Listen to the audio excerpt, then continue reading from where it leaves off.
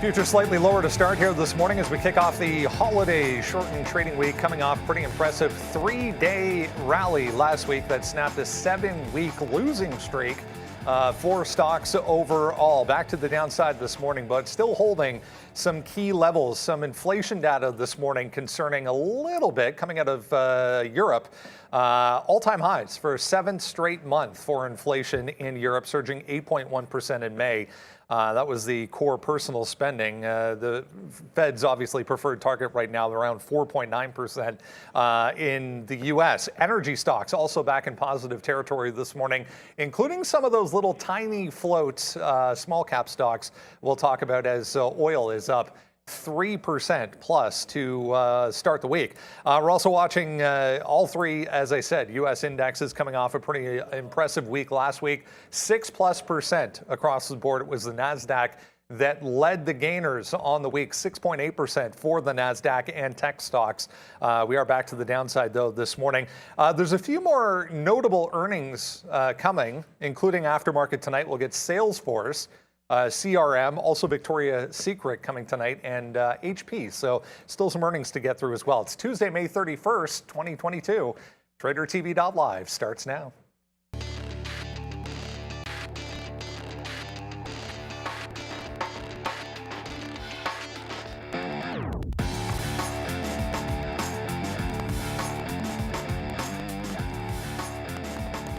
Yeah, there we go. Look at some red numbers to start this morning. Getting a little bit worse for the S&P right now. 0.5% for the NASDAQ, trying to bounce a little bit here. 0.7 for TSX futures here in Toronto. You can see crude oil there with a big bounce, 3% plus for oil. Some energy stocks, as I mentioned, higher on that. Nice rally for Bitcoin over the long weekend. Ethereum as well, back to positive territory. So a good look to start things off. We just got Canadian GDP numbers out there at 8:30. Looks a little bit better than expected. Annualized rate 3+% for last quarter for Canadian GDP. So things still growing here in this country, although not quickly. Morning, guys. Tuesday, coming off the long weekend. Hope everyone had an enjoyable Memorial Day weekend. Welcome back. Finally, feeling a little bit more like summer here. Oh, you better believe it. It's gorgeous. You wouldn't know it because Lucas is in a sweater like always, but man, it was gorgeous this weekend. So gorgeous. I know one person who saw Top Gun. I obviously have not. I'm assuming you didn't see it. But Brendan said some good things about Top Gun. So I'm excited to eventually watch it, but certainly it's moving, not the markets, but obviously you're going to see AMC move around here today. My back hurts, man. My back hurts a little bit. I actually had to. So it was. I told you it was test camping.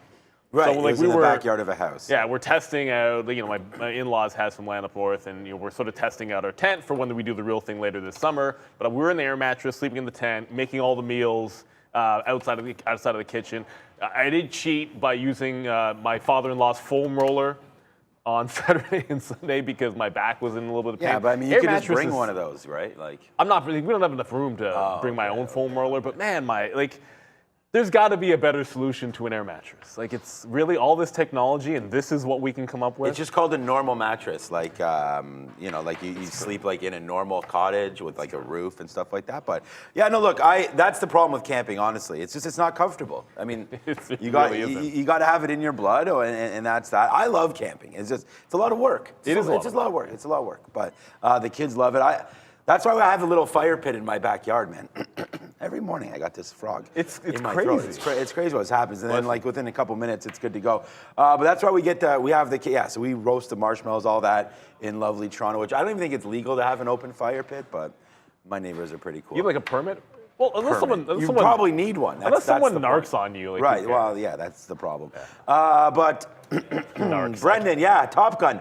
Give us a little bit of an update. I'm already long here, AMC. I took a little bit of profit, but now we're starting to fall back in a bit here. Obviously, AMC running here it was the most widely released movie of all time, right? Like in the most amount of theaters worldwide and US. So big. I don't think the box office was too huge, but Tom Cruise's first $100 million box office, I think. Well, was it? So it was pretty big. Okay. Yeah, I don't know if it was a record, but it was definitely a record. I mean, something like this really shouldn't be rallying AMC to the point where it is. is, but it gets it going, and AMC's been on a huge rally for a little bit. I was actually talking about buying some AMC there because you had the bottom of $10 and you have a lot of upside, and then you can get out. I think I was saying you can get out around that $8 mark, but here it is up to $16 today. Brendan, how was Top Gun? It was very good. Anyone who is of our vintage, I guess, is a good way of putting it. It's a perfect kind of send-off for this story, in my opinion, anyways. But I really enjoyed it. Highly recommend it. I mean, visually, it's stunning. The way they shot it is amazing. So yeah, highly recommend it. Definitely a movie to see in theaters versus on your giant TV, Sean, at home. Here's a couple of numbers to throw at you right now. Yeah, it was 4,000 plus globally, 282 million. That's global to this point. As of this morning, 156 million in North America. As of last night, it was 125 million in North America. More exciting though, guys, one of the previews they showed before was for the new Mission Impossible movie that's also, I think, coming later this year. So it was a Tom Cruise extravaganza for me on Sunday. But yeah, highly recommend it. Awesome. Just out of curiosity, what was the rating on it? It's like PG-13, R, what's the... That's a very good question. I have no idea. I imagine it wasn't...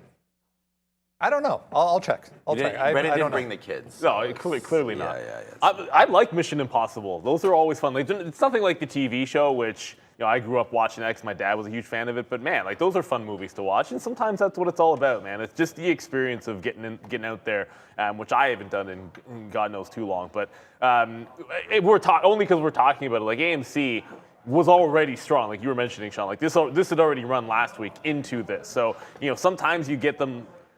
Not rug pulling, but like you can have a sell the news type event. I know we have $17, which is lingering. Like this should get spicy. If it does get above 17, that's where you've got some more room into that upside. But it's got 15 support, 15.5, and the volume is just here in droves this morning, up 6 million plus on AMC. And we talk about it. Like sometimes it's just.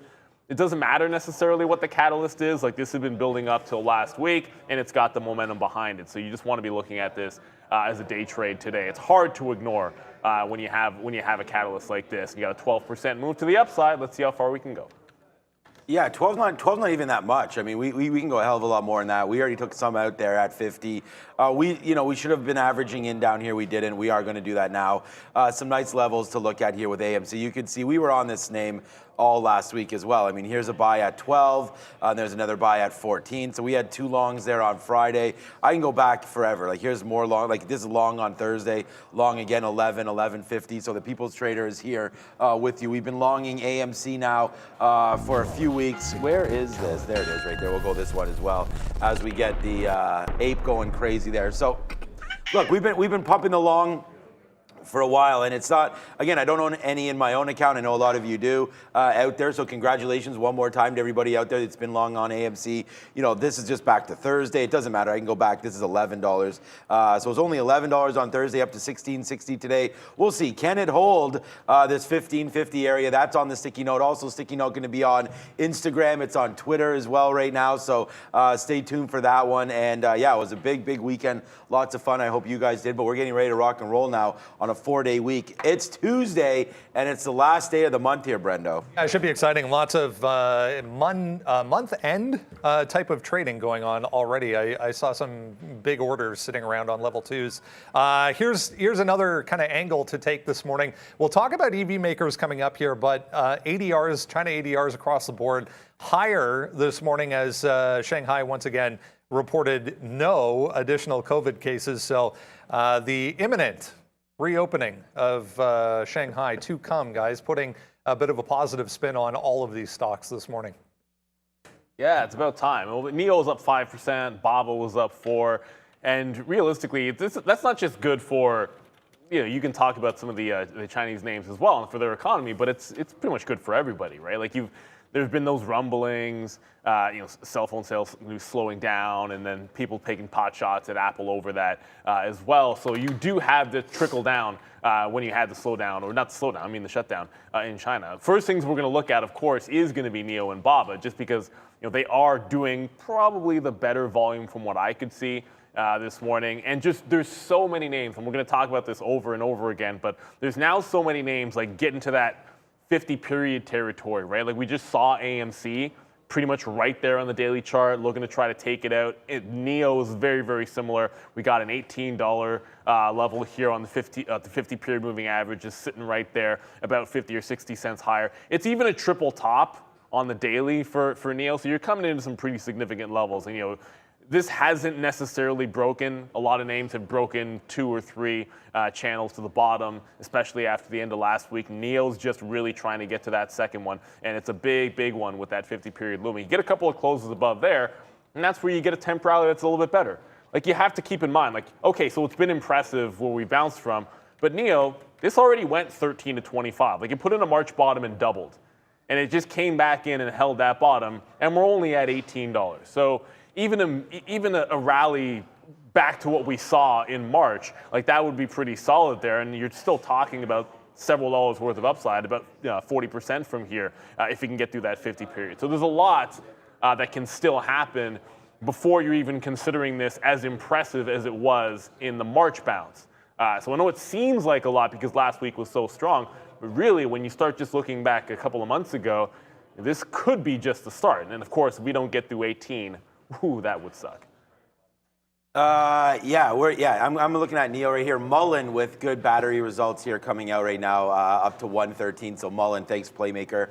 Thanks for everybody on that one. A big belated birthday. Obviously, my wife yesterday I put it here on Twitter. Her birthday there yesterday. So happy birthday to you. Thanks for all the love. 160 likes on that one. And then we went there yesterday. Lovely Toronto. Out for a walk. That was great. Here you can see my cockapoo in a second. Where is she?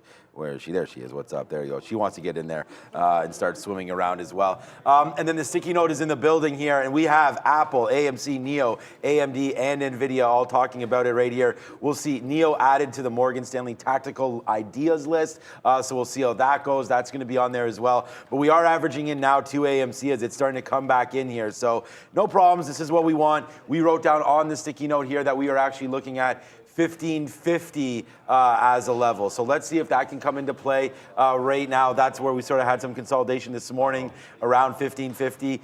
I wouldn't be surprised, honestly, if we drop back through here and then try to settle. And again, we'll average in, but we're not going to like dig in right now to everything as much as we probably should. But we're going to wait to see what happens around this 1550, 1560 area or so right there. Bring it back into 1440 somewhere around there. So, we're going to wait to see what happens. I mean, obviously, it's a big weekend. People talking about Paramount on there. Yeah, I mean, there are going to be other plays here involved with AMC. We can check out what Disney's doing as well. Obviously, if the theaters are back, that's only a good sign for all these companies that do produce movies. So here we go. Disney today as well, not feeling any pushback or anything from AMC right now. They're actually down. So I don't know. We're going to wait to see. Maybe it is just an AMC-specific story today. We will look at, there's Paramount. There's a few other names out there that we can look at. Here on the imbalance list, you have the two names that we just talked about, AMC and NIO. We'll go into NIO a little bit more as well. But not bad numbers here for 843. You still got 45 minutes to go. AT&T is there. Oxy's there. Obviously, Snapchat's a big name that we like to trade. There's the Disney that we talked about. Ford, that's 1350. Okay, that's been a great bottom there at 12. That might be one that we've missed possibly as well. And then CCL trying to get going again. That was $10 on Friday, so 10 or 11. So that's a nice move up to 13 today. You can see this was a big move. Actually, no, Friday was 13. When was it? There's a big day there for CCL. Here it is. Maybe it was Thursday, 12 up to 1350. So yeah, some of these names starting to get back going now. And there goes AMC back through 16, it looks like now. Yeah, so 1580. So you're getting into an area now where we're going to take a little bit more shares here for AMC and then watch out for this 1550. But right now, the momentum definitely to the downside here, Brendo. Yeah, Adam Aaron on CNBC right now, guys. So a heads up on AMC if you're in it or watching it currently. Speaking of travel stocks, I want to mention this over the long holiday weekend in the U.S. Yeah, 2,500 plus flights canceled for the Memorial Day weekend because of staffing shortages, COVID-related staffing shortages for the airlines as well. So if we get that kind of downturn in the overall market, I mean, these stocks standing out as negative so far anyways, after Nice 3-day rally, it's worth mentioning, for the airlines as well. Yeah, and this is anecdotal. I know it's a U.S. holiday, but I remember at least hearing that most people were doing a lot of driving for this Memorial Day weekend, which I guess kind of makes some sense. I mean, the weather's pretty nice, but yeah, like you're at, oh, come on, daily chart. Go to the 15. You're at some interesting levels because you actually broke out, specifically talking about UAL, because that's what I think that's what you had up there, Brendo, and this one broke out seemingly on Friday, and I say seemingly because if you look at the bottom of the channel, this is your 40 bottom the last month. It took 47, it then took it out on Friday, and this is 47 sort of lingering right here. Like you'd like this to be that new support, like you want to have that breakout, have it turn into support, somewhat like you're looking at NVIDIA doing today above 82.5, and that's in trouble because if you think about the fact that everything seems good, but we are down overall in the market, 0.5% or just a little bit more than that. So if you cannot get this fall through and hold this 47 level, there's room back into the end at the end, and then you've got that situation where, well, you only traded half a day on a holiday, sort of long weekend Friday above that resistance level for UAL, and this is just what I'm looking at in particular. But that's a pretty big. That's a pretty big wall to potentially get broken at 47 off the open. And we talk about these types of levels on the daily chart. You get these channel breaks or fail breaks, and they're just significant. So beneath 47, UAL, to me, it turns into a sell. That's more of an open trade than anything else. But it's been an impressive rally, but this is trying to break out that 47 level. It's not quite there yet. It's holding for now, but some signs of weakness here. Look, we've talked about it over and over again a couple times here. I think the best way to play this is not by picking an individual name. It would just be by picking the ETF. So we've identified this JETS ETF. I know some of you have been in this thing since March and even before then when we started talking about it. On this dip back in, I think it was around 18.50. There's a few of you guys, you traders, that have hit this with me as well. But buying it down here around $18, $19, made a beautiful move up to 23 and just pulled back over the last month back into 18 again. So I feel like this is a great opportunity to pick up all of these names. And here's the holdings. I know maybe I can zoom in a little bit so you guys can see it here, but it's just pretty simple. It's the top three. I mean, we can show more rows here and just go over this right now quickly. But it's United. I mean, these are all the weightings, right? It's these four: UAL, DAL, I can say AAL and LUV. So United, Delta, American, Southwest are all on there. And you're going to get Air Canada, Spirit. You're going to get a few different ones, Alaska. So yeah, you're all in here. So watch out. If this is a nice little ETF here, JETS, Jets. And you can grab this. It's a small little dividend. I think it's the best way to play the space. And that way you're not sort of, if there's one name that you really do like, grab it. There's no doubt about that. But I just feel like in this industry right now, if it's going to win, they all should win. So I like the diversification of JETS ETF right here. So that's something that I look at in the travel space. A couple of M&A headlines to talk about this morning. There's two separate deals I saw. A few people talking about TXMD, which is Therapeutics MD. It's up enormously, 300+% right now on a buyout, and then CTT as well, another one rallying on buyout rumors this morning. I mean, we've covered these in the past. Neil, I don't know if you want to touch on TXMD this morning, the biggest gainer anyways. The other one was a stock deal, like at CTT, like you essentially get like 0.23 of Potlack, I'm not going to pronounce that company's name. You can read the press release, but that's an all-stock deal, so you have to track the other. That TXMD, it's only trading, I want to say, far away from the price, relatively speaking, $10, because it's such a gigantic premium. And a lot of times, you'll see, look, when it's over 100% the premium, you tend to have a lot of people taking profit, so it might not trade as close to that $10 deal as you might expect. It's not doing a ton of volume, about 1 million shares so far. I mean, I'd probably be trading it if it was a little closer to that 10 level, and then I'd be shorting it. I hate these ones that have a huge spread on the first day. It usually means the bid isn't as secure, or sorry, like the actual trading bid isn't quite as secure as you'd like, and that spread probably is reflecting that right now. So, and when I say the spread, that's simply the difference between the current price and the actual fair value of the deal. This is a cash deal at $10, so that would be $10. Yeah, I didn't look at any of these deals. I'm getting my orders set up here for Apple, for AMD, a couple different plays here as the market is down 0.5, and I feel like we could end the day green a little bit here. So let's wait to see. We did have a big week last week, obviously breaking the trend there on the weekly downside movement there. I think it was 7 straight weeks. Capped off last week with an upside move. And I feel like Apple, and again, these charts are just brutal right here, but Apple just bounced off of 150 a couple times here today. So we're going to watch to see if that can take stand again. And then if it does come back into this, I'm just getting these orders ready, 147, 148 or so here for Apple. Also AMD. I mean, we're going to get all over these when we get back from Brendan, but also AMD now firmly above 100, trying to hold that level as well from Friday. So there's a few things to look at here with all of this. But we do have some upgrades and downgrades today. So let's go over to Brendan and see what's on that side of things. Yeah, interesting names on here once again this morning. I wanted to point out more downgrades for weed stocks today, coming off some earnings last week. Piper Sandler on CGC. DraftKings is there. Uber we looked at the end of the week as well. Jefferies with a price target cut. Monster Energy, Chevron. We'll talk about oil coming up. CVX with a decent move here in the pre-market, and Mosaic as well. It's worth noting Piper Sandler upgraded the entire group, the fertilizer group today, but MOS, the big one, guys. Yeah, well, there's one downgrade in there. I mean, Uber, not necessarily. Look, everything had a good week last week, but I don't know how strong Uber's was in comparison. And if we talk about names that are in some trouble, this one cannot seem to get any kind of a significant bounce. And we talk about this over and over again. It can't even get through 25 resistance, let alone what happens at this $24 level every single time.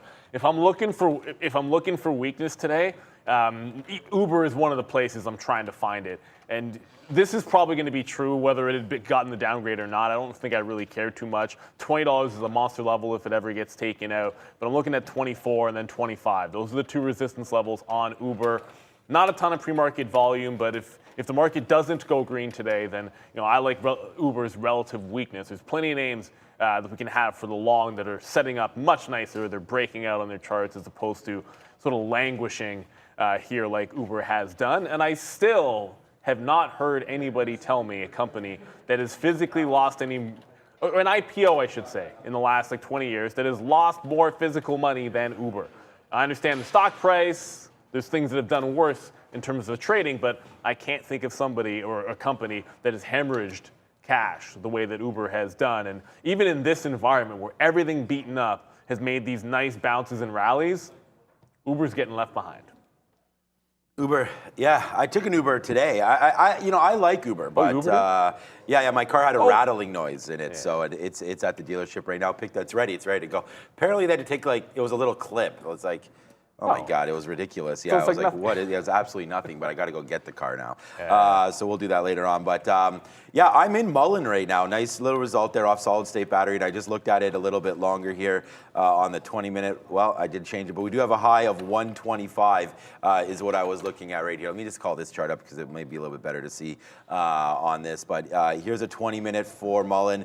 It was just at 125 back on May 17th. So that's definitely an area to look at. We're long right now at 118. It's going to be a nice little runner here for us.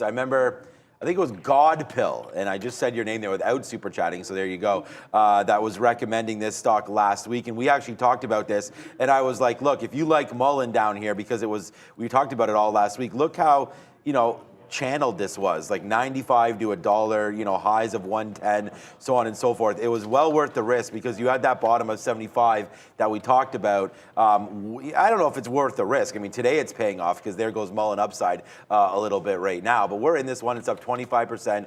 The move literally just happened about 10 minutes ago. So still a nice move. That's a 20-minute. Where's the 1 minute here? Right there. So there's me getting in. It's a nice move from 96. Obviously, it broke $1. The volume really started getting going here. Just wondering if this name halts off the open a little bit. So we're already long right now. Let's see if we can enjoy this ride to the upside. Here comes right to 25. We will ring the register on 10%, small amount near 24. I think that makes sense for me right now. So yeah, we're going to go 1 for 2 as... Look, I don't want to consider AMC a loser right now, but it is coming back into the downside, so I'm holding on to a loser. But at the same time, this is a play that we're going to have to wait for the market to open. We've seen AMC dance around in the pre-market a bunch of times. It's obviously fading out. This is not really, I tend to think, and you guys remember this, because if you're watching the show, I sent out, this has been on the sticky note here for longs forever, and I don't even own shares, which is sad. I should own these shares as much as I talk about this, but it's been resisting this $10 for a while. And I was talking to Baxter on the way in, the same type of thing, like, short squeeze be damned. It's only 20% short, which is actually a decent amount. Short size, to be honest with you right now, I actually thought it was lower than that. But this 10 has held pretty decently. So yeah, you do get some of these pops. So I'm just wondering that traders, obviously Top Gun coming out this weekend was not out of the blue. It was well announced, well marketed and things like that. So I feel like it does have the chance to pull back anybody that was buying the stock because of that. I mean, all you have to do is look at the calendar and figure out the next big release when that's coming, get long ahead of it. So I don't think it's like a rocket science kind of trade. But let's just see what happens when this opens up. And if the momentum can keep strong with AMC right now, it's fading out, but there are going to be levels to watch. I already decided 1550 was going to be a key level, so I'm averaged in now, which kind of sucks, but we are waiting for bigger orders down here, so we're going to wait to see if that can come through. And then here goes Mullen again. Oh, it went to 24. Okay, so we got to get our order out. We'll take a little piece out here ahead of 25, and we've already talked about why that reason is. It was just up here 2 weeks ago, so let's get a piece out, see what happens with Mullen. Hey, good report, no problem. We're here to trade it, and we're already long, and hopefully you guys are as well. MULN off solid state battery news. Good move upside for Mullen, Brendo. A few people talking about Affirm. There was news guys with Stripe. So Affirm partnering with Stripe on some technology side of the things. I'll read through this, but it doesn't look too exciting. I mean, Affirm down here in the pre-market. Yeah, here's a note on Mullen out right when we came on this morning at 8:30 there. I mean, the numbers look impressive. They estimated 300 ampere hours. Comes at 343.28. I don't even know what that means, but it looks better than expected to start with anyways. I have read, though, quite a bit, guys, on solid-state batteries for EVs particular, and how they're worried about them degrading faster than the normal batteries. So, I mean, time will tell, obviously, but positive anyways for Mullen. Here's Affirm, as I mentioned, down 1%, but Affirm teaming up with Stripe. Yeah, Affirm, it's back at that $30 level, which it's been a key one, but we've gone back and forth here a couple times in the pre-market. Daily chart doesn't want to load, so we'll go to the 15. A couple times here in the pre-market, and if you look at, I didn't trade on Friday, and I look at that and say to myself, man, it was resistance at 28 quarter. Maybe we'll get that price again today, but it was resistance up there on Thursday, and then you had a pretty clean breakout from there right to 30, and then got there in the afternoon, and you're essentially trying to hold that top end right now. So that is the level to watch, that 30 even, to be sure, off the open here. But I got a 20-cent spread, no volume. That catalyst doesn't seem to be doing a heck of a lot to it because it's actually not outpacing. Yeah, it is outpacing the market into the downside. And I like Uber, I said, for resistance.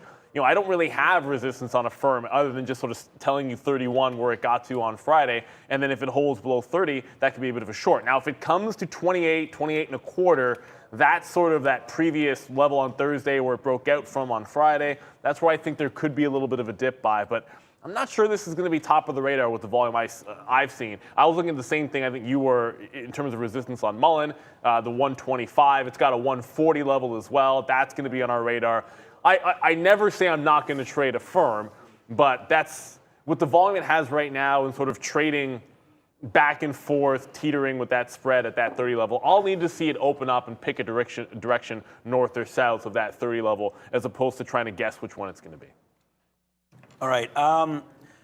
Look, I was shorting Affirm a lot over the last little bit. I mean, we got a great short there at $30, man. We got out at 28.60. We got out on the way down as well. And then we took it one last time right at the end of the day before it broke, and we left it alone. So we've been, I can show you over and over again, we've been short Affirm. You can see it up here again, short again. That's $22. Like, believe that. The 24th, it was $22. So now you're up to 30. So you got to watch out a little bit here for AFRM. I feel like this is, again, don't know much about the news, but whenever you're partnering with somebody and you've been beat down this much, I like the news. Obviously, we saw what happened when they had partnered with Amazon. It went to $180 or something like that. Obviously, that's just bullshit move, but whatever. This could happen again. So I look for this 31 to break, to be honest with you. I want to be long this. I don't want to be short. I'd rather go the other way on good news. But again, with the lack of volume, only 120,000, I'm not sure there's going to be much here on a firm today. But it's a big move up there from Friday, for last week. Sorry, this is a 20-minute chart. Like, it was just at $20 on the 25th. So now you're at 30. That's a 50% win here for anybody that has this name. So that's a good one, let alone if you bought this at $14, you've doubled your money. So unbelievable for a firm. A nice little move upside here. I feel like I want to be long, not short, but the market will tell that. So I don't know right now. We'll wait on a firm. I'm excited for it. But yeah, like Neil said, I think there's probably better opportunities out there. We have Rivian a little bit moving. We'll talk about that in a bit. And then, of course, Tesla. And I said this to Baxter on the way in. I was kind of trash talking Tesla a little bit in the leadership and what Elon Musk has been doing. And then I was like, you know what? Like, I felt bad that one day not getting out around 7:30 in the pre-market, or 7:23 or something like that we were talking about. And then it just dipped down like crazy off of that. It was right into here. And then we never had an opportunity to get out, just kept getting hit. But then the last couple days, it's made its way all the way back to 800 now, 760. So there's work to be done here on Tesla today with a beautiful move over the last little while. $620 the beginning of last week, ripping up to $780. That's a lot of market cap for not too much of a reason, although Shanghai's back on board, and I saw Randy's back in the building. So we'll see if he's got the jorts on, and we'll talk to him a little bit about Tesla as well. But there it is right there, 786, man. We're getting close to that 800 break again for Tesla, I believe. And I'll tweet this out if I do it. I'll do it after the show. But I think it's time to dump some of these Tesla shares, to be honest with you. The last time I bought it was right around here, so I feel like I could, correct that mistake and get into something else as the NASDAQ's starting to go off a little bit here. All right, let's get a check of the overall market here and have a look at the futures, brought to you by the small exchange. They're making it so much easier to get involved in futures trading, guys, with small, easy to understand contracts. There's no PDT rule. Less capital required as well. Check out the small exchange, guys. Sign up today. Use the QR code at the bottom of the screen. Playing the role of Arun this week is going to be Neil, because Arun is off this week. So, Neil, have a look at the futures, would you? Yeah, we'll have a quick look at the futures here for you guys. And I don't have my slipper handy, and I don't have the right shirt on, but we can still look at the levels.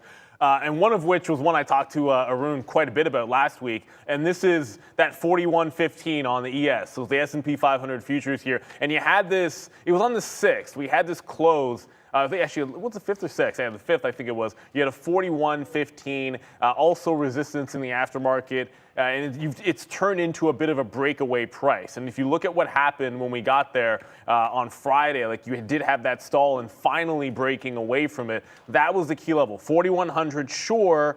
That's what a lot of people would have looked at the even level, but where there was more transaction and on the way downside from the level we'll talk about in a second was at 41.15. That's your first level of theoretical support. If it breaks that, 40.50 back into play here, and that's going to be your bounce type of support. We are down so far this morning on relatively light volume, but if we do get a hold above that 41.15, you've got pretty clear overhead resistance at 4,300. And I think that's that line in the sand where if we can get to that, you saw multiple days of selling before you ran away from that particular price. If we were to break that 40.50, 4,000 is going to seem like an obvious level down in there, but there was definitely a heck of a lot more volume around that 3,900 level. So I think that's a bit of stronger level for some support there. First things first, I mean, if you're thinking for the longs today, it's got to be above that 41.15. You want to see the market open up. You want to see it hold above that price, and then you've got yourself a nice level of support with a lot of room to the upside. I wouldn't be digging in to any shorts. There aren't any obvious levels of resistance unless you get below that 41.15 level. So pretty simplistic picture to start this holiday shortened week here in the futures. As always, though, we do look at the NASDAQ and the ES. Clearly, the NASDAQ has had some outsized moves. Today, you're really not seeing too much of a differentiation. A lot of things will be similar, but it is worth pointing out the NASDAQ itself, very close, or at least a lot closer to its next resistance level. That 13,000 mark does just lie right above us right now. So you might take a smaller move before you get to resistance on the NASDAQ. So if you're watching those tech stocks, might have to watch that NASDAQ a little bit closer, less overhead resistance on the ES if it can get going. Yeah, I just saw as well, interesting note, 1.7% negative still for the NASDAQ on the month. So anything above 1.7% today, obviously the last day of the month, gets us positive for the month on the NASDAQ, which is pretty impressive. Let's get into what else you need to know here this morning as we head towards the open. Under 30 minutes to go, guys. Grab the watch list. We send it out every single morning before we come on at 8:30, absolutely free. That is the link. We'll have that for you in the chat. Let's talk about tech shares here. Nothing significant on the way or in the way of news to kind of boost these today, but a big rally at the end of last week, 3 days in a row, in fact, to the upside for all of the big tech names, including Apple. Positivity surrounding Shanghai, as well as Foxconn is set to come back online as far as manufacturing for them is concerned. Remember, they were asking some of their other manufacturers to boost iPhone production over the past couple of weeks to compensate for this, but should help anyways for them. Look, remember on Friday when I told you that Bloomberg was just blowing smoke out their ass and trying to get everybody to go short on Apple? I mean, come on, guys. You guys got to have a little something different in your playbook than that, man. Of course, Foxconn comes out today and completely crushes that whole story. Like Bloomberg saying they were going to have problems with their shipping and with their, not shipping, with their supply chain. Obviously, 1 day later, good job, Bloomberg, on that one. If anybody has subscriptions there, you may want to cancel. But anyways, a nice move up to 150. Or, I mean, unfortunately, we have these crazy wicks. It's going to be hard to show you, but we bounced off 150 there a little bit. Even if I zoom out on Friday, maybe that would, I still have bad wicks on Friday as well. This Apple chart is just a nightmare. But okay, so here it is, bouncing off 150. When we broke 150 before, I don't need to tell all of you. First of all, we got Mullen out there, went up to 24. We took a piece out. But you can see, oh, sorry, we got 23. It's past 20. It's at 24 now. But there it is, coming back in right there. Ever since we broke that 150, it's been a little bit of a disaster there for Apple, back down to 132. We're lucky enough to buy some into 137 right here. So that turned out to be a good buy so far. Definitely not selling any, so the story's still out there on Apple. Look, I think it just rallies back to the high side there. You just talked about the NASDAQ being positive this month. I mean, for me, that's not a surprise. I've been telling people the dollar cost average for the last couple months. It hasn't obviously worked out. Good job doing it this month, though. We'll see what happens next month with the NASDAQ, but I think it's just led by Apple here. So again, another great quarter that Apple came out with, a monster one, to be honest with you. They're still operating at great levels, similarly to Costco. As well on the retail side. This is the best of the best. I think you got to buy Apple. And then with saying that, though, you know, if it does dip down, I just kind of like this level from Friday here of 147. And again, I wish I could, actually, I could just bring it up on a different chart right here. Let's just look at a 3-minute chart right now on eSignal, which will be a little cleaner for us. So here's 147 on Friday. We started the day at 145. It's a nice move upside. We started the day short because, or no, long. No, actually, it was this day when we took out 142 that we completely changed our mind and only had Apple written long. So we were long Apple on Friday, I believe. I think we were short at the close, which didn't really work up to that 150. But there's the 150 top again there for Apple. So we take that down, man. You got to be long this name through 150 for sure. And then you have a backside test of 147. So right now I'm bidding 147, 148. Let's see if we're lucky enough to get that on any kind of dip. We also have AMD bids down there a little bit as well. So I like tech. I like Apple. That Bloomberg story was just a joke. So let's see if it, you know what, like, look, when did Bloomberg come out with it? I mean, we can even look at, was it Thursday? They came out with the short call. It was only 137, then closed at 144. Or maybe it was Friday where it came out at 145 and closed at 150. So I'm not worried at all about this name. I think they continue to work. It is kind of a proxy against the market, but it's nice to see right now Apple down 0.48. I think that's going to give us a nice opportunity to buy this name. So let's just watch out for Apple here, especially if it hits that 147, 148 level. I think it's a hallelujah buy here for the end of the month. Yeah, I hope so. And maybe Microsoft can get going as well. They're about the same right now, like that 0.5% you're seeing sitting in between the NASDAQ and the ES. But Softy's got that 274 it got to on Friday. Pretty much that same price that has been the top end of the channel for the greater part of the month since the beginning. Well, since mid-May, it did trade in the 290s. But once it got below that 274, that's when you've made this double bottom that we're breaking out of. The 250 double bottom, 274, it's about that 10% off of the lows as well. So that's the level that has to chew through on Microsoft. Until it does, that's still your resistance, and I think you can still short off that level. It probably didn't give you much of a chance to because that was aftermarket on Friday. But I think that 274 can be shorted. It hasn't broken out yet. And as long as we don't, then I want to be real patient because 66, 67 are great levels. If we turn around to the downside on Microsoft, that's where I want to be looking. So as long as we're below that 74 level, I want to be very picky about the prices for the dip buy. It looks decent at that 270.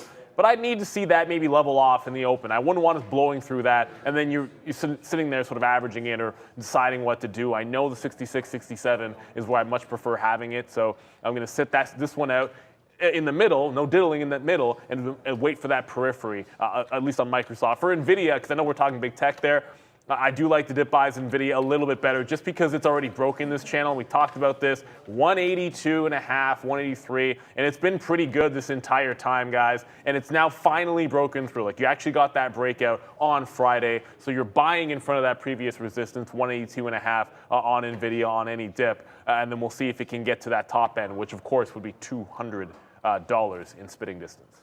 All right, let's go to some of the theater stocks, including, AMC, everyone's favorite, to the upside this morning, benefiting from Tom Cruise and his Tom Cruise rally, I guess. AMC, somebody mentioned Paramount. There's also IMAX as well, which I saw did pretty well over the weekend with this movie also. But yeah, globally, 282 million. We covered this a bit earlier, but 156 as of this morning. For North America in theaters over the long weekend, guys. So any of the three, obviously AMC going to take most of the attention this morning, but theater is looking good today. Well, they're taking all of the attention because that's the one that people trade. And I remember like during the beginning of the lockdown that you could have tried to trade anything else and it was almost like a waste of your time. Be like, oh, but Cinemark is great value. It's like nobody cared. It's going to be all about AMC here, and certainly this is a good catalyst, and you just went over the numbers, and I'm sure the movie is fantastic. I can't wait to watch it. Huge fan of the movie. Like, Iceman is one of my favorite all-time characters. But this is about the momentum in the stock. And we talked about the 50 period getting here on a couple of names, NEO at 18, AMC here at this $17 level, and that's your 50 period moving average. It's also a pretty big resistance level. Now, there have been, I've had a couple of longs. We did scalp some out here, but it's really just all about the jailbreak that's already happened. Like, you've broken this well, like 14.20, you're gonzo, $15, you're gonzo past that level. I want to be buying the dips. If it takes out 15.50, then I just want to get out and then try to buy the dip again in front of a different resistance level. That'll be that 15. If it breaks 15, I'm looking at that 14.20. All in the back of my mind, though, is knowing that 17 level and that 50 period is standing out there. Were we to get a breakout at the open that fails that 17, puts a wick top in there, that's a significant level, and we've seen a sell the news type of event, which this would, I guess, classify as after the release, and that's what would concern me, the fact that you got to that 17 and then put a failed break in. However, to me, it's a long till it's not. We've only been going in the long side on this name. Usually I've been shorting GameStop because, quite frankly, it's usually set up a little bit better for a short. But yeah, I'm just going to be buying those dips. First 15, 40, if that gets broken, 15 even, I like that level. 14.20 also stands out. But do not lose sight of $17. That is a pretty big level on your daily chart. Look, we're already loaded up here, and I'm pretty confident that this will at least test. I mean, we'll just have to see when it opens up. Like, I really think this at least tests back here to the high where we already got some out, right? So, we're in this name. We did buy some more down here at 15.50. That was sort of the level. We got some 15.60s in there, some 15.55s or so. We only got part filled at 55, which sucked. So I had to buy some 60s there as well. But we'll wait to see where it goes from now. We're in this name. We're in it pretty good right there. And I see what you're doing, Bear vs. Bulls. Just don't do the short no position, unless people like that. There's just in the chat there, it's fine. I just confused me a little bit, so I don't know if it's confusing everybody else. But right there on AMC, we're long this name. We've got a pretty big position here, so we'll just wait to see what happens. I mean, I definitely want to get more shares. I want to be long until it's wrong, and the problem is 15.50 to me is the wrong spot, but you don't want to I mean, you don't want to get out there. I mean, I probably should get out there because, like I said, I do have more shares. So that is a decent spot, but I just worry about a flush off the open, and then I'll be pissed off or upset because I'm getting out of that name. So we'll watch out here. 15. Maybe it's 15 is the breaking spot. Maybe it's 14.50. So I don't want to get out of this at all. So if this drops down, I'm going to be looking for more spots to get back in. But I'm looking at a 14.50 area to prove where I'm wrong. So I know I'm already dug in here. I have, shares here, but I really think this is a name that could go again today. We've seen it go, so you got to give it that chance. I don't think it should be up really 20%. Well, now it's only up 10%, but should it really be up 20% on a Tom Cruise movie? Like, I don't know. But it's a nice little move to the upside right there. Let's just see where it goes. They're just a theater, still not making any money. We did see that, maybe crypto could make a play here as well for AMC with them talking about taking some of that crypto. So, hey, look, I'm here. I don't know where this rally is going to come from if it's already faded. So let's see if retail can come in here. Remember, you can't get options until the market opens up. So there is a lot of opportunity here. It's 20% short. I like the stock, and we're going to see where it goes, but obviously have GME beside it, but this is an individual stock story here. So AMC, I'm long here. We're going to be long into 15.50, probably no more averages in until we get down near that 15 even mark.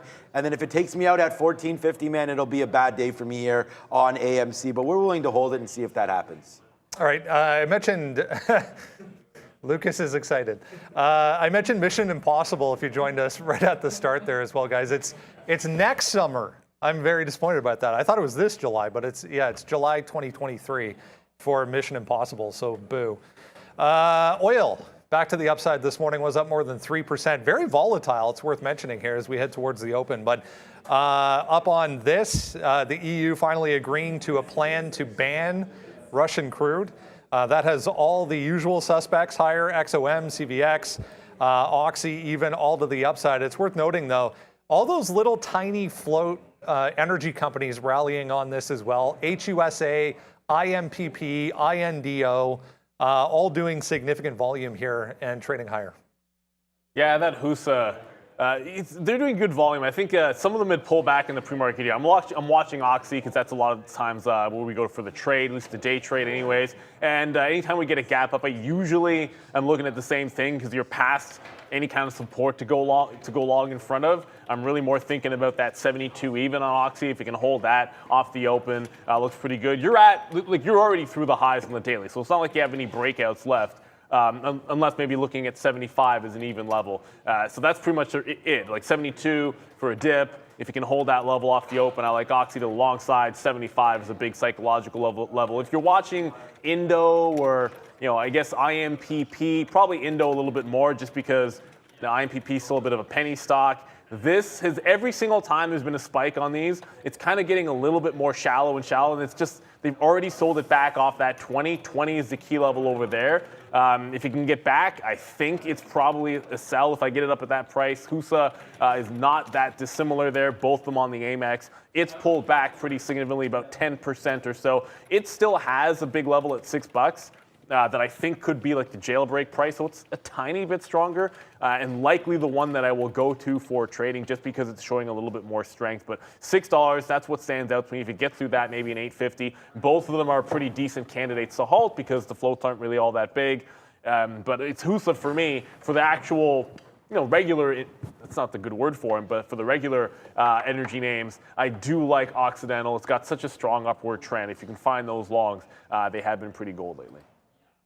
All right, we'll just go bang with this one because it's been pretty obvious for us. We've been pounding the table for XLE. You guys are probably tired of me mentioning XLE, so I'll mention it again. XLE, and then ZEO over here in Toronto. That's where my money is, and it's been absolutely rip city. I mean, these energy stocks, you could. I'm also a holder of XOM. We've got Enbridge and a few other guys as well, and there's Suncor. But yeah, XLE has been an absolute monster. It's taking out new highs again today, trying to test this $90 one more time here, and it looks like it's going to be doing that. We started buying this back here in February, like a no-brainer move. As soon as it broke out through the $60 at the beginning of the year, it's been an absolute monster to the upside, man. Collect the dividend and just watch your money grow here with XLE. I mean, Oil's not going anywhere. You can see here on the daily chart.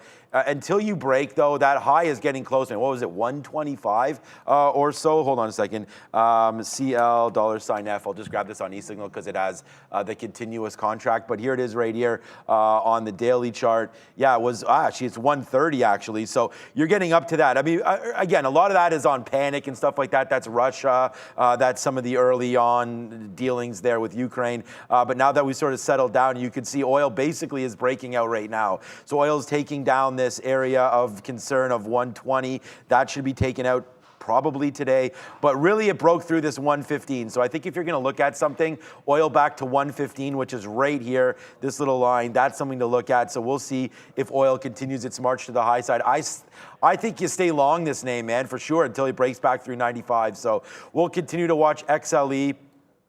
Here, I think that's the safest play. I really like XOM. When we had Kevin O'Leary on back in the doldrums of COVID, he was mentioning about oil. Of course, oil went negative, and XOM got absolutely crushed, as they all did. But what a great move back up to $100. I actually would rather see everybody in XOM than anything else. Some of those smaller ones are risky. This is not going anywhere. Obviously, solid dividend, solid buyback program here on XOM. ESG apparently approved. So we'll see how that goes with them. But look at the last couple of days here on XOM. We've even talking about Valero. We can talk about them as well. But this is just like 1, 2, 3, 4, 5, 6, 7, 8. Like 8 strong days up, man. You're talking about 12 to 15% of a move there. VLO as well. That one up to 133. Wowzers. This is another name that I'm in here. Cannot believe this has been one of my names for days. Like, I'm long this name. Way lower. This has just been an investable name for me, but wow, cannot believe how this is taking off as well for the refinery. So yeah, VLO, XOM, XLE. I mean, get your energy stocks and get them while they're hot, because right now these names continue to work, man. Definitely making up for some of the tech wreckage. This is why you have to 100%, and we don't have anything for this one, but if you are diversified, you're definitely increasing your opportunity to save a little bit of money when something goes awry. So oil's been huge, man. Those of you that are in it know that. So just continue to stay long. I see no reasons to get out of any of your oil stocks. Yeah, oil stocks benefiting, I saw as well from this China headline this morning, with China reopening, lots of demand to come with that as well. This JAN up on a asset sale. So they have this GeoTrack. I guess a subsidiary of the company. They're selling it to this SPYR. This is cash and stock, so it's $13.5 million cash and stock. Let's talk EVs though. Wanted to mention Rivian, because Rivian's the only one that's kind of standing out with its own related story anyways. Out Aftermarket Friday, there was a bunch of executive changes. Former Tesla executive that was at Rivian stepping aside, who was basically responsible for the pickup truck as far as the design is concerned anyways. So a huge day for this thing on Friday, along with some of the other EV names. But Rivian looking good here to start, guys. Yeah, this is one that's been pretty steady. None of these are going to look good on the chart, on the daily chart. So obviously, it's trying to get off the shine here. But if you look at the bottom that got made in Rivian through $20, like, that's about as strong as you get. You get your wick off bottom, and then you get your really strong upward day. And it's been a pretty steady climb. It's got room to get back to the biggest levels, which are like 34, 35 up here. That's why I think you've got a nice little double top that it can make a break to that 35 level. If it gets to 35, I'll probably be wanting to look at a short on Rivian if we can see that price today a lot tighter. Neil's a lot tighter at $18 being that pretty key level, whereas Rivian's got about $3 to get to it. But you look at this 32 breakout and just say, if you can clear through there's room to the upside. And that way, if you're actually giving yourself something on a break in Rivian to pull back in, there's room. There's at least $3 worth of upside in that 32 break. Technically, it's like 32 and pennies is the actual high. But we got ourselves a double top on Rivian right here. Some of these breaks have been traps off of the open. So, take that with a grain of salt. I hate getting caught in a wick off top. If I see them and I'm in one alongside, I usually take it off. And sometimes it means too early. But I'd rather be at least a little bit cautious on breakout longs in this type of a market, because they have not always been the best. But there's room to that 35. Yeah, Lucid's been good as well, but Rivian, I'll be looking at Rivian, but right now we have a little bigger fish to fry there. We just took some out on AMC as it went to 16. We got some out at 15.98. Obviously, our price here is 15.88, so we just took a dime. We're expecting a lot more, but like I said, we have more. Bigger position here, so willing to hold on to this one and just to see, but got to take something out in case we do come back into 15.50. But I took out 5%. It's not like this is a big trade. I'm expecting this to get up here. I do have some outs layered as we go up. So if we ever do go, and by the way, what did I just get hit on right there? Oh, nothing. It was just Mullen starting to go a little bit here through 25. So there goes Mullen right now. So right now we're pretty good, man. We're going to go 2 for 2 to start the day. Mullen's trying to take out 25. Obviously, we're long at 18. That looks like that's going to go. And then, yeah, just watching out for AMC here. That's starting to go to the high side as well. But yeah, I like all that. I was going to look at Lucid quickly here. I didn't pay for any of the shorts. Like I said, these names will be coming through soon, but Lucid down to 20 bucks. Only so many of these are going to win, right? In the EV space. So, is Lucid going to be another one Saudi backed? I really like this. It's getting close to a buy for me, for sure. Honestly, I may buy this one. So breaking through 22 would be something for me here on Lucid. Get rid of all this crap and then start to go back up to the upside. It just sucks because you missed that bottom, but hey, if you're bottom fishing, then you've been getting hit. It's nice to pick up that bottom. That's why dollar cost averaging is nice. But for me right now, man, it's going to be AMC and Mullen, and I feel like that's the best thing for me to look at right now. We're already in both these names, upsize position in both of them. So here we go again, man. AMC starting to go. If this can rally here at 9:30, man, do we have a good little winner here. Remember, the sticky note's also on Instagram, so if you guys are over there, you've requested that. So here's, as it gets smaller there, here it is on Instagram. You can see a little bit of talk here today, a nice little video, so go check that out. Instagram will put this up, so can you, Bears versus Bulls there, as we get ready to rock and roll. Check out the sticky note, check out our watch list as well, watchlist.tradertv.live. AMC and Mullen starting to move. We got a lot happening here today. A few minutes to go here. Let's get to crypto stocks because worth a look here this morning, guys. Coinbase, I just saw now 6% to the upside, trying to go even as we speak for coin. Back to 32 for BTC this morning. Yeah, it's been a nice break for cryptos to the upside, especially above that 30,000 for Bitcoin in particular. But Coinbase, I hate this spread. 60-cent spread on Coinbase. It's not a $200 stock anymore, and you shouldn't see spreads like that if it's going to be in play. And so you're going to likely have me sit this out. I love the 80 level. I love the 80 level. There's nothing wrong with it. And 75 has been a big one. So in this channel, I like the longs off 75 for support. I like the breakout off of 80, even when I set it up on the higher time frame chart. It just has to hold a bid and maybe tighten that spread up after the open. We've seen what happens at that open. On Friday, like gap was complete and utter nonsense, where it opened up and opened into a gap and then a halt. And sometimes that's what you get. It's the end of the month. So I want this spread to tighten up. I want us holding above 80, and then I can look at the breakout. We had just talked about Rivian, and it just broke to 32, already at 32.5. So this is starting to go. AMC back above 16 bucks. Some of these names really starting to get to the upside. And there I watch Coinbase basically doing nothing and sitting there with a wide open spread. So might have to let that one settle down at the open.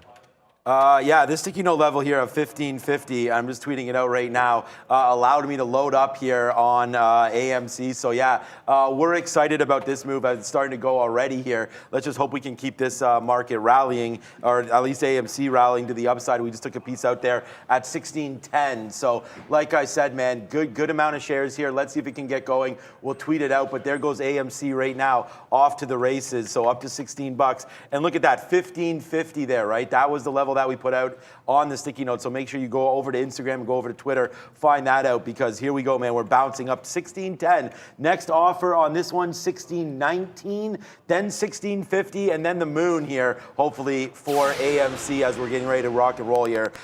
Brendan, quickly, with only 2 minutes to go, small cap. Yeah, Tony on standby, guys, for the bell. Let's go. JAN on that asset sale news. This is 505, and then this 5 area comes into play a number of times on the daily chart. Not a huge float on this one. Just keep that in mind. It's worth mentioning, though, those low float type, parabolic moves that we used to see haven't really been following through the way they once did. But watch $5 here at the open. JAN, I think it's 2.3 million on the float, guys. Yeah, super tiny. I'm going to be watching that one as well, obviously. But I just quickly, with only about a minute to go here, Tesla. We talked about some other EV names, Rivian, Lucid, NIO as well. But Tesla right at that 780 level. Ooh, we have some crazy wicks here. Right at that 780 level. It has been some trouble. If we get through this, 800 looms, and then you got like an 820 as well. So I've been playing the long dip. Dip buys at key levels, 760 would be that key dip price. It's just where we closed on Friday, so if we hold that at the open, that's where I would like to have the long in front on Tesla. That's been a pretty good one so far. We are in Rivian, and Rivian already it just took out a couple levels to the upside. It took out that 3250 pretty much to the dime, where we had a bit of an iceberg. We're actually basically back to flat on the NASDAQ now. The ES is slightly down, but has been a bit of a bounce in this market to start off the holiday shortened week, and a good way to start it off with a couple of good long trades with Tony on the bell as well. So it should be exciting in just a couple seconds as we drop that countdown on you guys. Let's see if we can get this party started or continue this party, of course. AMC on the move. Oh, we just pulled back a little bit here with 3, 2, and 1. Ring it, Tony. What the hell just happened on that? All right, we're ready to rock and roll. Thank you, Mr. Tony, for that one. Okay, so AMC does pull back. We got some more out there at 16. Let's wait to see where it opens up. This could be a flush coming, right? And so AMC definitely on the watch right now for this name as it's starting to go now. Look at the NASDAQ starting to pump higher. We will wait. Okay, there it is. Now it's open. I'm just watching it. It's not really doing, no, it's not even open yet. AMC, so we'll get over to that. Apple looks like it wants to take 150 right now. So we're going to punch a little long through 150 just to hold it, to see where it goes. We do like the long here. Nice little bump up for the NASDAQ, now trying to fade out a little bit. But like Neil mentioned, we are positive while we're flushing around positive here. Dancing, I should say, around positive. There it goes. So now we are long Apple. This is the position that we want, so all good on that one. AMD starting to go as well to the upsides, and Mullen starting to go. So yeah, so far so good. We just need AMC to calm down. Okay, now it's open, so 1575. We can see where this thing goes from here. Apple, Amazon, and Mullen right now. And wow, sorry, not Tesla. Rivian just gave a bounce right to 32, like 32 on a dime. It came right back in, gave the same entry to the long side, just got some out in front of that 3250 again. AMC going to have to start managing that. It's back above that 16 level. Yeah. Tesla starting to go, guys, straight to the upside. There's no dip in sight. Like, we're just holding above that 775. Looking like 780 is going to come into play in seconds. Coinbase is breaking out, so it looks like it wants to hold that 80. I want to get into that long off that 80 level, but the spread was just too ugly to get into before the market opened. All right, yeah, AMC again, another out there at 1608. So a nice little move upside there as that's starting to go. What's up, Henry, man? Yeah, there's a stock I've heard of before, but Palantir. That's broke through $9 right now. That's starting to maybe think about going here. That's the daily chart. We don't need to look at that right now as the market's open, but there it is, a nice little move through 9 to 905 here for Palantir. Yeah, that's really starting to go. What a great couple of days here for this name, from 730 all the way up to $9 right now for PLTR. So we'll have a look at that, but right now, obviously, we're into Mullen, we're into AMC, and then Apple's starting to fade out a little bit, which is fine. We didn't take a big trade here. We just wanted to be long through 150. So definitely some good opportunities here, 149.50 and whatnot coming through. So we want to average into Apple. But look at the NASDAQ coming back in, man. We don't need to be long here if the NASDAQ breaks. So there's lots of stuff happening. Mullen's a nice one too, man. That just went up to 125. We got out there. It's at 126. Next out 130 here for MULN. Let's see where we go from here. Remember we talked about the was a gap that didn't open up right away? I'm looking at NIO, which has not opened yet either.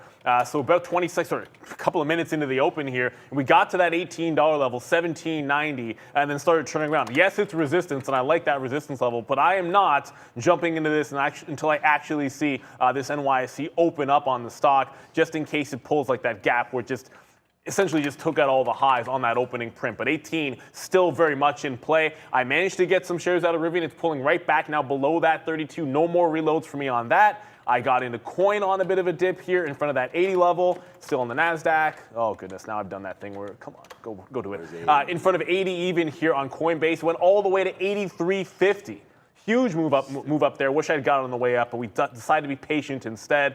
If it gets back through 80 even, we'll have to regroup on Coinbase. A little bit late to that party, but here comes Tesla, that 760. This is where I want to see it try to bounce. Okay, yeah, so we didn't get out of Mullen. Mullen's coming back in a little bit here, so there goes AMC. We got some more down there at 1550. This stock, obviously, look at the market starting to come in, so we were able to pick up some more Apple, but here comes Apple into that level that we like of 148. So darn it, these charts.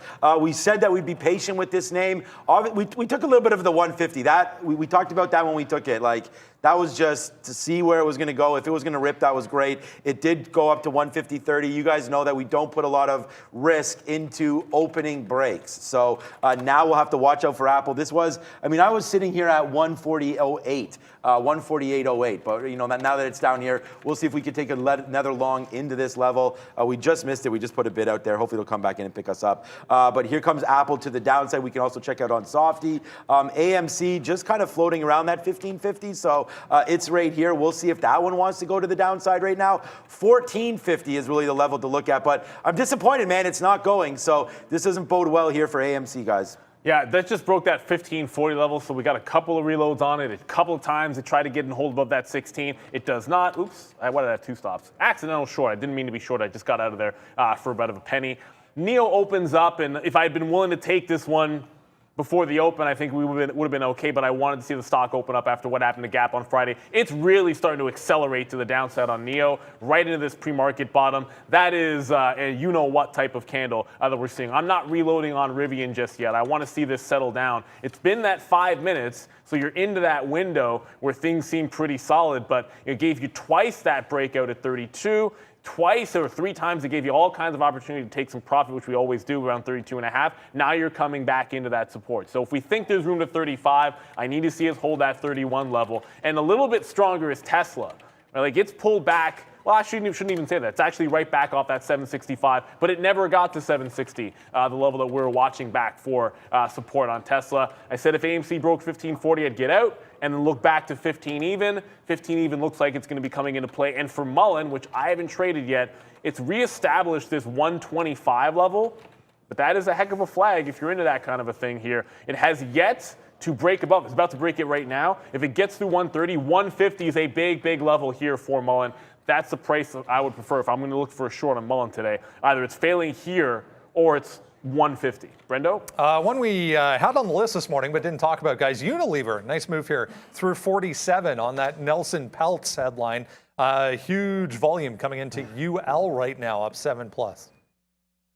Guys making moves on a couple different names there.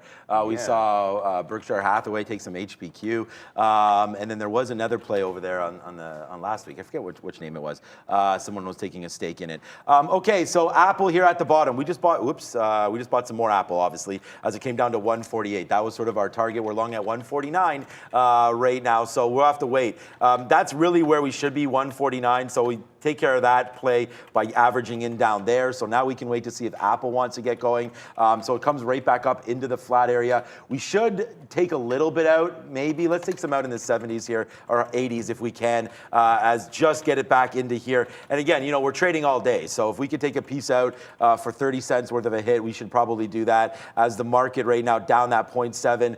I don't know, man. The NASDAQ is well below it. Dirty took down its pre-market bottom there of 12,600. So that's not great. We had a nice little rally upside, and there's the fade back down, right? So, we are going to get into some of these longs when they come through, and we're just going to hope that AMC can work out. Obviously, we're still in that one. I told you my levels, 1450 on that. And then Facebook right now as well. I tried to get long. This name's actually pretty strong today. It's better than the market, so that's good. Down 0.4 when the market's 0.8, but down here, 193. We just danced to 193.80. If this market flushes, which it's doing right now, we got to watch out, pick up maybe some Facebook there. But Apple's still dancing a bit. And then, of course, AMC, we didn't get out of that one, but we are looking to get some more shares if we can on AMC as it's coming to the downside. We thought that was a little bit too big of a move there, which is why we did get some out here at 16 and 16.10. So that was a good play, but obviously right now it needs to go back up to the upside as we're sitting here watching it. And then here comes AMD as well, screaming down to a hundy, guys.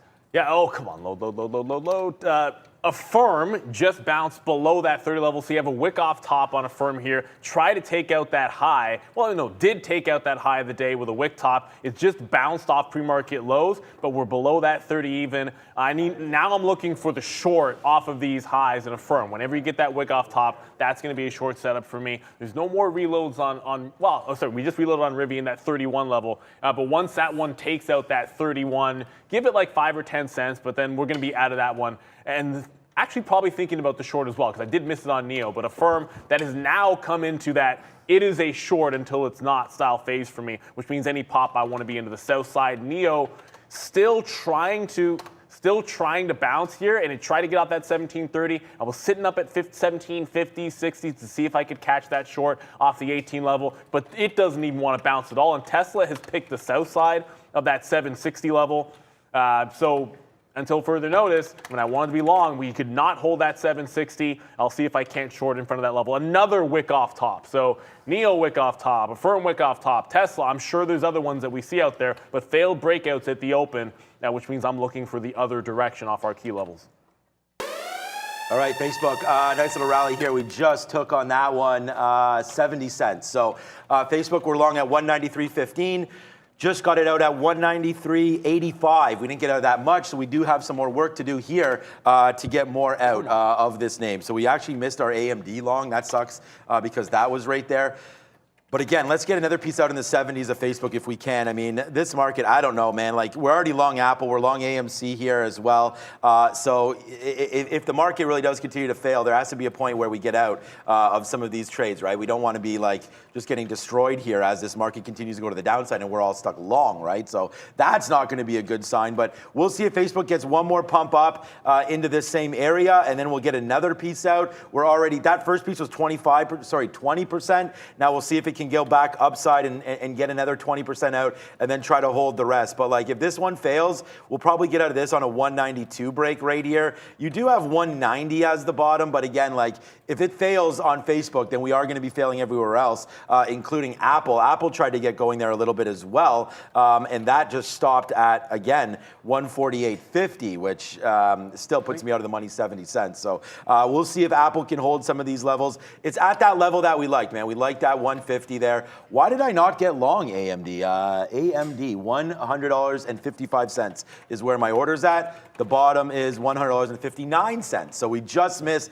AMD. That sucks by 4 pennies. That would be a nice little win for us, but we don't have it on board. So we'll move on that one. But Apple, AMC still now below 15. So you got to watch out for that 1450 level coming up pronto here. What's up, Brendo? Oil stocks trying to go here, guys. MRO just popping up, 52-week high for this, up 6%.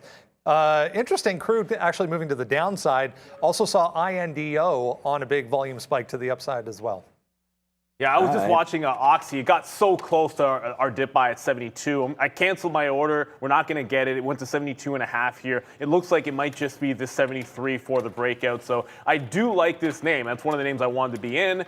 Tesla does not want to seem to get back to that 760 level, but INDO, which is one of those small caps that Brendan just mentioned, it is on the move. $20 is the big level, but I just saw it put a wick off top there at that 19. I like 20 a heck of a lot better, but I'll take a shot if we actually hold below this 19 in the consolidation for the short side of the trade. I'm thinking about Tesla and just 750 at this point. Now, if we're not going to get a shot at that 760 level that we wanted on the way back to the upside here, for the short side of the trade, I should say, then I might have to step into that 750 if this is where it's going to be, but trying to be very patient here. Microsoft has on a 3-minute, a quadruple bottom at 270.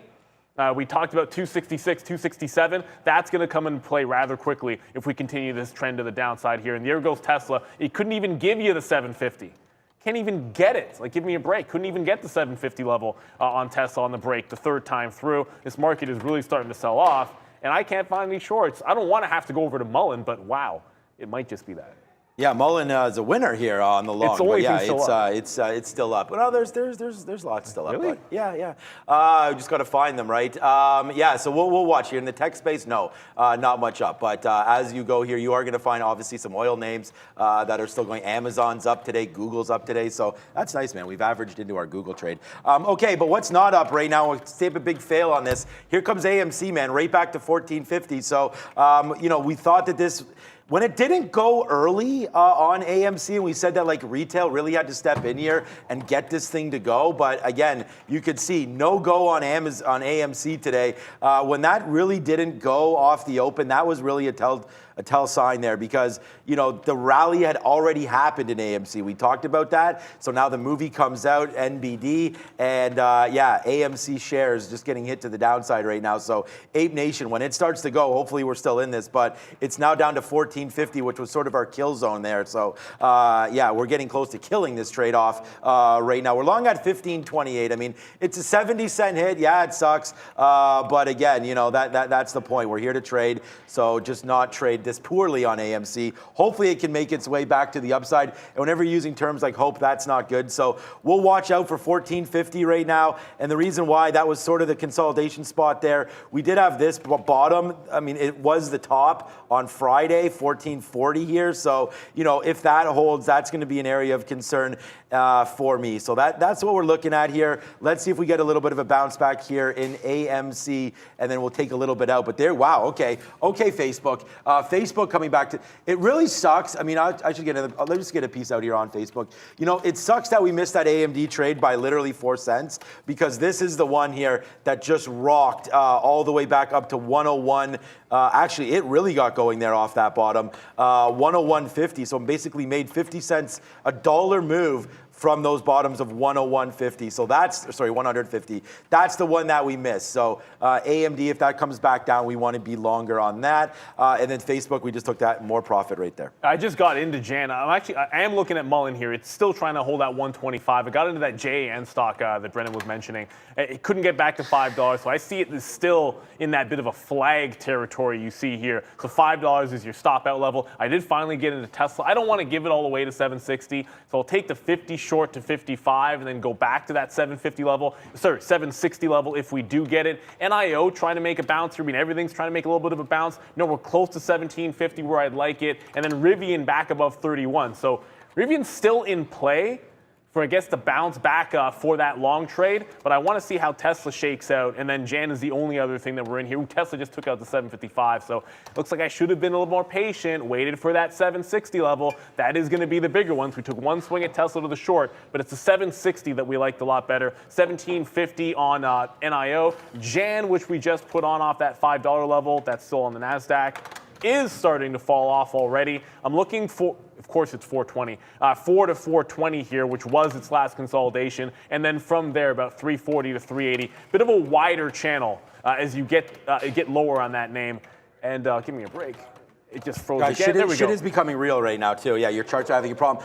We're starting to get real right now, as Facebook is $1.13 and rocking right now to the upside. AMC, what's up, apes? Come on, you can do this, guys. Let's get this one going up. We got these pins set up. We just took some out there. Look at that price, $14.50, man. Be patient. What's up? Brad is in the building right now, looking sharp there with the glasses, strolling in like you're me there, Brad. I like it. What is up, Brendo? As BEKE, basically any of the Chinese ADRs having a nice day right now. This one just popping up on volume, little one back to the upside. This is in the real estate side of things, but JD.com, Baba, Baidu, all back higher right now. Alibaba was super strong. We talked about NEO, but Baba's still below that 98. Wick off top at 99. 100 the monster level here. It's resistance until it's not, man. And you talk about 100, if you're short in front of it, a lot of times it can work out for you just as a psychological level. These are still downward trending stocks, but here's one that actually held the top for you, though. I did get Tesla off the 760 level, and we talk about this all the time. Sometimes you just got to be patient. I did try it off of that 50 level. 760 was what we liked a little bit better. I said it, and I did not follow my rules in being patient enough. It gets back to that 55, and then if it was resistance, if it blew through it that one time before, but it was resistance in the afternoon on Friday, and then I'm going to scalp some off in that range. If I get multiple shots at 760, fair enough, but it's a wick off top till it's not. But that's a good $15, $20 away from that high. 760 is what we liked before. 760 is what we're going right back to. When it comes to NEO, I still favor this one because it's close to that 18 level. It's only now gotten back to 1750. So a bit of a shallow bounce here on NIO. I'll play off the 1750 level. I look over at Rivian. It's nowhere close to 32, so that one's not going to be in play for me. But NEO here at 1750 is in play for a short. Mullen did not fail. It's actually through that high. Yeah. So 150. I mean, $1.50 is the only thing that stands out for me on that Mullen. So I wanted it to be a long day today, but it's not starting. Yeah, it's a great day here for Mullen, like you just mentioned there, as we go, yeah, mamma mia, it's Mullen now 11 cents in the money, man. We're long on that one. And actually, you know what? We really turned our day around huge right now off of respecting the levels that we wrote down. All we have to do is honestly just stick with the stick. You know what? I should task someone out there. I think it was Dinesh from before that said something like these levels are like 80 to 90% or something like that on the stick. You know, and I have to really start to respect that because there's that 1450 that we wrote down there for AMC, right? Talking about that. Actually, we talked about that level, and we talked about 15 holding, so that actually didn't hold. That went down to 1450, but there's that last coup de grace there, and we actually were able to get it out. So very, very limited hit on AMC, but again, we got out of too many shares at 1510, which turns out to be good. Like I was like hitting the keys like crazy trying to get out, and we actually took down too many, so that's why we rebought some back. So average price now going to be 94 on AMC, but just to let you guys know, you know, we did wind up losing on it. It will be a net negative stock. Position pending, though. I mean, if this gets back to the upside, then this will be a positive name for us after all said and done. Obviously, we've just really destroyed a couple of these names today. Moneybags getting flown out on Facebook right now.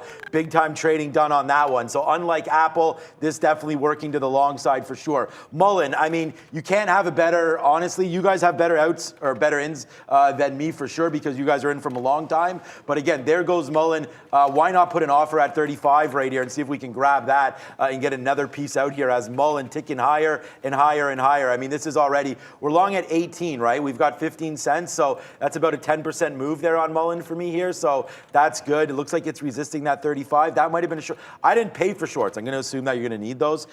Yes. Yeah, but I'm not going short this name cheap anyways, but there it is, Mullen. Let's see if we get it. It's getting a 34. Maybe we just get this out at 34 and we'll see if it takes down 35 at some point. And then Apple, man, like we rebought this back at 147.80 and then we're able to get some out at 148.40 and so on and so forth to the upside. There's Mullen right there, so that was a good idea. Thanks for that one, chat. And we're only long, and it's been a rough day, but it depends on the stock. So Facebook good, Mullen good. AMC has really been the biggest problem just because it just kept on going down and didn't give us any relief. But the good thing about AMC is, guys, is that we were able to get out some off the open up here, 16 and 16.20, allowing us, you know, the ability to wait for this 15 or 14.40. So we're going to wait for that again. If we lose, we lose. But let's go Apple. This could be an all-day play here for AAPL. Let's not get too much out. Again, we just took a nice bid there,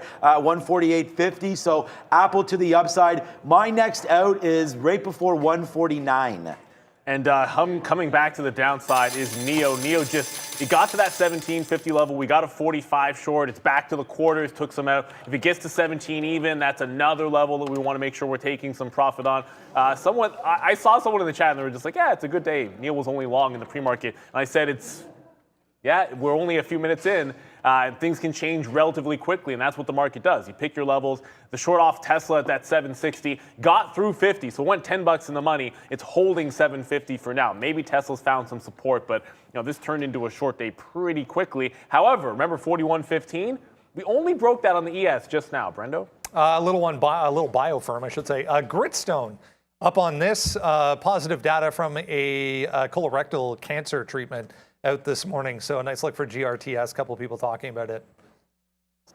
GRTS. Okay, well, people should be talking about Mullen right now because there it is right there. That's a big one coming through, man. Mullen, we just got 140s there, 139s, whatever we got. Yeah, 139, sorry. And we took out 20% of our position there. So we're only in 20% left now for Mullen. That was 20% out. Again, so some nice takes. Everything's 10 and that's 20. So we're almost now out of Mullen as that's trying to get a little rock and roll action to the upside. We'll see if the NASDAQ can hold, man, right now. Obviously, we talked about this being red here today for us, but, you know, still, lots of time left. I feel like the NASDAQ made that move downside.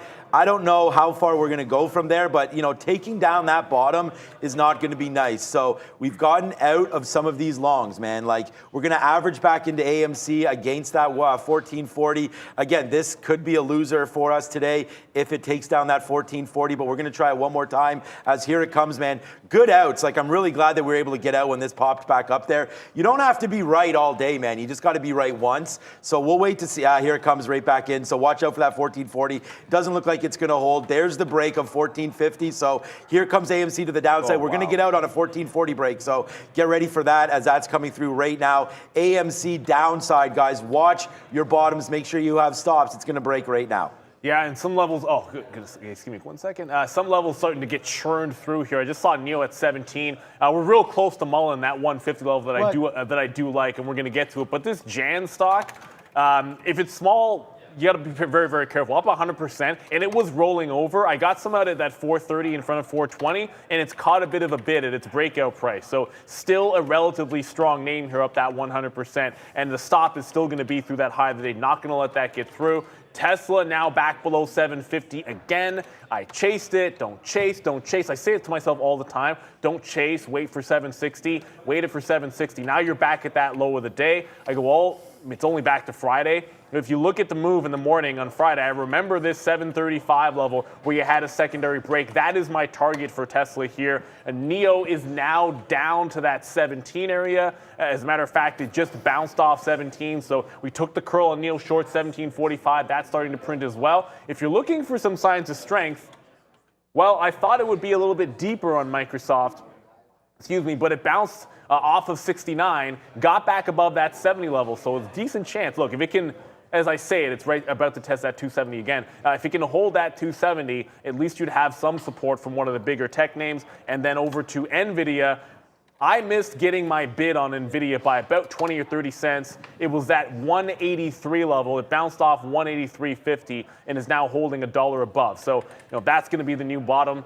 I'll get long in front of 183.50 and then put the stop just through that low of the day. But NVIDIA bouncing just shy of our level, just in front of our level. All right, so like I just said there, one more try there on AMC, it breaks, and that's that. So now we'll have to watch. I think I like it if it takes down 1450 one more time. That'll be the last time. So I'm going to be done with this one now until it gives me that 1450 one more time, and then we'll just say maybe we're just too early on the bottom. But looking at this, it broke. That's the key level. We talked about that 1450. Just real lucky that we're able to get out there on the way up, or this would have been disaster times 5 right there, but it's not. So that's good on that. And then we got another reload on Facebook again. Just stick with the strong names. Like I've been really obviously done well on Facebook, buying it down here, getting out for $1, more than $1. That's 193.15. That's 194.50. So again, we will lose. I mean, we lost on AMC. No problem telling you guys that one, right? But go back, make the money on other names. Just because you lose on one name doesn't mean you're done. I mean, look, we're up on Mullen. That's 20 cents. That's a big stock for me today. Facebook, we just hit the Reggie again on that one as there's money flying out of butts right now. There's Brendo. Facebook to the upside. Good trade there. Apple, we're trying on Apple. Let's go Apple. See if that one can go. There goes AMC again. Why did I just get it right? It just took down 50. Look at Mullen. No, it's not going to halt. It looks like it was going to, but it's not. It's 20% on those ones. So. Yeah. So it's a nice move upside for Mullen as that's starting to go crazy. But we're back into AMC. That happened quick. We may have to get out of this one. I don't know if it's going to work, but AMC right now, long through 50 one more time. Yeah, this was the last channel that I liked the long on AMC at, so I'll get back into it. We talked about where the stop outs would be. Took the stops as they came, and now looking for that last-ditch effort, 14 to 14.20. Can it hold? We're going to find out. We're going to find out pretty quickly there. That Jan, I was at least a little bit concerned that it was catching a bid, and you are seeing it continue to get above view up here. I'm not reloading this unless it fails a $5 break. So I want to see a failed break there before I jump back into it. INDO, it put that wick top in at 19 even and never got back. So it looks like might have missed the opportunity. There was only one shot to short that one, and we might have missed it very, very quickly there. I know you talked about AMD a little bit, but Coinbase, this was one that did not last that 80 level off the open. We liked it above that price. The original break would have worked for you, but now it's holding below 80. I didn't jump into the short like I probably should have, the way that we looked the other direction for Tesla and then NIO, but it is that 80 level that I will be trying to play off of. It's key level in either direction. I almost don't care when you got a key level, but Coinbase now holding below 80 even. Okay, so we are getting out of AMC like a madman there, breaking through 1450, out a lot of them right here. 58s, I mean, we're long actually at 47. 1447, so we got like a good price. It broke and then came back in, so we were able to get some shares there. So we're scalping these out, man, on AMC. Hopefully, I mean, we are now holding. We can get this to the upside. That would be absolutely fantastic. And there's another one, man. We'll see if this market can turn green here today, as we have Facebook. Just a like, look at this. Like another 80-cent winner for us on Facebook. I hope you're enjoying yourself today because it's been a good day. That is for sure on some of these plays, man. It's just been AMC that's screwed up. Other than that, we've been having a great time on Mullen. Let's go Mullen right now. That was a good idea, right? As soon as Playmaker and all you guys there in the chat saw this name starting to go, man, I was like, that's it. I got to get in. And then I took the 18s kind of out of nowhere. It was the high at that time. It broke it, and there it is, man. Our last piece out. Sorry, we still have 10% left on Mullen, but we just took, remember I said we had 20 left, so we took another 10 there at 44, 43, 44 it looks like, so that's a good out. And then AMC, like I said, we got the majority, actually we got 2/3 of those out at 60 there. So we're playing a little differently, man. We're playing bigger shares, trying to scalp this name out, but it doesn't look like AMC wants to work again. So let's see if it respects this bottom of 14, but it doesn't look like it. AMC right now in trouble, obviously. Yeah, and the Jan finally rolls over. It's in trouble. It just broke through VWAP here, so you will see it start to fail down toward that $4 level. Still on the bid there. Still hold on to Tesla. It's back to $10 in the money. I shouldn't have chased it, but I did the first time, so we lost the first time through. Mullen got real close to 150, 144. But if I remember something I said last week, when the stock is going parabolic and you have a key price, don't chase it. Let it actually come to you. I don't see why it can't just go another 4 or 5 cents to actually test that 150 on the higher time frame. That looks like it's going to be the one for Mullen there. NEO also bouncing a little bit, but we've taken most of the NEO trade out.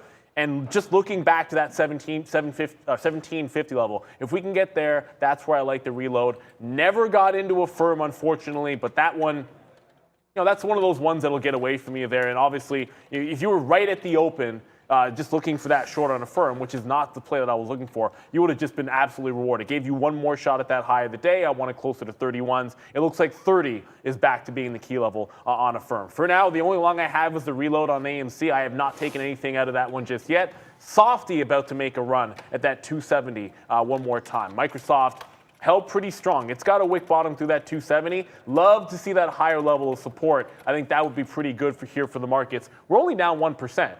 It just seems bad. It's really actually not all that bad for the overall market. It's because we're holding some of these bigger tech names on these bids. If 270 can't hold on Microsoft, you know, watch out for your butts. Yeah, no, all is actually fine now. I mean, we're back into AMC. The hit is a little bit muted now, for sure. The only weird one for me, and I just wish I was on anything but Apple right now, because if we were just on Facebook instead of Apple today, wow, what a different story that would be, as we've hit this one long, and it's actually really reacted quite nicely for us. So I just need Apple to go. Like, this is really the name that's just puzzling to me. It's gone, and we've gotten some out, so we'll get some more right now. But Apple just really waiting for this 147.50 to come through. It's bounced here before, so that's kind of the price that I was waiting for, especially if this market's going to fall in. I mean, we're in right now, so we'll take a 50 or 70 bid there.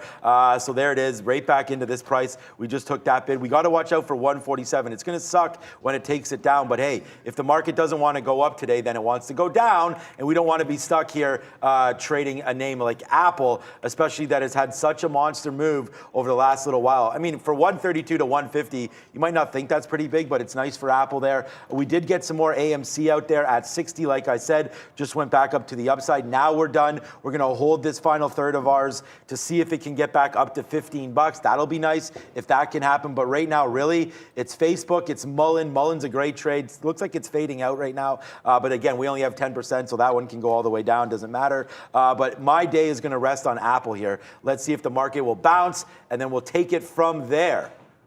But it's happening now. It is happening now. And it's happening now at the big screen with Brendan Wickens. Yeah, 10 o'clock, consumer confidence, monthly consumer confidence number just out. better than expected. So hopefully these will start to change and go in the right direction as we're seeing some of these red numbers extend from where we were in the pre-market. Now, full percent for the S&P, full percent for the Russell, 1% for the NASDAQ as well, 1.12.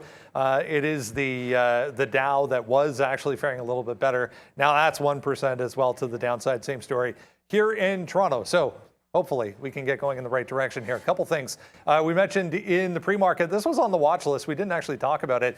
This area on the daily chart was 47-ish, call it. We're through that on the way up to 49 now. For Unilever up 8% on the day. Tesla, on the other hand, straight to the downside, trying to take out some of these levels from Friday right now. Back in the red, guys, for Tesla. Back over to you.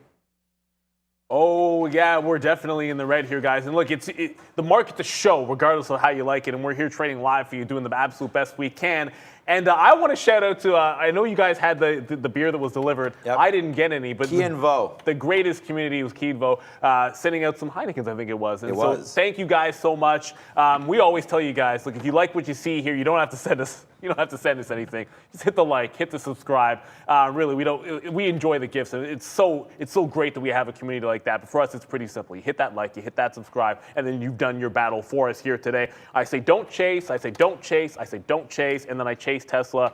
It's now back at that low of the day, but let's remember, I started with a bungle and shorted it $10 away from my level. Now if it takes out that 745, I'm still looking 735 for the ultimate target. It feels like that's incoming here. So we are heading downside pretty rapidly here. I took the reload in AMC, just like we looked for it, and yep, now we're right back toward that low. It's 14, and it's 14 only. We get through that, and we have to give up the ghost on AMC. It just looks like it didn't have that kind of a strength. It's the only long I got left. Oxy came in, Oxy came out, and Oxy's only now coming to that 72 level. But this is, when you want that dip buy off the open, this is what you're looking for. You're looking for the wick bottom and then the long. It's a totally different ballgame at 10 o'clock after the opening rush to catch the falling sword. The only way I like it off this level now is if we can actually consolidate, hold above, and maybe we can base into a long throughout lunchtime. Otherwise, this is a short day, and I'm hanging on to my shorts here. Brendo? I just saw volume here on space, guys. Looks like the FAA is set to issue its final SpaceX. Oh, this is SpaceX, disregard, but all of these popped up on volume all at the same time. So final FAA environmental ruling coming June 13th for SpaceX, not space, but they're all, guys, heading to the downside. That was close because I looked over at Virgin Galactic and it was like under $7. $7 is the key level there. Okay, short it. It's below resistance. But yeah, SpaceX. Man, we love some SpaceX. And yeah, I mean, you can sort of get involved. There's ways to get involved in that name, but certainly not a publicly traded name yet for us. That Mullen looks like it looks like it is 145, and maybe that's 144. Maybe that is going to be the top, but it is still catching a bit of a beat here at 135. So I'm trying to be patient with it. I suppose if it got 40 to 41, 42, you could short that off the high of the day if you think so. But it's now giving you the first break, second break, and then that close to top, which I do usually like. So I am thinking about shorting off this high of the day if we get a chance. Tesla got pretty close to the target, but it just bounced off of 740 even. I'm sitting 735 here. It bounces a second time off a round number like 740, and I'm getting the you-know-what out of Dodge, so I'm going to put a trailing stop there on Tesla. You know what? You guys know the line. So I'm going to get out of Tesla here. I guess I'll give it like a 741. Oh! I was about to put the trail on, which I guess I can still put in there because we're pretty close to our target, and then it does chew through that 740 level. So Tesla looking relatively weak, but this is where, and again, I'm getting out because there are some longs that I like down here on Tesla, and as we start to churn into them, I want to make sure that we're flat and thinking clear-headed about these. And why do I always do this, where I see it go, and I'm like, I want out in this price range in Tesla, and I'll just sort of sit there at an even number. I was actually bidding. I said I liked that 736 area. I was sitting on the even, which you should pretty much never do. But I just decided to get out of it manually. We made the short trade. We shouldn't have chased it the first time through. But now you're starting to get back to these breakout prices that we had from Friday, afternoon support that you had from Friday. And if we can level off, I want to start thinking about some dip buys, right? Like to me, we're still in a relief rally here and it's getting sold off at the open, but I think there's some levels that can start to come into play where I'm going to like that long. So banking some of the shorts, Not yet NEO. NEO true through 17. I'd be looking to get out closer to this 1665, maybe 1670 area if you can get back down there again. For now, I want to hold on to that one. And Jan, it's a different story. It's a small cap name. I'm just in front of $4 here. It failed at $5. $4 is just some nice symmetry. And somehow AMC is still above that 14 level, so it's trying its absolute best to hold the bid. Oddly enough, not a single trade in NVIDIA yet. I am on this bid in front of that 183.50 level. It just doesn't seem to want to get down there. So only down 1.5%, but like everything else, wick off top, now consolidating. I don't want to chase this too far, but it might have to pay 184s to get into this long. Although that seems like it's not the right way to go. Let the stock come to you. For now, I'm going to be willing to do that, but I'm running out of patience because that initial bid would have given you $2, $3 on that original dip buy off our levels in NVIDIA. Yeah, so we just missed, but it looks like we're going to get another opportunity here on AMC. It came down to 14, and we missed it on the bid. So we are sitting here to see. There it goes. Okay, there, just to take out 14. So there it goes to the downside now as 14 gets hit. Let's see if it can hold. I know that was sort of your stop. I don't know if you even got your stops out there. That was so fast. 90. Yeah, it just went through 14. Now here it comes again, trying one more time. So yeah, this is really, I mean, Apple's fallen in. I mean, the NASDAQ's come down, but really the losses today have been on AMC as, you know, we've just been defending these longs and there's nothing to defend. You're now red on this stock. So it's just hit a couple key levels there. So we're back long now, 14.20 as an average price, giving it to that bottom there. So we're not out, but very, very close to getting out on that one. Yeah, Apple, again, it's down to 147. These were levels that we talked, it's gonna look shitty on the chart because our chart's not really great on this one. But there it is right there. It's like that 147. It's what we started with on Friday. I mean, we started down here, but then we sort of bounced off 147. You do have a wick bottom down there to 146.50, but that's too much. Obviously, if the NASDAQ wants to give back today, we talked about what kind of a month it's been having in May. Good, huge month for May right now, going to be back to positive. So we'll see. I don't know what the numbers look like. I mean, Brendan talked about it early, but you're down that 1.45% right now. So still trying to hold out, but there goes Apple. Testing that 147, that breaks, and we'll be gone on that name. Putting our positive trades today, we're into NEO right now. We have Facebook's positive, but that's going to take down 191 as well, which might put us negative if that does happen. Hopefully not, but that's looking like that. Mullen's been a big positive stock for me today. So I'm going to go three winners, Facebook, Mullen, and hopefully NEO. And then the losers are going to be Apple and AMC right now. So we have three winners, 2 losers today, but NEO is position pending as we just got this one, as that just fell into 1650 there. So let's see where this one goes now, 1650 on NIO. Just another one for your boy. Yeah, that one just came right down in. It bounced off 75s. I said I wanted 65s on NEO. That's much like Tesla. Like it's close enough to that key level, and it's an obviously psychological level, those quarters, those halves. I'm going to put the trail in on NIO here. If it gets back through 17, I'm just going to get out of that short, start looking at maybe putting a bid in as well. So I'll get the bid in front of the current low of the day. The trailing stop is going to go in, and it's just, to me, it's just the same thing as Tesla. If it gets close enough, you want to take your shot at it. NVIDIA, which I decided not to chase, now actually, come on.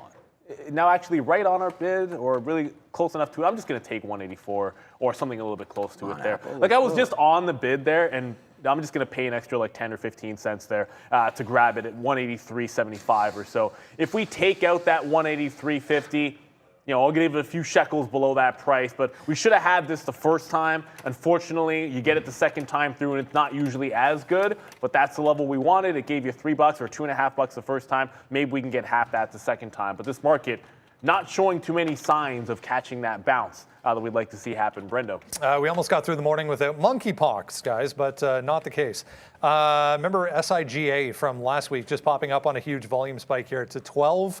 World Health Organization just saying they're not exactly sure how to contain monkeypox. So some monkeypox stocks getting going. I know how. Don't they have like a vaccine for it in the form of like smallpox or whatever? So whatever. Should, yeah. Anyways, they don't know how to contain monkeypox, really, because it's only been in Africa for a very, very long time. But anyways, look, at the end of the day, I think that most of the travel names might be trying to get past that. We talked about UAL, and I know I was looking for the short in UAL. It never really materialized in terms of the setup. It is working now. I did finally get into NVIDIA. I put my stop a few shekels below, as I always do. And I'm going to go back over to AMC for a quick second here, because it gave you a couple of shots to maybe get this 14 back and forth, back and forth. My stop, usually you can guess it, if it's not at 95, it's usually at about 90. That's only holding on by an absolute thread at this point. And when you get a wick off bottom through a level like 14, my first gut is, well, why don't you get a relief into like 14.25, like a quick bounce, and maybe even testing 14.40s. Instead, it's a shallow bounce and then retesting these lows. So I'm not adding to this position. Like this is like a one and done. We either bounce from here or we have to give it up. Very similar to NVIDIA. I didn't get the shot at Tesla. It never really entered that target range. Oh, sorry, it entered by 80 cents, that target range bottom. 725 to 735. Like it barely got in there. I was kind of thinking it would head deeper into that level, and then you could grab that long trade. Like I said, taking out the short was so that I could look for that long trade in the 725 to 735 area. Unfortunately, it's just NVIDIA I have that's bouncing. Not really much of a bounce in AMC. The longs, for now, have been wrong, but if you've got your key levels, you play off of them until they're not valid anymore. And it's still valid here, NVIDIA, on that higher time frame. And if you're just looking as to why we like the long here, this one's one of the more easy to see. Like, how long has it been in the bottom channel? You just broke above that channel, so there's your support, 182.5 there on NVIDIA. If we can get back to 186, I'd be thrilled, but I should be taking the first dollar for sure, because we missed this trade the first time through. Okay, so we'll close out a bit of our Apple trade there as it takes down that 146.89. We got 3/4 of it right there as, eventually it just kept on falling down. So we tried to respect that 147, but the NASDAQ, and I said earlier, what is Apple even doing here? And I'm sort of glad that we switched over to Facebook, but we'll see now if the NASDAQ can bounce off this level, then we do have a good little Facebook long on board. So let's see if that one can get going. I mean, it doesn't look like that's going to work out. I mean, maybe Apple will go again. Let's try one more shot here on Apple in case that was the wick bottom. We'll give it to 146.50 right now as well. But there we go. Back upside for AMC. We've held that one. We'll see if it can work out. Obviously, NEO. And again, this is what we're talking about. I mean, there's absolutely... we're going to go we have big hits on Apple and AMC, but we're still going to go 3 and 2 here. Facebook's going to win for sure as it's starting to go back up to the upside. NEO's been an absolute destruction right there. And we might as well get out of another piece right now on NEO. Why not, man? 1680 just came right into play right off our sticky note. We just got to be more patient here. We're going to do that in June for sure as there it goes back up to the upside. And as if Apple, that's bad, as that just goes right back up to the upside. So we'll take a piece off on Apple if we can get back up to 148. But other than that, man, we'll just wait for that one to come through. Hopefully it does. And then there goes Facebook again. There goes AMC. We're back into the money now on AMC at 1460. We could make this all back. If this can go run back to 1460 or so that's why I said that. If that can run back here, then we'll be in luck on this, and we can make this all back right now on AMC. So let's see if that can happen. And of course, Apple, as if it just wicks us out. We got out at 147. That was the trade for me. But now it just rips back up to the upside. Let's take one piece out here at 65 and feel silly about it, because that just cost me a little bit too much there on that out. But hey, it's not a horrible day, man. So far, so good. Net-wise, not great because of AMC and Apple, but all the other ideas seem to be working out, including this Facebook. Let's go Facebook, man. You got to get some outs here as this is rally top right now, up to 193.50. Let's see if Facebook can hold this bid. And nice little rally there on NVIDIA. We got exactly what we were looking for. Going to hit that Superman. I still like the key. We'll do it every single chance we get. Double bottom off 183.50. We like to dip by. Some of those channels the last couple of weeks have been fantastic, but I'm not going to ignore the fact that you're hugging VWAP and failing it every single time. So on a day where the market is trending to the downside, I'm going to take the profit where we get it and it makes sense to on NVIDIA. If it barcodes off that 183 level another time, I'm likely to try to grab into that long, shallow, and if it holds all throughout lunchtime, maybe you're looking for a bigger move there. But unfortunately, it has been a downside day. Just went back to a 14.25 on AMC, so that's going to be back in the money. I haven't gotten any out of that reload just yet. but I am on the offer. I know you're talking about it as well, Sean, but Yeah. I am on the offer in this 14.30 to 40 range. See if we can't get some out. And then some in front of that 15. I think if it gets there, we do like it. Mullen is holding up pretty well. I talked about 150. It hasn't come. I said I'd be willing to take 140, 142 if it had shot up there off the lower high. That didn't happen either. Well, now you have to be a little bit careful about doing that. If you're looking for the short side of the trade, that didn't pull back even to VWAP at all. So that 150 is still very valid, but I'd be really, really cautious about that 144, 145 short. It would have to be tight to that high of the day, give it to that high, and then that 150 comes into play. That's a really bullish looking chart, and you cannot ignore that when you see it. Jan is not as bullish, but hey, it bounced off $4. We said we'd get some out in front of that 420, got a bid at 4. Series of lower highs. If you're into drawing trend lines, it's not that difficult one to see, but it is forming a wedge down at 4. If this thing can hold $4 throughout lunchtime, I guess maybe throughout the next hour or so, it has a chance at a secondary bounce. So I will be getting more shares out and not at 405 because sitting at a level like that never makes a lot of sense. I'll probably pick it right back in those teens and see if we can't get more out of Jan. It's showing some signs of making a bottom. Don't want to be caught short when it does.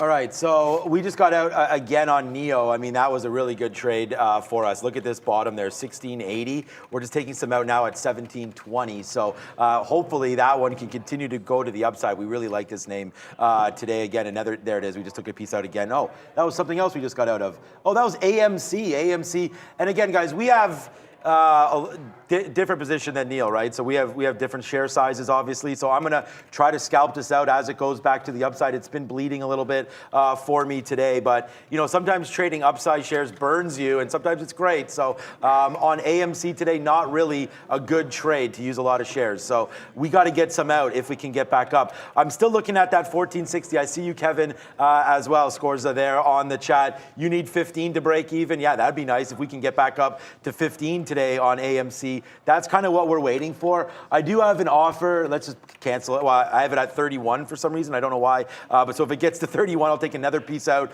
very, very small. And then we'll wait, man. I really think we can get back at least to the 50 period, which is 1460. So that's sort of, you know, if we get anywhere around 1450, there it is, on a nice move back up, then yeah, you know, we'll be able to sort of lick some of those wounds and get going on that one as well. So nice little move. Let's go, AMC. Here we go, man. Nicely done to the upside. And we're making back some bank here a little bit. Yes, let's go, Facebook. Let's go. Right now, every single trade we have is nicely in the money. Look at NIO. You want to talk about cashing in on that one as all these greens starting to light this fire up right now. All right, 14. We just got out some 1439s. I lied. I was just like, okay, we'll take some more out on AMC. If this one can go, man, yeah, your boy's getting energy again as some of these longs starting to come back in. There's another out, yes, on Apple. So we'll fire off the cannons on the reload there. Negative stock for us today. I don't have, like I said, no problem telling you guys some of this. There it is. It's negative for me, but we'll see if we can battle back up to the upside. There goes Facebook as well, back up to 194. Yes, sir. We just take out some Facebook as that's a face slapper today. All is good, man. If I avoided, honestly, AMC today, then we'd be really laughing. But Apple trying to make a move back, AMC making a move back, Apple. So far is great, man. And NEO, a good move, and Mullen still holding out highs as well. It looks like it's small cap recap time. And it's going to be Brendan over there with Husa. It's true. Hey guys, yeah, we were talking energy stocks pre-market. If you joined us, this was one of them.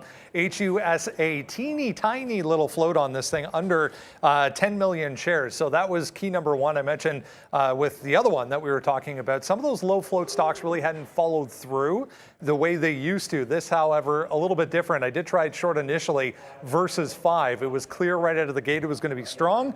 Gave you an opportunity to add if you wanted to get out of the short and then add to the long before it makes this move up to 575. We're all the way back now, but volume is dying off. So a heads up on that 5 level once again, possibly holding. AVDL, if you remember, big mover to the upside on Friday, was kind of inactive in the pre-market, but gave you a shot at 240, 250 above that. We're back to 210, 205 right now for AVDL. And quickly, this JAN, kind of a slow grind. I tried it long initially, didn't really do anything off of 5, but – we'll see how far down we want to go here for JAN, guys. Back to you. Oh, Jan. People probably don't even have any clue what the Brady Bunch is, but that's the first thing that came to my mind when I saw that stock. I got some shares out of AMC. You had the offers out there in that 30 to 40 range. Now the next offers are going to be above that 14.75. If it gets and holds above 50, maybe it consolidates and gets like a 14.60 as a recent high, and then I'll think about getting some more shares at about 10.30 or so. We're in that time of the day where I think you try to slow down a little bit. Like that's usually you don't have to go as ham. Now, NEO did make that bounce. Thought I had a trail at 17. Looks like the last of the shares we didn't put the trail in, even though we said we would. But it is holding at VWAP, and it's trying to get above this VWAP at 17.25. The reload would have been at 17.50, so there's really no need to jump back into position.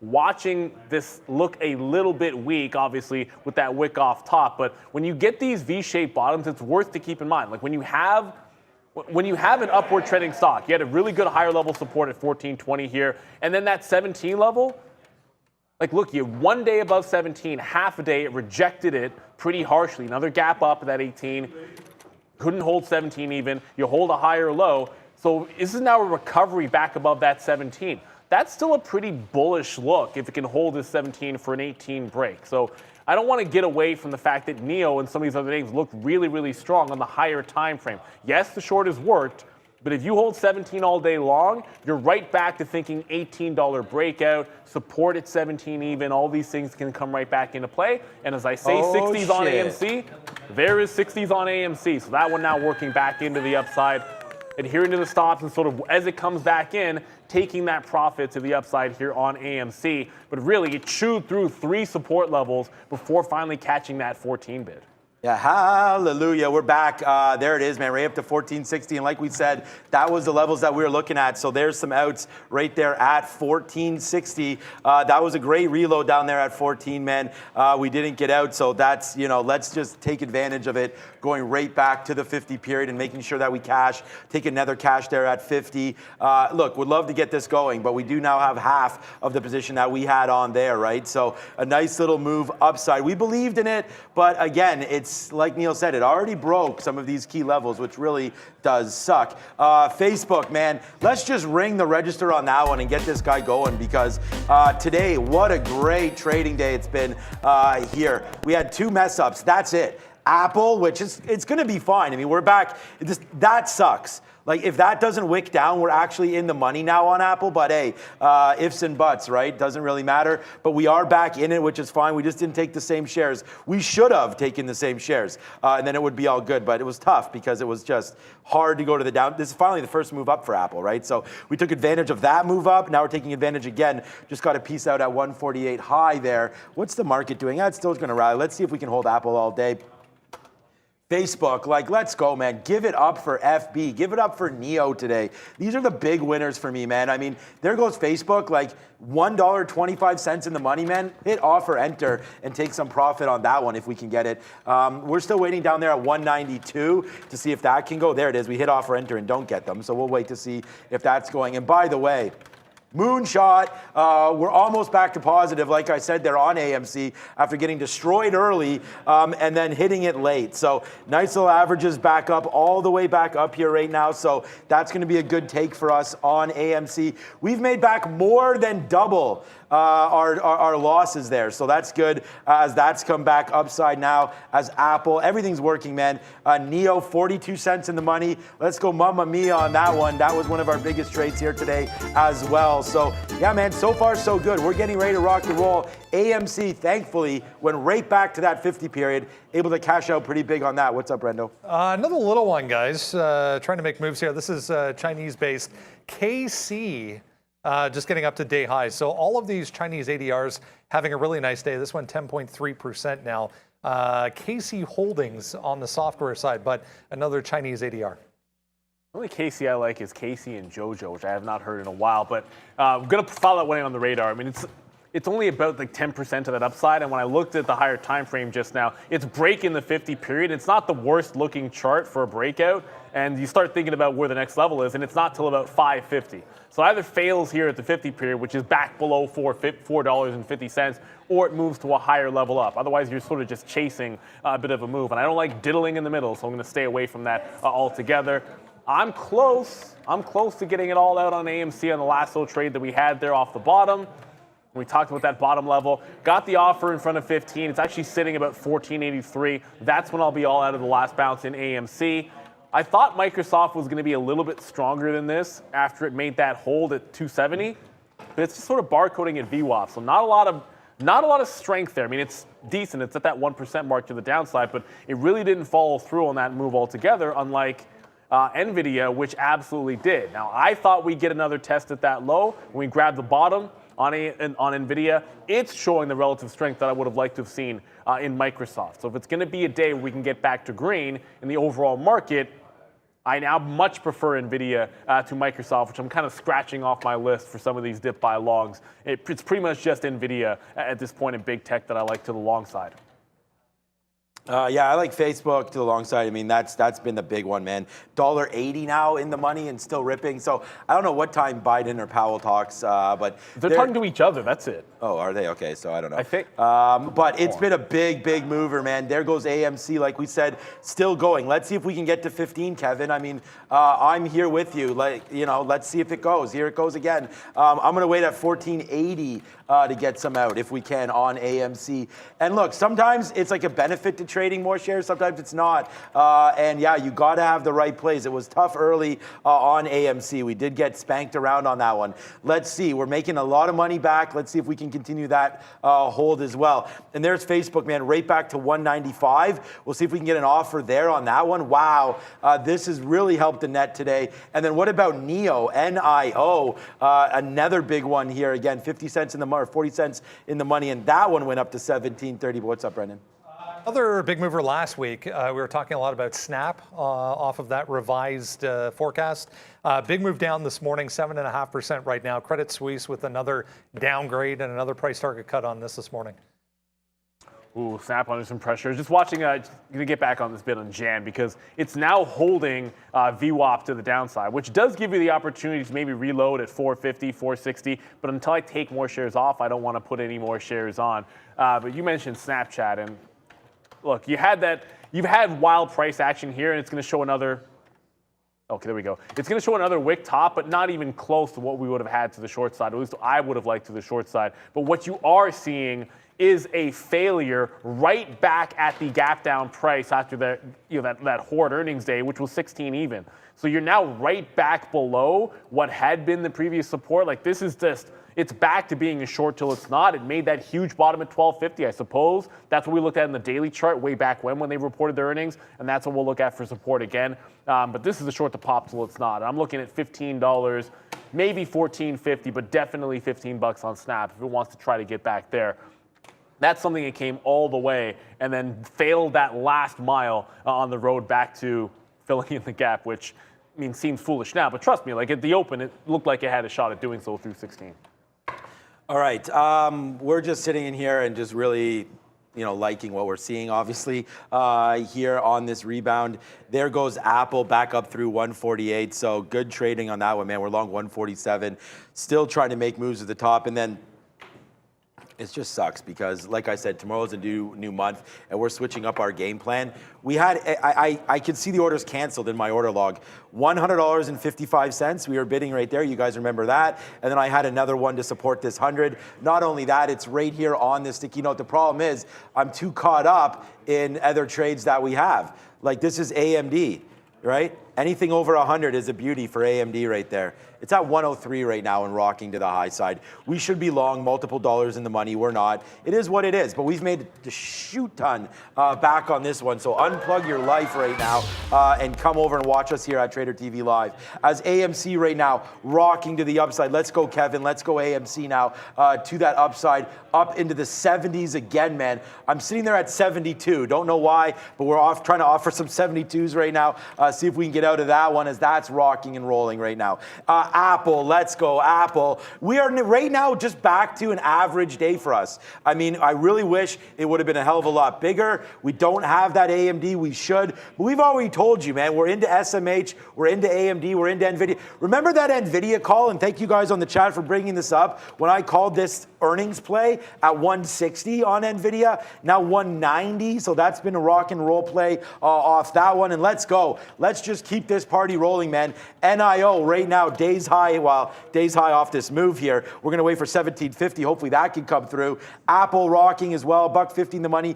AMC trying, man. We just got a 72 there. So we'll see one more little Ape Nation push would be great for us on AMC, guys. So nice move to the upside. And again, right, we talk about this all the time. Neil and I will trade differently. I had tons of shares able to get out on the way up, right? So I always think I should hold when this happens. But look, there it is. We just got 10 cents better because we got 72s down to 64. Let's see if it flies, man. Facebook now, the best Facebook. Oh my God. Oh my God. As that just went to 195. Thought I had an offer at 195. Guess I didn't. Let's put one there right now. $2 in the money over here. We made a lot of money back in the last hour or last half hour, guys. So good thing you stuck with these trades.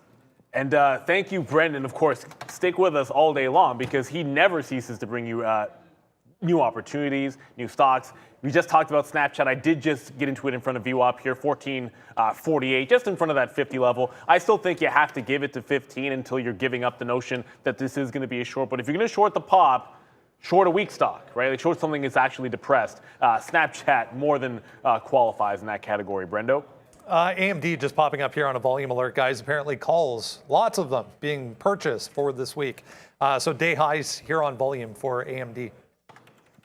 I mean, you just got to buy the best, man. I mean, we talked about that. AMD, obviously, it had the best earnings report out of any of the chips. It was up 18% the following 2 days. And then you get retail behind this name. I mean, AMD just continues to rock and roll. Definitely the biggest missed opportunity on the board for me today because we had it and we just canceled the order. So AMD, a nice rocket ship to that upside. I do like Snap as well. It's going to have to go, yeah, like Neil said, to 15 or so for that one. But if you just want to put on a small position, yeah, Snapchat at these levels, I think is worth it. I mean, that 50, we love shorting off 50. So a good little call there as this market's come back in.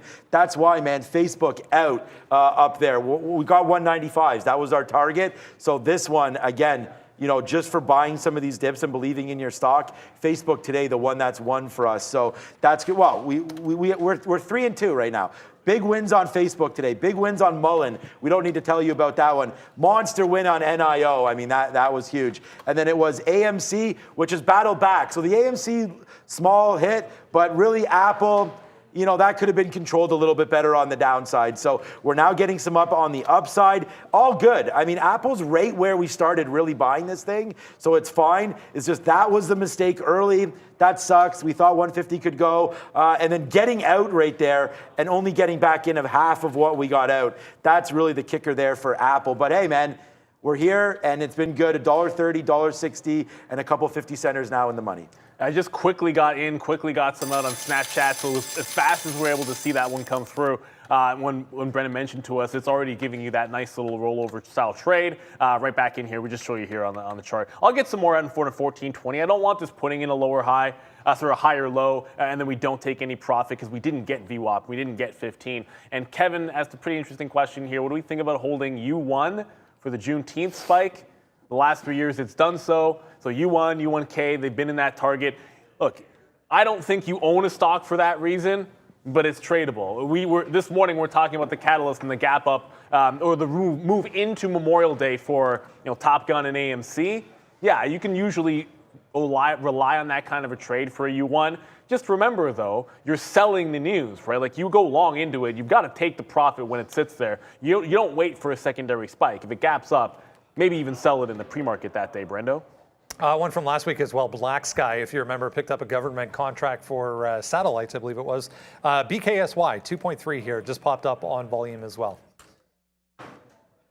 Oh, I remember that. All right, another move there. Yeah, I'm still talking to some people in the chat. Thank you for that. And thank you for all the love on Twitter as well. Also, sticky note up on Instagram, and the sticky note today was amazing. I mean, we had 150 Apple mark down there. Obviously, you could use that as a short or a long. AMC back down to 14 has been great. But again, man, that sucked because we started it early. We were so happy about AMC today early on, and then it just really just crushed everything to the downside. But a good makeup all the way back up to the high side. We talked about we'd be okay with this if it went to 1460. So fact that it did that, we are now out of 2/3 of this position that we put on down there. Again, I was still waiting for 15, so our best out since then was 72. It is fading back in a little bit. I think right now, wise to take out another. Yeah, see, here it comes right back. Like sometimes when this thing flushes, it can flush pretty badly there. So down, we just talked about it. It was just hit down 15 cents from that level. So watch out for AMC now on that. We just took another piece out there at 55 or 54. Now it's starting to fade back in. Apple's a good one, man. But yeah, we're going to have to find some shorts. I like that Snapchat off that 50. But other than that, let's go and find something. Because, I'll look at Affirm. Yeah, I mean, Affirm's a forever short. But I don't know. They had that news with Stripe today. That's sort of the thing. Like it was not kind of positive news. I mean, that is positive news for Affirm. And you'd want to be shorting it off 30, 50, 31.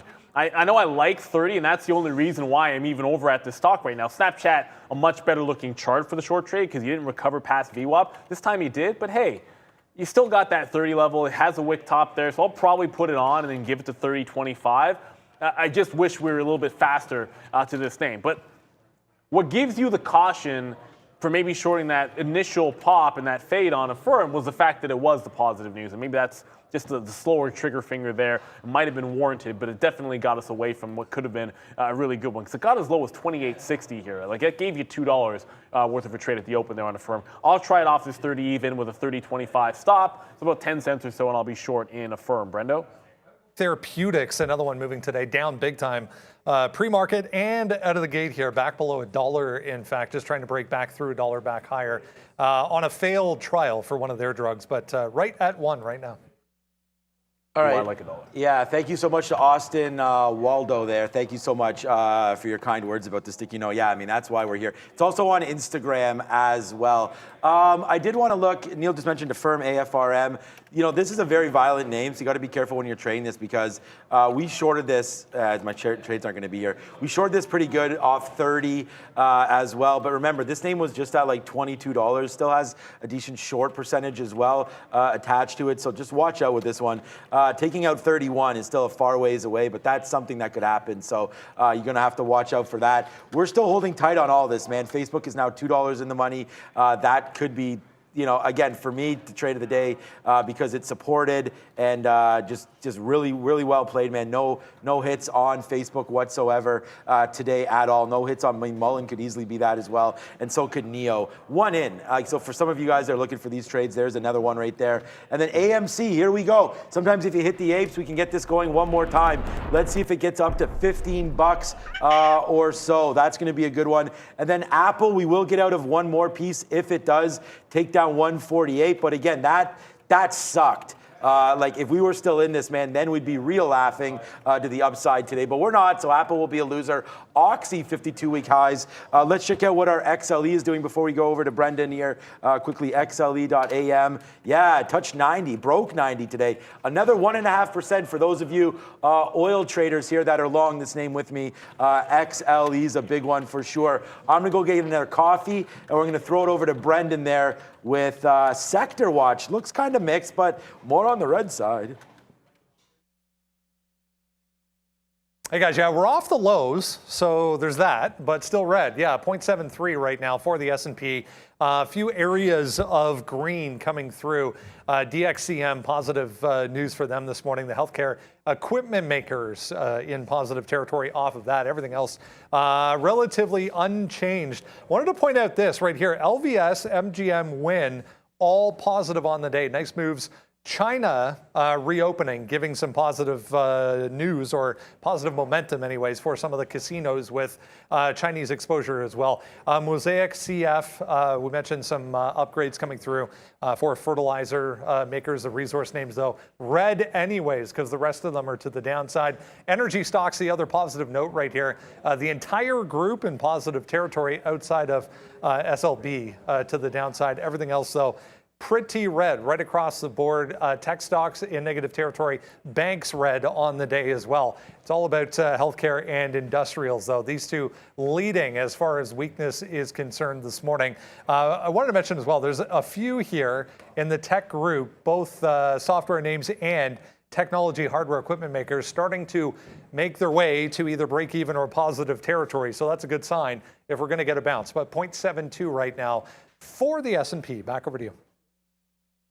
Thank you, Brendan. And look, we are trying to get the market, I should say, is trying to get back to where we were at the open. Like, forget about positive, at least for now. You're starting to claw back to where we saw at 9:30. A lot of names tried breakouts. One of those, Alibaba here, 98, where it tried to break from. If we do get an upside rally, remember you have $100. That is a pretty big key level for Alibaba. Was just watching the Nvidia chart back up at 189. But Alibaba stair stepping to the downside. You have a wick bottom when you go to this higher time frame, right? So you have had a gap up. Holding previous resistance was about 95. You have your wick bottom. If you hold this 97 all throughout lunchtime, you're going to get a shot at that 100 level. It does feel like. I'm going to try. We talked about some weaker names there. Firm and Snapchat that we just got into the long side of. One that we've been holding for not quite some time, but pretty much all morning long is Jan. Still finding a bid at 420. So it does feel like, you got to have a bid in front of that 420 level, not on the other side of it. I'm going to go ahead and pop on here now and see if I can't get something at 425. The longer it holds this level, of course, it instantly fills ejects there, but the longer it holds this level off $4, you still have a gap up. You got a failed breakthrough 5 even earlier, just right before the open, but it's holding that first level of support from that breakout. The longer it does that, the more likely you have that secondary push, and then suddenly you're thinking long through 505 if it takes us out in the afternoon or at 1 o'clock or whenever it tries to do so. You now have jailbreak on Tesla. Remember 760? Here's your jailbreak on Tesla. NIO's back to that 750 level, so we held that one. We got it down to that 17. Now it looks like it's trying to jailbreak to the upside. If you're looking at something relatively strong, you should be waiting. If you're looking for the short or where to take it out, you have a gap from 60 all the way to 775 here, and that's what you want to wait out because you have a very, very strong recovery move happening in this market. So you want to be patient with reloading on any of these shorts. And like I said, if you're going to be shorting something, why not look at something which is relatively weak? I just showed you Tesla booming to the upside, Nvidia booming to the upside. Here's Snapchat. It cannot even break out of VWAP here. So if the market turns, I want to be adding to Snapchat. That is all kinds of weakness that I'm not going to ignore here. So that's the only one I want to be adding to. Affirm, we put our stop to set 30.25. It looks like that one's going to get tested, but again, going to adhere to that stop level. If we get through that quarter, give me a break now, it doesn't want to load. I'm just going to do this.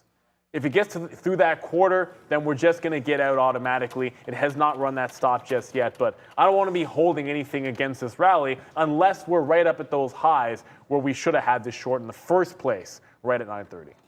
Yeah, it's baller status. Nice shot there, Brad. But there goes Apple. A nice little move for us on that. We'll go, yeah. I just ran into Tony Toronto. Asked me how my weekend was. Very kind of you. Thank you, Tony, for that one. You're the man, as per usual. What a great show that was, like you mentioned on Friday. And thank you to our viewers for the Heinekens. That was a really fun day.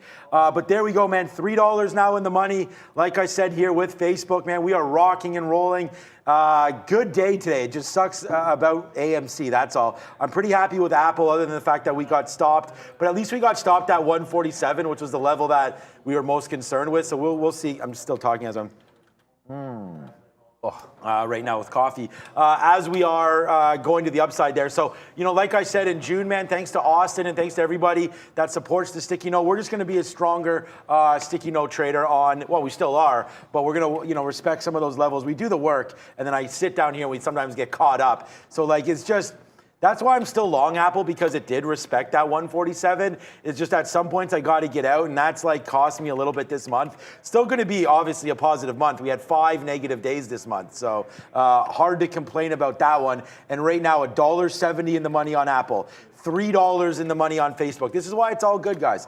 And then the only, like I said, AMC, a little bit bigger hit than we should have had. And then look at NIO. You want to talk about something that's going to be a jam today. We'll go boom, boom on that one as NIO goes in the gates of hell early and then rockets it later.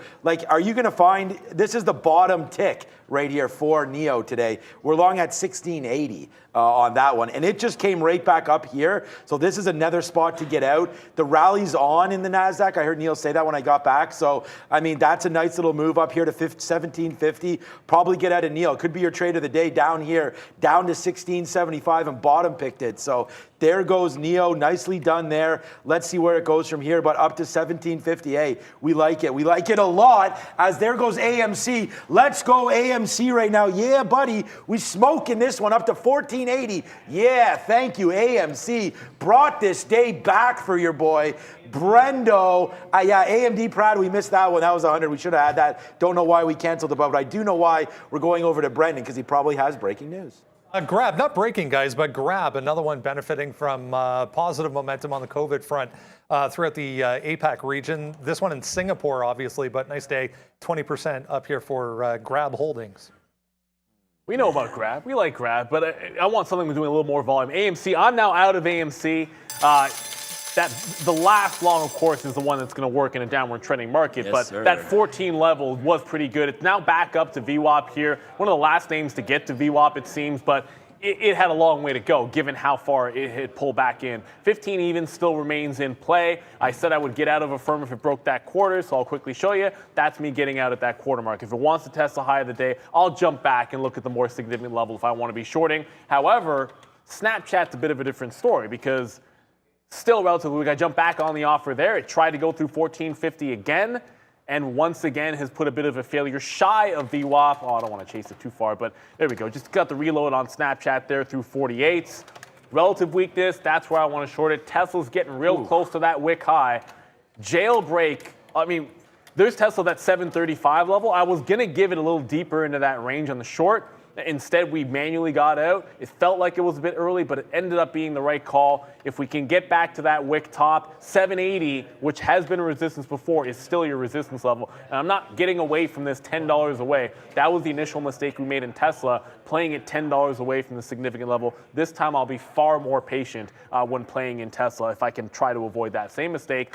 Alibaba, which is the other Chinese name, US-listed Chinese name that we're following in addition to NIO, on that last push in the futures, not really going here. So I was looking for this to maybe test that 98, see if it can't get up to 100. For now, BABA is still looking like a sleeper. So I'll go back to thinking about NIO. Your AMC, I'm not going to short that. And of course, I still have a little bit of that Jan play. And if you see me in that, I don't know if you guys see me in that TXMD, that's just a buyout. It's a $10 cash buyout. I'm trying to short it off the high of the day and just scalp, spread, trade it. I don't know that there's a lot of volatility left in it because it's got that $10 cash, but I'll be shorting those pops. Jan, still a good bid. If I'm still in this at 12 o'clock and I'm short and it is not below $4, then I've made a mistake. Because the longer this holds, the more likely it is to catch another bid and then run that stop at 5 even. And as long as it's held 4 even throughout lunchtime, I want a long through 5:05. All right, we're yeah, real lucky, man, to get this AMC backside, man. I mean, there it is again. We took another 90. It's just bouncing off VWAP right now at 15 exactly. So there it is, Kevin, man. Let's just go and call it what it is. We smoked it at the end of that day, at the end of this trade. So finally held 14. Good outs on that one. NIO, we just pulled it back. If it broke back down below 1750, like I just said, that was a good trade for us as well. We'll hit the slap shots. Congratulations to New York Ranger fans as they advance the finals, the conference finals as well there. So they will face Tampa Bay and see what they can do on that front. I mean, I'm just going to hold these longs. We're very out of these now. So Facebook and Apple both out pretty much. We have a very small position left. We'll see if it fades back out. Obviously, as the NASDAQ pulls in here, we could easily look for some shorts. We would have a smoke show of a day if we just had this AMD, but we don't. But there it was, man. The good call down there at 100. And honestly, like I could see the canceled orders in my order log. It's just, for some reason, Apple, it was at the same time. They were all just cranking lower. I had Apple and Facebook. So again, gotta respect some of the names that we like the most. AMD's been such a great investment, such a great everything in the last like 10 years. And then it's been even better to day trade this year. So gotta watch out for this name as it's rocking and rolling. AMD, wow, up to 104 again. And that keeps going.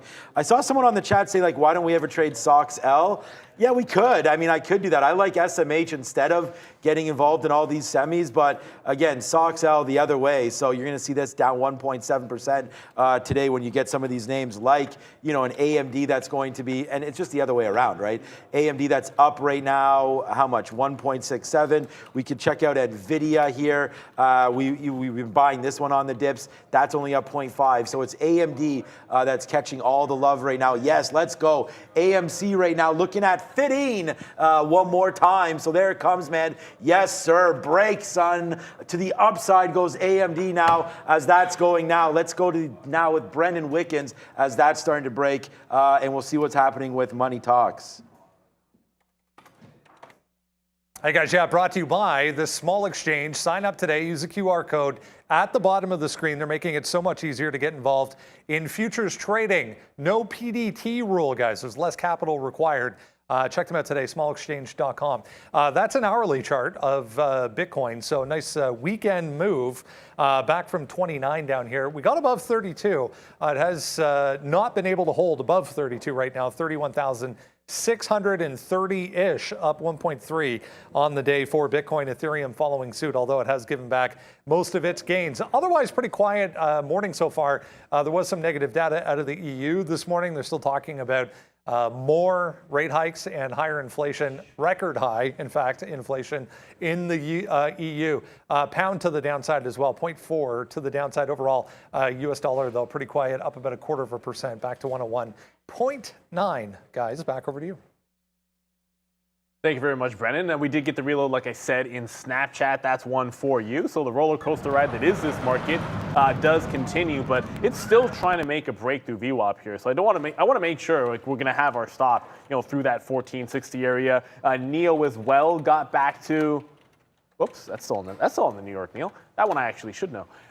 Got right back to our original entry price there. It failed back through 1750, so waited for the downturn, added back in. I'll give it back to the high, and then we'll get out, because if I'm not shorting at the actual high at 18 even, then I want to go with a tighter stop. That was true when we got in the first time. That'll also be true the second time. Tesla never quite got there. I mean, it's still pretty close. I mean, it got to 770, 772. I said I would not chase this. It did not get up to that 75, 80 area, but it feels like it could. Like it's still in the pocket, right? Like he's a huge rally off that 735 bottom. It chewed through VWAP like a hot knife through butter, and now you're just a matter of a consolidation at lunchtime through testing those highs. So I don't want to jump the gun on Tesla when it's been so incredibly strong. NVIDIA, one that I decided not to hold.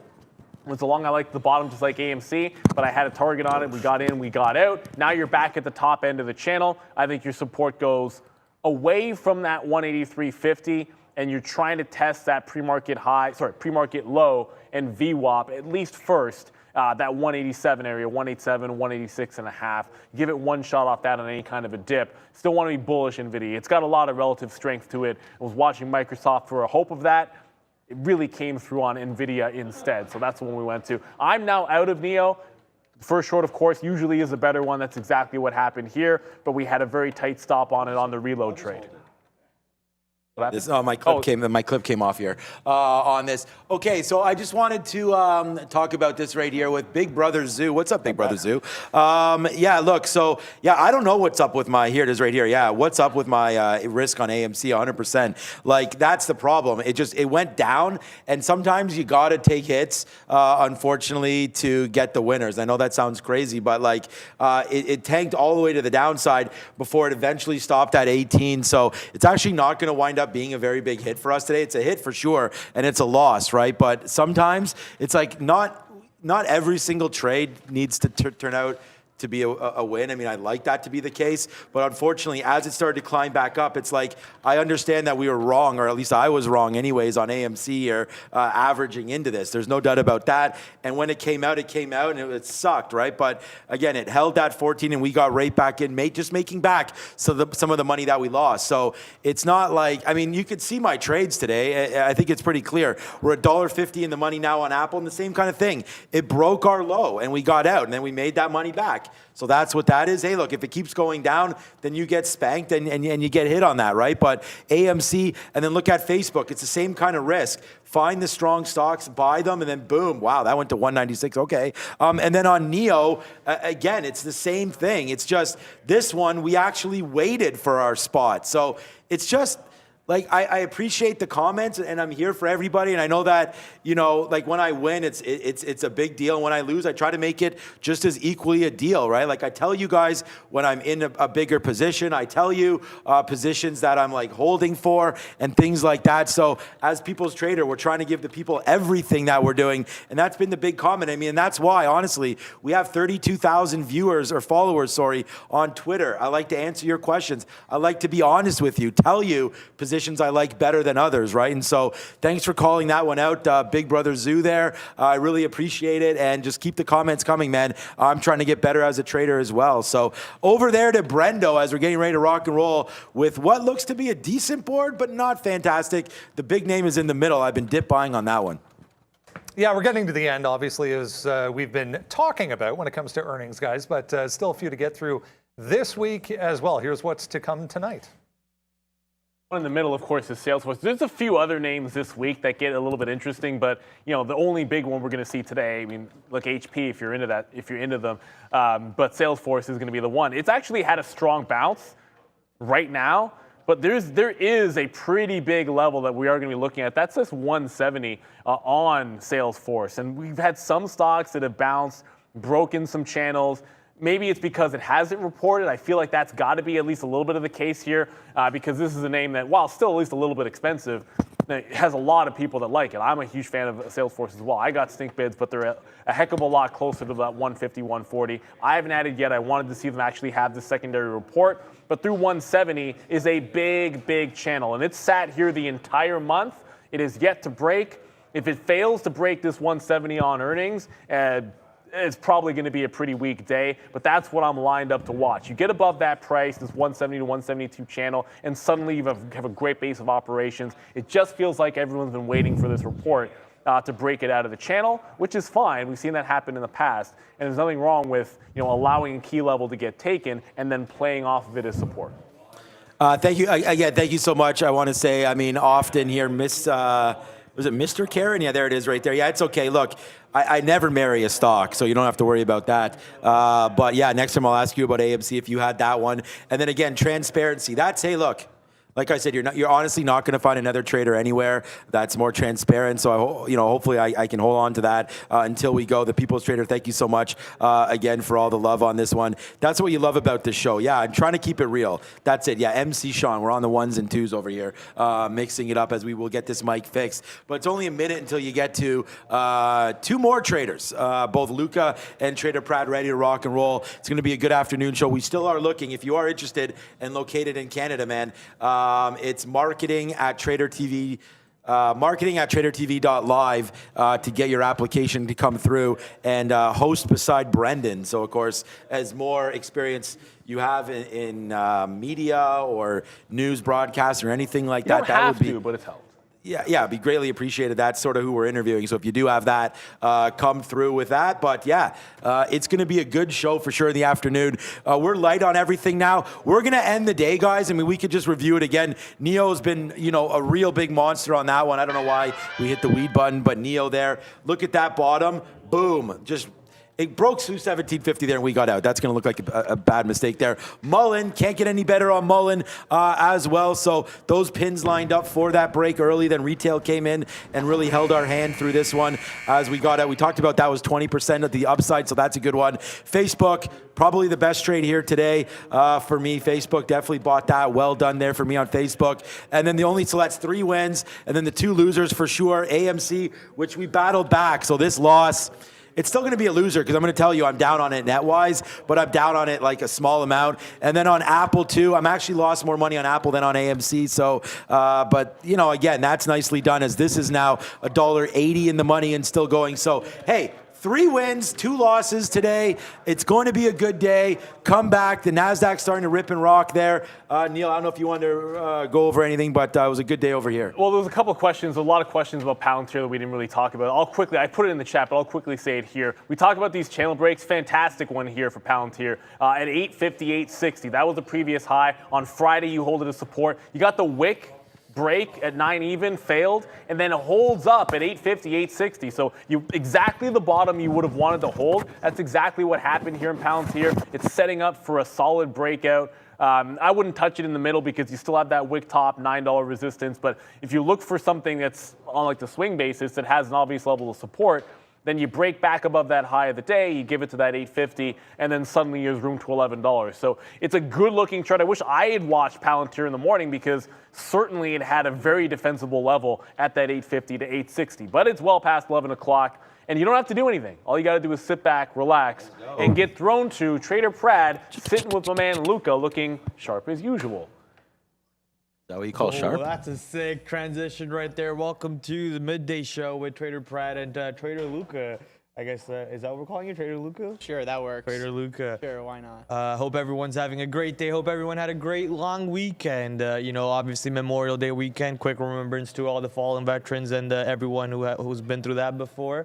And let's dive right into the stock market today. Obviously, a little downwards move coming into this Tuesday here. A little sad action on the market, but thankfully we reversed most of that move. We're almost we're actually above VWAP on the S&P 500 and on the NASDAQ at the moment, and only down about 0.5% on S&P 500 and 0.35% on NASDAQ. Let's start off with a couple of my positions. As you guys can see, I'm in a position right now. I'm in a SoFi long near the high of day. Just trying to see if I could take a normal trade, or I don't know what I mean by normal. Just trying to take a breakout of yesterday's high. So if we were to go on the dailies over here, yesterday meaning Friday, Friday's high was $7.66. I took the breakout high. Right now it doesn't really want to work for me, but that's why I've been taking flat exits on this every time it came back out and trying to cut down my size on this trade. That way, if it does manage to go back down, I'm not taking too big of a hit. So far, that's working out for me.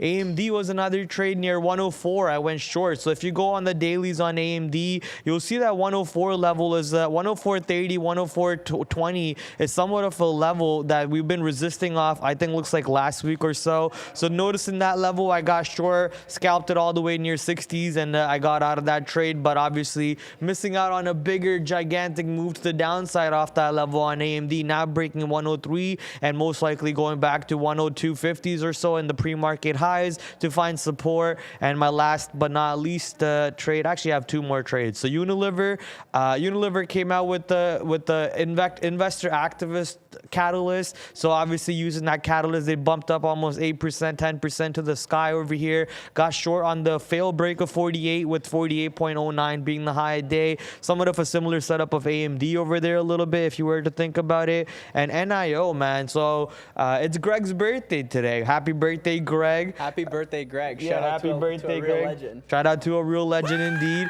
So we went to go buy him a gift. So I went long over here in front of 17, went to go buy him a gift. I had my stop out. By the time I come back, I got stopped out. And obviously, NIO long was the right direction. Just to stop where I had it was not the right stop. And I no more possible trade on that. But yeah, those are my trades for the day. Let's look for more opportunities. Hopefully, you guys are killing it at the moment. And let's see what Luca has for us in store.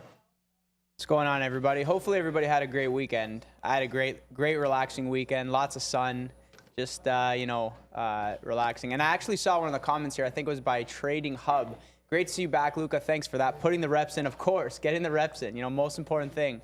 Just make sure you get the reps in. Make sure you get the reps in at the right time too. That's an important one as well, right? And guys, let us know what you're trading as well. Today is sort of slow day for me. Nothing really too crazy. Just tried an AMD short there that didn't work. I said to myself, you know what? Look at this chart. Maybe there's a small little head and shoulders pattern. Let me try this. Nothing too crazy. I thought we could make a move back to VWAP, but the fact that we just popped up confirmed my bias for the day. It's extra slow, so I'm approaching with caution. I'll try it again. But yeah, as you can see here, like this setup right here at kind of top of the range. I mean, I'm not sure if we're going to actually blow through that 105 area. We already We already had that nice, beautiful bounce off the 100 level here and ran all the way 4 points up. So now you have this kind of consolidation. I mean, maybe we get higher, maybe we get lower, but I mean, I'm not convinced that we're going to blow through 105. So definitely looking for a short there, but we'll see what happens. I mean, I'm not too excited about it. Let's go check out Snapchat. I know some of you were calling out Snapchat earlier. I was listening to Neil and Greg talk about Snapchat a little bit.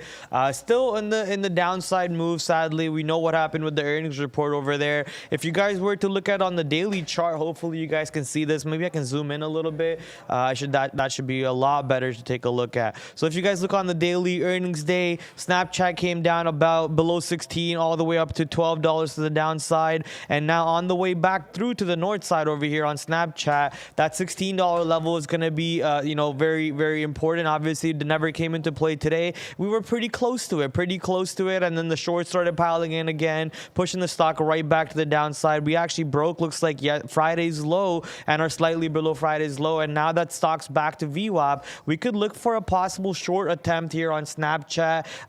Not giving it too much of risk, maybe all the way up to VWAP. We can maybe give it to 1460, break to the north side, about 25 cents of risk to the north side in case the market does want to take Snapchat higher for a possible reward of multiple pennies to the downside. Maybe equal 1:1 reward so far is what I see. If you calculate to the lower day level, maybe we actually break 14 to the downside and push that stock a little bit more, giving you a little bit more risk to reward setup on that trade. So for those of you who are looking to build into a Snapchat short, that would be a great opportunity over here. Maybe AMD at the moment really pushing to the downside, right back to VWAP almost on AMD. As I said, I'm expecting it to go test support on the pre-market highs. So we're pretty much near pre-market highs right now. 102.50 was the level I was thinking about, and we dropped down to 102.66. Guys, look at this, okay? This is what I'm talking about. You had the head and shoulders on AMD. That doesn't really mean anything to me.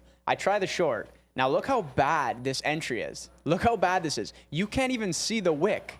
I was the bottom punch. I'm okay with that because, tight risk, I take the L, and it is what it is. Comes back up, comes back down. I say, okay, look at this. I think it's coming back down. I'm not believing that we're going higher, so I try it again. Now we're in the money. We're 33 cents in the money. I think this can get to, you mentioned what, 102.50. I'm looking for a 102 bounce. I think last week, if I'm not mistaken, 102 was the level that I mapped. When we got above it, we kind of started to rally a bit, but it was a slow rally, but is what it is. And I think we can get that 102 bounce. So we'll see what happens here. Definitely keep your eye on that. I expect it to kind of, now that we did break and we're sort of headed lower, we'll see if we get that 102. We're going to have to cut you off real quick, Luca, because oil is crashing. I heard Sharif in the back from behind us right here. This guy right here, if you guys can see, calling it out that oil is tanking. So as you guys can see right now, this is the crude futures. Crude's tanking to the downside for some reason. Maybe we can get some news from Brandon if it's free for a second. BREN, Brendo, CL futures news. But yeah, as you guys can see, if CL is coming down, most likely energy stocks are pushing to the downside with it, and so is your Oxy and every other stock in that basket. So let's quickly go over and check out what Oxy Petroleum is doing. Oxy about to most likely break 70 to the downside, 72 to the downside, and extend the negative move that the oil sector wants to give us, but still up 2% on the day. Sorry, we cut you off over there. Oh, never a problem, never a problem. I look over at your screen, I see like oil's tanking. I'm like, oh, that's tanking a lot faster than AMD, so that's probably more exciting there. But yeah, guys, AMD, 48 cents in the money here. Looking for that 102 bounce, but the question is, will I have the patience to hold? Time will tell. We'll stay tuned for that one. Yeah, guys, market kind of fell off here. It was consolidating, and I want to show this here. Let me just bring it up for you guys. This is on 5 minute. Whoops, not here. 5 minute. Okay, so if we look at the wicks here, I think this is a good example. And it was on the 5 minute, if I'm not mistaken. So bear with me one moment. This is something that I don't know, like I'm not really a charts trader, but some type of patterns that I notice. See here, so this is 5 minutes. So the market opened, right? Comes up to VWAP area, pushes above, comes back, closes below. Pushes above, comes back, closes below. Pushes above, comes back, closes below. So before we see the rest of the candles, I was actually eyeing this, and this is what I saw. And I said to myself, I've seen this pattern before. I mean, this cannot get above VWAP and stay there. So I think we're going to go lower. And go figure, pushes higher, makes the high, then we get that kind of red candle to bring us back below. I have no idea why it does that. Maybe it's kind of like a robotic thing where they're just hunting for stops on like a lower volume day and they kind of push through to get that volume to get in. Like that's, you know, just my speculation is what it is. But yeah, so now we might be going lower. I almost want to favor the short side today, but I'm not too sure. You know, we'll see what happens. And yeah, AMD coming back up here, so it's getting me a little bit worried, you know. Oh, he went, you know. Oh yeah, it's Sean's like, oh, I went long there. See, the funny thing is this: I tell myself patience. I need to wait for my level, and then it, you know, kind of comes to my level. I was like, I should cover here, and then I don't cover. And what am I going to get stopped out at break even? But, you know, we'll see what happens. I mean, I think we could grind lower, but, you know, if I'm wrong, I'm wrong. Definitely keep your eyes on that. And, yeah, do we have any news on oil, or oil's just kind of falling off there? Not sure. Brendan's busy at the moment, so whenever he's good to take a look at it, we'll take a look at it. Yeah. But MULN is what I'm taking a look at in the chat. MULN at the moment taking off. Yeah, and no worries whenever he's able to. MULN right now taking off to the north side for some reason. VWAP bounce coming in on MULN. I do know that the news for this was a good battery test. I actually knew this from, you know, checking out the Sticky Note Nation. If you guys are not following the tweet over there from Sean, he mentioned in the morning that they have a good battery test. I believe he went long. Where did you go long? 818? Oh, $1.18, and right now we're at $1.36. I mean, look at the move off the pre-market itself when that news dropped at 8.35, and then the opening candle. So multiple reasons to go long on MULN. Another day, another EV stock back in play, and you guys know what happened with NIO. NIO got put on the technical list of Morgan Stanley as a buy. So obviously, sucks to be me for getting stopped out. You know, it was more important for me to go buy Greg the birthday gift instead of being in a long trade. So not going to cry about this one too much, but obviously missed out on a beautiful opportunity for long on NIO that has a positive catalyst hanging out with it. NIO short question mark. I'm not going to really be looking for shorting a stock that has such a great catalyst behind it, or at least positive catalyst behind it for today. Maybe not a great catalyst behind it. And NIO, you know, could be a short in front of 18 or so. So I'd just be patient in front of 18 if I wanted to go short. Not right now. You know, also, I don't really know if you would be calling this a head and shoulders or anything, you know, but if you want to, I guess you could, you know, left shoulder, right shoulder, head. I'm not sure. And then it's pre-market level. Like it's called the neckline. The neckline. The neckline over yeah. here. So yeah, I don't really know how you want to be looking at that. But clearly that short is paying off at the moment, going to VWAP. I think we're going to continuously find support at $17 or slightly below 17 on NIO. I see people shouting out Apple here in the chat, and I don't know if it's just because I'm on here and then I mentioned this is my stock, but yeah, guys, 148 level, interesting. Are we going to get back below that, or are we just kind of chop around all day? We had that, and this is something that I found actually kind of crazy. So this morning came in, I was eyeing the 150 level. I'm sure everybody was eyeing the 150 level, and we literally get there, we push through, we make like a 20, 30 cent move up, and then just instantly slammed and back down. And I want to show you guys the 1 minute here to kind of add context. Like look here. So market opens. This thing opens, pushes all the way up, breaks the level, 26 cents, comes back down below and closes below. So it's like, I mean, you know, I mentioned this before, and a lot of people mention the same things. In a bear market, we still are in a bear market. In a bear market, you don't want to be trading breakouts, right? So I think the 150 level is definitely a level that you can classify like, look, this is a breakout level. I want to go long. I think we push 151, 152. We'll see what happens. And I mean, look, if this thing moves up, slam down, and then just lower the rest of the day. Look at this volume. Like opening print volume was large. Look at the volume. Like there was normally when you see these stocks open, they start up here and they sort of trend down. And then they have this type of volume. I mean, look at the volume. Like Apple's only done 28.5 million shares today, right? So yeah, guys, like this is kind of something to keep in mind. Like, you know, you don't want to be trading, I guess, key level breakouts. Clearly, that's what the market's telling us. Like 150, super key level. We already had that 2-day bounce. Now the real question is, are we going lower today? We're down 85 beeps right now in the market, and where are we going to close? That's a great question. Just keep in mind, you know, it's the end of quarter 2 today. And I think Powell and Biden are talking, and I think quantitative tightening starts tomorrow, so June 1st.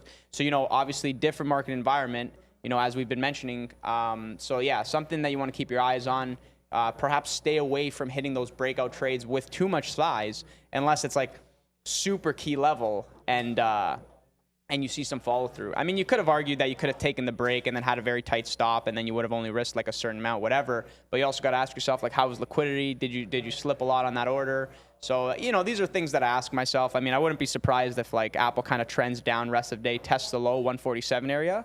But yeah, overall market looks like it is trying to make a push towards the 4,100 area. I don't know if Arun mentioned any levels, and I'm just guessing here, but I want to believe that 4,055 area on the ES is a level of support. I want to believe that, and then 4,000 obviously, super key level there. I'm not sure if we'll get there, but I mean, I wouldn't be surprised if we make a move towards that area. But no trades on it right now.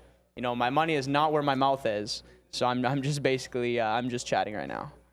Yeah, I would like to believe I could fly, but if I jumped off my house roof, I'm pretty sure the story would be something else. Market doesn't care about what we believe, my friend. We got to find the levels. Yeah, I don't know about Arun's futures levels. Maybe I could message him if you want and ask him what levels he's looking at. As my buddy Luca here mentioned, a little bit of a hands-off type of day, a little bit of a risk-off type of day. Yeah, you've seen me taking trades, but I'm not really putting any risk behind it. I'm not putting any volume behind of these trades. Right now, I went long on AMD near 102.62, as you guys can see. So that idea of finding buyers near 102.50, which happens to be pre-market high, helping me out a little bit. I'm only giving it about 10 cents of risk from 102.62. Let's actually be honest, maybe 15 cents of risk if we do the math properly. So if I'm giving it 15 cents of risk, obviously 1:1 R. I already took one of my profit lots on there, trying to see if we can give this trade a little bit more wiggle room to the upside instead of taking more profits, to see if we can get a break of 103 again and maybe a retest of the high day, which also happens to be a weekly resistance on AMD near 104.32s or so. If I can quickly show you this chart, I'll show you what levels I'm talking about. So I have this level mapped out over here, what happens to be from the first week of March into the last week of March, and those levels got respected into the 18th and 17th of May, highs of 17th and 18th of May, even the high of today just so happens to be near those same levels of 104.22 and 104.36 or so, and hence I went short off that level. Should have held it a little bit more instead of just taking a 40-cent scalp. Let's see how this long works out for us right now. 11 cents in the money. Since we are talking about AMD, let's quickly go over to NVIDIA. NVIDIA was in the positive when I was looking at it earlier, but now NVIDIA sadly getting back into the negative, right back to the downside, almost 1% and a level that I'm interested on NVIDIA over here is $180 level. Nice and even 180. If you guys were to take a look at what happened on Friday, I think as Luca mentioned, it went as low as 170, not on this stock. He mentioned on a different stock. It went as low as 170, 166, but it closed above 180 at least, or try to stay above 180. We also have this day high of May 26th, where 180 seems to be a level. So if on the way down today, if we do manage to go near 180, I'll be thinking about a long over there. Right now, I was thinking about a long near 187, but clearly since the market wants to go back down maybe not. 187 is right back on the bid. We were just like 30 cents below 187 and instantly shot right back up. So, we'll just let the stock do what it wants to do. No reason for me to trade NVIDIA today when AMD has been a little bit stronger, a little bit more fruitful to trade overall. And quickly before we throw it back to Luca to see what he's looking at, let's go take a look at SOXX. This is a semiconductor ETF. I like watching ETFs of the relative stock when I'm trading them. So SOXX today down 1%, whereas AMD is actually up 0.5%, and NVIDIA, you guys saw, was down 0.5%. So a little bit of a mixed basket going in for semiconductors. Luca? So guys, I'm still holding on to my AMD short, and what I saw here is 500 lots just popped up on the bid, and we actually pushed through the 103 area. Now this is where I start to get worried, because I'm back at my average. I was obviously like 50 cents, 60 cents in the money, and I thought to myself, I might have to cover this. Like we're moving higher, but patience is key. Patience is key, and I said to myself, watch us push through 103, make a break, and then dump and reverse. That'll be something that, if you're short, that's something that you want to see, obviously approaching back the level there. And as soon as we got to that level, I saw 500 lots pop on the bid, and the market just ran towards it and filled it right away. So look, I don't know if this is going to go higher. It could go lower, but the fact that it ran and filled that instantly tells me something. Like, bid is getting hit, bid is getting smashed. But, looking at what you guys are trading, I see somebody saying, can you look at the SPY? So I have the SPY here on my screen. I don't know if you have any main questions. I mean, I touched upon it on the ES. ES is future, SPY is just the ETF. And this is the 1 day of the SPY. I think, something kind of from a broad, from a broad perspective, I think, if we get to the 450, 460 area, then bulls start to get excited. But, all the way down here, we're still in bear market territory. Like, anything can happen. And I think this rally is fake. I think a lot of people feel that way. I think, it's just kind of like a bear rally, whatever you call it. And we already had the 2 days of push. And I remember I was saying this on Friday. So, like, the initial bounce was very strong. It was easy to get long. And, it was an easy day. It was a very easy day for me. The second day, even though it went up even more than the previous day, this was very, very tough for me to hold my longs. And I don't know why. I think, like, bids were getting hit. I think liquidity was, like, iffy. And so the fact that now we're down today, I wouldn't be surprised if it's possible that we reverse the whole day, right? Anything's possible. But again, end of quarter. So, I'm expecting a lot more volume to come in on the close. That's kind of how these things tend to operate. So, today, the book is sort of slow, and that's why I was very patient this morning. I was like, I'm not going to jump into anything and get myself in trouble early when there's no real confirmation. And I want to say that somebody said take a look at something else here too. Let me just scroll up really quickly. Everyone's mentioning AMC. Yeah, guys, can you believe AMC opening up like, what, 15% and then just like instantly reversing? We got, I think, GME earnings come in tomorrow morning before the bell. And yeah, definitely spicy. And, one of the things on GME that actually interests me is like that 150 area. Holy And it was so unfortunate. Yeah, guys, look, now I'm out of the money on AMD. I might have to cover this. It probably is real. I guess the person who took that fill was right and I was wrong. But, that's trading for you. It is what it is. No problem. But yeah, guys, GME, that 150 area is super interesting. Like, look at this. This is the daily, right? So, like, we had that, like, super push up on a lot of volume over here, and it's just, like, squeeze, gap up, squeeze, squeeze, squeeze, then lots of volume, and then just kind of slowly moves down, right? Nothing's really happening. Then, boom, blow through 100, blow through the high, blow through 120, push to 148, I think we got to there. We didn't test the 150. So, I mean, what are the odds that we get back there for tomorrow? I doubt it. So, trade is probably not there. But I was actually looking forward to that GME, like, 150 area. Definitely an inflection point, in my opinion.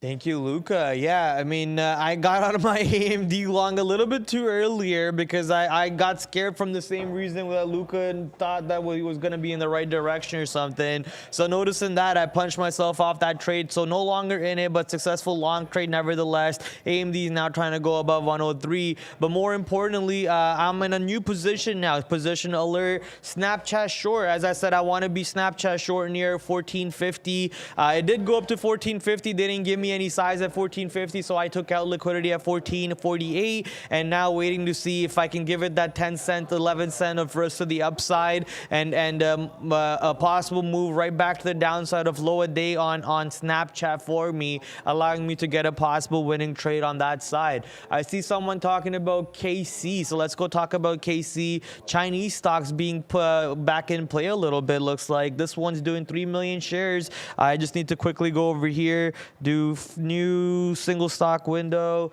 share this on all screens, go back to this screen, bring it over here. Awesome. And now just hit enter. Oops, sorry, KC.NY, and then hit enter on that one. Why is that not working? Is it NASDAQ?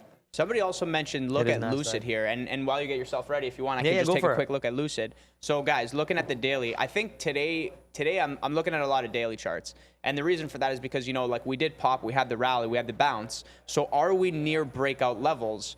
And for me, it's all about getting the reps in, as I mentioned. And one of the things I want to watch is how are the breakouts going to happen, right? Because they're going to happen again. It might be a trade that comes up for the rest of the year. It might be a tradable event over and over and over again. And, this is kind of the first time that I'm seeing, in a bear market, we are now breaking out at these key levels, example, Apple 150. And I was just watching. And I was like, okay, let me just watch. What am I going to see here? I'm going to write it down. And the next time, I'm going to be ready to hit it. I'm going to be ready to hit it. Not today. It's unfortunate, obviously, if I favored the short, it would have been it would have been a crazy trade, but it's okay because it's going to come up again. And so looking at Lucid here, I mean, you could argue that, like, you know, you have some resistance here, right? 2050 area, potentially 21. So this is definitely something.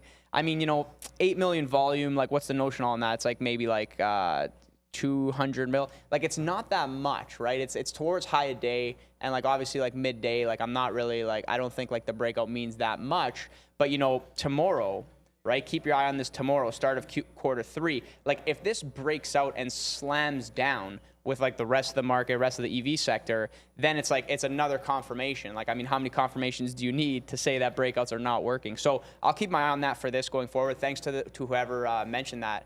And somebody's saying, Luca, can you check out SoFi? I could. I feel like you know, that's your name.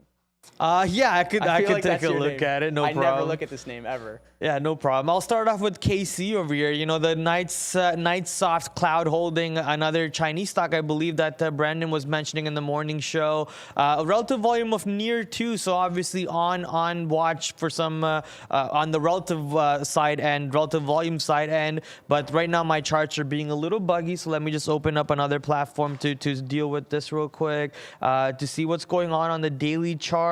Looks like we broke out of Friday's high off the open itself, so maybe we opened a little bit higher than Friday's high or right above it and started going near the $5 level. We'll see how the stock behaves near 5. A possible move to 6 if 5 breaks. You know, obviously that's going to stand out, and I think that's where we're going to start seeing some rejection coming in for KC. You want to talk about SoFi? Yeah, let's quickly go over to SoFi. So I took the Friday's high breakout. Obviously didn't work out for me, so I got out of that trade right away. Took a tiny loss on that. Let's see how much of a loss was SoFi. Yeah, almost nothing, non-existent loss on that trade. But right now, man, we're just leaving the stock alone. SoFi has almost no reason for me to be trading right now. If it doesn't want to break previous levels, looks like there is no volume for us to be taking advantage of on this trade. And on the relative volume end, it says exactly what I was saying earlier, is it's not even doing at least 1.5 times relative volume to what the stock is usually used to doing. No trade at all to be taking place on this for me.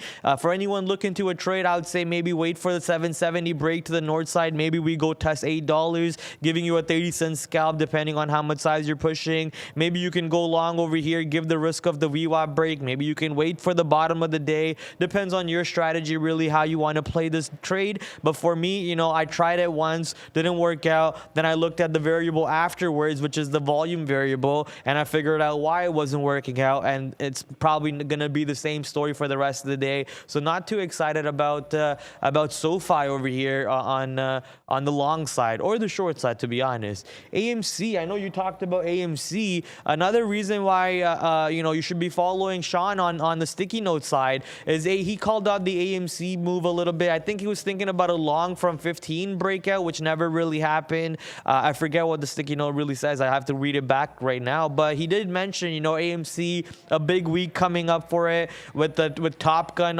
in the movie theaters and so on. So let's wait to see how those numbers come out. Overall, man, the earnings report on AMC pushed it to the downside so bad that I kind of grew a little bit of a hatred for that stock move. But very happy watching the stock right back to $15, $16. And the next time it goes to 10, I think it's time to blindfold, like just buy some shares and ride it back to the $11, $12, $13 ranges for a swing trade on my own account. Just food for thought for myself. Not really saying everyone should do that. Just something that I might think about doing when that opportunity comes. And actually, Neil threw in the resistance levels and the support levels from Arun in our work chat, and he says 42.10 resistance, 40.25 support. Sorry, guys, just trying to get my coffee in here. Yeah, guys, also looking at Tesla, you know, the questions that I ask myself right now is this the top? Is this the top? Are we reversing back down? I have no idea. But that 775 area is actually interesting. I mean, I don't know if we get back up there today towards kind of pre-market high and then risk off that 780 level. Like, are we really going to run towards 800 with so much volume? That's a tough question. Maybe we consolidate, go sideways. I mean, these are questions that I'm asking myself. But yeah, no, for sure. It's funny how that 750 level was actually Yeah, I wasn't even looking at that. I think somebody else, I think Brandon was mentioning this today. But yeah, guys, Tesla 750 is actually pretty interesting. Like, if you look at this, I'm not really sure if, you know, I don't love it. I don't love this area. But like I said, you know, 750, 700, 800, these are levels of interest. And like, you know, today we kind of ran towards that 750 area, then consolidated and like made a decision, went lower, came back above, couldn't get above here, could not get above, right? Then kind of failed and then broke through and then just instantly back up. Wouldn't be surprised if we do the same thing on the way down. Not to say that I'm going to trade it. I mean, I'll keep my eye on that, but look, we'll see what happens. We'll see what happens there. And I'm still holding this AMD move. One of the things I tell myself, you know, if you want to capture 2 points, then you have to hold for 2 points. You know, you have to hold for 2 points. Yeah. If you guys, if you want to make money, you have to be patient. You have to hold. And, you know, just looking at, like, look, guys, this is AMD right here. Like, this came all the way down. Normally, I take my profits. Maybe that would have been the right call. But obviously, if I think this thing's going to go 102, 101.50, kind of break through VWAP, then, like, obviously I have to hold there. But maybe could have structured it a little bit better. But, you know, this market's kind of interesting because is this the market that just gives you 100 times to get your money back, gives you 100 chances to get your money back? It's like, I was in the money, I was back to break even. I was in the money, it's back to break even. I was out of the money, back to break even. Out of the money, back to break even. Now I'm in the money, is it going back? Like, who knows? We'll see what happens. But yeah, and I think people were mentioning Snap too. I don't know if you took a look at Snap. Yeah, I'm short Snapchat right now at 14.48. 14.48, nice average. Yeah, so I'm short Snapchat 14.48 for anyone asking the Snapchat question. Let's see how low can Snapchat go, or will it actually get above 14.60 where my stop is and then push me out of that trade for a losing trade? I did already cover one exit already near 14.36s or so, 14.37, giving me a 1 hour trade already, you know, risking 10 cents. It dropped down 10 cents. I took my first profit lot. I have a bunch of shares still left for this move if in case it starts pushing back to the downside for me to capitalize on it. I really want to go over to, you know, it's 11:30. Let's start making some segments for the show. So how about 11:30, you know, half an hour in, we take a look at a different sector instead of the stock market, such as the cryptocurrency market. The cryptocurrency market yesterday jumped up for some reason. Not sure what the reason is, but I'm not complaining about that reason at all. We're very happy noticing this boost up from 28K coming in yesterday. My phone was actually blowing up from my brokerage going, oh, your account's, you know, regaining some of its value instead of you going dirt poor broke. You're about to be a little bit less broke on that account. So you know, the cryptocurrency move coming in yesterday. Today, still sadly, we are in the red for cryptocurrencies for most of them except for Cardano. Looks like Cardano up 9% over here for some reason, ripping up to the moon. And is it actually doing that right now? I mean, I guess it did it not too long ago, as you guys can see the 15-minute chart and the daily chart.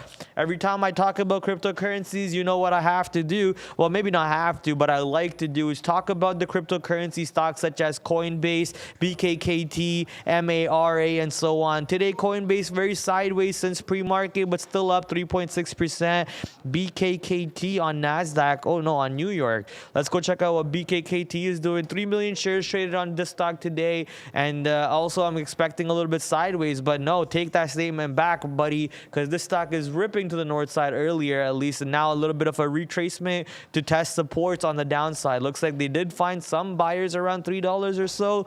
Let's see if that can continue on, and I'm looking to see if 3 was a level. I guess 3 was a level, and it's trying to stay above that level at the moment. Guys, I don't know if anybody ever heard about the cryptocurrency. It hasn't been released yet. It's called Pulse, and it's by somebody by the name of Richard Hart. And I don't know too much about this, but people were telling me that Pulse is essentially looking not to replace the new Ethereum. Luna? No, it's so you know how like Ethereum is sort of like kind of the benchmark Right. for all these things to build projects off of. So Pulse is essentially a smoother way, a more efficient way to send money back and forth. And it's not released yet. I mean, you know, the environment kind of isn't the best to, you know, not IPO, ICO, right? But no, see, I hear what you pumping, Luca? I knew that was coming. I knew that was coming. What are you pumping, Luca? Look, I have no idea, and that's why I'm asking you guys. Like, have you guys heard of this? You're not in it. No. It's not even out yet. It's not even out yet. Yeah. It's not even out yet. Yeah. And I was looking into this. I'm not huge in the crypto market. Like I'm not ready to like dump everything I have into crypto, right? Okay, I see here. If Pulse is a scam, Hex is a scam. I mean, yeah, I have no idea. That's why I'm asking you guys. You know, like what's if you guys heard of it or not. But yeah, so it's obviously not out yet. So I have no idea what this is. I mean, all these, you know, all these projects, they sound so good in theory, and then they kind of come out and it's like, okay, like what's the utility of these? Like what's gonna happen? Yeah, see, so I guess a lot of people, look, everybody's going nuts here. Like Pulse Chain, Pulse X will be 10X. Yeah, so, you know, I mean, it's not out yet, right? I think he mentioned it was going to come out November, December, January, but I guess, you know, market environment, you know, you don't want to release something that you know is not going to do well if like crypto's not doing so well. But I think, you know, the idea of it sounds good, but is it actually going to be good? Is the price going to go up? I have no idea. But yeah, it's good to see that you guys. That's why I love the chat. You know, I just ask a question. I'm like, guys, I have no idea, and like everybody like this, that, everything. Something to take away. Cool, pretty cool. You have any stock you want to talk about? Things are pretty slow. You know, the fact that Nvidia pushed back to 190, I want to believe this saved the whole market. This probably saved the whole market. Like the fact that, you know, it bounced off that 155 area on earnings post market and then kind of rallied up. Now we're back at 190. I wonder if we get to 200. We'll see what happens. I see somebody also was asking about Alibaba before. And you mentioned, yeah, Chinese names were strong. I mean, I usually don't trade this name that often. You could probably play off the 100 level. I mean, we came all the way up to 99.32, and the range of this is pretty cool. But, yeah, I don't see a trade on it right now. Not sure what's going on over here, but HUSA is taking off right now. Days high on HUSA, 56% to the north side, 41 million shares traded today. If I remember correctly, HUSA was a oil stock of some sort. I remember it jumping up to the north side during the oil days. American Energy Corporation, yeah, so an energy stock, low float energy stock with a decent short float on it, 11%, not 20%, which is what the short squeeze games are really looking for, but still a decent 11% flow. Wondering why HUSA is going up when we saw energy sector pushing down not too long ago. So let's quickly go over to the energy sector. Yeah, as you guys can see, energy sector still in the positive after that original flush we saw when we were talking about it. But now that the energy sector is going back up, looks like HUSA is using that as a catalyst to really push itself a little bit more to the north side. I know most of the move already happened in pre-market, but the fact that we are doing this after crude kind of dumped not too long ago, so a little bit of a confusion move, I guess I can say. We did ask Brandon. Brandon did mention something to us. He said Powell Biden just had a meeting. Not sure if anything were on camera time that we could really pinpoint to and say this is why, but it could be more, you know, nothing big on oil, maybe more U.S.-Russia conflict based over there about, you know, we already know they talked about increasing the production rate or maybe release rate of the barrels. I know it was 1 barrel per day or something. So overall, they are trying to fight those crazy prices that we're looking at in the oil sector and the energy sector, but man, HUSA, what a tear on this position today. 55% up, almost as beautiful as the AMD move today. You know, AMD now $3 above my average price on my long-term account. My only positive stock at this point. It used to be portfolio. It used to be Apple that was saving my portfolio, but now Apple is like $1 away from my average price. But AMD, man, AMD coming out there rescuing my portfolio. It is literally Jesus take the wheel type of move coming in over here on AMD for me.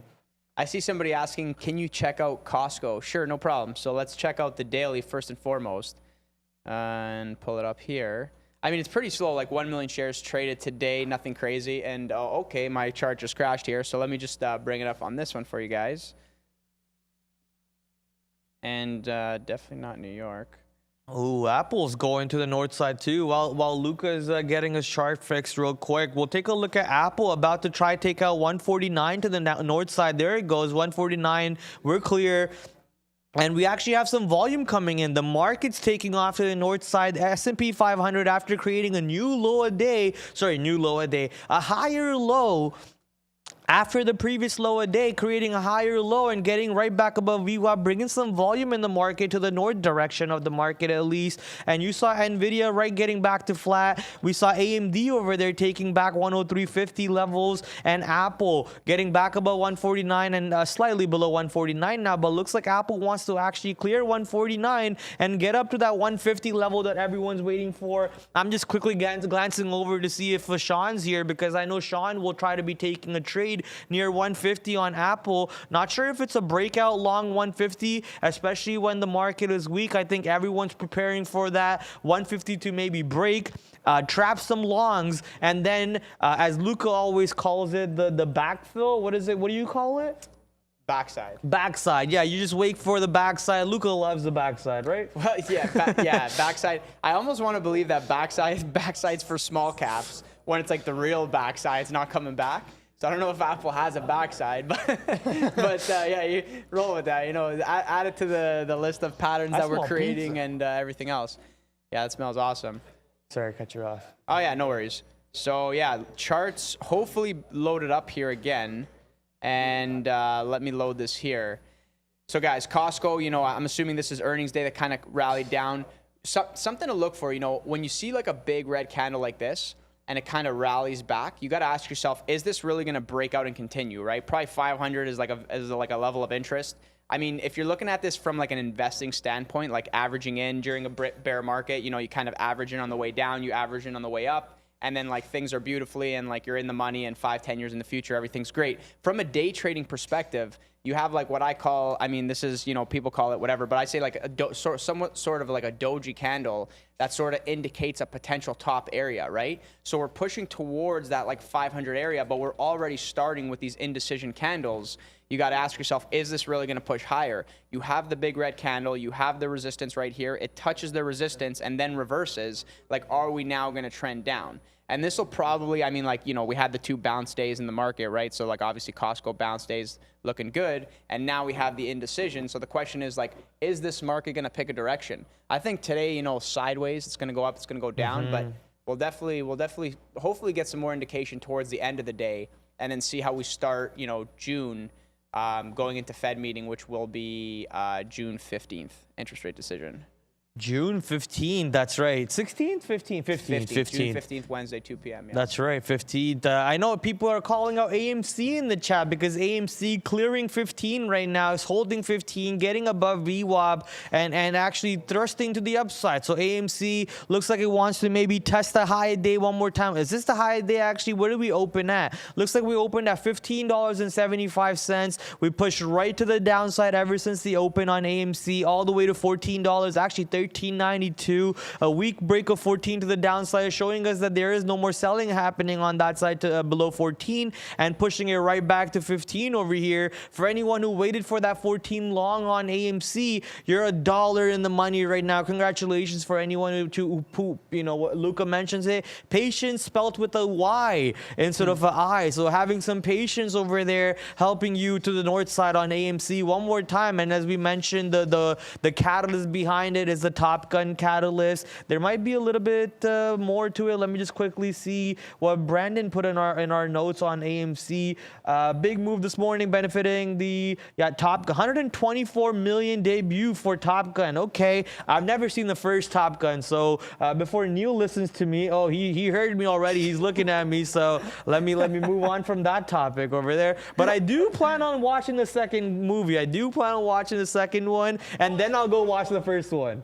I'll watch the second one, then I'll go watch the first one. You know, let's do it backwards a little bit, like the Star Wars movie. But speaking about the Star Wars, guys, Neil, did you watch laser beams coming? The laser beams back up. I'm just gonna back up. But Neil, speaking about Star Wars, have you seen the Obi-Wan Kenobi series? They have a new series called Obi-Wan Kenobi, and it's actually pretty sick. It's pretty sick. There's 2 episodes. Yeah. Oh, you did? Okay. It's pretty sick. That's right. All right, so that was a quick little spiel of my weekend of what movies and TV shows that I saw. Chat's saying definitely watch the first one. Definitely watch the first one. For sure will. Don't do it backwards. All right. I'll listen to you guys just so I don't get more laser beams coming from that corner. Yeah, I'm trying not to get burned over here. You know, I'm already getting burned on my AMD short. Look, 34 cents out of the money. I'm trying to be patient. Sometimes patience does not pay, it takes, right? So you just got to be vigilant. But like, obviously, you know, today, like I'm trying to be patient with it. I'll probably have a chance to get my money back, like at the 103 area, you know, if we're going to kind of make a move lower. But this is the thing, guys, right? Today, you had the move down, you had the move up. And, you know, what's really going to happen? It feels like nothing's really happening. So, you know, I'm going to be patient with it. We'll see what happens. Yeah, AMD, you bugging. Exactly. Like, where are we going with this? I have no idea. But, you know, trying to be patient. So we'll see what happens with that. Again, I don't love it. Like, I don't love it. So, you know, is what it is. Yeah, AMD, man, I think that resistance near 104.50s is pretty strong. That's why I like your short, but at the moment, I'm just going to be hands off on that trade. I had a long and I scalped it quick. I had a short, then I scalped that trade real quick too. So if it does give me an opportunity to go short again near 104 or above 104, giving me the risk of only 50 cents or so near 104.50, I'll gladly be looking for that opportunity. Let's look at some of the stocks that you guys are throwing out in the chat. I think BKSY is being called out. BKSY. Let's go check out what this stock is doing at the moment. 9 million shares traded. I'm guessing it's off to the moon. Percentage, yeah, 11%. Still trying to go take out of the high day at the moment. Or I mean, I guess we just created the high day. But let's see if we can keep on moving to the north side as the S&P 500 and NASDAQ are well above VWAP. Right now, looks like both of them are at the 100 period EMA on the daily. No, sorry, on the 5-minute chart. They're at the 100 period EMA and are trying to retest the high day near 41.40 maybe. I think that's the high day on the market. Let me just quickly make sure. I think that's the high day. If it's not, then it's 41.45-ish or so. And the level that Neil put in the chat for us, the level is actually from Arun, 42.10 resistance on the north side for the S&P 500 and 40.25 support on the downside. Neither of those levels look like have yet to come into play. Yep, neither of those levels have yet to come into play. And that means a man like Arun has yet to make a trade today. Probably. Patience. Patience pays. Even, what was the saying? I think Brankel said this. No trade is a trade. Yes. No trade is a trade sometimes, yeah. And somebody, extra pressure, AMC stop loss at 10,000. 10,000, wow. Deep pockets. You have any stock you're looking at? I know you mentioned Apple 150 area. I think, you know, as we get closer, it's something to look for. Like, you know, we're probably, market's kind of pushing up now. We're sort of trending up. Are we going to get towards 150 is the question to provide a really good short opportunity? I don't know. I mean, you know, volume's kind of light, so it's just kind of doing its thing, kind of flirting around. Still holding AMD. I mean, at this point, I'm going to have to cover this soon. Maybe. Or hopefully I could hold this all the way and it comes back down. But yeah, we'll see what happens. I mean, the fact that it sort of held VWAP here didn't even test. I guess you could, you know, go back to the saying that, like, you know, don't be too greedy. It gives you the win. You don't take it. You still hold. For what reason? I don't know. And now this thing's moving higher. Like, you know, now you got to cover a loser. But it's what it is. You know, live and learn. Yeah, sadly, along with the overall market, Snapchat is now moving above VWAP. Snapchat getting above 14.55 or so. I did take another fill on the high side. You know, I know my risk is 14.60, 14.65-ish. So why not just take some fills that I already got out on the way down? That way I can get back my size in case it works out for me. I can just keep on scalping this trade all day. But right now, man, it's impossible not to notice the move that the market is presenting to the north direction. S&P 500 only down 0.5% now, right back to the high day. And NQ only down 0.1%. So NASDAQ tech sector overall showing us that there's tons of buyers maybe coming in near these areas. NASDAQ still pretty close to 12K. You know, yeah, 500 points is a pretty big move for futures. But, you know, we've seen NASDAQ move a percent, almost 2% reverse direction direction not too long ago. I believe it was 2 weeks ago or something like that. So here comes a big move coming in. Let's see if NASDAQ can turn positive or even get to flat at some point in the day today with this crazy long action coming in on Apple, NVIDIA, AMD almost back to high day near 104 right now, 103.90 on AMD. Let's go check out what Tesla is doing. Tesla might be going to back to high day almost. Yeah, well, not really. We got a little bit of a move left on Tesla here. And last but not least, let's go see Microsoft, Softy, trading sideways for the most part, not really losing value, but not really gaining value either. Looks like there's some sort of a base coming in around 270, even though we did dip all the way as low as 268. Some base coming in near 270, allowing the stock to find some support for the day today. And AMD, man, here goes AMD right back to 104, 104.18s or so. And this is where I start looking for my shorts one more time on AMC. Yep. I'm sure AMC giving it the high day risk one more time, same as my last trade on that stock earlier. And if 104.20 goes to the north side, we out of that trade. We outie, we walk away for a tiny loss. We still made profit on that stock today, and that's the risk reward trades that we always talk about. Yeah, guys, this did not work out well. My AMD short did not work out well. In the money, out of the money. Now I'm out of the money $1. I think this is where I cover it. But yeah, we'll see. You know, high a day is what you said, 104.20. So I mean, if we break that and we move higher, I cover. Like, it's not a big deal, is what it is. You know, live and learn. But yeah, Apple approaching that 150 area and kind of picking up volume here. So, you know, I wonder if we just like run towards it. Obviously, market pushing higher. Maybe we run towards this, break it, and then decide. But again, guys, it's probably easier to trade pre-breakouts than the actual breakout. Like, you don't, I mean, I'm not really, I mean, maybe this goes and it goes 151, 152, but, you know, I wouldn't be super excited about getting long 150. Like, that's kind of, you know, it showed us that it didn't work this morning. So what are the odds that it works the second time around when it didn't work the first time? So, you know, that's definitely something to keep your eye on. And guys, look, this is live right here. AMD making new highs, going higher. I had the chance, didn't take it. Patience today did not pay, so I must cover this loser, right? You got to accept when you're wrong. I'm wrong, is what it is, and, you know, can't complain about that. Live and learn, carry on with your life. But yeah, definitely Apple 150, something I'm keeping my eyes on. And this isn't something that I would chase the top on either. I mean, if we kind of pull back towards, hold that 149.50 area as the market's pushing higher, maybe we get a nice strong move and test, right?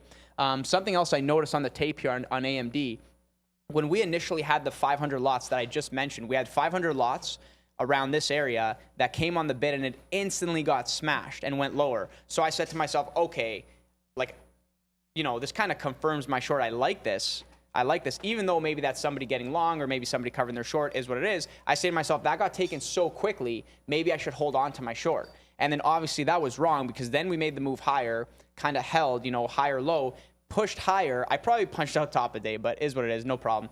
But, you know, then we made that move up, right? Now, 500 lots came on the bid again at the 104 area after the break, and it was just stalling. It did not test. It did not want to fill. And so, you know, I ask myself this, 500 lots instantly smashed at this area. I thought we could test VWAP. That's why I held. 500 lots not smashed towards high of day. These are questions that I ask myself, and I say to myself, you know what? Look, I'm wrong. What other reason do I need to get out of this trade? Like, it could go to 105. It could, right? And I don't want to hold it that far against me. So, yeah, I'll just take the L there. It's no problem. But, yeah, guys, Apple, we'll see. You know, Apple 149.72 now. Maybe get that 150 push.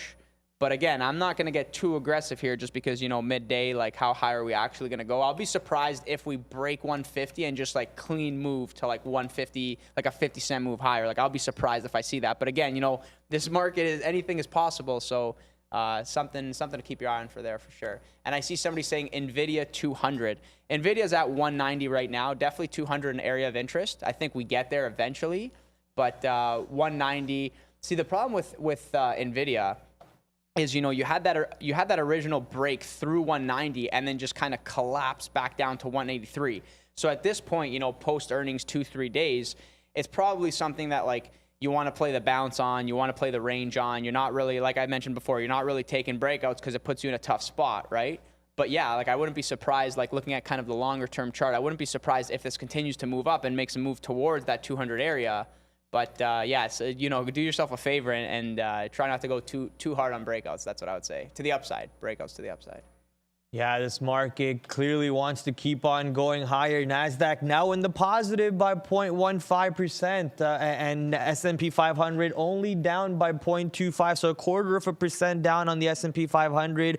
I know Luca was talking about Apple, but it's hard not to not look at Apple at the moment. So even though it's a different camera time, we're gonna most likely be looking at the same stock. We're waiting for us to see what happens near this 150 areas on Apple. It's struggling to even get to 150 at the moment. It's inching towards it. Here we go. Can we see it break 150 actually the first time through the opening of the day? Yeah, it did it in pre-market. Yeah, the high is 105.82. Well, I keep saying 105. 150.82 on Apple. But I want to see what happens over here during the market time that it's actually live at. So as you guys saw, it got pretty close there, as close as it can. And we see about almost 50, 60, 70, 80,000 shares or so sitting on 150 right now. Let's see a test of that 150 level. There were some size not printing. Yeah, we're not printing anything on 150 just yet. We're waiting to see what happens on that side. But AMD, I got stopped out on the high daybreak on AMD, and then I kind of like, you know, slapped myself going, what are you doing? You told yourself that you're going to,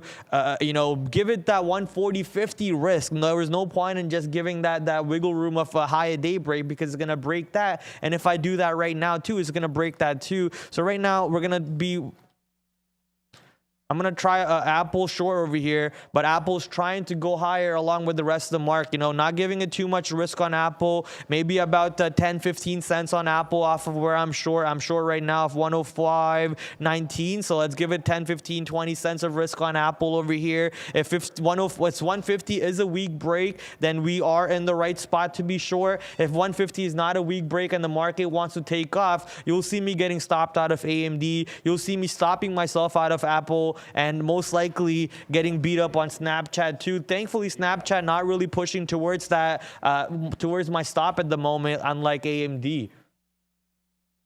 Great question, WAIC. Luca, what else did you trade today? So guys, I'm in chill mode today. Long weekend, you know, I don't want to rush anything. There wasn't really a lot of levels that I loved.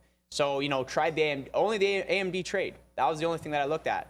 And, you know, Apple 150, actually interesting. We broke that level. You mentioned you took a short there, you know, and guys, if you want to get short, and if we're going lower and this is kind of top of range, then like this is the level that you're looking at. But, you know, we had 500 lots at the 150 area, and the way that it broke was interesting. It like didn't break right away. I was just watching it just now as Brad was talking, and it like didn't break right away. Like nothing was happening. And then like the size got taken, and the bid just instantly was like 150.06. So somebody like wanted that size, took it, punched up like 6-7 cents, and then we kind of pushed towards like 20-30 cent area, and now like really not much is happening.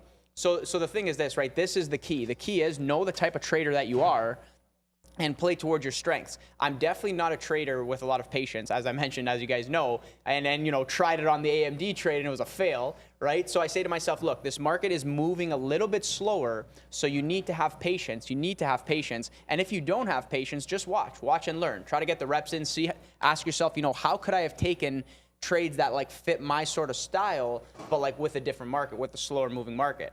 So yeah, that's kind of what I was looking at there. I mean, I don't love the Apple short, but I don't love the Apple long. So I say to myself, why get involved? Why force a trade? Why force something to happen, right? So, you know, definitely keep my eye there. And somebody's saying CGC 550 by Friday. CGC 550 blows my mind because I haven't looked at the stock in so long.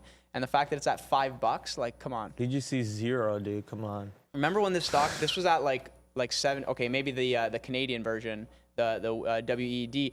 This was at $70, and now it's at like what, $7 or like $5. I think this was at like $50. So this has effectively lost 90%. That's rough. That's definitely rough for investors. I feel for you if you're there. And I see somebody else also asked, what's your actual percentage of accuracy? So in trading. So guys, everybody's gonna have their own stats, and like I don't know them off the top of my head. But the thing with day trading is this: you definitely want to playbook what you're doing. You want to playbook your strategies. You want to, you know, write down what did I see, why is this going to work again? Can I repeat this? Am I going to make money from it? And then depending on the strategy, you do it over and over and over. You kind of build your stats and you say to yourself, okay, this one looks good. I'm going to scale up on this one. This one doesn't look good. I'm not going to scale up on this one. So, you know, I think kind of general rule of thumb I would say is like look for like 4 to 1s, 5 to 1s. So, you know, you're risking 1 unit, like Brad says, you know, 1 unit of risk, 5 units of reward, right? So whatever that means to you. If you're going to risk $1, look for $5 wins. If you're going to risk 10 cents, look for 50-cent wins, right? Sometimes, obviously, you know, that GPS trade from last week, you know, the market provides you opportunities to get like 20 to 1, 50 to 1, 100 to 1 if you structure it properly, right? So, you know, it really depends. I mean, depends the strategy. Like, it's so difficult for me to answer that question. I mean, overall trading, like, I don't think that's an accurate, like, my overall trading, you know, I would say, like, which part of the playbook is this from? Some are better, like higher probability trades. Some are lower probability trades, but they have like great payouts. I think like a lot of people ask about options, and the thing that's lucrative about options is that, you know, it's the idea that I can put in $100, $200, $500 and get like, you know, 50 to 1, 20 to 1, 15 to 1, right? So the thing is like, on those types of trades, you're probably, if you're swinging for the fences, like, you're probably going to lose so many times, but then the one time that you win, it's going to pay you everything back plus more. So there's that type of trading. Then there's like house trading, which I classify, you know, house trading as in like you are the casino. So it's like, you know, like you'll just take the high probability bets every single time and collect the winnings, right? It might not be huge winnings, right? But it's just like kind of base hits, right? So it's like, that's a tough question to answer. You know, I don't have a percentage off the top of my head, but like just you know, something I'll emphasize for you guys is make sure that you are playbooking your trades so that like you can associate, you know, win percentage, win rates, like, you know, like risk to reward on those strategies. And then you can say to yourself, you know, the next time that they come up, you say to yourself, okay, like this one I win 80% of the time and it's a 3 to 1. Like, that's amazing. Where else am I going to get that? I'll scale up on this strategy. And then you look at the other ones and you say, you know, this one, it's like, yeah, I have a 70% win rate, but I only win like, you know, it's not even a 1 to 1. Then you say to yourself, okay, maybe this one, like, I'm not going to scale up on. Like, I'll just use this for base hits, like kind of pay the bills, whatever. So these are questions that you should be asking yourself. Yeah, exactly. I have no idea my win rate off the top of my head. Couldn't tell you. Not something that I focus on, you know, definitely focusing on the trades at hand. And then, you know, at the end of the month, you know, look at your playbook. You say to yourself, where did I do well? Where did I do bad? How can I get better? And these are the questions that I ask myself.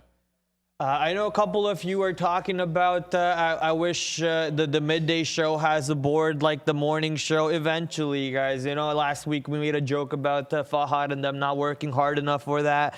It's actually, you know, they need to program the logic for it and the you know, the API calls and everything for it. So it takes quite a bit of a work. It's not as easy as I thought it was previously. It's not just a bunch of wires and so on. But you know what's not easy right now is holding these shorts as the market rips off the faces off the shorts. S&P 500 about to go flat on the day. Apple about to most likely stop me out on my second short entry. So we got short. We took our scalps out for about 30 cents in the money, and now we got right back near 150.26.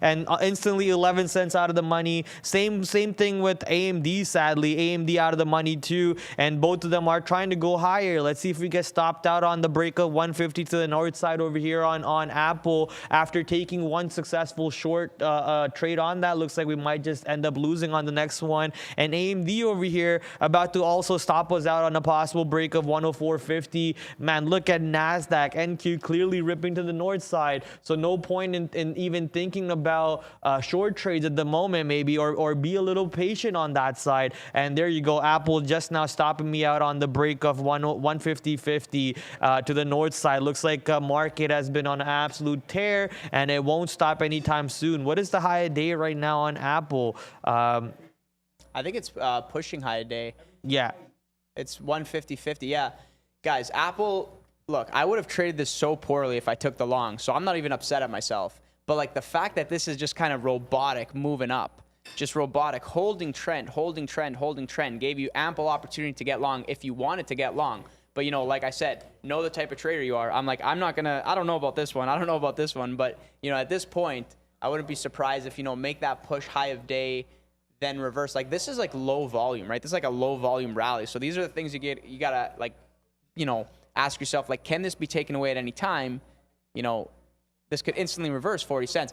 So, these are questions that I ask myself, and that's why I don't love the trades. That's why I'm kind of in I'm in chill mode, just trying to wait for the market to confirm what I want to see and then go from there. But yeah, guys, what are you trading? Let us know what you're trading. I know there's a bunch of oil names in the chat, and I never trade those names because I trade them so poorly. But yeah, and I see I am not a breakout trader. Yeah, no, definitely not a market to test breakout strategies. I think maybe breakout reversals. But yeah, we'll see what happens. I mean, can this bounce sustain itself, right? Can this market bounce sustain itself? The market went lower, and I said to myself, okay, maybe we're going lower. We're going to test low a day. Then it instantly reversed. It's like it heard me, and it said, nope, we're going back up to the highs. So, yeah, we'll see what happens there. And you traded Micron all day, MU. I haven't looked at MU in so long. I remember Nancy Pelosi loaded up on calls, and I looked at it. I was like, okay, this is probably going to the moon. I mean, Nancy Pelosi, when she ever wrong? But then she was dead wrong because this went down. And after that, I said to myself, okay, I have no idea. But, yeah, MU. Oh, look at that, eh? Kind of bottom out here. Oh, look at that, eh? Look at that, eh? Yeah, some of these charts, I mean, I haven't pulled up these names in so long. So, when I look at them, I'm surprised. I'm like, oh, look at this. But, yeah, no. And Coinbase, too. You guys are trading Coinbase. Yeah, Coin. I'm surprised that Coin, kind of Bitcoin tanks. Coin goes with it. And then it holds and bounces and goes back up, even though kind of Bitcoin's sort of sideways within that range area. So, yeah, I'm surprised at this one, too. I think next level of interest for Coin for me would be the 50 area if we get there. Or if we inch back to that 100 area, then, I'll be surprised if we get back to 100 and, kind of pick it up. I mean, who's buying this? Maybe Kathy Woods. I have no idea if she has it in her portfolio, but, she has the whole market in her portfolio. Okay, only let's be real. growth stocks, no value. But yeah, so I'm currently back into my short on Apple, and I've been in my short on AMD this whole time. Thankfully, never got stopped out on that trade, but got right back into Apple near 150, giving it about not too much of risk on this trade over here. Let's see if we can turn a little bit of our loser. Is Apple a negative stock? Yeah, very slightly. Thankfully, not by too much. And if the market comes off over here as it's trying to, looks like NASDAQ is pulling back slightly. S&P 500 also pulling back at the moment. So if the market pulls back, Apple short, AMD short, most likely putting some money into my pocket and washing away those losses we took on the first stop over here, or the second stop, sorry. But thankfully, we already scalped some good wins on that trade first, so that second loss wasn't too big of a loss for us to deal with. Snapchat, we got stopped out of Snapchat over here. We're gonna have to leave the stock alone. Looks like Snapchat wants to actually keep on inching its way to the north side a little bit, and that's because we're seeing higher lows and higher highs coming in, and this time actually getting above VWAP, indicating that clearly they want to keep on trickling to the north side a little bit more. So not interested in that trade anymore for now, at least. AMC, let's go check out real quick. I want to welcome on Angel Angel. Not sure how I'm supposed to pronounce that, but either way, if I got it right, welcome to the green side. Welcome to the Trader TV, to the Trader TV family, and also supporting us. We always love everyone who support us.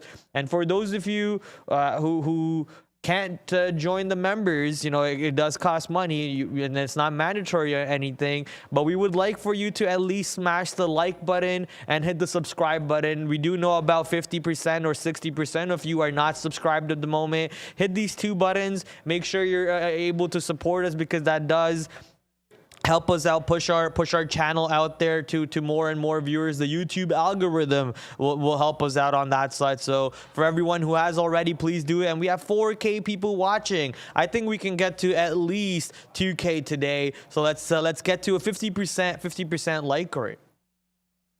Guys, I love this question. John Wilkins, what is your favorite Canadian beer?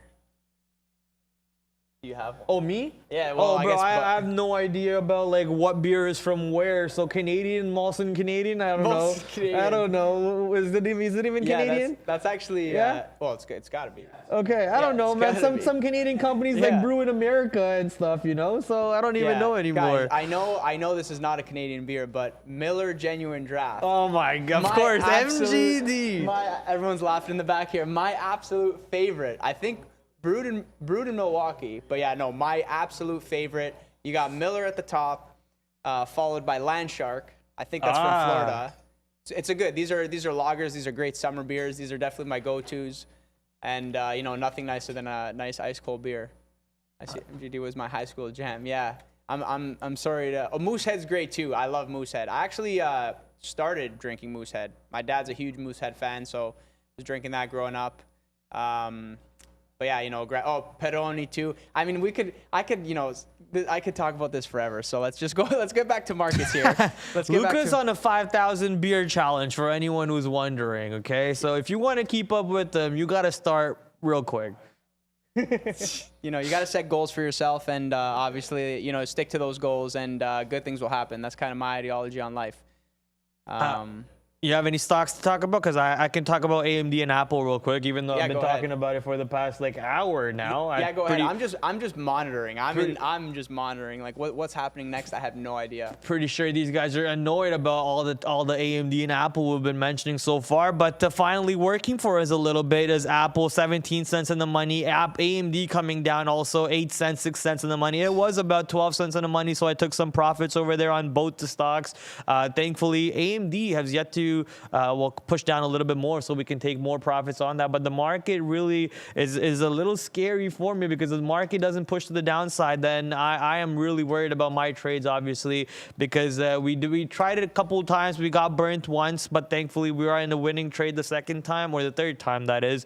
And let's go check out what the market is doing. So here's S&P 500 right now showing me a green candle on the 5-minute chart, so hence I'm not really as excited as I was on these moves, or at least not yet. And UVXY, we haven't mentioned UVXY all day. UVXY onto the downside. We were up at 3% earlier, but this market move coming in that pushed the S&P 500 and the NASDAQ into positive territories, obviously bringing UVXY into negative territories. Now UVXY down 1.8% with 26 million shares traded overall, slightly below 14. Let's see if UVXY can get up there. And I also want to go check on what the VIX is doing at the moment real quick. VIX, which is the volatility of the S&P 500. What does it say right here? It's currently at, why is my chart so ugly? Yuck.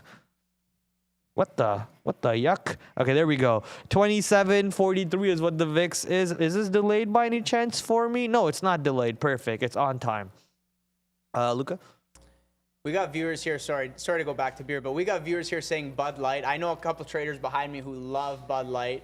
You know, it's a great beer. They vouch for it all the time. But I still think, you know, Bud Light, MGD. So, you know, I mean, it is what it is. But obviously, always subjective. And I see somebody else, Corey, saying BMO moving higher. I know yields are moving higher, and like obviously banks are going to kind of move in tandem with that. Like you know, higher yields are better for banks, I think, to my understanding. So, you know, maybe that's the reason why we're getting that push higher. You know, when you sort of have like a long weekend, then an open, and you know yields are up, oil is up, or started the day up before it kind of came down. You know, it's sort of like money moving towards that value, right? So if we're getting quantitative tightening, if we're starting that, you know, Powell and Biden chatting today, you know, risk off, people saying to themselves like, I'm going to protect my portfolios. This is how I'm going to do it. I'm going to go into banks. I'm going to go into more defensive things, right? So that's potentially the reason as to why kind of banks are moving higher. And growth sort of fell off, so like the tech names and stuff like that, right? Yeah, I see people keep saying BKSY. I've seen it in the chat now for like 3 days. Is this thing still making new highs? That's a great question. BKSY, 14 million volume. You know, I'm surprised that, and again, I can't remember the catalyst on this one, but I'm surprised at how these names continue to push up hold, even on the lighter volume. You know, if you're a mean reversion kind of small cap trader looking for that move down, the last thing you want to see is this thing continue to make new highs like this. Holding trend, right? So you definitely don't want to short these names. And I'm not too sure what the float is on this one. I think it was 8 million when I checked. I can check for you right now. Oh, no, that was HUSA. Let me check BKSY. BKSY. 60 mil. 60 mil. Ah, okay, cool.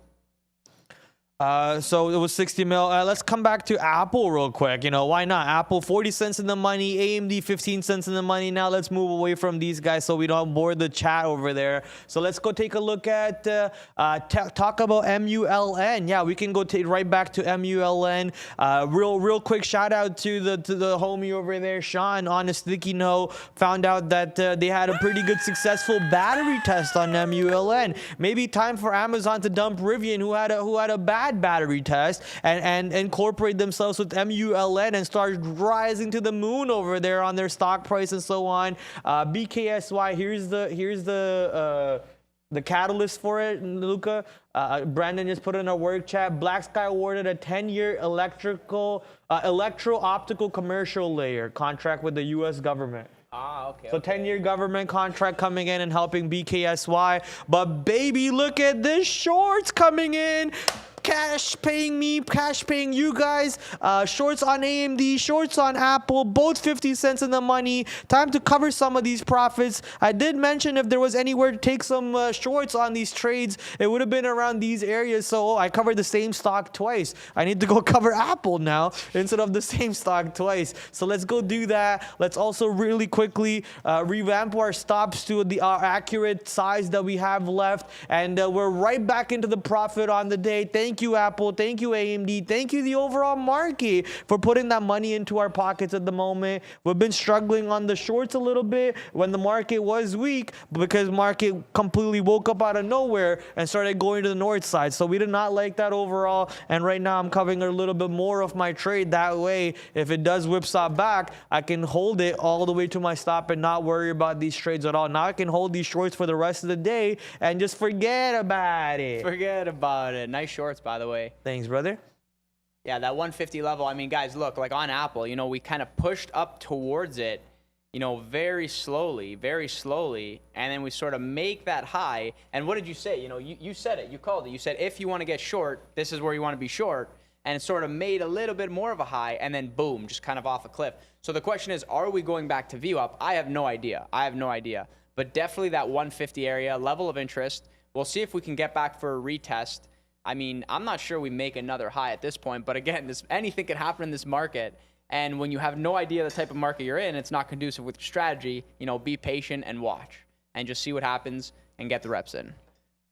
Be patient and get the reps in. For anyone who's wondering what that even means, he's just talking about actual screen time, sitting there, looking at the screen, looking at the time of sales. And here's a quick little tip that most of you probably don't even follow. I know market screen time. Ooh, I'm looking at myself. I look real good today. But the market screen time is what, 9:30 to 4 o'clock for some users who don't even have access to pre-market. So if you record yourself trading and then you can cut your video up to the parts where you traded, to the parts where you think you might have wanted to make a trade, and the parts where the trade actually happened, but you weren't part of the trade. Now you have extra footage to study, and now your screen time just goes from 9:30 to 12. Let's say if you're just a lunchtime trader or pre-lunchtime trader, now your on-screen time goes from 9:30 to 12, and then maybe after 4 o'clock you spend some extra time to watch your own video at 1.5 speed or whatever, and you spend more screen time trying to learn the tape reading skills, trying to learn how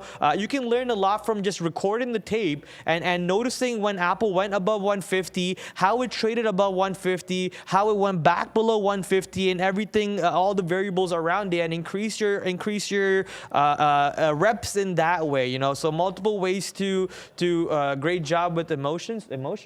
Oh, thank you. But overall, man, you gotta just be able to put in the reps in, put in the screen time. Half of this job is just showing up and being ready for it, right? So be ready for it. When the opportunity shows up, smash those opportunities. And S&P 500, baby, coming into the negative side once again. Sadly, it was in the positive. You would like the market to be positive, but S&P 500 right back to the negative here by 0.3%, and NASDAQ still in the positive. Let's go, NASDAQ still in the positive by 0.1%. Apple now almost $1 in the money, and AMD 60 cents, 70 cents in the money soon. Let's see how low can we go. And that question mark of VWAP is still a big question mark. I'm seeing in the chat here, Logan, that's a good idea, recording your trades. It's a great idea. It might be painful. It might be painful. You're going to have good trades. You're going to have bad trades. You're going to want the good trades recorded. You're going to watch the back. You're going to say, okay, why was this good? What did I see? Why did I take this trade? Then you're going to see the bad trades and ask yourself, okay, why did I take that? I think I knew I shouldn't have taken it. There were small tells in the tape. Maybe I shouldn't have added. Maybe I shouldn't have taken too much size. But guys, it's the same thing if you guys, let's say, play video games and you record those amazing interactions that you have, whether you're playing, let's say, first-person shooter, you record, the top 10 win, whatever it is, what it is. But, same thing with trading. you know, you record, you watch it back, and you say to yourself, ah, okay, it was this area that I loved. And if you watch enough of them, the next time you trade them, you the tape slows down. This is something that I noticed with my trading, with my momentum trading, as I just recorded everything, watched it back so many times. Now when I trade, you know, I see these little things and I say to myself, okay, stay away from this, or okay, add size to this because I've seen this before. So yeah, guys, for sure, recording your trades goes such a long way. It'll teach you so much. And it's something that nobody wants to do. Nobody ever wants to do it. And then you do it and you say to yourself, I should have done this sooner. Like, I should have done this sooner. It's revolutionary to your trading. And also, guys, something I want to show you on Snap here that I find interesting.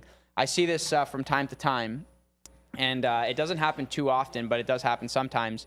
So, you know, look at this barcode right here at the top. And I didn't catch it. I didn't see if there was any size there.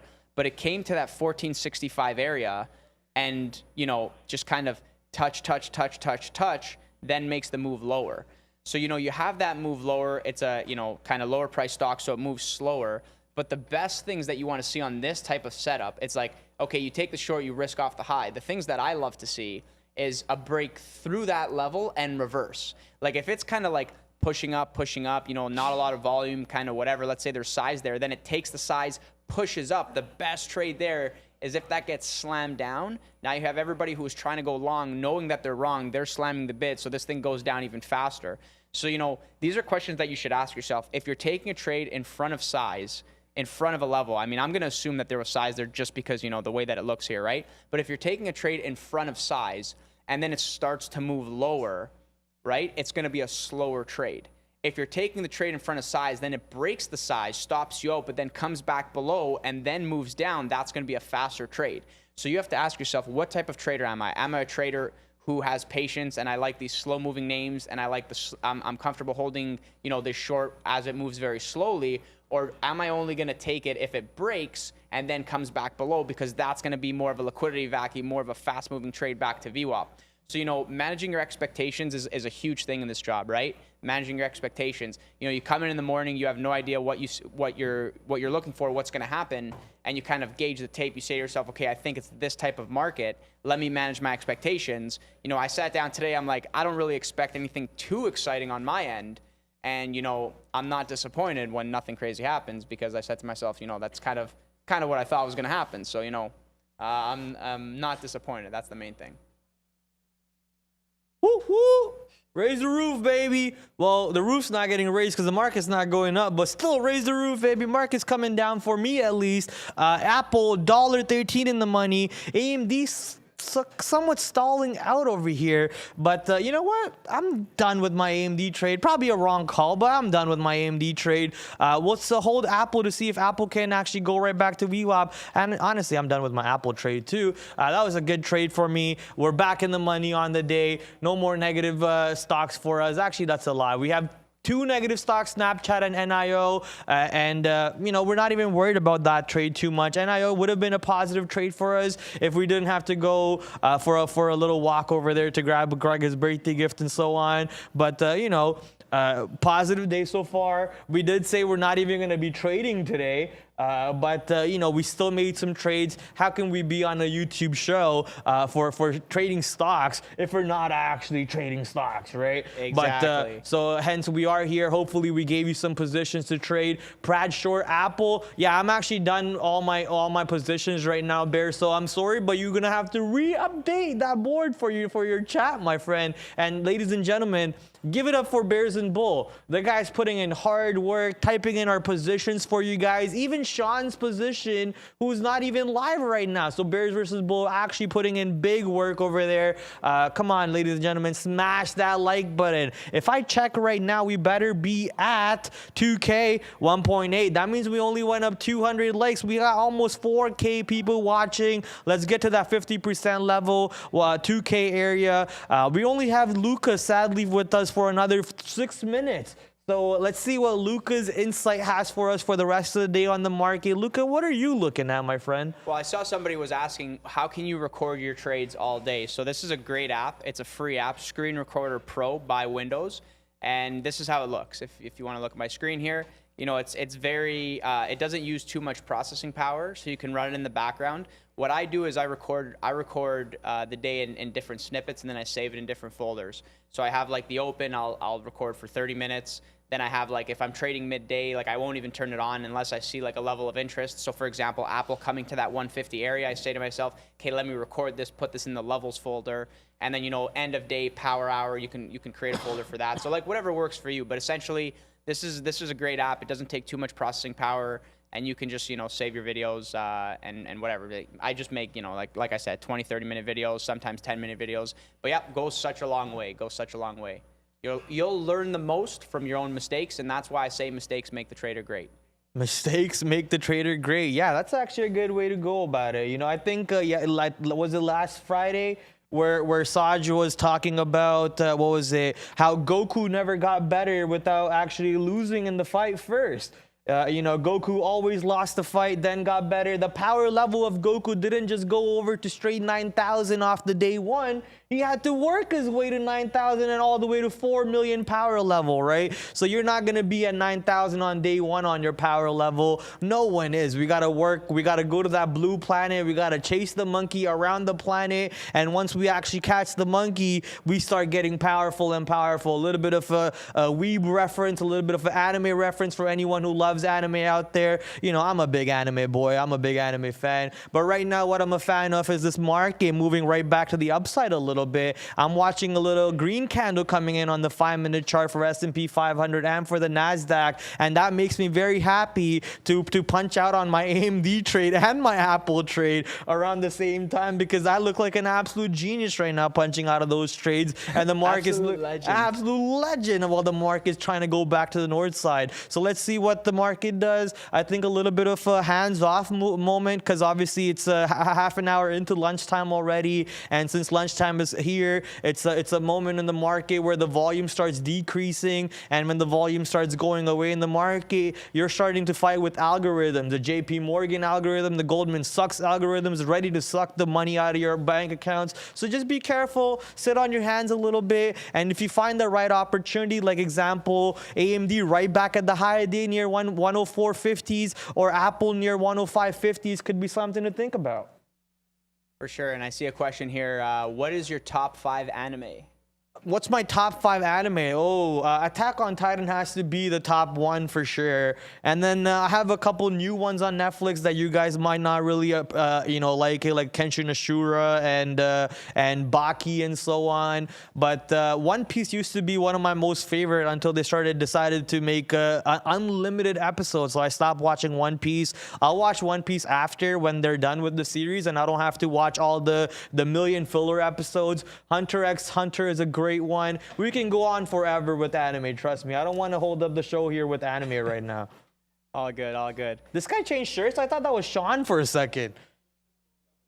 Yeah, this guy changed shirts. I thought that was Sean. I was like, yo, why is Sean standing in front of me right now?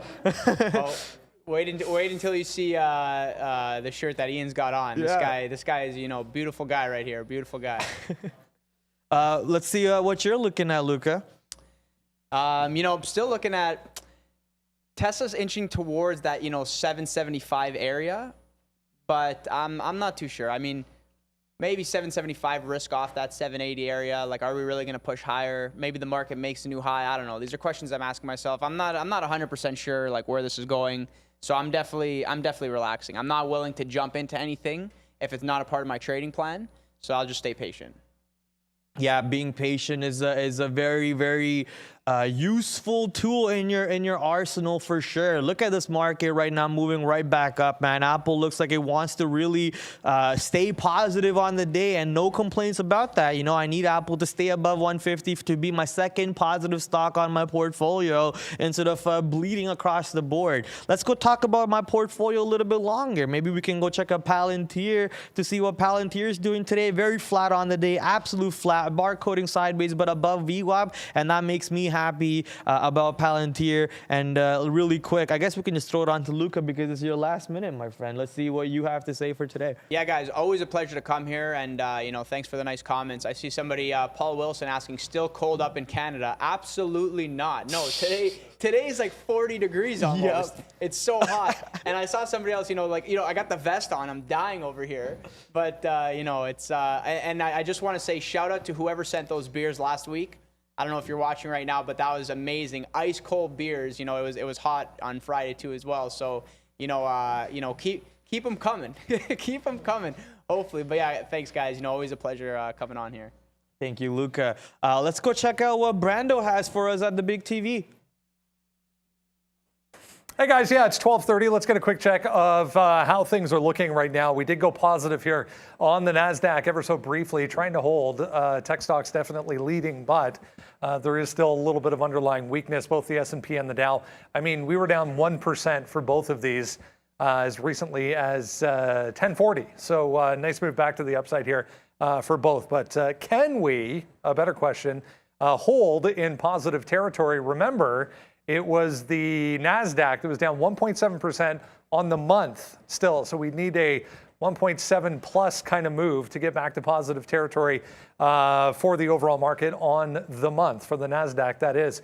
Amazon popped up here 3% to the upside. We mentioned some of the casinos higher on the day, having a really nice day for LVS on that China note, that China's starting to reopen. So any of those with Chinese exposure, positive. Mosaic here, 6%. CF, 5.4. There was a couple of upgrades on the entire group in that sector today. But healthcare stocks continue to weigh to the downside. Some of the consumer discretionary names, as I mentioned, moving in the right direction here. There's Nike, Under Armour back in positive territory as well. DXCM. I was going to point out the tech group here because this kind of green patch in the corner continues to grow. So moving in the right direction for tech stocks, as I said, if we're going to be positive on the day, definitely going to need those to participate.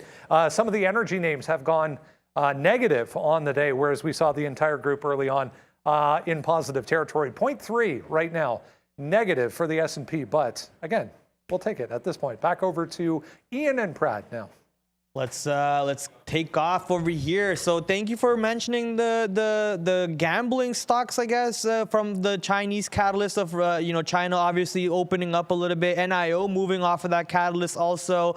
Something that came to my head right away when Brandon brought that up was DraftKings. I wanted to see if DraftKings has some sort of move. Obviously, China-COVID relation has nothing to do with DraftKings and has more to do with LVS and Win and everything else over there. So I just wanted to see if this would have a relative move, and obviously it does not. And something I wanted to mention, I know Mike Crahan was making a joke not too long ago about me owning DraftKings shares and not even having a DraftKings account. Well, you know what, buddy? I will now be able to own a DraftKings account because it is now legal in Toronto. So one more bookie who can take my trading profits away from my account, along with FanDuel and everything else out there. So DraftKings today, sadly, down 5% at the moment. Not really taking advantage of that. Other partners in crime, which is LVS and so on, but obviously LVS also has a bigger business just beside the one that we're talking about. So here we go. Here's a 3.58% move with 3.4 million shares traded today on LVS, and maybe we can go take a look to see if Penn has some sort of a move in it, maybe relative to the overall. Nope, not. Penn is down on the day and barcoding for the most part with only 1.48 million shares traded. I'm saying only because it probably has a relative volume of less than 1, and it does indeed. 0.79 relative volume. Ian is still taking a second to log in. What's wrong? I don't know. It's kind of frozen, yeah. Try using Task Manager to close it and whatnot, and then log in. You're in? It seems like it's connecting here. It's we'll connecting. Just kind of be patient. All right, no problem. We'll just continue over here while Ian logs in over there. His internet's kind of slow him down. Boom, Square for the win. I know Sean was messaging you about Square or something. I did want to bring it up. I just zoned out over there. Maybe Sean could share his screenshot with us in a second. So Sean's still trading over here. Let's go take a look at what's going on in Square. So Mr. Karen said, boom, Square. So I'm guessing you guys are, I don't know if you guys are long or short, to be honest, but hopefully you guys are in the profit right now. Square 1% down on the day with You're long, okay? So it is moving up to the north side, and it is regaining most of its negative move that we already had. So it is now only down 1% down, and the market's trying to go back up, trying to take Square along with it. Let's see what happens with Square in a little bit. We'll circle back to Square when Sean is sending us a screenshot so we can take a look at this one. Right now, I want to go take a look at, once again, Tesla, 900. We're a long way away from 900, my friend. Let 800 come into play today, and then we can take a look at 900. More importantly, let 780 come into play. For some reason, I remember 780 as a level the same way I remember 720 as a level. So just waiting on to see if that opportunity comes to us around 780. And look at the high day in pre-market. Actually, that was the high day off the opening candle itself. 779 exactly was the high day. So that 780 level now kind of stands out to me even more. If a market manages to push to the north side a little bit more, and Tesla manages to go all the way back to 779, 780, I think we can see a short trade coming in near 781, 782 areas, giving it a possible risk of $2 risk on Tesla for a $7 reward on Tesla. Okay, we're in here. Finally got my stuff loaded. Had a little bit of technical issues there, internet guys, so thanks for bearing with me. But yeah, how's everyone going? How's everyone doing? Enjoy the long weekend, obviously. Not for everyone, but for us traders, it was a good long weekend. Good time to catch some R&R and just get away from some charts. But we're definitely glad to be back. I think AMC is like a time bomb right now. What do you mean by that? I just want to talk about AMC as well, just briefly here. AMC, it obviously had that huge gap up in the morning, but I was kind of watching the 1650, and we were kind of talking about it last week a bit. AMC kind of likes these 50 cent levels, right? So 1550 was a level, and 1650 was a level today, and that was like kind of where pre-market high was. But it never really tested there, and the whole move just kind of got faded. And this was kind of like the whole the play of the market this morning was, everything was kind of at resistance that had gapped up, and it didn't have enough follow through to kind of push through. And Apple was the same way. I know we kind of talked about Apple a bit, but Apple, the 150 was in play this morning as well. It ticked above maybe 20, 23 cents, and then it just fell off really hard, right? But now obviously, we're reclaiming Apple, testing it again here. I know Brad had the short on it, but I also kind of wanted to mention one more thing on Apple here. But obviously you can't see here on the chart, but I was watching it back on my desk, and on this kind of green uptick here, it ticked out. It was 150.24, and I was watching the time of sales, and then basically a 10,000 share order popped off on the offer on the time of sales, and that was 1.5 million. And what I kind of noticed after the fact was that it never really tested that level again, and then obviously 150 broke down eventually, right? So that's what's so important about reading time of sales. So if you saw that pop off, you could have taken a short off that and made a good play.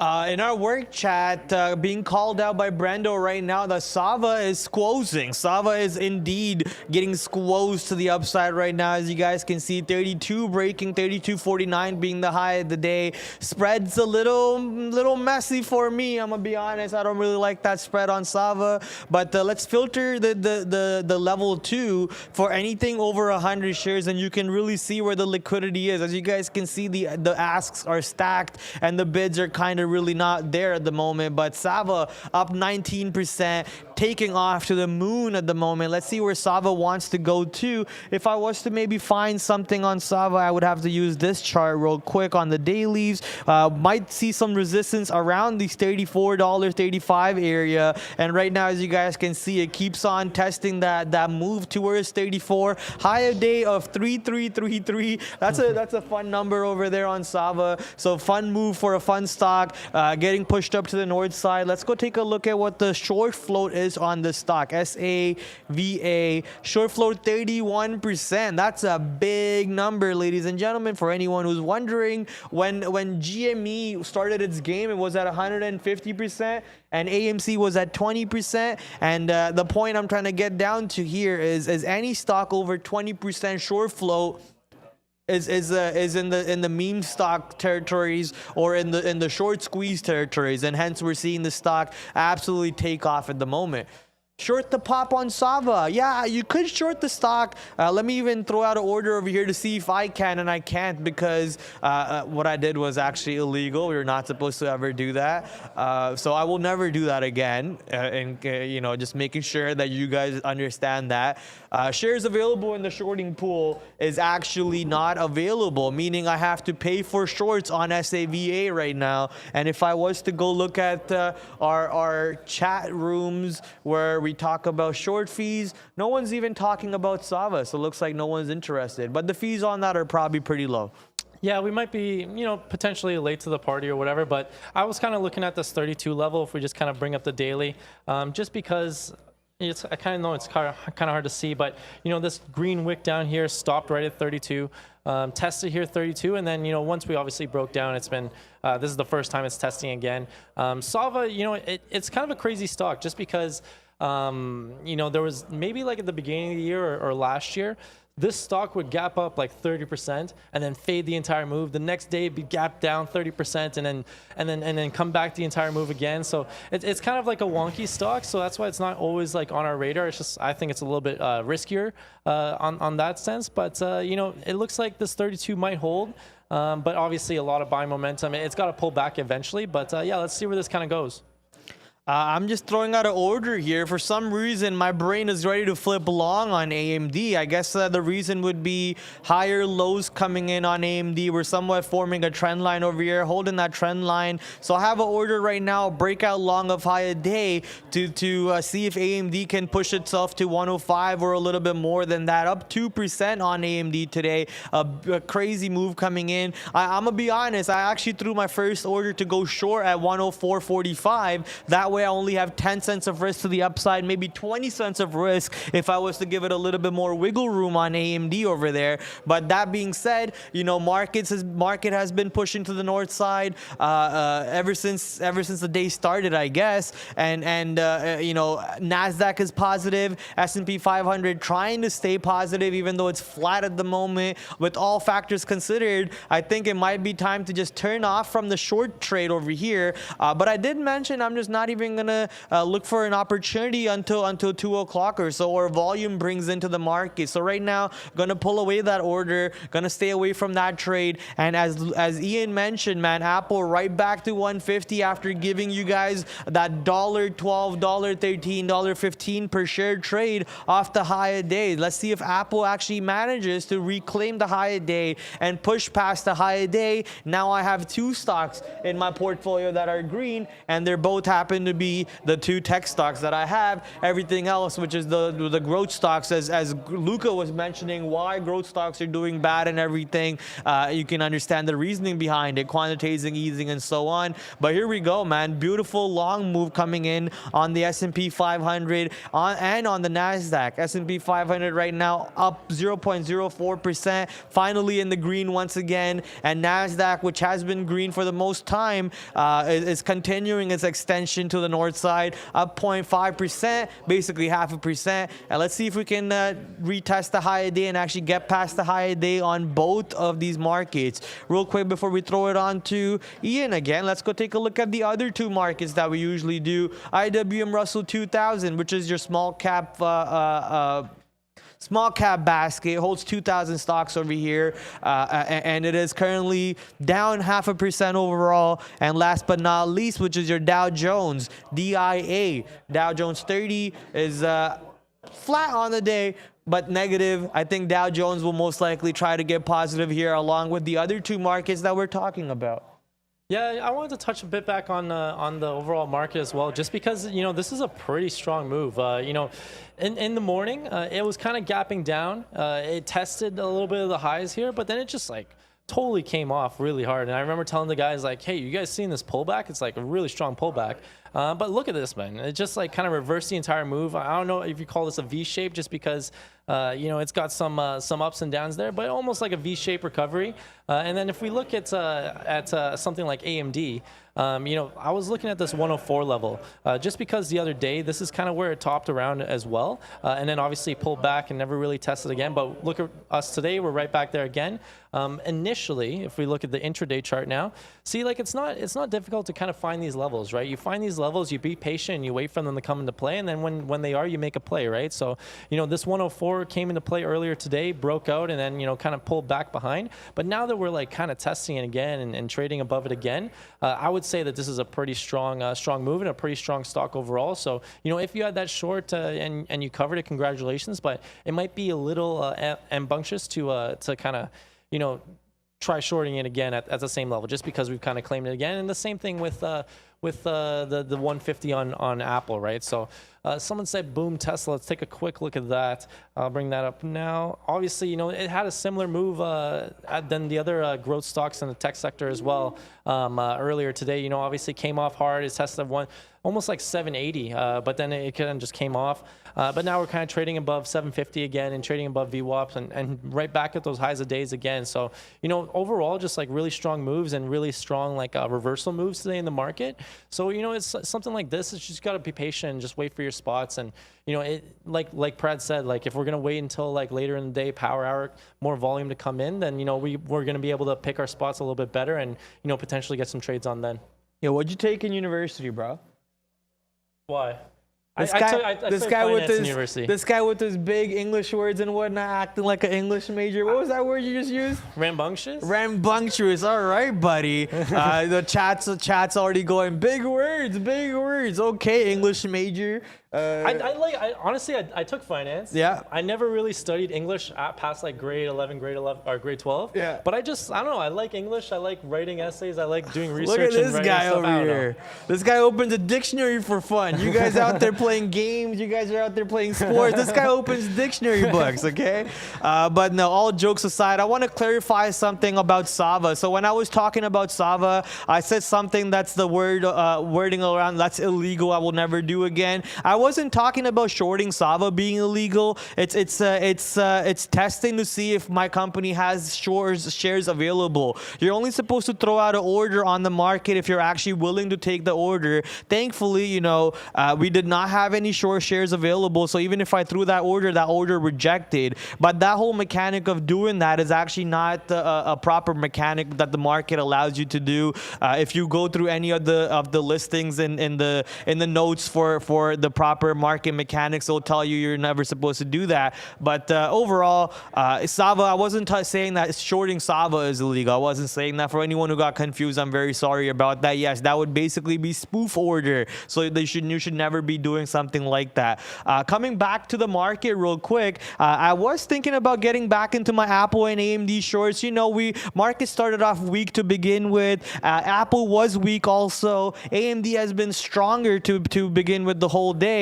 But, I could have easily gone back into my Apple short and my AMD short at the very same levels and be instantly 50 cents in the money. Look at AMD going up to 104.45 and instantly dropping down to 104s. Apple looking pretty much the same over there on that side. So the market not really managing to take out the high day and continue going past that. So S&P 500 comes right back in after double topping to the downside. Let's see how low can we go. Do we push right back to the 100 period EMA, which is also at the 50 period EMA, and find some buyers coming in? Or do we actually this time get right back to VWAP and get below VWAP and turn the market into negative? And by market into negative, I'm actually talking about NASDAQ, because S&P 500 is already in the negative. So NASDAQ putting the same double top as S&P 500 and pushing back to the downside.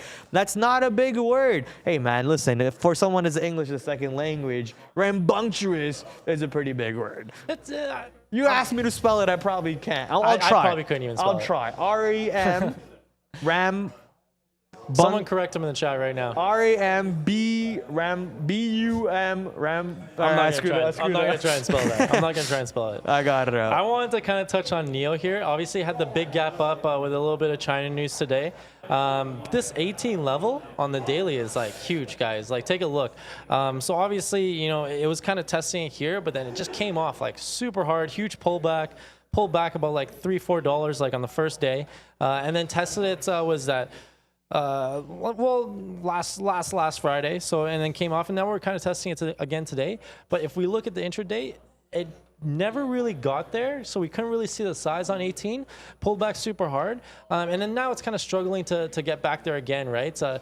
You know, I mentioned it again or before, and I'll mention it again. NEO has been kind of like the stock to kind of, it fades off on these big gap ups, right? And it's quite interesting because, you know, NEO, it's a good company. It's a strong like EV company, but you know, these moves always just get faded, which is it's just quite interesting. But you know, something to kind of look for next time it gaps up. But if it tests at 18 again, and if there's size there, it'll be interesting to kind of see that. You know, if we look at the level 2 here, obviously there's a little bit of size here, but on a lower price stock like this, you know, these levels can just get taken out quite easily. Like Pride and myself, we can take them out pretty easily. Oh, someone spelt it there. Rambunctious. You see that? Yeah, check mark? Yeah. Yeah, no, that's cool. The only spelling I want to hear is winner. Yeah, no. Winner, chicken dinner. That's a good thing. Because they read dictionary. I don't know. The chat's going off about rambunctious. Yeah. Here, Tesla destroying the index. I don't know about that. Obviously, Tesla is like a higher weighted stock or whatever, but you know, it's making a bounce move just like everything else. And you know, let's see where it can go. Obviously, end of the month, so you know, potentially some moves today, but yeah, we'll see where the market kind of heads to in June. Obviously, the summer volume is going to kind of die down a bit, but you know, if there's moves here, we're going to be here every day to kind of take advantage of them. What are you kind of looking at right now? Yeah, someone mentioned in chat, can you take a look at the Bros chart Breeze? Yeah, Bros not really doing any volume today, only 500,000 liquidity or volume being traded so far, sorry. Looking for the relative volume, I'm guessing it's less than 1, and if it's less than 1, no real trade to be taken. It's less than even half at the moment. So Bros very sideways, down 1%, and I don't think, since there is a lack of volume, nothing really to be even talked about on this one. We'll move away from BROS. Are you shorting Apple? No, not right now. I'm just hands off at the moment. I'm not looking for any shorts or any longs. No ranges really are speaking to me as the way they usually do. But yeah, Apple, you know, you can short Apple closer to 150.50 and give it the risk of, you know, 20 cents higher than 150.50, maybe 150.71 breaks or something. But besides that, you know, I don't really want to be fighting this trade. And S&P 500 and NASDAQ are trying to stay green. Well, NASDAQ is green, but S&P 500 is basically flat on the day and trying to stay in that same spot and not really get destroyed too much. So on that note, why would I even bother thinking about an Apple short or an AMD short at the moment, which are both hanging out near the high days, and the chart looks very similar to each other. Now let's go over to Microsoft, which has been barcoding for the most part, but with the market moving back to the north side, Microsoft started taking off also with it. Now flat on the day for Microsoft, slightly in the negative, but I think Microsoft can easily get over to the positive 0.5% in case NASDAQ and S&P 500 keep on going higher here. That's the goal for the market. Looks like market's trying to stay green, especially after how we ended Friday. We ended green on Friday, right?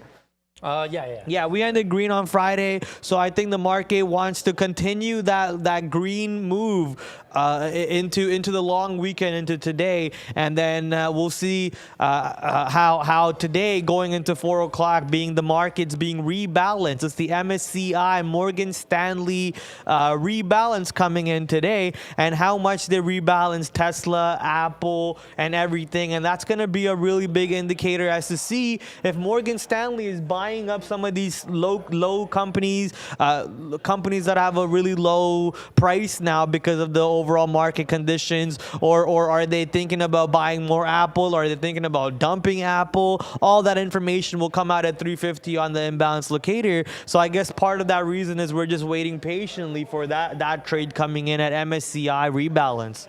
Yeah, some good comments here. Someone said, I'm taking the day off trading. I'm not participating either. No clear direction for me. These are great attitudes here towards trading, guys. Like, I don't hate that at all. Like, if you think that your strategy is not really in play today, then, you know, risk off, take the day off. That's the beauty of trading, right? It's like we trade to, you know, kind of find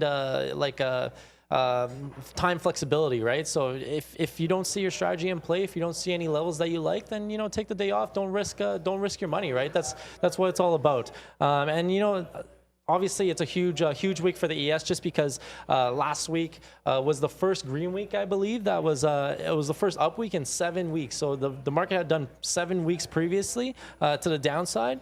So it'll be interesting to see if there's some follow through this week, or if that was like kind of just like a little bear rally, and we're going to continue downside. I know kind of Prad touched on it a little bit earlier, but it's just interesting because the upside levels that we're seeing today, they're not new levels, right? They're like kind of recycled levels.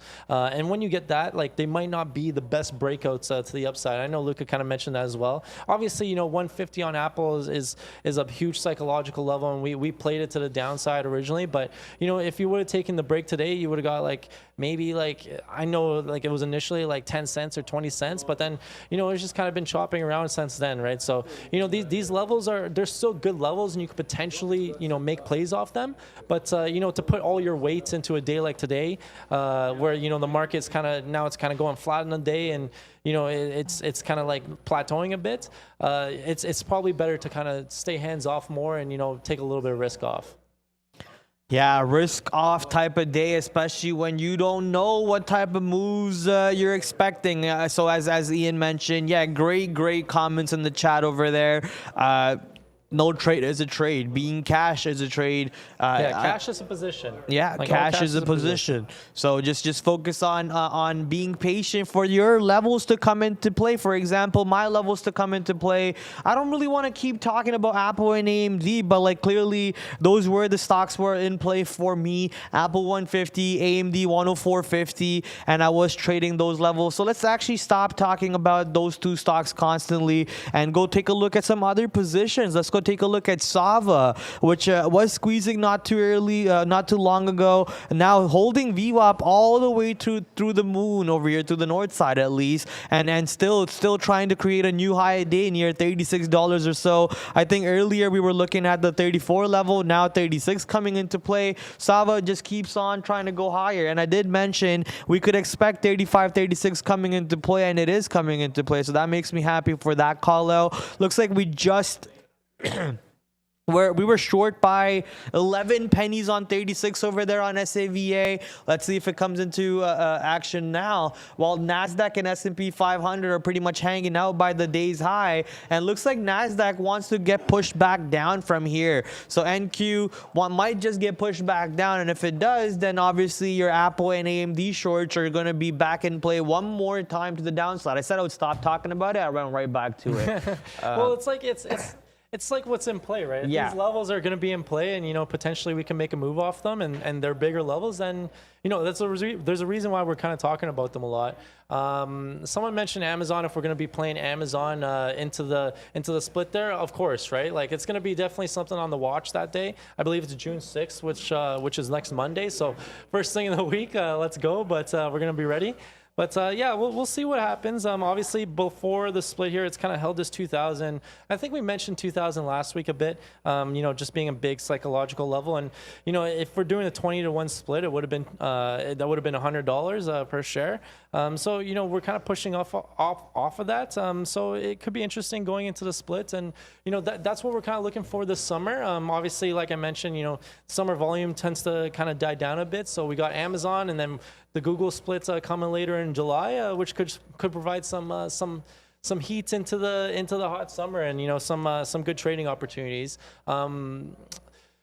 Some people are mentioning the Biden talk. I don't know if he's actually talking today, is he? Like I know they're having the meeting, but yeah, like I don't think they're gonna say anything about anything today. So it's probably gonna be a nothing burger. Although they'll release an article about something later this week. But I don't think we could take like a trade off of that conversation at all.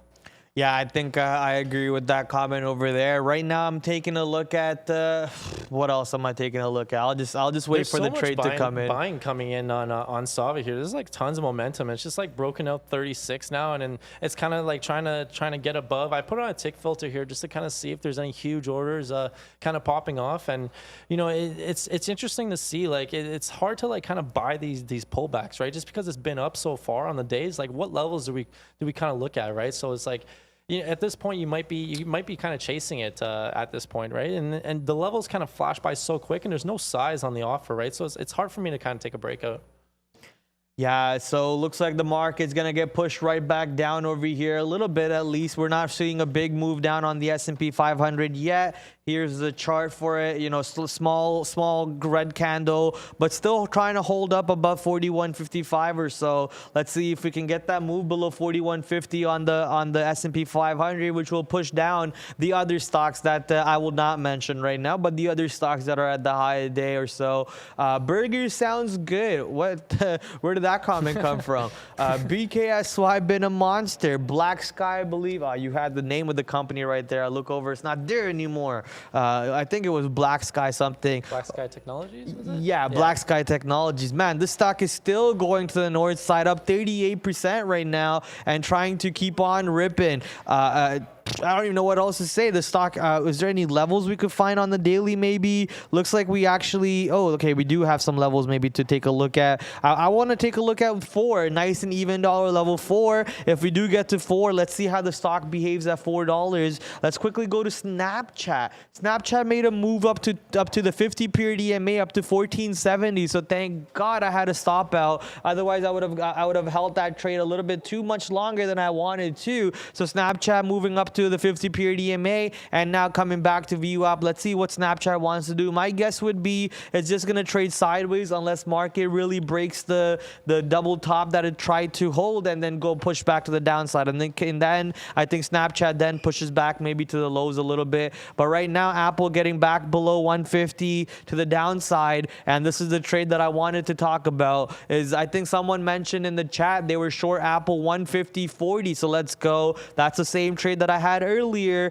and that trade is playing out one more time. So AMD doing the same thing. If you risked the high day and you went short, it gave you plenty of opportunities to be short and not lose more than 5 to 10 cents on AMD. You're instantly 50 cents in the money on that trade. I'm a little upset at myself, to be honest. When you find risk opportunities like that, you keep on taking it. I could have taken it with less size than I originally did. Neil mentioned this all the time. When a level shows up, you can trade it once or twice, but the third time, fourth time, and the fifth time, you want to be cutting down your size because it's that time of the day where the volume dies off. It's also that time of the day where the level has been tested 3 to 4 times, and the size that was on the level was probably getting taken out every single time it's tested. So I could have still taken that trade with less size and still been a banger of a short for me off that level. So for anyone who is in that trade, congratulations on this move down, a 50-cent move down on either of those stocks.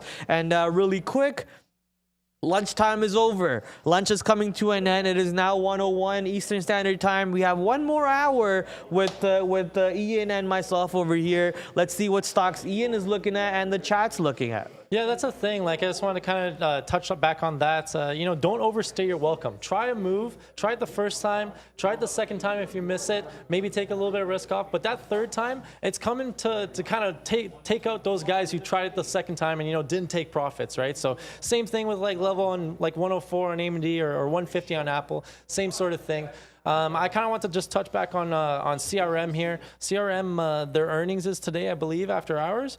It's another stock that's been kind of like halved almost, right? And I'm going to try and zoom out super far here, let the data load. But it was over here like 310, and now it's back at like 150, right? So it lost 50% across the span of like, what is that, 6 months, 7 months? So, it's been it hasn't been immune to the markets. But let's see, it's making a little bounce here off 150 and pushing above 160, 170. If I'm looking back at the daily just to look at like recent levels here, it looks like 185 area could be interesting. So let's see if it can gap up off earnings and show that positive move. Someone said AMD is a beast, short Amazon, make French fries, check out INTC. Let's take a look at INTC quickly.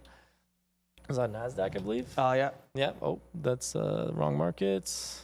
You're going to New Zealand, brother. New Zealand, yeah, I don't know about that. Speaking about New Zealand, while your chart loads up, looks like Snoop Dogg canceled all of his New Zealand concerts. Not sure what's going on over there, but what's going on, Snoop Dogg? You not trying to make money, big dog? I know Snoop Dogg has enough money to already be worried about that one. But just a little article that I read on that. Is your chart up yet? No, I'm having internet issues today. I don't know what's going on. Couple seconds and it'll load back up. Here we go.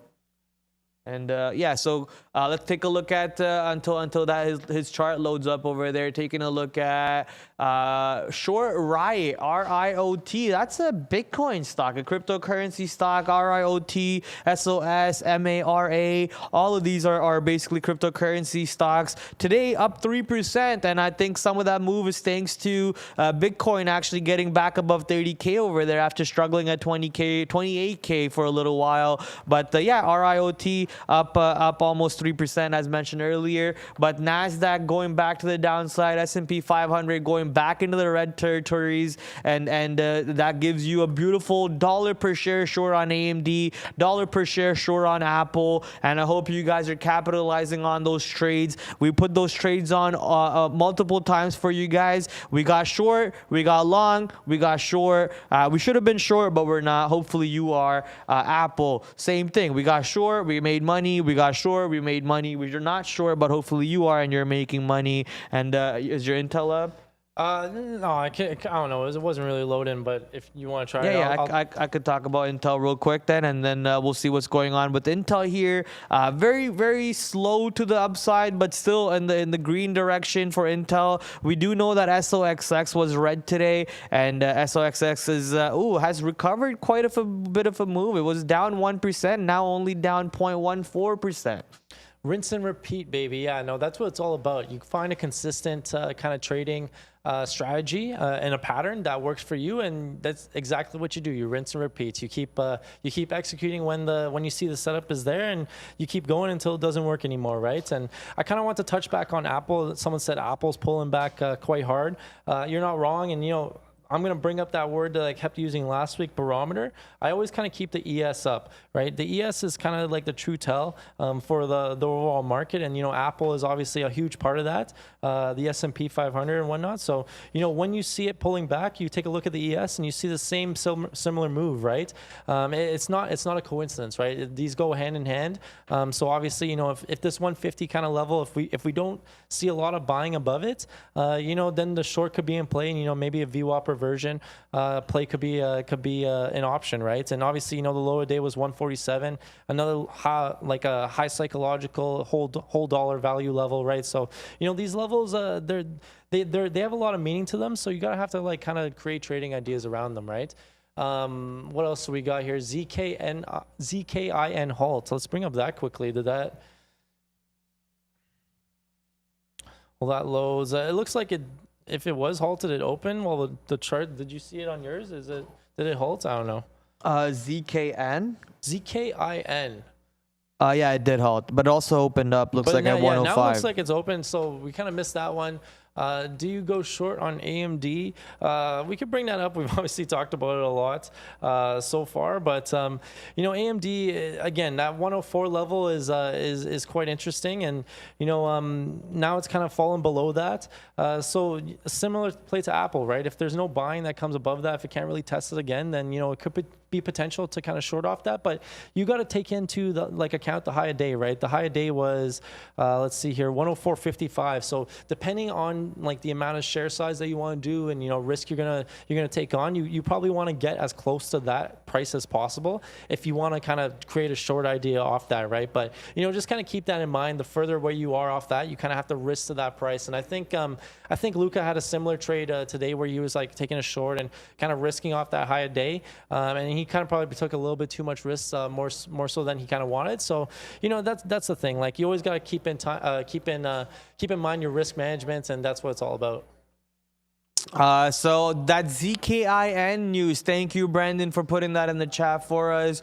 Nicki Minaj becomes a significant stakeholder, global ambassador, and advisor to ZK, whatever, international portfolio company, basically Maxim Bet, another sports betting company. I'm guessing is what it is right here. Maxim Bet, as you guys can see, Nicki Minaj always looking beautiful, never failing to do so. But we're proud to announce the arrival of First Lady of Sports Betting. Okay, Nicki Minaj, First Lady of Sports Betting, coming in over there. So obviously ZKIN, getting pushed up with that news. We'll see how much of substance that news has. Maybe they should have got me as the president of the sports betting application, because I'm here hitting 16-leg parlays, baby. Do you think you would have the same sort of impact on a stock if you suddenly became spokesperson? Oh yeah. Listen, Nicki Minaj does not make any bets. I never seen her talk about sports betting. Okay, we're talking about sports betting. We're talking about practice. We're talking about practice? No, okay, we're talking about sports betting. Yo, forget about sports betting right now. What happened to Apple? Apple just shot up 50 cents on a 5-minute candle over there. Apple's getting ready to launch up to the north side. S&P 500 waking up. NASDAQ waking up. AMD might be a good long here. AMD is just stalling a little bit. But yeah, Apple looks like it wants to launch right now. Launch off, Apple. Houston, we have liftoff on the market. Along with Apple, real quick, I want to go over a couple stocks that Brandon mentioned in our work chat. LGVN and ALZN are all moving along with the Sava catalyst. So not as much volume on LGVN or ALZN, I'm guessing, on that side. But overall, both of these stocks are indeed moving up to the north side along with Sava Sciences, Cassava Sciences. Yeah, someone said Apple 156. I don't know about if it gets there today, but that is a good level on the daily. But again, this whole move is just kind of getting reversed. And Prad said, oh, maybe AMD, because AMD kind of looks like a laggard, right? If AMD is going to show some true strength here and kind of blast through that 104 again, it looks like it could do it late. But at the same time, what's a little alarming is that AMD is not giving a similar move, right? So obviously Apple had the big push up. We look at the ES, that's kind of big, giving a big push up to a new high area, trying to break out a higher high. But AMD is not given the same sort of move, right? So to me, that's kind of alarming. If you're trying to think about a long, or potentially if you are in a long, I would probably think about potentially covering that, right? Because if the market does pull off and pull back, AMD could have a stronger pullback, right? So if it didn't push up the first time with the big push up, pulls back, it could have a stronger pushback and continue to make lower lows and whatnot. Obviously 103.50 could be an area, but it looks like we're going to test that real soon and kind of go from there. Did you just put a trade on there? Yeah, I put a short on Apple over there. Apple moving to the high day, put a short on there, instantly dropped 20 cents in the money, and that's why the whistle came in. I'm sorry if the whistle was loud for anybody. Dude, my average price 150.49.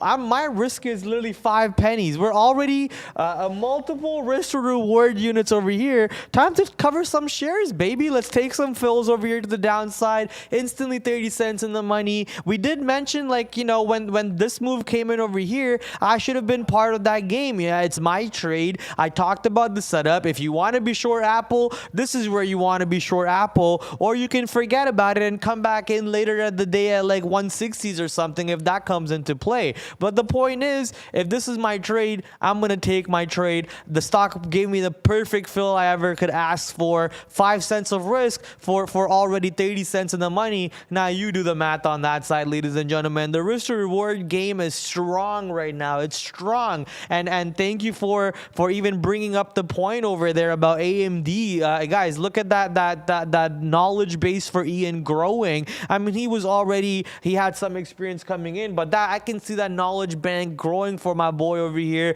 calling out that AMD not really moving up along with the overall market. There might be something here that we want to be scared of about. I was actually thinking about the long on that side. I would have maybe got burnt if I didn't have someone to bounce off ideas off, and then immediately punched into the short on Apple as my risk was very tight on that side. So let's go for anyone who did go short on that one. Congratulations on a 30-cent move, which is now only 20 cents, sadly. But market still getting capped off at the high a day. NASDAQ is not able to move past the high a day. Neither is the S&P 500. Hence, we keep on, what did the chat say? Rinsing and repeating. That's right. Just put the stock in the rinse cycle and whirlpool the profits up into your pockets. Whirlpool. Yeah, that's what it's all about, right? And I like trade obviously had a great, or Pratt actually have a great trade, and that's what it's all about, kind of having a good R&R. We're only risking, if we're risking off this wick here, that's 60 cent, or that's at the 60 cent mark. Get in short 150.50, you're risking 10 cents, right? And where are you covering? You're covering down here in 20s, into the teens, right? So that's like 4 to 1, 3 to 1. Those are amazing trades, and if you can kind of take those and take the trade and execute accordingly, then that you got some good winners on your hand, right? And obviously, yeah, it's only 30 cents, right? So obviously size accordingly. But what I like about this trade is you have a clear out. If it breaks out that 60 cents, you're wrong, and you should kind of reassess, stop out, take the L. You can live with it, right? Obviously, you're managing your risk well, and kind of go for it again if you see the opportunity come up, right? And now we're testing back 150, so I hope Pratt maybe looks like he kind of covered in front of this 150 area, but I don't hate that either, right? I don't hate that either. Obviously, 150 is we've been mentioning so many times today, guys, and there's a reason why, right? Obviously, that's a level, so it's okay to kind of cover that and take your profits and look forward to the next trade. If we look back at AMD, I kind of just wanted to see what happened there. Yeah, so look at this, guys. So I talked about AMD. It was kind of like a laggard, right? It didn't really move with the market on that up move, and obviously the market kind of pulled back, and look what it did. And now we're kind of breaking through that support level of 103.50 again. And if we look back, just looking at intraday here, and obviously intraday levels don't mean as much as daily levels, but they're good for like profit taking areas and whatnot. Probably looking at like 102, like 103, I would say, like this big cluster here. But obviously we have potential to test VWAP again if the market continues to push down. Yeah, I want to go over to our work chat. Brandon really quickly calling out that the Powell and Biden meeting supposed to happen at 1:15 at the Oval Office. It is about to be 1:15 in 30 seconds. So maybe the meeting is happening. Maybe 30-minute meeting. Maybe half an hour. Sorry, maybe half an hour, 15 minutes, 1 hour. We don't know how long. And then after that, does the information even come out to us, or do they hold on to that information until they have like a scripter write them out a whole script, and that way they can talk off the teleprompter or whatever? That's the thing, right? I don't think this is like some sort of like big Fed thing or anything like that. Yeah. Like we're not gonna get like live updates, like minute by minute updates, right? So obviously they're gonna release what they want to release about it afterwards, but we might get a super refined version of that, and there's not going to be like a big move off this. I would think there's not going to be a big move off this meeting today, but obviously something to kind of keep in mind for later this week for sure. 100%. And then right after that one is MULN at day's high. So as you guys can see, MULN right now 205 million shares traded. 205 million shares traded on the day, and it's still not that's the relative volume leader. There you go. Volume leaders. This used to be here. My OCD, so I have to fix it, guys. I just have to, or my brain just starts playing games with itself. So here we go. Now that we fixed these two layouts, and then we can just quickly hit File, Save Layout. Where is the Save Layout? Prad Layout. Save. Awesome. Yes, replace it. So as you guys can see, MULN 205. TQQ is basically QQQs, but 3 times leverage north side. SQQ is also QQQs, but 3 times leverage short side. And then AMC. So AMC bringing the volume in today, 3.2 times relative volume, and MULN with 6.3 times relative volume. Both stocks showing you that the buyers are here today, or traders are here today and are looking to trade said stocks. And look at the size on MULN on either side. There's about 200,000 shares sitting on almost every single 10 cent, 5 cent level, as you guys can see. Yeah, AMC obviously had the big gap up off, I guess, just the Top Gun news. I didn't get a chance to see the movie, but it's definitely something that I kind of want to check out. But the whole move kind of got faded, right? And obviously AMC was up like in the pre-market there, it was like 13-14%, and now we're only up 2.5% on the day, and now we're kind of trading below VWAP. And below this 15 level. Obviously, as said, it kind of likes to respect these 50 cent marks. Look where it kind of bounced right off, right? It bounced off 15.50. Obviously, 16.50 was that level in the pre-market, but now since then it hasn't been able to test it, and we're just kind of keep going lower, right? So it'll be interesting to see if like real buying and real momentum starts to kind of step up. I kind of want to get the likes up, guys. We're almost at 2,000 likes. We're at 1.9. If we can kind of get that pushing up, that would be great. Obviously, it's not easy what we kind of do here and go on the show and talk about all our trades and talk about the market. So any support is greatly appreciated. The market is kind of pushing further down, and I want to check back on Apple. Apple's kind of broken down below this 150, so it seems like Prad was kind of premature with his cover, but that's okay. Hey, man. we're gonna test. We potentially test this lower low here, 149.50, and potentially make a new one. Yeah, a little premature for sure on the cover end, but it's okay. We made money on that. Profits are profits. But I should have probably trailed that stop a little bit. I saw 150 having buyers come in. I said, I'm out. Exit stage left. Walk right off from that trade. But maybe I should have drawn a trend line or something. I could have done a lot of things better, ladies and gentlemen. We could have always done a lot of things better. But right now, what we're focusing on is actually I want to move the conversation into a little bit of sports, if you don't mind me doing that. Formula One. What's your opinions about the race this weekend? You know what? I think I like to hear Brendan's opinion about it because obviously he's seen a lot of Monaco Grand Prix, but I think it was more exciting for what Monaco Grand Prix is, right? Like, right. Prad was talking, oh man, this is kind of boring. Well, yeah, that's literally what Monaco is. Yeah. But the fact that there was a little bit of drama with the rain and the restarts and there was a little bit of strategy that came into play. It made the race a little bit more interesting. Obviously, Leclerc got kind of screwed over. But for him to actually finish the race for once, was already kind of like a blessing for him. But Ferrari, they kind of played their race, right? And obviously Sainz had the track position at the time, and they had to do what they had to do for him to kind of keep that. And in the end result, it screwed over Leclerc, right? And Sainz ended up getting on the podium instead. But what do you think? Your first. I'll be honest. I wanted Checo to win, and Checo won. That's good for me, right? That's good for me. Checo also re-signed for 2 more years till 2024. So congratulations, Sergio Perez, Checo, for signing with Red Bull and so on. What did I think about the race? It was actually not that bad. Like you said, the rain and everything brought some excitement to it. Gasly had some cool passes too. Gasly went big brain on that. Oh, yeah. He changed tires quickly and so on. So that race was good. And then we have the next one in 2 weeks in Azerbaijan. Yeah, Azerbaijan, and then obviously Montreal. We're hyped about Montreal. Yeah, we're hyped about Montreal. It's a classic circuit as well, and it's cool that it's here in Canada. But it's going to be, this is when the season really starts to kind of heat up, and the European calendar is going to come into play into the summer, and it's going to be cool. It's going to be cool. Awesome. Yeah, I can't wait to see what more races we got in the I think what happens if Sergio wins the championship? No, that's what I said, man. Don't sleep on this guy. Seriously. What happens if Sergio wins the championship? He's only 15 points behind now. Yeah. Behind Max. And arguably he should have won in Spain. I won't go there again, but a couple more wins, maybe a bad race from Max, and he finished up on the podium or something like that. This guy could be leading, right? So don't count him out. That's right. Real quickly off of F1, let's go into let's see what the chat's picks are. Bears versus Bull. If you can do a poll on the chat, we haven't had a poll in a long time. Miss V, we miss Miss V. There's been some comments in the chat asking, where is Miss V? Sadly, she's no longer working with us. She's in Canada, so I don't know what she's doing. But sadly, she's no longer with us at the moment. But let's go into Bears versus Bull. If you could help us out with the vote over there. Let's see what the chat thinks is gonna win the NBA playoff finals. Golden State or Boston. Did you get a chance to check out Game 7? Did you see Game 7 there? I did see Game 7. I was 1 assist away from winning my 16-leg parlay from Butler.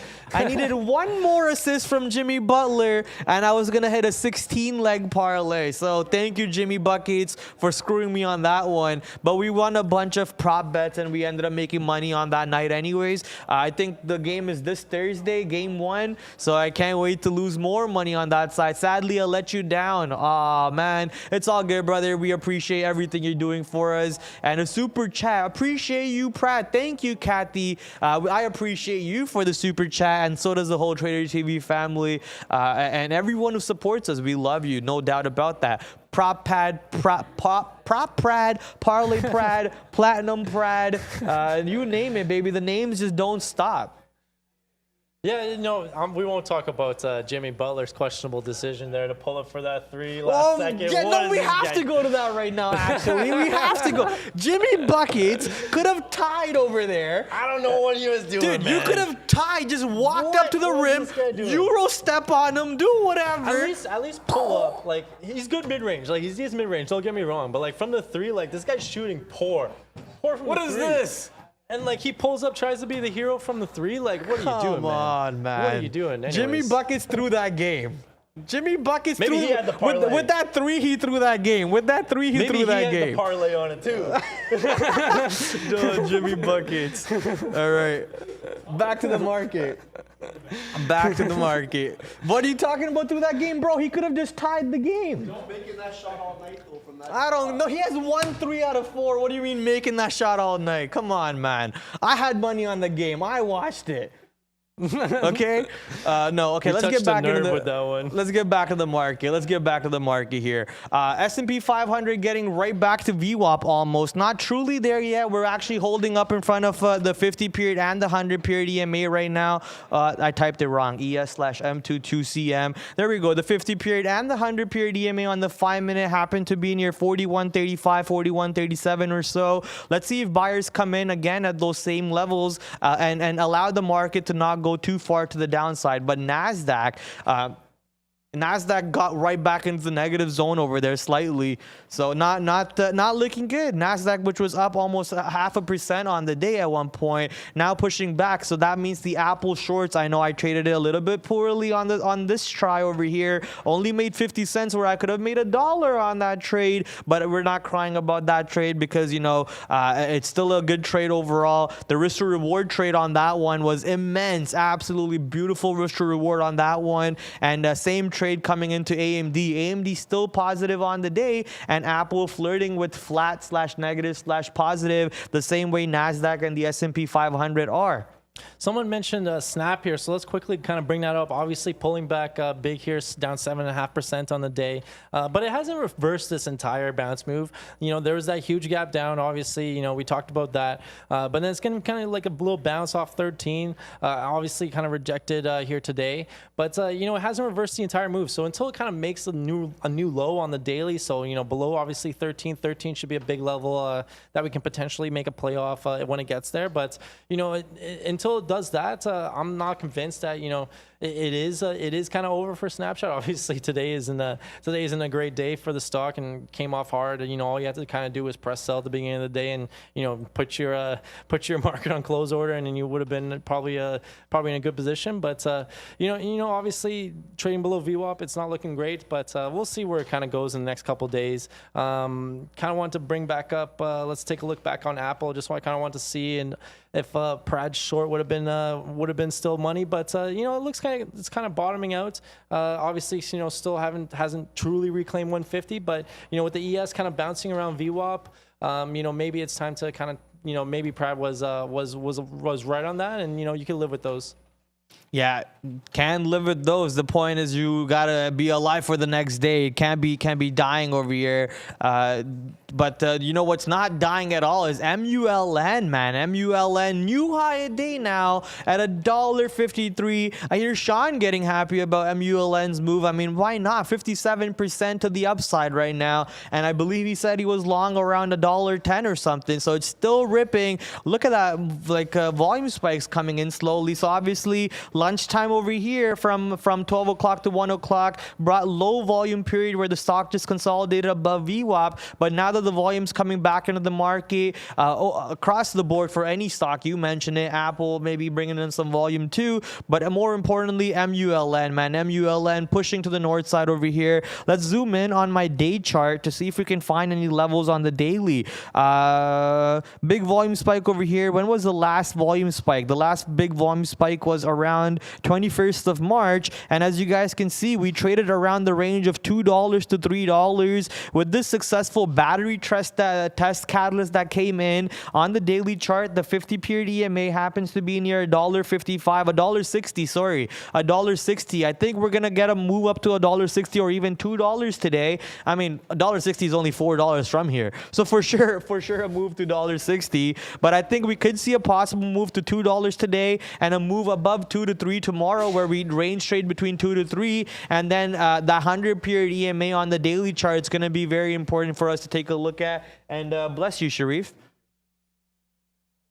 Ian? Oh, yeah, no. Kind of want to just look Don't back stare at at my eyes like that, bro. That's weird. Oh, they're pretty eyes, man. You know, with the glasses, I'm like looking at them. No. Let's take a look back at SAV. Obviously, it's kind of pulled back, and the momentum has kind of died off that big push. And you know, it looks potentially like 32 is a level potentially for a bounce. But you know, obviously, it's that level from the daily. But if we just kind of look at the level 2 here, look at the spread. Like the spread is just vicious. Like if you're gonna get in here, like on the offer, you're instantly like 30, 40 cents out of the money. You know, that could be you're already at your stop, right? So this is what we like kind of mean. Like I was like talking about Sava and you know how I probably wouldn't trade something like this, me personally, just because it's a little bit on the riskier side, right? And obviously, you know, when momentum kind of picks up and you're on the wrong side, you could be wrong very, very quickly, and it's a good way to kind of get smoked. Neo with this gap up resisting 50 EMA. Yeah, we kind of already touched on Neo a bit already. I'm looking at this 18 level again. Like obviously, you know, it tested the other day, and you know today it didn't really. It kind of rejected that level. Yeah, no, Neo. It's weird because it always kind of falls off these gap ups, right? And if it kind of fades the entire move down into the 16s here, I'll probably be looking at. See, there isn't that many levels like below 18. Like the next like support level maybe be like 14. Like obviously 13. Then like that's a pretty strong value buy, and I can see why it kind of bounced there, but you know, it could be interesting to see like the next couple of days if it actually kind of holds this move, and you know if it gaps up over 18. Well, NIO got added to the Morgan Stanley technical list or something, right? Yep. And today is the Morgan Stanley rebalancing. You know what might be a good stock to watch at the end of the day? Yeah, it could be NIO, right? It could be NIO. Right? So you know it'll be on the watch like into power hour there. But yeah, it'll be interesting. But that's the thing. Like participate, don't anticipate. You know, like wait for you know something to actually come away for the levels to get into play, and you know make a trade off them if they're there, right? That's correct. That's very true over there. Let's go to Snapchat. Snapchat pushing right back to the downside. We would have been in the money if we never got stopped out, but that's a wrong way to think about it, obviously. All you had to do was press sell beginning of the day. That's it. Just press sell at the beginning of the day, that's for sure. I mean, Snapchat, that range that Snapchat is 2020. Yeah, that's also true. You're always right when the things have already elapsed, right? In my hindsight account, I'm a millionaire now. Oh man, let's go. That's what we're talking about. The Monopoly millions, baby. Yeah. Monopoly millions. No, all jokes aside. So Snapchat's giving us a good range from $16 to $12 or $13, sorry. If Snapchat does manage to go anywhere close to 16, I think we get those free shorts off of that level until 16 actually breaks to the north side with some decent volume, at which point you can look for a possible gap-filled trade towards $20 or so, giving you a $4 move towards 20 on Snapchat. That's just the technical trade side of it. We have to wait for a possible catalyst on that trade in order to see that trade come into fruition. Right now, man, you know, obviously, what other stocks am I gonna go back to? Right back to Apple and AMD. Apple would have been $1 per share, which I kind of knew it was gonna be $1 per share, but I just scalped it out for 50 cents. I don't know why. No reason as to. I think what was it? Most of your reasoning should be the market giving you a reason, not just oh look, I'm 50 cents in the money. Let me just punch out over here. Things like that should never be a reason as to exit. But you know, I'm taking my money and I'm running for now. AMD coming right back to 103. So even that would have been $1.50 per share winner if you were to short it right back at the high day. The same trade, rinse and repeat on Apple and on AMD. Right now, S&P 500 holding up pretty well in front of that 50 period and the 100 period EMA. NASDAQ's doing pretty much the exact same thing over here. Y'all better not sleep on ear. I'll put an ear on ear right now. Let's go check out what this one's doing. Maybe I'll put an eye on ear, I guess, right? I'll put an eye on ear, and 16% to the upside today with 1.1 million shares traded. Let's go check out what this is on the relative volume side. So EAR on the relative volume side is 2.19. So that's actually something to be on watch maybe. And now that we take a look at it on the daily chart, looks like EAR is actually getting resisted by the Friday's high, Thursday's high. Thursday's high at the moment, and since it's not able to clear Thursday's high on Friday and not able to do that today too, that's a little questionable for me as to what will happen for the rest of the week unless we have some big volume spike coming in on this one. Brad mentioned kind of like following a plan. I kind of just wanted to touch back about that, and it's so important to kind of follow a plan, not only for your entries, guys, but also for your exits, right? So, if we got in here, if we're just going to talk about Brad's trade here, got in 150.50 here on Apple short, right? So he said, oh, maybe I could have drew like a trend line and exited that way. So that's a simple way to kind of do it. Like if you want to exit that way, just exit once it closes above that trend line, right? When you see that trend line break and maybe buyers are starting to step up, then maybe then it's time to kind of close that trade. But if not, then if you say you want to follow like a 5-to-1 risk reward, once you get into that, if you're only risking 10 cents, once you get into that 50-cent range of profit, put your limit out, let the trade, let your orders work for you, take the trade out, take your profits, and then maybe hold a little bit for the dream. But it's always important to follow your rules and follow your plan, and that includes executing on exiting your trade too, right? Obviously, it's harder to kind of get into trades and enter trades and pick your spots that way, and the exits will kind of come, guys. But it's always important to kind of follow a plan and have an exit strategy as well. If it has to do with a trend line, if it has to do with a certain indicator, if it has to do with a certain risk reward system that you like, then stick to it and abide it, right? So it's important to kind of cover all aspects of that, and that's what it means to kind of build like a full like trading plan and become consistent, right? So it's a good trade. I don't think Pratt should beat himself up on that. Potentially getting an extra like 20 cents in the grand scheme of things, guys. It's not going to really matter. I'm sure he's going to sleep fine tonight. Look at him beating himself up here. All right. What's the market doing? The market's actually waking up right now. Market's getting ready to launch to the north side a little bit, maybe. Not really a launch, I guess, but it's trying to go up over here off those EMAs that I mentioned. Let's take a look at what the chat was looking at. Frenzy on MULN. Looks like people are still talking about MULN. MULN not really managing to go to 160. Yeah, we saw it go to 156. I think it still has some time left in it to go to 160. Or right now, if volume can still come in. As you guys can see, the volume candles are about to be as high as the opening candle itself. So eyes are indeed on this position. People are obviously looking at it, and we're waiting for a possible move to 160 and a breakout above 160, which happens to be near 50-period EMA on the daily chart, and a breakout of 160 to a possible test of $2 and so on MULN. The only reason I'm even mentioning $2 is because not too long ago, the stock was absolutely crazy pushing to the north side of levels of what, $10 or something, if I remember correctly. Let's go check out actually if I'm right. Was it even 10? I think I saw somewhere around 7. Yeah, okay, $19, $20 and so on not too long ago. And I think this is the time actually where I remember talking about this position. No, that's not it. I think this was the time when we were talking about it, I guess. Yeah, I guess so. All right. Where are we going to next? We talked about MULN. Glad to be back with you guys. I missed you all. We missed you too, Alexandra. Welcome back. And looks like you're on the green side with a chicken emoji. I'm guessing that's a 1-month membership. So thank you for joining the 1-month member. Someone said, what's the next support on AMD? I hate to sound like a broken record here, but again, it's things that are in play, things that are pushing volume right on the daily. Obviously, 100 is a big level, and that kind of tested and bounced off today. But if I'm looking at like kind of intraday, potentially 102.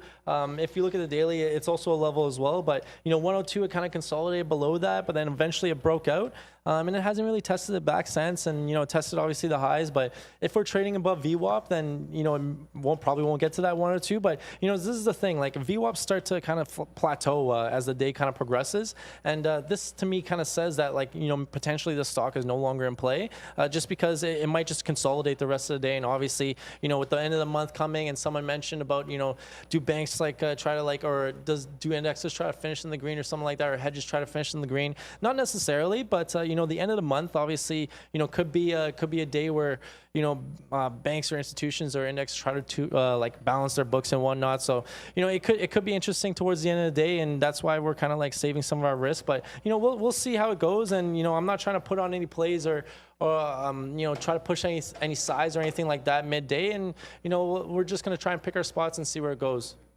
Are you looking at anything? Pick our spot and see where it goes. Yeah, cherry picking, spot picking. This is the one place where, like, you know, cherry picking is okay, right? Yeah, Like, obviously, yeah. if you're cherry picking in basketball or something, you're sitting down in the basket, like you look like an idiot or whatever. But, you know, today, like, I don't mind sitting right by the basket. Just give me a layup. Just give me a layup. You know. That's right. Hey, you gotta cheat. No, maybe not cheat. You gotta do whatever you can to maybe make the money. Move, you know? Take the simplest trade and, you know, kind of go from there. And if that involves you trying to risk a 3-second penalty in the court, you have to risk that 3-second penalty on the court, right? But no, they switched desks. Yes, we did switch desks. We got a new area. We're actually stone's throw away from the main legends over there to the right side. So slipper throw away. That's right. That's the term. Slipper throw. Now. Before you had like some monitors in the way, but now like, oh man, the slipper is like. Yeah, but now you're in the way, buddy. Now you're catching the slipper before me. That's true, but at least I got the peripheral, so I could kind of see if it's coming, and I could just like quickly duck and just smack you right in the face. Let's go.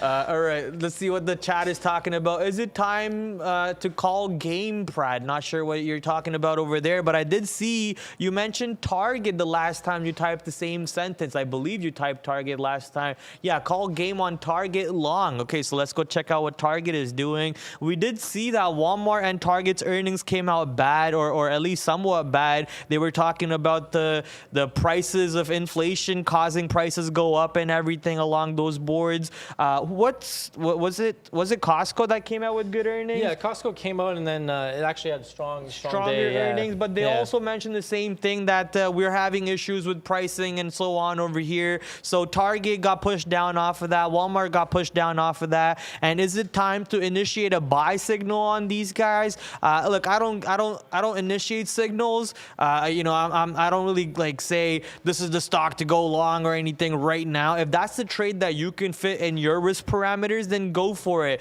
If you're asking me my opinion, if I would go long on Target right now, yeah, I kind of like the long near 163. You could go long over here, give it that 50 cents risk, but then if I notice my reward potential, which is probably only 50 cents, so now that makes me not like the trade anymore. A 1:1 trade when I can look for possible 4:1 trades or 2:1 trades across the board, such as example AMD, Apple. You saw me take an Apple short near the high of day and literally risk 7 cents maybe, and I was instantly 30 cents in the profit. So those are the type of risk to reward scenarios that I want to be hunting for. Target not really offering me those type of opportunities yet. Maybe if we go back to 165s or 167, if that even shows up at some point, I'll think about shorting it. If we go a little bit lower from where we are right now, that way I don't have to give it 50 cents of risk. I could give it maybe only 30, 20 cents of risk. That way, if when it does move back to VWAP, I have some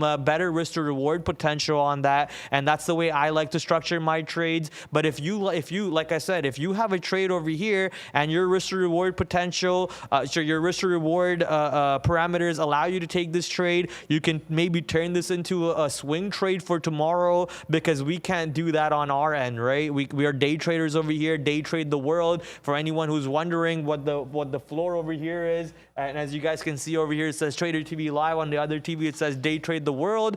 Maybe if you can go to the other TV, yeah, there you go. It says Day Trade the World. So you can go to DTTW.com to learn more about that. So real quick, we're not allowed to hold positions after 4 o'clock. So I don't really like this trade on Target today, especially on the time of day, which is only 20 minutes for market movers. Yeah, that's what it's all about. Like we touched on it before, and we'll say it again. Like, take the easy trade, guys. Like, respect your risk parameters, risk management style. Like, respect your trading plan and everything. But take the easy trade. Don't try to like just go long on something just because you have like a whim or a chance or something like that. We took the Apple short. That was a good RR trade, and we're gonna keep looking for trades like that, right? I kind of want to look back on Sava just to kind of show you guys how the momentum has just completely died off.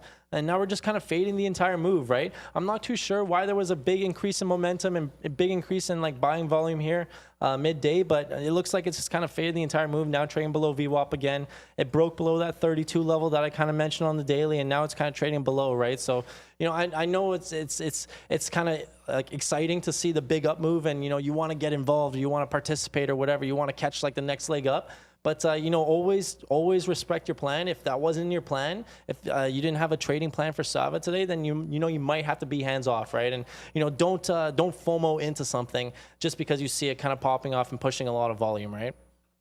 Yeah, FOMO is, you know, the worst thing you can probably have in your tool bag. The faster you can eradicate that problem, the better for yourself on that side. And, you know, even sitting on a floor like this, sometimes you'll hear the boys screaming, oh, and if you're not in the trade, you'll probably get a FOMO out of it, and you'll make a bad trade overall. So no reason to ever FOMO, no reason to ever force a trade. Something that I really love that Ian says is that never anticipate, always participate. Maybe not always, but participate over anticipate. I'm just saying, like, you know, things that other traders have told me before this, right? So yeah, I'm lucky to have joined the floor and, you know, have all these traders surrounding me and, you know, teaching me. And obviously that's something that Greg literally said on like the first day I got here. You know, participate, don't anticipate. And it's a great lesson, right? And it's something that, you know, these things like carry on with you as a trader, and, you know, you look to apply them every day, right? And I'm sure Pratt has his stories about other traders that have taught him along his trading journey. But yeah, no, I'll be honest. This is probably not gonna come out good if I say this, but the best way for me to learn was to watch the worst traders on the floor. That's a way Watch the worst traders on the floor. Thankfully, we don't have that many bad traders anymore for the floor, that is. But back when I was on the floor, we had a couple questionable traders on here, and I watched them like a hawk. I watched what they did, and then I knew exactly what not to do. So not only am I learning from my own mistakes, I was learning from other people's mistakes, and that's another way that people can improve their skill level, right? So I was talking about increasing your screen time earlier by recording yourself. You can also share your trades with other traders or so on, and get your feedback and review, or if you think, you know, sometimes clearly in the chat you guys go, Prad's a bad trader, he doesn't know what he's talking about. In that case, if you see a bad trade coming out from my end, now you know how to not do that trade or do better than me on that trade, and you're learning off of that. So mistakes make traders better, or something along those words is what Lucas said. Make the trader great, or something like that. Something like that. Say, yeah. Let's go back into the market real quick over here, as we only have about 15 minutes left with market movers. I see a question about MMAT right now in the chat. What do I think about MMAT? So if I look at MMAT's levels, I can clearly see this $2 level being somewhat of a problem for this stock, but we are finding support near $1.60, $1.50 on the way down. 50-period EMA happens to be near $1.60 on the way down over here for MMAT, which is up today 5.3% with almost 3 million shares traded overall. I'm guessing the relative volume is actually lower than 2. Yeah, so it is 1.07. Not the good amount of relative volume that I would like for a low float stock. No, sorry, not low float. What's the float on this one? 47 million shares. I would like for Metamaterials to have at least 2 relative volume or more in order to go up. But look at the short float on the stock. It's actually 20%. So maybe some stock this stock is to be keep an eye out for, just for the squeeze gameplay that we are watching that took place on Sava not too long ago. Someone asked, like, what apps do we use to record trades? And I kind of want to show this here. I think Lucas showed it earlier, but just in case you guys missed it, this is something that we like to use on the floor, Screen Recorder Pro for Windows. It's free. It's super easy to use. You kind of set up, and you could, if you have like multiple displays or multiple monitors, it'll let you pick whichever monitor you want to record, and you know you can kind of watch back your trades in that way. And for me, I like to just similar thing. Like, I like to kind of record the open, and you know, if I am taking trades during the open, I'll record until I'm like, I think the opportunity is kind of done. And if I see something pop up, then I'll quickly hit record as well to kind of see that. But it's a good way to kind of like double your screen time, right? Like, obviously things like flying by like so quick here if we're trying to like watch the tape and read the time of sales and level 2 and whatnot. It's a good way to kind of watch back, see what you're going through, see what you're kind of like thinking, and see if you could have made a different decision, right? So when you see it again, hopefully you see it a little bit slower this time because you've already seen it like time and time again, and you can make a better decision, right? So these are tools that you can kind of use to your advantage and help you grow as a trader and help make you better, right? Why record? Just use data. Yeah, you know what? This is what we're doing, right? It's like we're doubling our screen time, right? So that's why we record. Nah, I think there's a better answer for that. So why record and not just use the data? When you're using the data, you don't have Like, the do you mean, actual like, trading data, like your stats and stuff. Is that what this person's means? No, I think they mean like actual data you can download from APIs and stuff. You could use that actual data and plug it into a reader. But at the end of the day, man, you're doing multiple things over there to basically do the same thing that you can do just off of a recorder. You'll hear even other prop firms talk about this tool that they use, which is basically recording themselves all the time. But you could use what you're talking about, which is just download the second by second data and then plug it in. Now, how many hours are there in a stock market in a day? How many second by second information are you get on that off that API call or Yahoo Finance? If you were to download from Yahoo Finance, that's a lot of information for you to compile into Excel sheets or Google Sheets or whatever in order for you to read that. That doesn't make enough sense for me, to be honest. So what's better to do? Just record your trading day, as we talked about earlier. You can watch the moments where you traded and learn more about that part. You can watch the moments where you missed the trade and you wanted to trade, and you can learn more about that part. And overall, you can just learn about how stocks behave at even dollar levels, how the characteristics change on the tape, and you can look for that next time as you're growing these skill sets and you're including the skill sets into your trading arsenal. In the future, you'll be able to spot these characteristics change faster. Now you're not just guessing and going, oh, maybe 105 on Apple holds, or sorry, 150 on Apple holds. Maybe 150 on Apple doesn't hold. You're not guessing anymore. You are reading the tape. You are forming a proper skill set required to take the trade at the end of the day. But at the end, whatever works for you works for you. If it's making a script in Python and using APIs and whatnot to compile the information, that's good. What are you guys laughing about? Okay, if it's about something else that helps you work with it, the overall idea, what we're trying to get down to is increase your screen time. You got to increase your screen time because 3 hours a day in the market, 4 hours a day in the market is not enough to help you get better on a daily level. Yeah, for sure. Someone said, I'm going to record my mic so I can see what feeling I was feeling at the moment. So that would be a good way to do it as well. Yeah. If you're like in a trade, you record your mic as well as recording your screen. But then you can really kind of gauge your emotions too, right? Like if you get into position, you instantly lose and you're like freaking out, then maybe you shouldn't have been in that position in the first place, right? I think you said Prad. Can you teach me Python? Do you know Python? No, he's just talking about using Python, not teaching Python. Okay. Yeah, you could use Python. I got you. Oh, he said teach me Python. Okay, yeah, I'm not. Listen, I can't teach Python to anybody, man. Come on. Let's see what other tickers you guys want to kind of talk about, guys. Obviously, midday there's not too much going on, but if you guys have any tickers you guys want to talk about, throw them in the chat and we'll give them a look. Obviously. Not too much longer here on our midday show. We're going to toss it back for the close, and the close should be pretty exciting. Yeah, right now, quickly going over to see, well, we hit 2K likes. Let's go. 3,000 viewers still watching us. Awesome. Stay tuned, as Ian said. Don't go anywhere as we are going into the closing show in the last 10 minutes. People are talking about GME and UPST and so on. Bunch of stocks coming in the chat. Let's go check out GME today. Lucas said that GME has earnings tonight or tomorrow. Let's go confirm that real quick. I believe it's on Wednesday.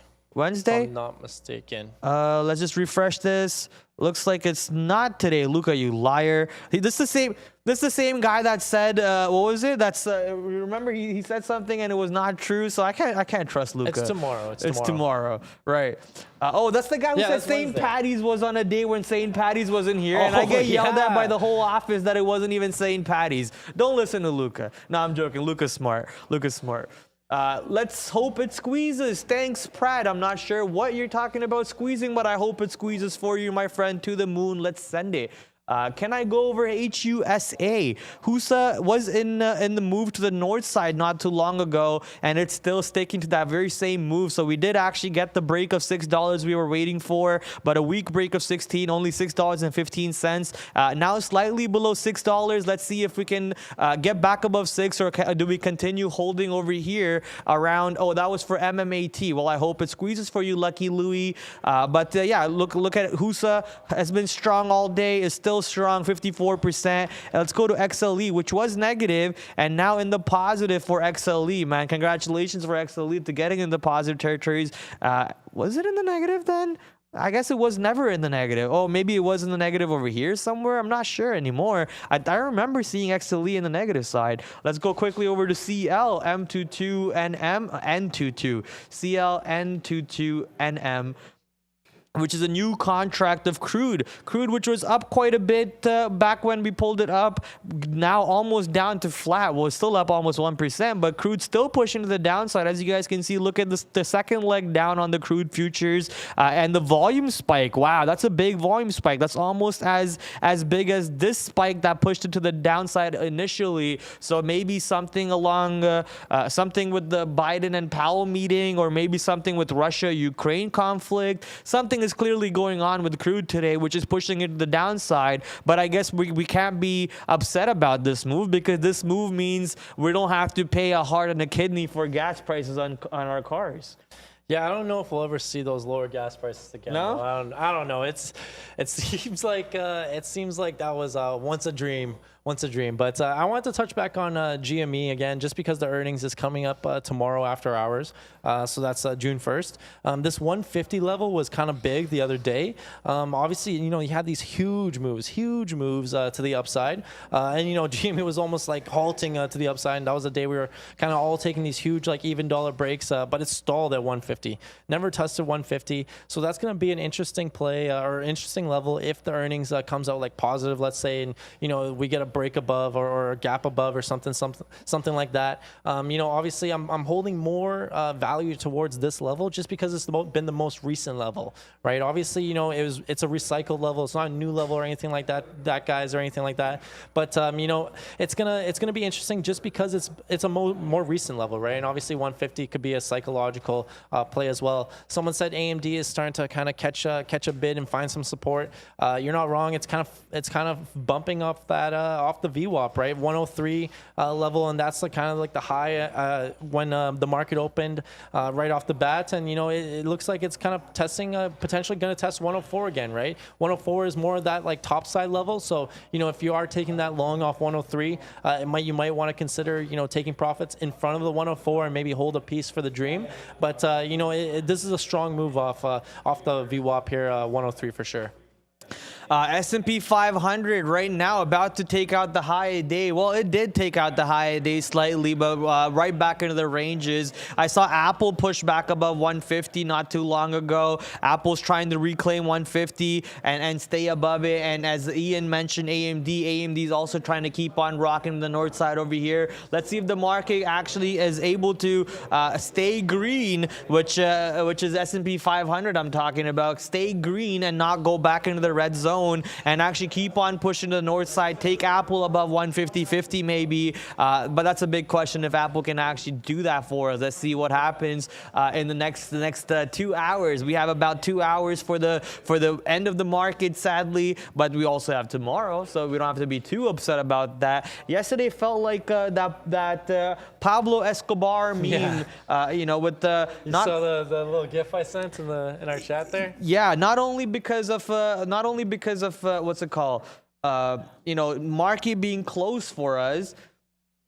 It felt like that also because no real sports or anything for me to bet on. So it felt like absolute this meme over here. Just bored, just hanging out, looking at the outside, just nothing to do. But thankfully the market is indeed back today. The market is back in play, and S&P 500 finally in the green and taking off to the north side right now is S&P 500. So if S&P 500 is going up, that means NASDAQ is going up. NASDAQ is no longer NASCrack. It's about to be NAS up. I don't know, whatever. Tried to make a joke earlier, did not fit properly. But man, NASDAQ indeed is going up for us at the moment. Let's see if Apple can break 150.55, which is the high of day, and AMD 104.55. Let's keep on pushing, baby. Keep on pushing it. You didn't want to wagers on the Canes versus Rangers. I put money on Rangers and Oilers to win. Rangers won. That was one half of the prop bet. I need now Oilers to win today.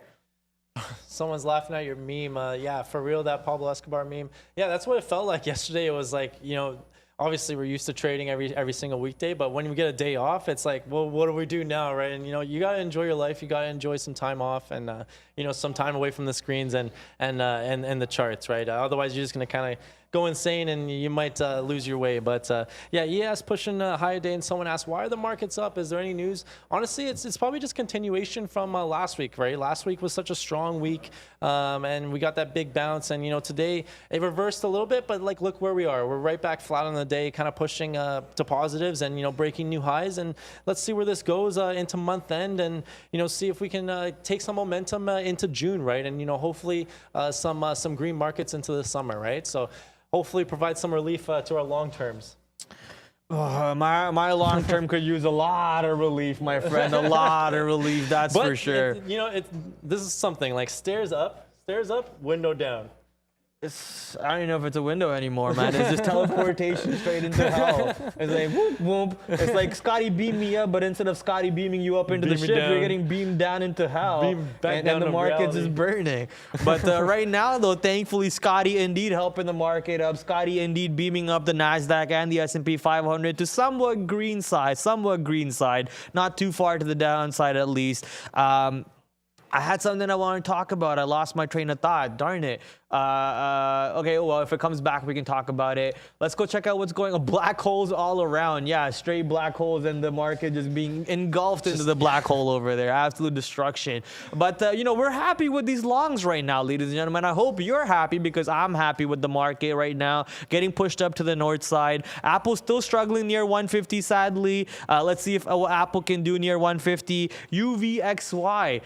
Sorry, wrong box, Pratty. UVXY on Amex.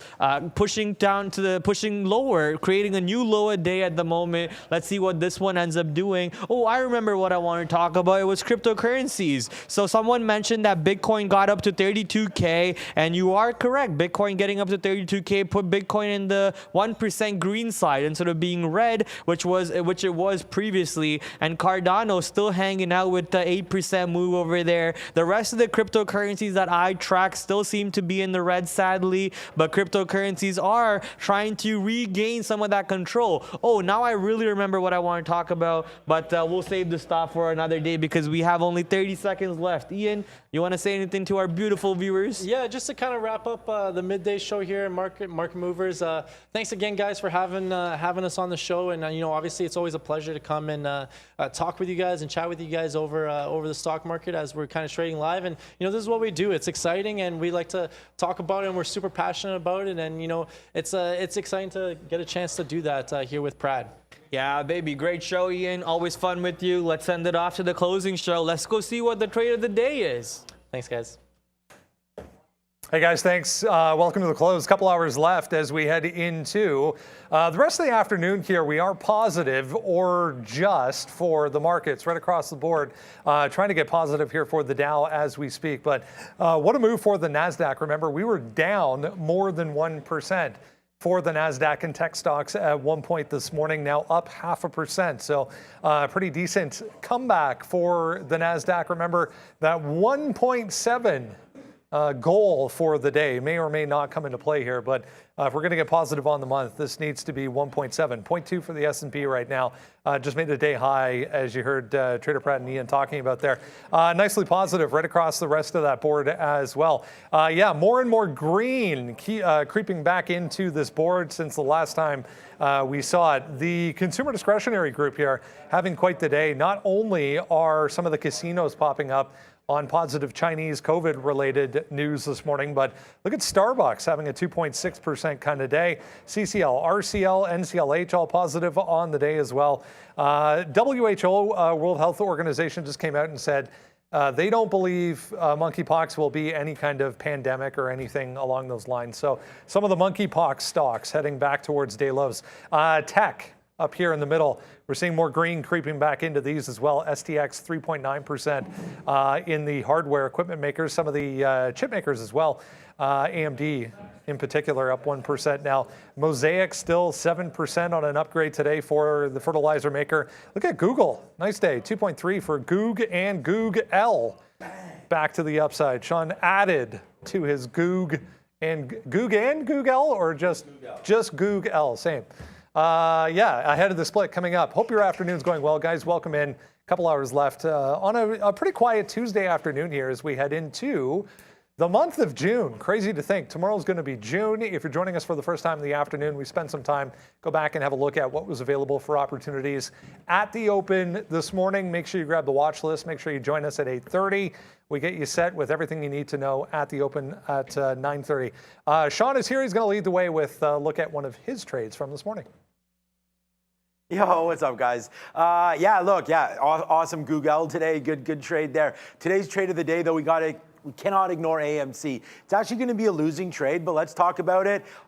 Big release this weekend for Top Gun, right? Came out 4,700 theaters, the largest release in North American history. So that's absolutely fantastic for Top Gun, for Paramount, and for AMC. And it really got going early. You can see this is a huge move up. We closed the day on Friday at 14, and then all of a sudden, it's that whole FOMO trade, right? And we get caught in it, which is why we want to discuss this with you. Look at this big, huge move to the upside. We actually got long real early when we sat down here at 8:30. We were expecting retail to come in around 9:30. Obviously when the market opens up, and that's sort of when the mistake happened. But we're starting to get in early. We take a nice little trade. Obviously it bumps up, and then we start to do some work, right? And the very first thing that we looked at here was 1550. So that should have been a decider right there for me, and it was. And we started getting in at this level. It was sort of the pre-market low. But then when it fell back down, and unfortunately my lines have disappeared off this chart, but realistically, once this happened and we noticed the volume at 9:30, look at all of these sell candles. It's sell, it's sell, it's sell. The sell wave just came in.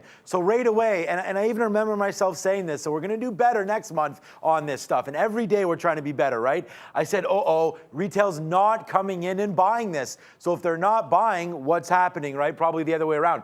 Did it really deserve to be up 20% on that? I don't know. The stock market says no. There goes AMC to the downside. So first mistake, should have got out there once we realized that there was too much sell pressure. But you don't ever want to get caught in that first wave, that first candle. So when I look back at it again, I'm always trading. Like, you don't see any outs here, but you see some more ins. I'm always trading off of key levels. And $15, even if you look back here on the daily chart, you know, and again, I had a line here, but $15, we kind of topped out right in here at 15 before. So if that doesn't hold, then that should have been the trigger for me to get out again, right? And then here it is right here. It comes back in. And then look at this. I hold it all the way down to 1460. Why? Again, because we're trying to do work of this 1450 level, which was the high sort of when we got going back on Friday. So again, we're lucky to get held there. Then this is the saving grace for this AMC trade. It actually pops off that 1450. And then at that point, we're willing to get out of most of these mistakes here, but the mistakes continue. So we get a little bit out at 15, right? Another key level. But then AMC just keeps on crashing down.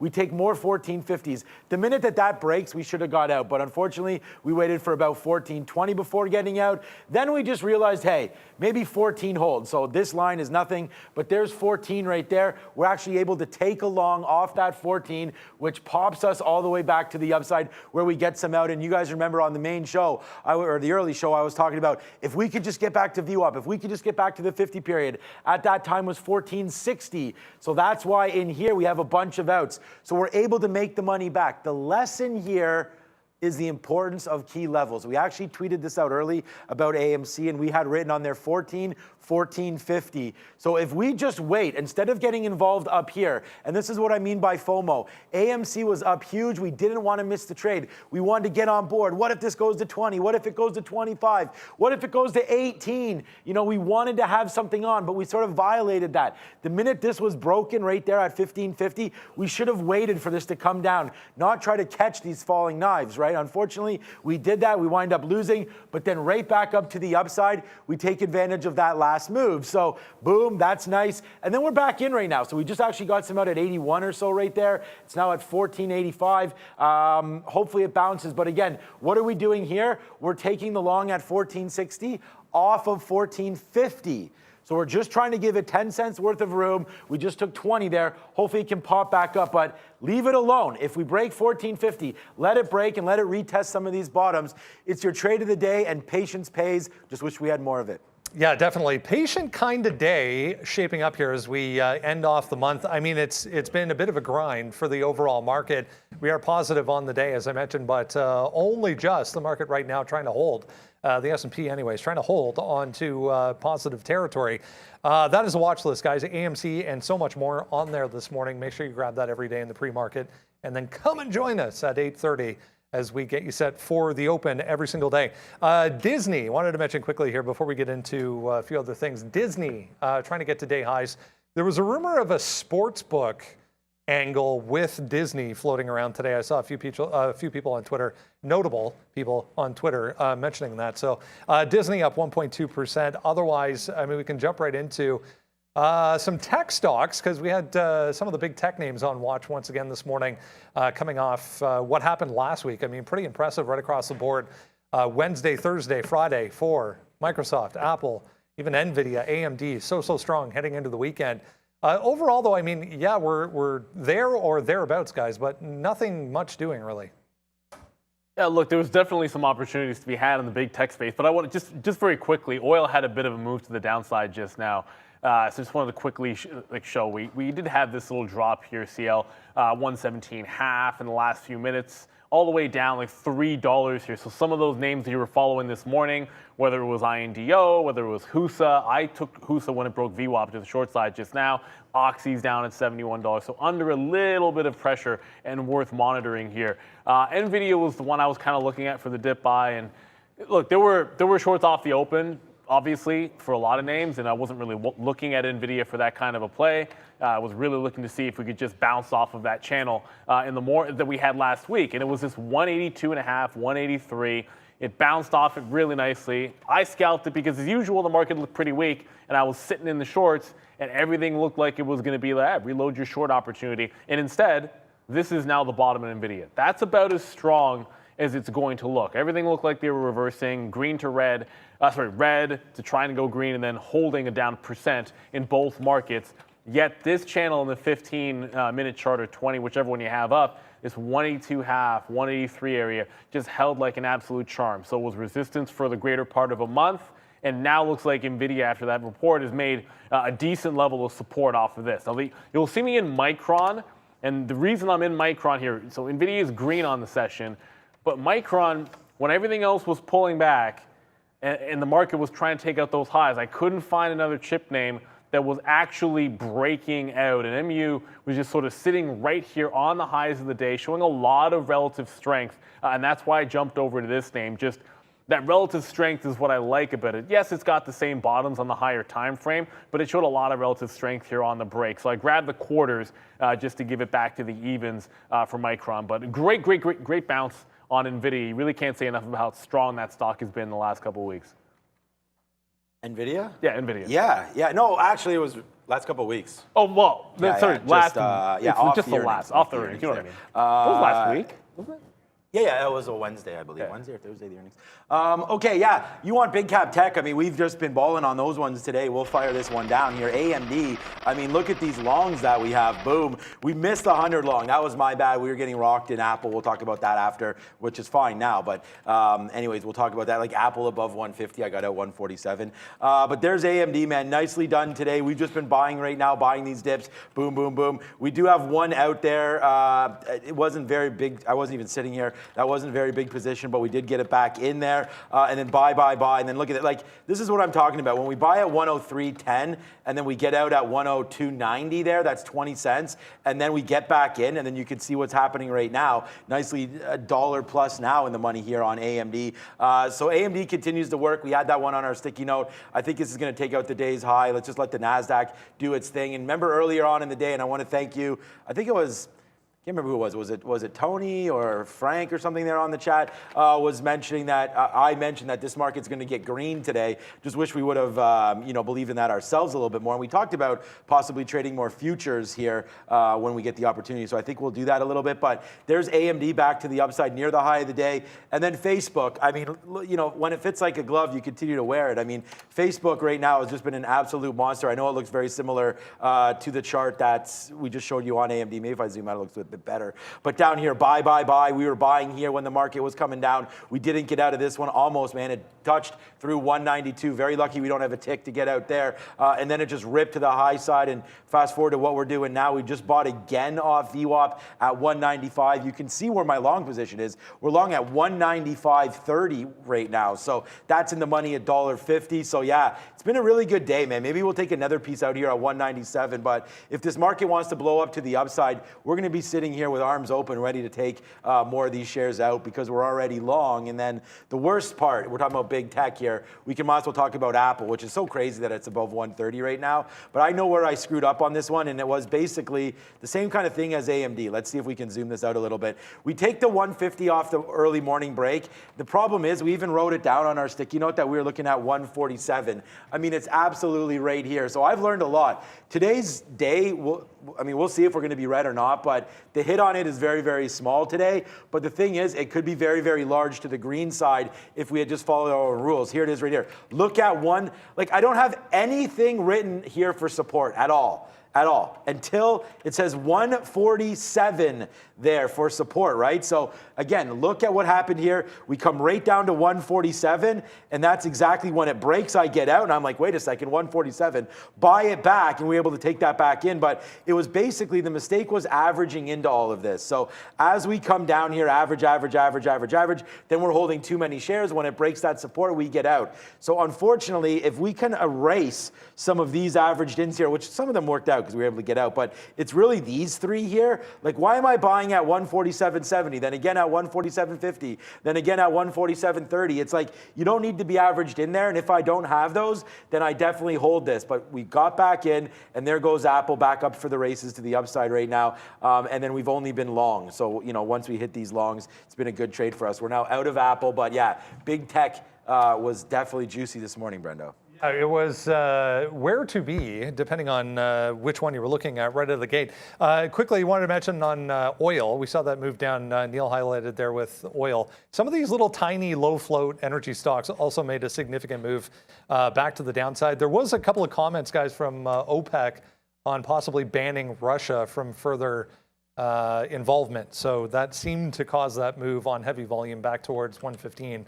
Once again for crude. So that was the Wall Street Journal that was reporting that. Let's talk about China. That was one of the reasons and one of the catalysts that oil was higher initially this morning in the pre-market. Remember, China going to be reopening. They were talking about no more COVID cases being reported. So China demand for oil possibly getting an uptick. That had all of the ADRs right across the board. Anything Chinese that has an ADR listed in the U.S. higher this morning as well. Yeah, across the board. And they looked all really strong. It was NEO that I decided to pay the closest attention to because it had this $18 level. You got the 50 period here. I know AMC even had the 50 period coming into play. So strong move in the last couple of sessions to even get to this $18 level. And then, look, it's resistance, and you can see that. And in a bear market, which, we're kind of sitting in right now, you have that 18 level sitting there, and until it gets through, you haven't really broken back out off of this double bottom. So I was looking for the opportunity for that break. Clearly, it didn't happen. It actually failed pretty early, and I just want to I drew back far enough here so you could kind of see my lines went away because I flipped to something else. But this is about 1765. Last time it tested, or the previous time it tested 18 even. We did get through on a gap up at 18. And then this time, when you come to the open, you basically grinded right into this 18. If you were really, really eager, I suppose you could have been averaging in, or I could have been averaging into this to the short side and waiting for that break. Instead, it was just one huge capitulation candle at the open, which was really difficult to trade. So I didn't get the 18 short. It then gave you beneath that 1765 on the higher time frame that I was just showing. So I grabbed that a couple of times, worked once, didn't work the second time. I'm not back in it, but the validity of that level definitely holding court here as it's trying to stay above that particular price. So bit of a strong look for Neo. You get a failure at that 18 level. I was expecting us to just maybe fall all day long here, thinking once it got through 17, if the market was going to have a red day, you should see this at about $16 even. But a nice little wipeout bottom, putting the 18 break back into play.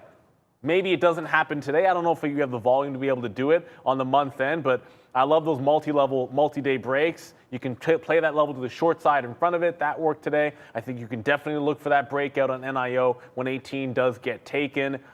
I prefer it when it has a break in the open market as opposed to in the pre-market. But beggars can't really be choosers there. And as long as we're near that 18 level, there's going to be good trades off of it.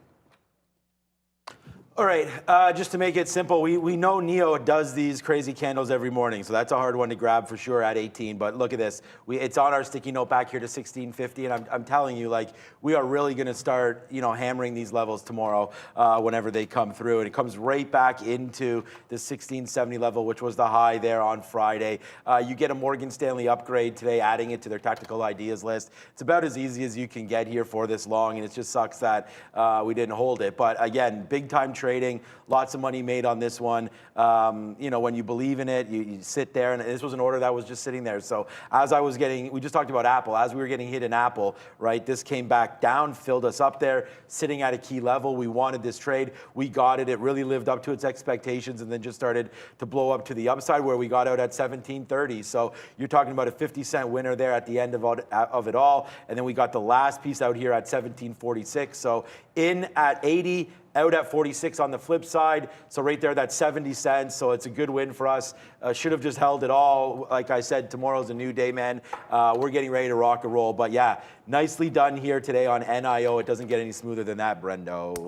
VCNX, we saw Cassava Sciences pop up during the midday show today. This is another one apparently conducting Alzheimer's trials, at least for treatment they're working on. So that just popped up. But I mean, Sava, obviously the short angle, the real story there, but started to go just before lunchtime, still on watch as well, doing all kinds of volume. Some of the crypto stocks having a pretty good day. They did come back in, faded the gap they put in at the open, then bounced off nicely. Coin up 5.5% at this point. I mean, even some of the other ones, Mara, Hut 8, another one that's having a really nice day. There was kind of a secondary move in Bitcoin back towards 32 around midday as well today. So one bright spot to highlight at least. Yeah, they've held up, but I mean the drop off on some of these names, after that little wipe at the open was pretty sick. And really, I liked two levels for Coinbase, and then I ended up stepping in at 81. Always stick to your price, right? Like I took a long off of 80 to play off of 80 and then ended up stepping into 81s because I missed the initial break. And the initial break at 80 was gold for about $3. And you might have heard me say in the pre-market or in the opening show that, I really wanted to wait for this to open up. And so I ended up doing so because of the spread, and that ended up being a mistake. It would have given you the $3 and then you didn't have to get back in on the way down. It never touched 75, so there was never a chance to get in at that price. At least now you have a pretty clear double top at this 83.5. I just don't see any way that we're going to see it here today, unfortunately. It's just, you've now fallen back below 80 even, and Coinbase looks equally likely to test 75, where I like to support as that double top at 83.5. Just quickly to go back over to that HUSA, HUSA. When oil made that move to the downside, this has been super strong all day long, stronger than INDL, stronger than the rest of the group, but it rolled through VWAP, and I was kind of telling you guys it was rolling over. Took out VWAP, that 550, which was the previous pre-market high.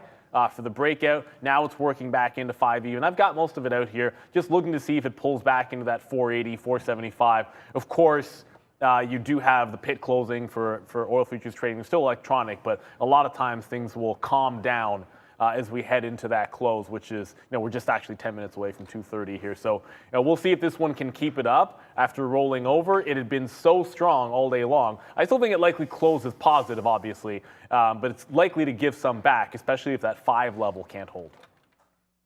All right, AMD, yeah, I mean, we're starting to take out new highs here on the market, it looks like. So, yeah, we're going to be long. We tried to get longer here, actually, believe it or not. I mean, right at that 50 period, and we weren't able to get it. We were waiting in the 50s, which kind of sucks. But there it is, a nice little take to the upside, and there goes AMD, man, blowing up one more time. So we'll spend the money for this trade. AMD continues to make a move upside. What are we talking about right now? Crypto? Yeah, I mean, crypto's been, I can't get into Coinbase, man, because it was $40 $30 a week ago, and it's 85 now. So for me, that one makes no sense. All right, let's just go over and see what's happening in Cryptoverse right now. You guys know that last week we bought some Ethereum at 17, and I told you that on the show. So hopefully that's a good one for you guys. I didn't get out of anything on Bitcoin. I was actually saying the other way around that I like Bitcoin at 30,000, so it did dip down to that 27. So you're going to watch out for that one. Obviously, Tether doesn't matter. Binance Coin. Cardano with a huge movement. That was 45 cents. It ripped up to 70 something or 68. A nice move for Cardano in the last 24 hours. So that's starting to move. You got Solana's not doing anything. I think that might be the next one to go down there at $46. Dogecoin started going a little bit, then pulled back. There was one other. What just happened there? We just got in or out of something there. Ooh, we got some more AMDs. AMD just fell down there, obviously, as the market just came in a little bit there. So, all right, we are now into more AMD, and it looks like we'll be out of this one very fast. If this one takes down too much lower than this, we're going to get out as AMD right now cracking lower. Like I said, if this market, there it is. If this market gives it up, there, we're gone. So, quick little flash back and forth. There's AMD flushing right now, which is fine by me. I mean, we just got out there. Maybe that flush is not fine by me as we're trying to bounce. One more try there on this. We just got out. We'll test it long one more time there against that bottom. But we are starting to go down 103.40 one more time. That just broke. So obviously we don't want to get out of it. But we'll push it back in now and see what happens. There's a nice move. And of course, it's the NASDAQ right back to the 50 period. So causing some movements to the downside here on some of these names. So we'll have to watch out for that. The only short that we have on here is Snapchat. We'll see if that can break a little bit lower now, making some money back on this name. So we'll watch out for Snapchat. But Facebook pulling back in, and so is AMD here. I guess AMD down to 103 again. We'll have to watch out for that. That very bottom's 102.40, or sorry, 102.90 probably coming into play now. Don't really know why that just happened, but hey, remember, we have the imbalances coming back through on the MSCI rebalancing today, so there could be some action here at the close. It's a little far away for that, but let's see if we can't pick up some more shares and then just try to respect that bottom there on AMD. It's not the very bottom, but this 102.80 or so level here on Advanced Micro. Yeah, it seemed to be on a note, guys, suggesting the White House economic advisor saying that Biden is looking to ease prices where he can and is considering easing tariffs, which they believe could help inflation. So that move in the market seemed to come on that comment a couple seconds ago.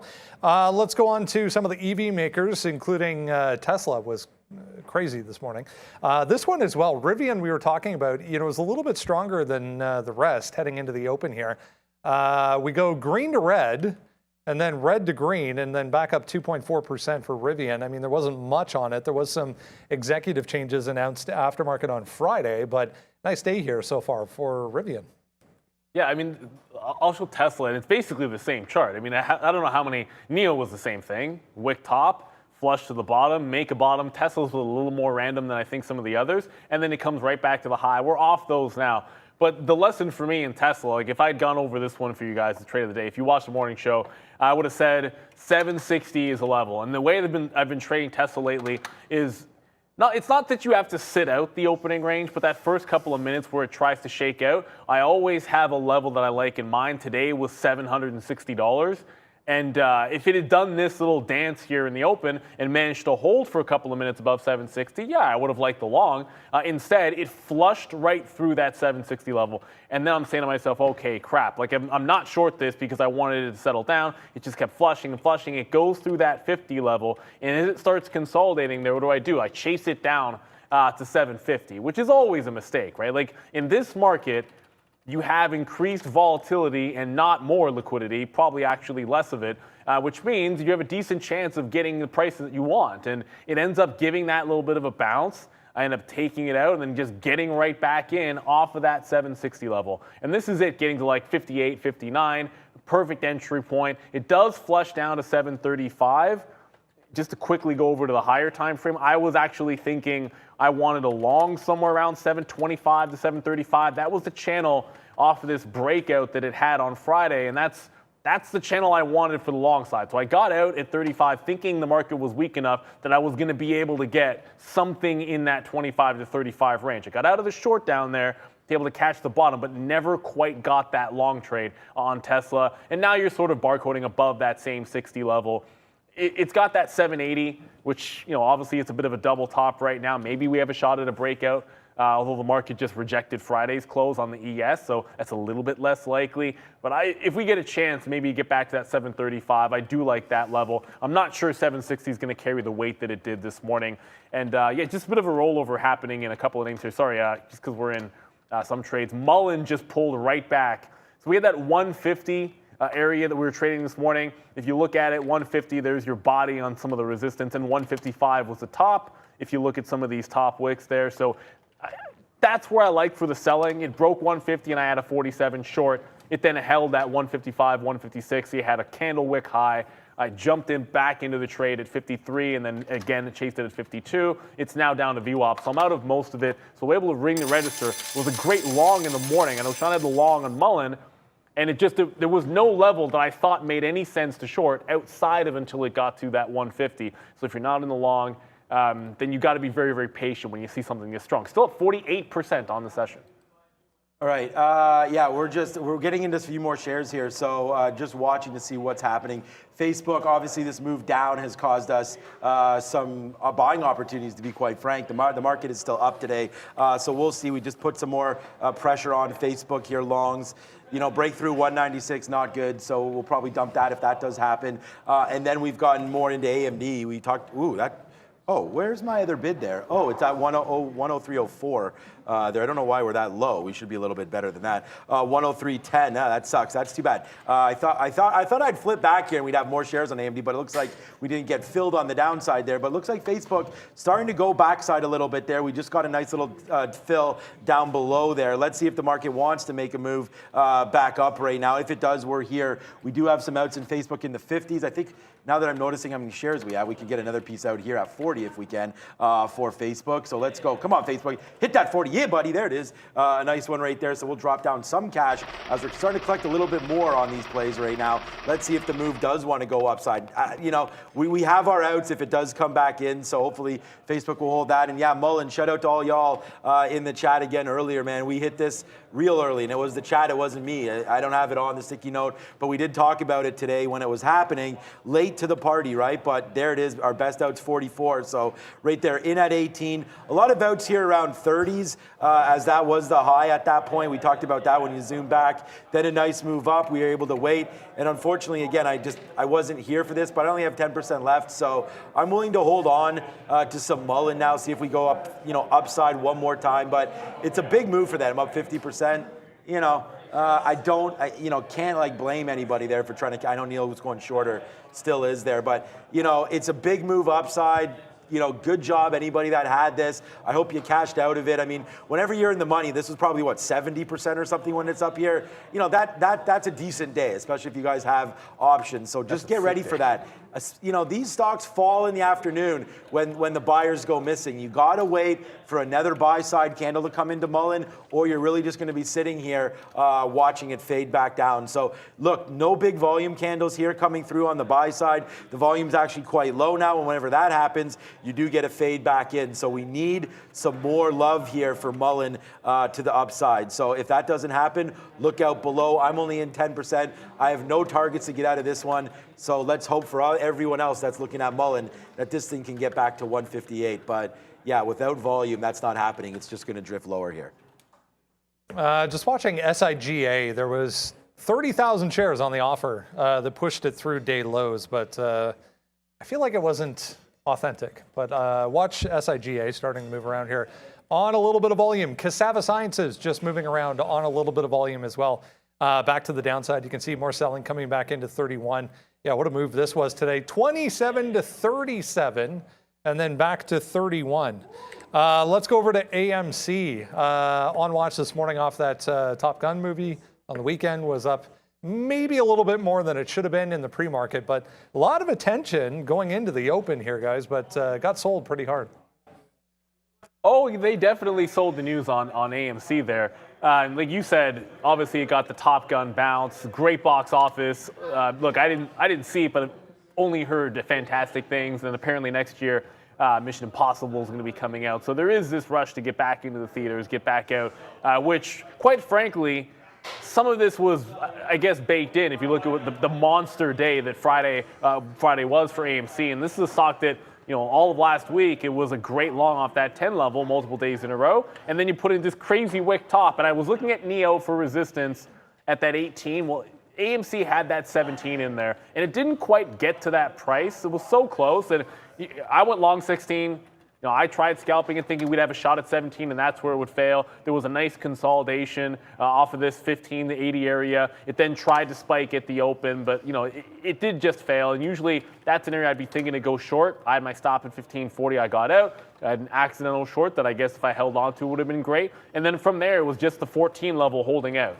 It's managed to grind back to 15 only to give it back up. And I don't think I like a trade unless we're basically off that 14 to 14.20 area. I'm not sure I'm going to like that trade again. 15 seems almost meaningless at VWAP here. It feels like that 15.40 stop. That was the line in the sand. I wasn't even looking short, which is crazy. Like that's where the stop was for the initial long in the pre-market. And I wasn't thinking short when it got there at 12 o'clock. Too busy eating that great salad that I had today. No, it was not. But I think AMC was just a simple sell the news type of event today. But I'll tell you this much. If you're an AMC shareholder, at least you're not holding GameStop. They report tomorrow, and it's just getting absolutely shellacked all day long. Better to have them sell the news after a strong run than have people dumping shares into earnings, which is what's happened over on GME. Yeah, we talked a little bit about AMC already today. It's actually not going to be that bad for me. My worst stock's going to be Apple. AMC just right now took down that 50 level, so we got out. Our last chance there was at 60. Like I said, let's just be as patient as we can be today. Yeah, whatever. The movie's done now, so we could just move on from this. That bump, the next time it bumps up on great movie results, you're just going to sell it again. We sniffed out AMC last week when it was near $10.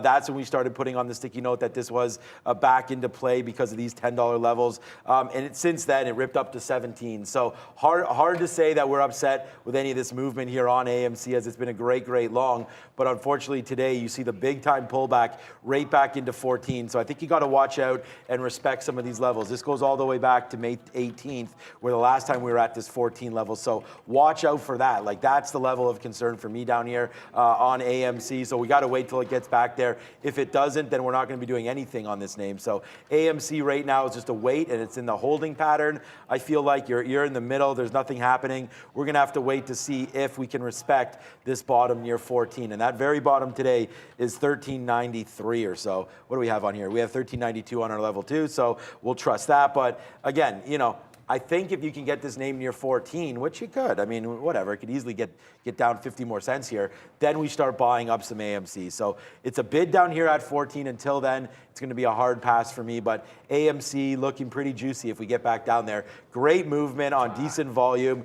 Again, the volume's been light right now, as you can see. So as with light volume, the fade play starts coming in, right? So watch out here. Hopefully it can get picked up down near 14, where we're sitting like 1407, 1408. There was some volume that came into the overall market there, guys. I'm going to dig into this a little bit, but information agency Interfax is reporting that apparently Moscow is ready to negotiate with Kiev and sign an agreement that would end the civil war in Ukraine.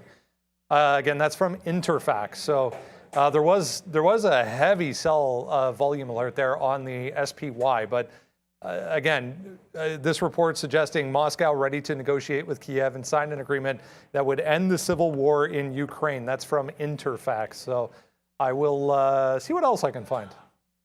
Yeah, I'm gonna hold off on punching long because to me, aren't we we're through the high of the day? We're through Friday's close in the ES. If that were certainly something people were betting on.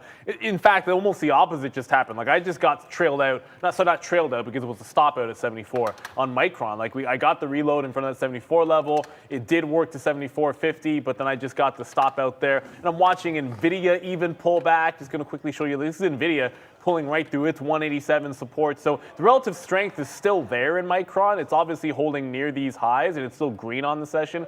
But I don't want to sit there being stubborn about this. I mean, you saw the ES sort of make that bit of a turn off of those levels, and some of the shorts starting to come in. There was one this morning. There was a downgrade on Uber. I'm actually still in that Uber. We actually got that fill right towards the end of the show. In the morning we said short in front of that 24 level. It just came in right before the end of the show. I'm still sitting in it. It's down to about 23.40. I'm shooting low of the day here, just that 23. Uber is the kind of stock that it's one of those that can't seem to get out of its own way, and they're running into a lot of trouble. And relative weakness has been there. So if we got a resistance level like we do at 24, I'm going to play off that until it breaks. And if it breaks, I'm not automatically going into a long trade, but it has to be considered. But man, Uber, that's just one of those. If there's weakness and the market's at a high and it's turning around, I'm going to check to see if Uber's at the top, kind of like how I used to do with Affirm. All right, we're still waiting for AMD here to get going. I mean, I do like that Uber trade for sure coming through. That's AMC. Sorry, let's go over to AMD. We've just took a couple more bids off here. I mean, we still have VWAP right here. Let's see if it wants to dance. I mean, we're here, man, if it wants to go. I don't have any offers out. I think this is the right stock. 103.05 is where it's trading at right now, just flat on the day. I mean, up 0.7. Let's see if it can get going. I mean, no real reason. The only issue for me is that we are now below this 50 period here on the on the NASDAQ, and I assume on the ES as well. So, I mean, this is going to be a problem. If it can't get going, you're seeing some trends change a little bit here in the market as we were flowing higher. We touched the high of the day, like 10 times up here, and didn't want to break it. So, I mean, it was making new highs, and eventually a new high stops, right? So now it's come back down in. Let's see if it wants to hold these bottoms. That's the key. It held the highs. Let's see if it holds these bottoms. So if it doesn't, then yeah, you're going to get a flush and everyone's going to be short and continue to short the NASDAQ until we take down that high. So that's going to be a problem. So we need this to get back going, or else the shorts are going to come in and hit this market lower, which is no good for me as we are long both Facebook and AMD. But we're short Snapchat. So if you want to go short on something, I think Uber's a great call as well. Snapchat, I mean, we've just, I don't know what's up with this short. Honestly, I don't know. That was a weird one, but we are back into this right now, short here at 45. So again, that was just a little bit, but we're short now here. That's 48.49, giving us this average price of 45. So now we'll wait to see what happens with Snapchat. As we've been short, got taken out once, averaged in. So that's why we have like a little bit of a funny price here, 45.3. on our short now for Snapchat. Let's see if it wants to work.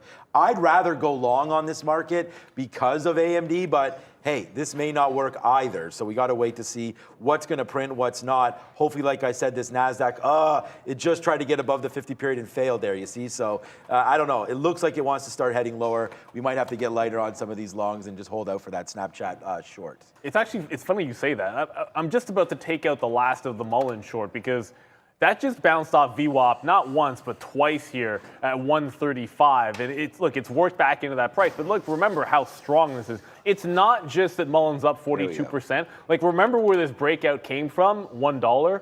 A lot of times you show some strength on a move like that, especially when it never wanted to retest. I mean, it didn't retest any breakout level until just now. When it broke 125, it retested that and got to like 26, 27, and then held the double bottom there. It's really just this last move that got through a previous high, and even then, it's still holding VWAP. So I'm probably going to get out of this one. I mean, I'm on the bid at 37. I might just hit 38 if it starts to go, because if this is going to hold VWAP, there might be some longs off this 135 level to be had going into power hour, which is only like 20 minutes away. So you will see me now out of Mullen. It's just HUSA to the short side, and then Uber, which is super weak. One is an oil play, and the other one is a weak stock. So about as simple as it does get there. And then start to think about if the market holds right around positive on the ES, we got to think about where we can get back to those longs. I still like Micron. I just think if we pull back further, its breakout price was about 73.5 in front of VWAP. I'd rather sit out 40 or 50 cents instead of holding it and then trying to get back in on that dip. I love the relative strength that it has. It's still up on the session. It's still close enough to those highs. So I want to be buying the dip on this if I can. I was watching Cassava Sciences. I thought maybe it was going to get back to VWAP itself. I got out of this way too early. It put a top at 36. I tried it the first time, the old wick off top, and then I just sort of jumped back in at the same price. I worked it to VWAP and then did not hold anything on Sava, only to see it make a second flush. It felt like it was about to get back to that aforementioned VWAP at 33.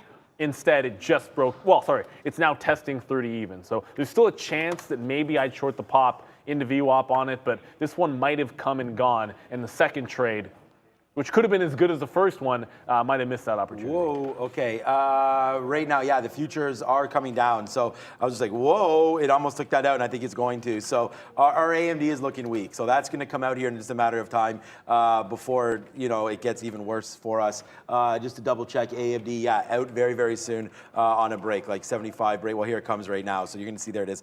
We are now out of AMD. That's kind of, it sucks there, but that's kind of fine. We just got taken out of all of our shorts, which again is fine. Sorry, all of our longs. We still are holding Snapchat short, which is now starting to print. Down, down, down. So we're going to try to hold that. Might as well get some more out here if we can at 33. We're on a paid gateway, so it has to break it all for me to get out of that one. We'll wait to see if that's going to happen. But yeah, it looks like. And we tried. I mean, we talked about the futures there. It tried to get back upside. It didn't hold, so there's the downside move. I feel like traders will be short against this 12,800 because it was the high of the day. So now we'll be able to see where we go from here down on the NASDAQ. I really... Man, I feel like I should be shorting something now. Even AMD could be a short candidate off this break. So, again, not too much damage done. You saw where we were. It's about a 20 or 30 cent hit. But there it is, breaking even lower. So glad to get out of that one. And then there goes Facebook as well. This one could be the one that we should be short here, Facebook. Let's wait for a little bit of a pump, but we'll put on a quick short now. And then if this pumps back to like 196, that's when we can load this up. But hey, we've got the short on. Mullen's working back to the upsides for some reason, but Snap is coming down. We got to get short something here into this close. This market could just start heading down. We do have a big rebalance coming. MSCI, it's been a monster 2 weeks here for the NASDAQ, or even just a monster week for the NASDAQ. It wouldn't surprise me if there is some opportunities here to get going in the market. Yeah, and that's sort of the thing. It is that month end, right? You talk about the window dressing, and sometimes it's in the other direction. So you might see some selling off here. Look, I saw people talking about AMC. Maybe. Yeah, it looks like maybe that 14 is going to come back into play. I just didn't see a shorting opportunity on it when we sat down here at 2 o'clock, and I guess maybe 15 was it. And it's just that simple, short at VWAP. And you mentioned Mullen is starting to go. Yeah, if you're looking for pockets of strength, Mullen off VWAP. I'm probably gonna take this 135 area. I did get out of the short to look for the long at this price. If we can actually sort of hold on into this 35 to 40 area, I want to try to get into like 36, 37 to the long side. Work it back to that $1.50, I should say, because that does feel like it's going to be a resistance point for Mullen. The volume's still good, but it is slowing down. Like, it bears mentioning that Mullen is slowing down on the volume end. But I now want to be long in front of VWAP here. Look, if it clears 135, it's a relatively easy out on this name because the trend happens to be to the upside. But outside of Uber and HUSA, I don't really have any short ideas I love. As a matter of fact, there's some longs that we have ideas for like some bounce plays, but I'm looking for something I like to that short side. I went back over to think about a firm. It's like, a firm's through the low of the day. Like, where are you going to pick it up, right? Like, it's a firm's through that low. So forget about $30. You can't even catch $30. You can't sniff a price like that. You're already through the low of the day. I thought about NEO. That was relatively strong. But opportunities in this name, as it's trying to break VWAP here, it would probably have to break down at least at 1730 before I think about shorting it. Otherwise, you're waiting for that 1775. So going to have to play the patience game here because you've got some names that have already gone. Thankfully, we do have the Uber trade, and Sean's got the Snap. But some of these names are already foregone down here. And Tesla back below that 760 level. So I came in, wanted to play off of that level. It felt like maybe we'd hold it in the afternoon. Now we're right back below that price. If we break this 758 here, it might just be back to Tesla at the exact same price that I had at 935, believe it or not. All right. Just making sure that all my orders are lined up here. We are into a new short right now. Obviously, thank you to MT Trades for the nice talk about the Snapchat short. We're on that one, so that's going to be a good trade for us. We just got some out at 28, though. So it did, 32. I was actually bidding 28s there and missed me. So hopefully that can continue its move to the downside. And then a new position alert, so we can go alert, alert. I like to hit this thing whenever we get a new trade on. Where is it? There it is. Right now, so you guys can know. We did switch up our game here on Facebook to go short on this. Once the market gave up that ghost there and didn't want to go to new day's high, we sort of did have a good feeling about that to the downside. So here comes Facebook right now in the money. And again, you have to have that ability as a trader. And Neil and I will obviously move pretty quickly here, so being able to flip back and forth, a definite advantage for us. But you may not have that that's why I'm trying to tell you, like, when I'm like, okay, we got to flip, we got to get out of this. So that's where we have our outs. So that was good out right there. Imagine if we still held this, like, and again, we say this all the time, like sometimes my outs, would be good to then re-short it. So definitely should have looked at that as a play, because here it is, man. Facebook's starting to tank down now back into some of these levels that we've had before. I don't know, like maybe this is worth getting out here at 195 flat, but there's the breakdown lower. So let's see if we can get it. Let's bid in the 70s now in case this market just does do one more flush. We should be able to pick up a little bit of a bid, but now it's 50 cents in the money, basically the same amount that we lost right there. So this is 196.30 out right there, and we got to try to use the same shares, right? 195.90, that's about 40 cents. So yeah, we should have took that 1,455 cents as that bottom was 194.90. Let's just, whatever, man. Let's take a bid at this 195 flattish if we can get it. And then if it wants to go even lower, then we can wait. Like, what is that very bottom? That's 92. So, all right. So we're sitting here, just one more flush down. We'll get picked up at 95, which we should get right now. Why am I at 95 evens? Who knows? But there it is. Yes, sir. So we'll go alarm on that one. A nice little win to the short side on Facebook as we switched up our game. Now let's go Facebook. Now hopefully this will start coming to the downside right here and crack lower, and then we can get a 194 bid or so. Remember, we sniffed this out, and I said this, man, Arun be damned. I said that these futures, if they failed this level right there, that was the play. So we should have had that. We didn't mean to have this Apple trade as that just popped in. So we got to get out of this one. But right now, short Facebook is the play that I like. Yeah, and we just went back to the well, and rightfully so. And thank you for someone mentioning in the chat there that I should have looked at Alibaba. We did have a look at BABA this morning. For some reason, it hasn't been like on the front of my list of stocks to trade today. But because Tesla was at that 58 that we had before, it rolled over. It got through VWAP. I just took the same trade. Like I like it to that 55, 54 area for the scalp. And then if it does break the higher low that it put in from the morning, I should point here, 754, I think you can get into this channel. That's like 42 to 50, so I'm sort of sitting in the middle of it. Again, you've got to be able to sort of flip the script here. I like Micron alongside. The breakout's not going to happen, and it was relatively strong and it was trying to break, but once it didn't, I said if you like the long, you might as well sit it out and see if it can bounce off you up here. So if the market can try to check up, and we can hold this 73.5, fine. I don't mind getting back into Micron. We had to look for a short opportunity that was something we weren't sitting in, and Tesla did set up. So Tesla was the one that we went over to. Alibaba, the aforementioned Alibaba, it is weak as well, but it's still up that 2.5% because some of the Chinese ADRs all strong into that upside today. But it looks like it could take out this 95.5, 95 area to the bottom. Another rejection of the 50 period. And this is another thing to notice. Like, what happened the last time we got to the 50 period? It was several days there, but it could not close. Alibaba, sorry. There was one close, I should say, above the 50 period. And then the next day started a 5-day smoke show to the downside on BABA. So I should have paid a little bit more closer attention to what it had done off that 50 period instead of hoping for a chance to play the long. Now you're getting an absolute rejection of that level. Below 95, you have a pretty decent gap that can be filled. But glad we're able to get into Tesla here and find another short because the market is coming in. And you have to be able to trade what you see in front of you. We want it to be a long day, and there were some good opportunities to that long, but when the shorts come in, you can either cover for profit your longs, or you can jump into a short and make some coin. Yep, exactly. And that's what we're doing right now. Obviously, we got into a mistake there on Apple. It's come back in, but that was a mistake play. But here's the short that we have on board right now, and it's going to be Facebook. We just put this on, and now it's starting to go back down in. So out at 95 for 60 cents or 50. What were we short? 50, so 50 cents right there. Now it's 60 cents in the money as we touch down to 149.70. I don't know. We do have these imbalances coming in an hour exactly, so that could be should be affecting the market as we speak. But we're still going to try to trade what we see. Mullen again just went back up to the 50 period at 42, so that was good right there. But again, we're going to see if there's more volume that wants to come into MULN right now. What's up, Randy?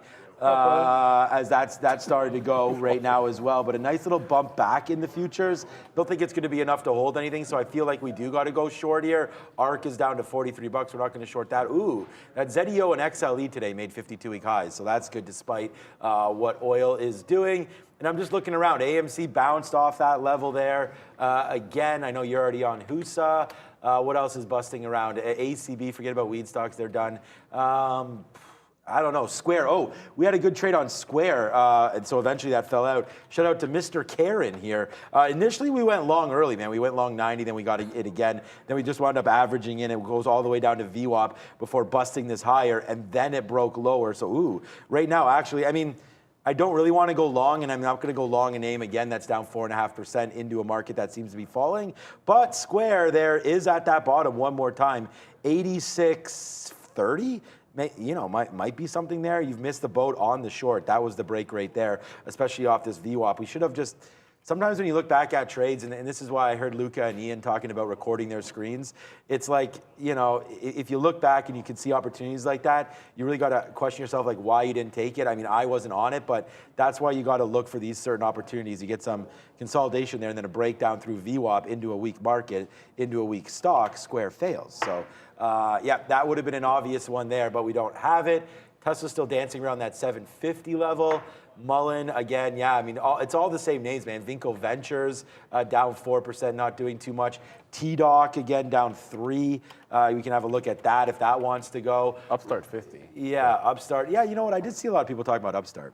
It's only a round number, and I just sort of said Upstart 50 because I was scanning over some of the names to look for something sort of new to get into here, and I did note that, you know, made a 48 bottom. You look at the one consolidation this had before just breaking out once again, Upstart, and it was at this 50 level. So on those dips, you look for a place where maybe you can make a bit of a scalp trade. This is a 3-minute chart where you have like 7 or 8 candles in a row on a rollover. So when you're looking for that little bit of a bounce, just see where they bought it before, and they bought it in front of 50 even. I don't see a lot of size down here, obviously on the bid, but if it can catch like a 50-25, just a tight little consolidation for a little bit, then this could set up for a little bit of a bounce. But man, as a matter of fact, you're not seeing any kind of give. Like, I need to see it go sideways.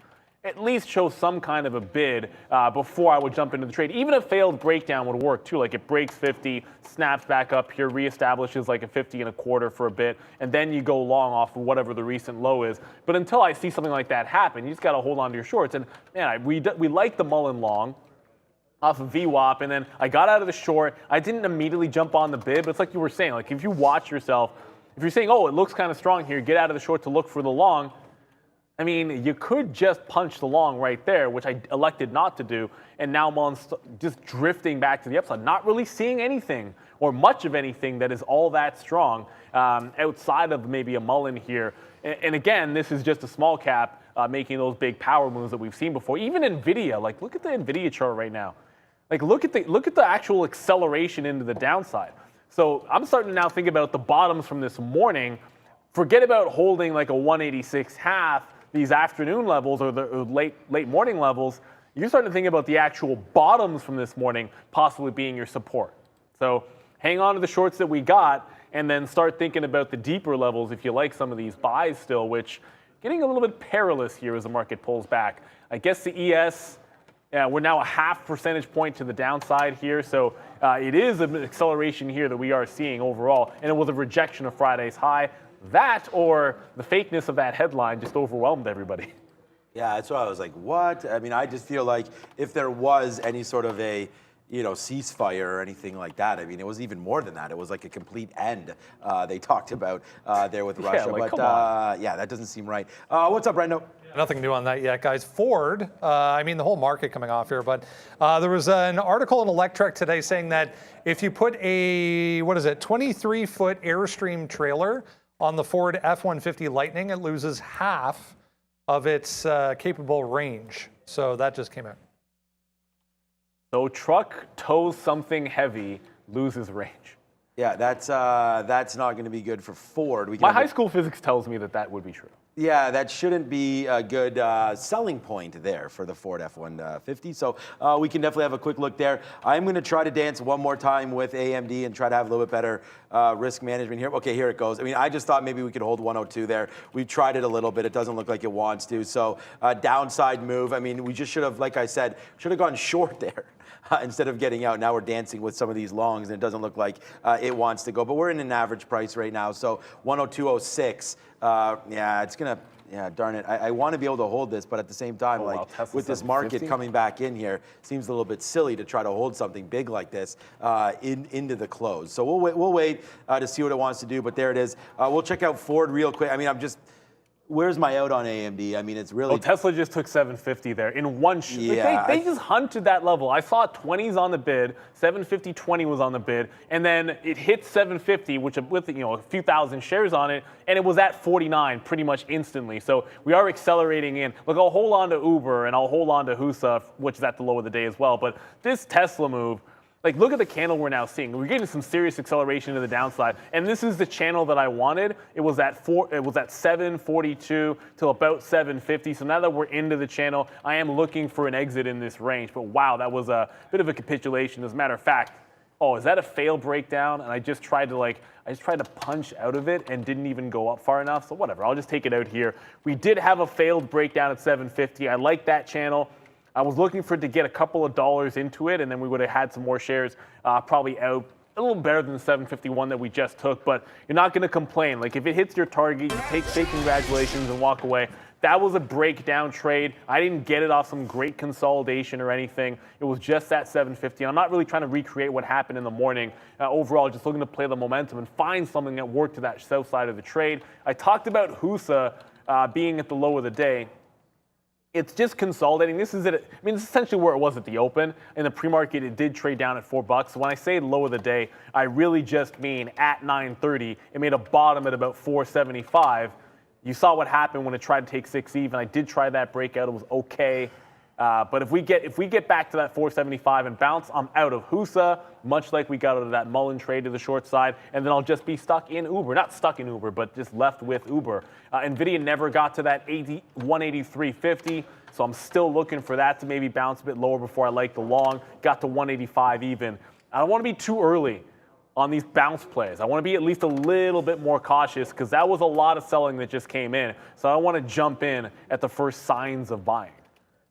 Yeah, I mean, I did that on AMD, and it's starting to work a little bit here, but still, man, it's been a tough go. Like, here I am trying to get like 20 cents on this play, and it's like I can't even get it right there. So we're going to have to wait to see if AMD wants to get back going now. Okay, here it goes, maybe to the upside a little bit.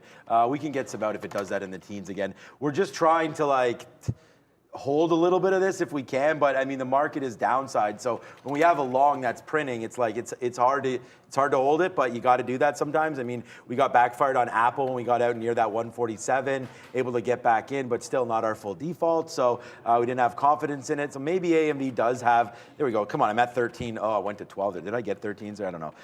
Let me see if I did. No, I did not. Hopefully we can get 13s in a minute. There it goes. Come on, 12s. We're at 13 randomly. Let's go 13. Hopefully we can get that, but that's a nice little take. Our Facebook short was 195.60, man. That went all the way down to 194 flat. Should have noticed that one. Too busy trying to catch these longs. But there comes Facebook right back like a vengeance right now. What's up, Brendan? Cassava Sciences starting to go here again, guys. Just popped up on volume back above 30. Don't see anything yet, but a heads up on Sava going again. Oh, if it gets to VWAP, I like that one.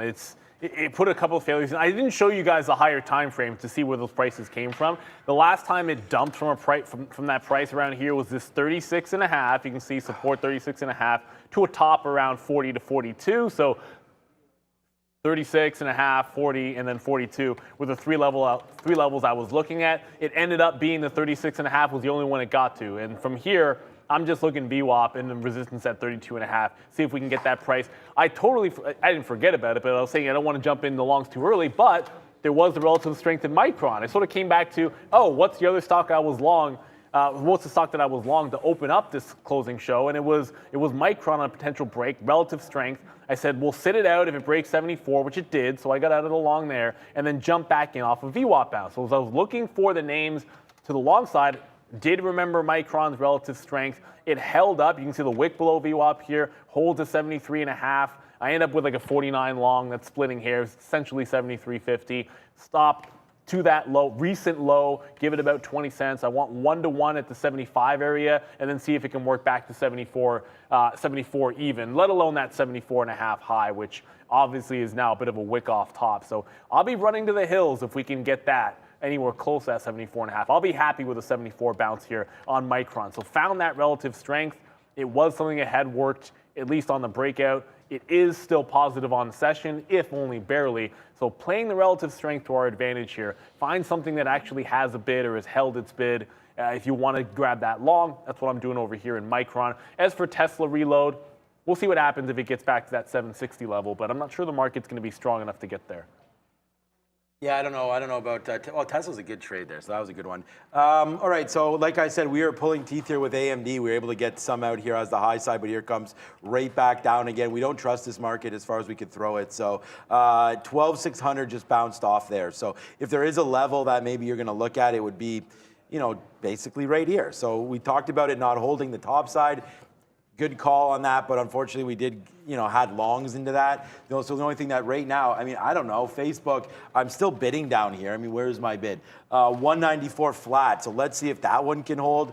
I'm really holding out hope that AMD gets back to the upside right now, and we're able to cash in on that one. Mullen's starting to go back upside as well, up to 145, so maybe that 150 is a decent out. We could take that if it comes through, so we've been holding on for that, you know, for dear life basically on that. And then what's been a good one has been the Snapchat fail right here. So we're able to get some out at 12. I mean, Snapchat just straight to the downside there. Now down 9%. I don't even remember what the report was, but Snapchat definitely getting hit here today, which is funny because Facebook, we're also short that name, but Facebook was up. Yeah, no, it's basically up on the day. I mean, if the NASDAQ can just pump a little bit more there, Facebook will turn green, of course. So Facebook, you know, green or flat on the day, and then Snapchat getting destroyed. Obviously, they came out last week. Evan Spiegel and crushed their business. So, you know, I don't know, not well talked about there, but Snapchat trying to make moves back down in.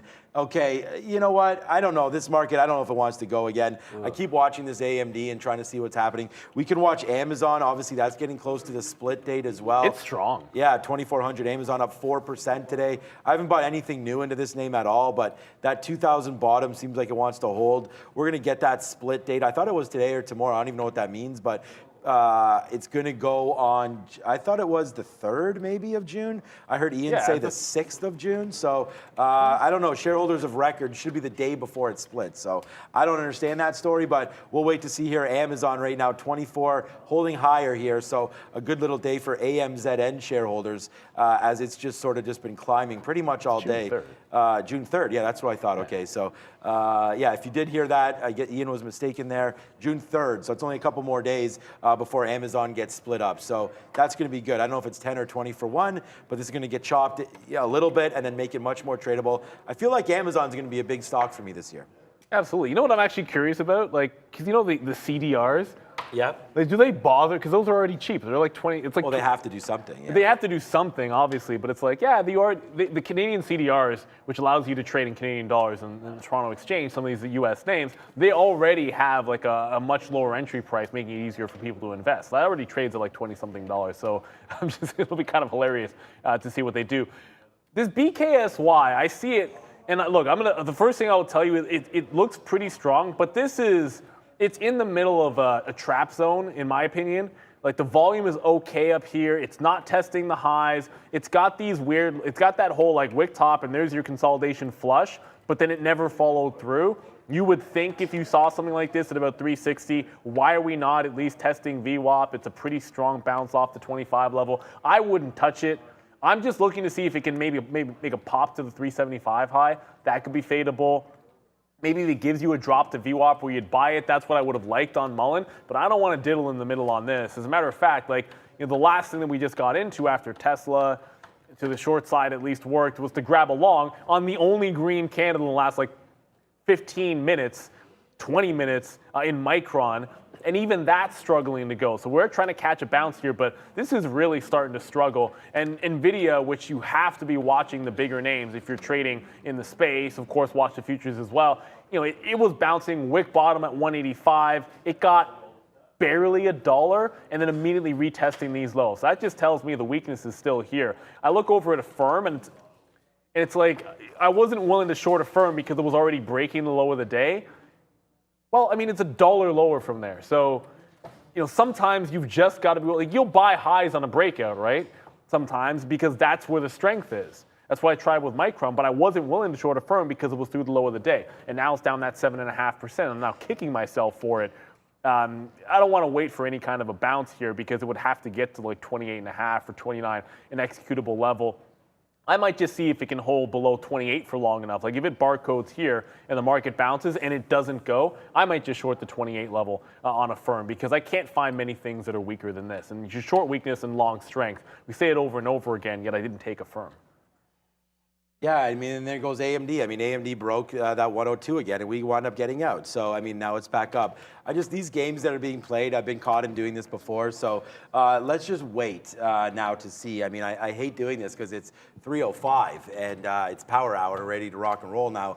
But honestly, we need to find something that's going to work for us. And I would love to get into some AMD. It's just not really near any pushing levels yet for me. If anything, it has to like at least get back up to 103 or take this VWAP. I mean, dancing down here has been not a hurtful process, but you know, I'm not really like, it's hard for it to go up and so easy for it to fall down. So that's going to be a misstep on that one.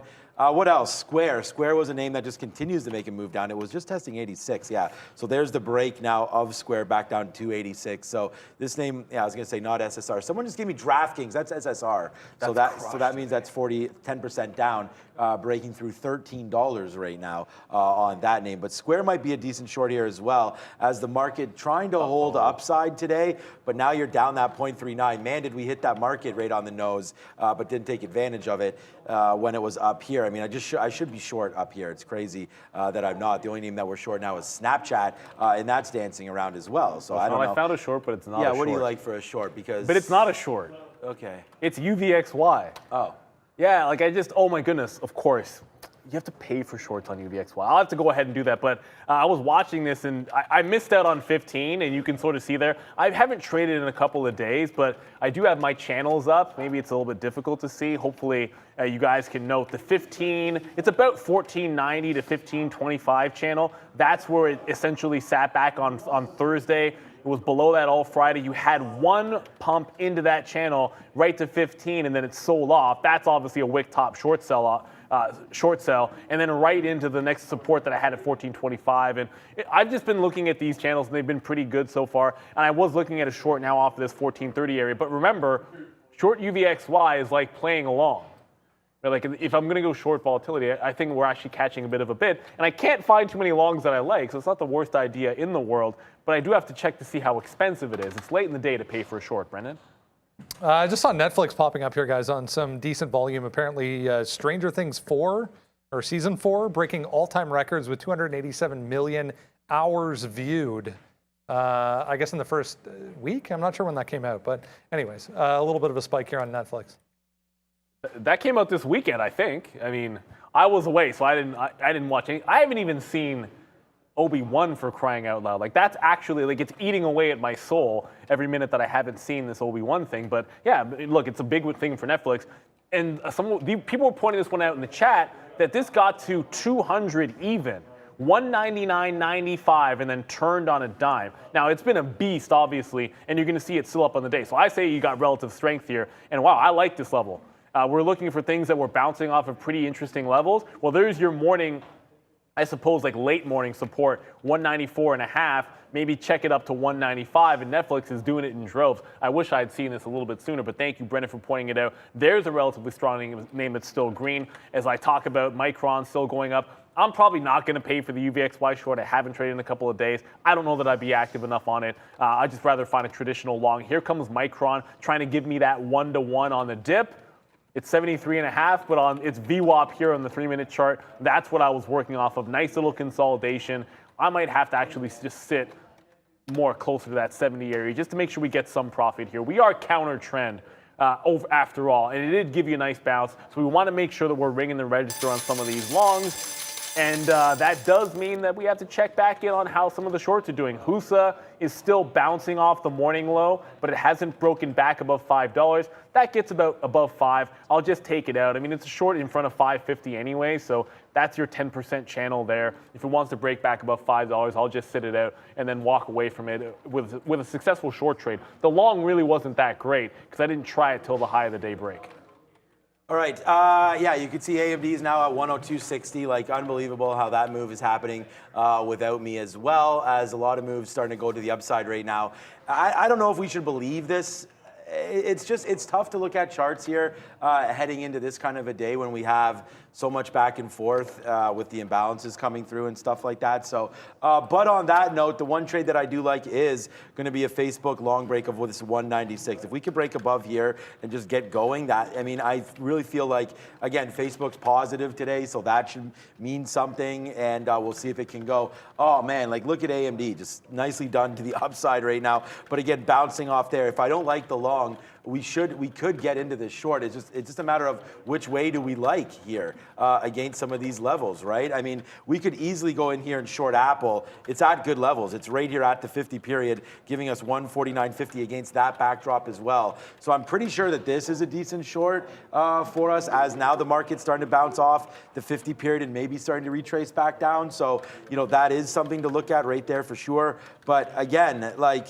it's so choppy right now, back and forth in this market. I feel like it's up, down, and around. So it's like, why are we putting capital to risk here when this is wow. Okay, Mullen right now back up to 147, 148. This is probably going to be it for me on this one. It's 30 cents in the money. We've been holding this one all day. I mean, we could wait for the ultimate top. We only have 10% left. I mean, there's my Mullen entry right there at 8:50 in the morning, 8:55, whatever, to 8:50 exactly there. Off that day high break. We waited for it to come down, make a bottom at 114. I don't know if that was a bottom or not. And then it make a nice move back up. We've held it all the way. I think it's time to cash out of MULN on this one. So we will do that. And I'm very close, man, to loading up a short here in this market. I don't know if we're net long or short here on this imbalance today.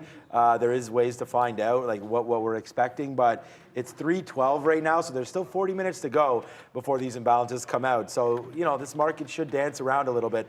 BlackBerry, I told you guys that was a bullshit talk last week about Google, like as if. BlackBerry now down to $6 again, down 10%. Again here today, look at this, just pukes all the way down. What we were talking about, if you missed it, there was some kind of on Friday? Yeah, there was kind of a bump right here. Like they were teaming up with Google. Oh, I remember that. I was still here when that happened. Yeah, exactly. Yeah. So nice bump up, and then right back down to 675 was the high, and then now today, obviously, all the way back down to where it probably belongs. I still feel like they could go higher. I don't mind them being bought out by somebody. It's just for what, right? They do have some patents there. You got to do some more research. They've sold. You know what the problem is? They've sold a lot of the patents. Yeah. So what you're buying now, it's crazy because like the value it would be if they'd hung on to a few of the patents as they were trying to generate cash on the way down, might actually be a little bit more attractive for them. It's a business, but then it's not just about a business being a continuing concern. It's also about like where is the growth and how do you value it. I think that's the market we're in. That's why you'll see me harp on a few names out there. Heck, I almost shorted Virgin Galactic today because Brennan accidentally for a split second was talking about Virgin Galactic. And you know what's crazy about it, Sean? What's that? When Brennan said it and I looked over and it's like, oh, that's not a bad short setup. If there's any reason that's in play today, I should short it. I didn't, but you know what? If you just hit the sell key at that same moment, it would have worked because you had a wick off top on a weak name. Right here, fail break at the open, and then it just held the lower highs, and now it's testing the low of the day. And sometimes setup and trend trump all. You have a weak setup on a wick off top break, which is trying to get through Friday's high, because Friday's high was also 720. You can see it on the daily. It's a downward trending stock. You try to get through Friday's high right off of the open on this thing. It did so in the pre-market. Then right off the open, it tried to get through it and then failed. And it's just a short off that level the rest of the session. I mean, like it's almost a gift, and that was accidental that I even looked at the bloody thing, and overall, it would have worked out. So sometimes you just got to be able to play in the overall direction. You find a strong stock, you go long. You find a weak stock, you look for short setups. I'm not saying you indiscriminately go short the stock or indiscriminately go long, but you find those long setups. That's why I'm only in Micron, because that's all I could find.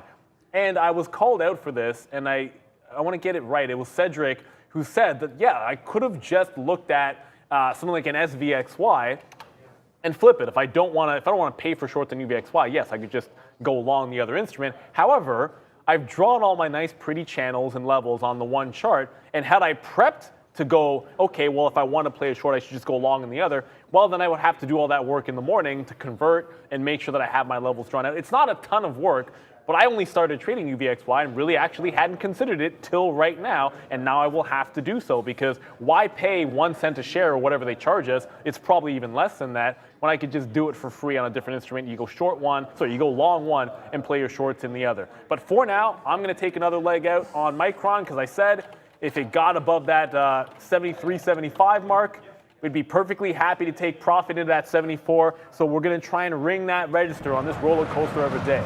This is not that big of a bounce. We're still red on the session in the ES and the NASDAQ. All right, check that. On the ES, the NASDAQ just went green. But I'm going to take that profit on this nice little VWAP bounce here. Found a strong stock. It was one of the only ones I could find. It was a good thing we got out of Tesla. It's marching right back to that 760 level. I need to see some signs of failure to double down on this trade. Sometimes I feel like it's a bit of a one and done. It was a good area. It was a good entry. The market was relatively weak. Now I'd like to see what we do when we get back to that 760 level. Are we rejecting this price, or are we actually going to sit here and just barcode back and forth with indecision? We've got about 40 minutes to go. I got 3 trades on that we like. I wish NVIDIA was one of them, but it just didn't set up, and Micron did for me. Okay, so we're in a couple new positions right here, including Facebook, so we could talk. Whoops. We had an out there at 196 flat. We didn't mean to have that. That's okay. Now we are long, obviously, Facebook 196 or 195.80 or so. If it can pop up, let's go. The futures are starting to get going one more time, so let's see if we can bring it. We did bring it with BABA right now as well, so that's up into the 50s. We could take this out if we can get it. Nice little long there. I don't know. We're going to wait at 52, see if it'll print us here at 52 because I just hit offer enter, and of course, that's the way the luck's going today. Come on. Print that 52, baby. Maybe we can get that right now as we go long on Alibaba again. Just, it's broken. There's the 50 period right there. It's now upside. We're going to try to place stock that are a little stronger in this market than, maybe weaker. As the market, if it wants to go, we got to be long, strong names. That's why, damn it, Alibaba. Why did I go to 52 there? Did I not get filled? No, I didn't. That's crazy. But here we go. We'll take another. I just hit offer enter again and got a 48. So that's okay. Come on, let's go to the upside here. If we can take it, then great. Come on, just give me 52s. It's pretty 51s. I'll just move my offer maybe and go to 51 here, as for some reason it doesn't want to go. But all right, we're back in these names. Let's see if it wants to work to the high side. Mullen 148. I forgot to take that out, so we'll just leave that. Way bigger fish to fry right now as Facebook long 94s. Let's see if that wants to go. If these futures bounce right now, finally, they're starting to go to the upside. So let's see if this is the key now. Did we just bounce? I don't know, but we got to go along the stronger names. I hate it because now all my decisions are being influenced by a rebalance that really has nothing to do with anything here for my positions. But we're going to wait for that one. It's just in the back of my mind. So a little bit cautious here on some of these trades as we are trading with caution. Needless to say, the market very, very bouncy right now. I think we got a good one here in Facebook. So let's just stay positive here for the day in this market. If we can do that, then I'm pretty confident this guy flies. Yeah, I am watching Mullen myself for 150, but not because I'm in the long. I never got it, but that 135 level. But I'm looking at that 150 for rejects it. Netflix didn't quite get to 200. That's the level we like. But it's got relative strength on it. So if we make another dip here, what I want to see is maybe hold a higher low again, hold a 196 area. Got the Micron that I want to see if we can run to the high of the day because it's showing some signs of strength. But Netflix, that's been strong enough. And look, it's not necessarily about the Stranger Things catalyst, but we can't ignore that show has been a beast for them in the past. And a lot of times it'll kickstart some people to maybe join in. Sometimes people get rid of these things, these subscriptions, and when the show that they like comes back on, they add it back. We saw that happen with Game of Thrones. I wouldn't be shocked if it happened with Stranger Things because, truth be told, it is, at least to my estimation, one of the best things they have on the platform there. I'm excited to go and watch it. But I'm looking at 96. I'm looking at VWAP. I'm thinking be patient because it feels like we're about to make a dip in. I didn't get NVIDIA last time. But I'll have NVIDIA on the radar again at this 185 level. I grabbed the Micron dip. NVIDIA here, 185 looks decent. It's not as good as 183.5, but I think that could be a bit of a play here for that NVIDIA. And I did look back at Affirm on this pop because I want to short pops in Affirm. It got right to the morning low and it's turned around. So if it's a trap, it's a trap, but I'm going to spring the trap. Yeah, I feel like everything's traps here, and the same thing's happening to Facebook again. But it's, you know, it goes up to 196. We think it's going to go. And now we're sitting in this trade here long and waiting for something to happen. We did average into it. Again, maybe this market does want to go upside and we'll have a nice win. But other than that, it's kind of like, let's just wait to see. Our Alibaba now turns against us as well. Unbelievable we didn't get that 52. Like, what's up with that? Should have kept on going there. But as the futures bounced, you know, we do get the BABA bounce back down in. And again, it's stronger, so I do like this play. For me, I already have my out on this one. We're not going to be in this one for a very long time. If it does break back down below 96, then we'll get out of Alibaba. So we're here to see where this one goes. Alibaba, just going to wait on it. Like, we're long, it's flat right now. We do have bigger bids coming down through. If it does want to come into, you know, VWAP here at 10s or 12s, something like that, we'll sit there and take a few more shares. But again, like, you know, the market right now is just teetering. Like, it's only 320. The market's been kind of flat all day here. I can even drop this down to like a 5-minute chart. You'll be able to see, like, here's where the market opened and here's where we are. It's like pennies away from its opening price right now in the NASDAQ. And, you know, there it is right there, up 0.1. Nice dip early. That's what got me out of Apple, which sucked. Remember, this is a 5-minute chart. Then at about 10:15, we started to get going, made these highs again right into sort of the pre-market and the overnight highs one more time there, and then faded again, bounced, and now we're just dancing around the 50 period. So lots to sort of take out here in this market, but at the same time, very, very choppy. And to be honest with you, not a great momentum market for me today, unfortunately. The day's not over yet. I mean, we still have a lot of moves to come through here. Wow, Walmart's back to 128. You know what I didn't look at was JP Morgan in it. Wow, 132. Wow. Look, I'm happy for this. We did buy some more around one. It was off that 118 bottom. I'll have to check to see if we got 118 or for some reason 122 is in my head. But that's a nice move back for JP Morgan off some of those bottoms. We sort of left the banking sector alone a little bit here on the show, but you know, nice little break there. There's the 122K. So I'm pretty sure I'm in at 118, get a better average price. And then what I was looking for was that 122 break. So that makes sense. Back up through the 50 period. So it's nice to see JP Morgan working off of 1, 2, 3, 4, 5, 7 straight up days. Remember we were talking about XLE, XLF, things like that. So these U.S. banks now paying a 2.5%, 3% dividend. JP Morgan definitely working out today. And it looks like it's trying to take out the day's high again of 132.60. So watch out for JP Morgan. And yeah, thanks Facebook, right back into the money. Yeah, and I didn't forget about this, but Uber bounced off 23 even, and I meant to put a trailing stop, and I should have put a trailing stop. A stock like that, you have 24 resistance, and then you bounce off 23.03. I mean, that's about as easy as it gets, right? Like you take that channel, if it breaks back up, I should just be out of it. I'm gonna move that. I'm gonna move the trail. I'm gonna put a trail now. Obviously, I could have put it at that 20, but I'm on the bid now between 23 and 23.25. And if it gets above 20, which it's about to right now, if it gets above this 23.25, and it just did it, I'm just going to get out of it. I could have saved myself like 15 pennies there, but we are now out of Uber. I'm not done with this trade by a long shot because I think I'm going to come in tomorrow thinking about the same level to short on Uber. If we get 24s again, we'll take that to the south side. And, you know, just to add a bit of a bonus to it, if it takes out that 23, late in the day, it's a bit tricky with only 30 minutes to go, but you get a level like this getting taken out in the morning. If we do not get back to the upside here and we actually pull back, yeah, then this is relative weakness I want to be able to play. I still do have Micron, but as that works and continues to go higher, not necessarily a great thing for the Affirm trade that we got into. So I finally get short Affirm on this pop, and immediately it wants to try to stop me out for about 25 pennies. I'm actually giving it less than that because I am short at the lows. But you know, this Micron trade, it had trouble through 24.5, 74.5. I don't think we're getting back to that high. So as I see this little curl here, I'm popping a trail. It was a 73.50 bounce. If it can't hold that 74 level, I don't mind just jumping out of this, putting the trail on. Only 35 minutes to go till we get those. 35 minutes to go till the close, which means 25 minutes till imbalances. I'd expect that some of the semi-names are likely to have said imbalances, so I really don't mind putting trails on there. HUSA, I had just finished talking about putting a trailing stop at 5 and saying it needed to break the low of the day, and it just broke the low of the day.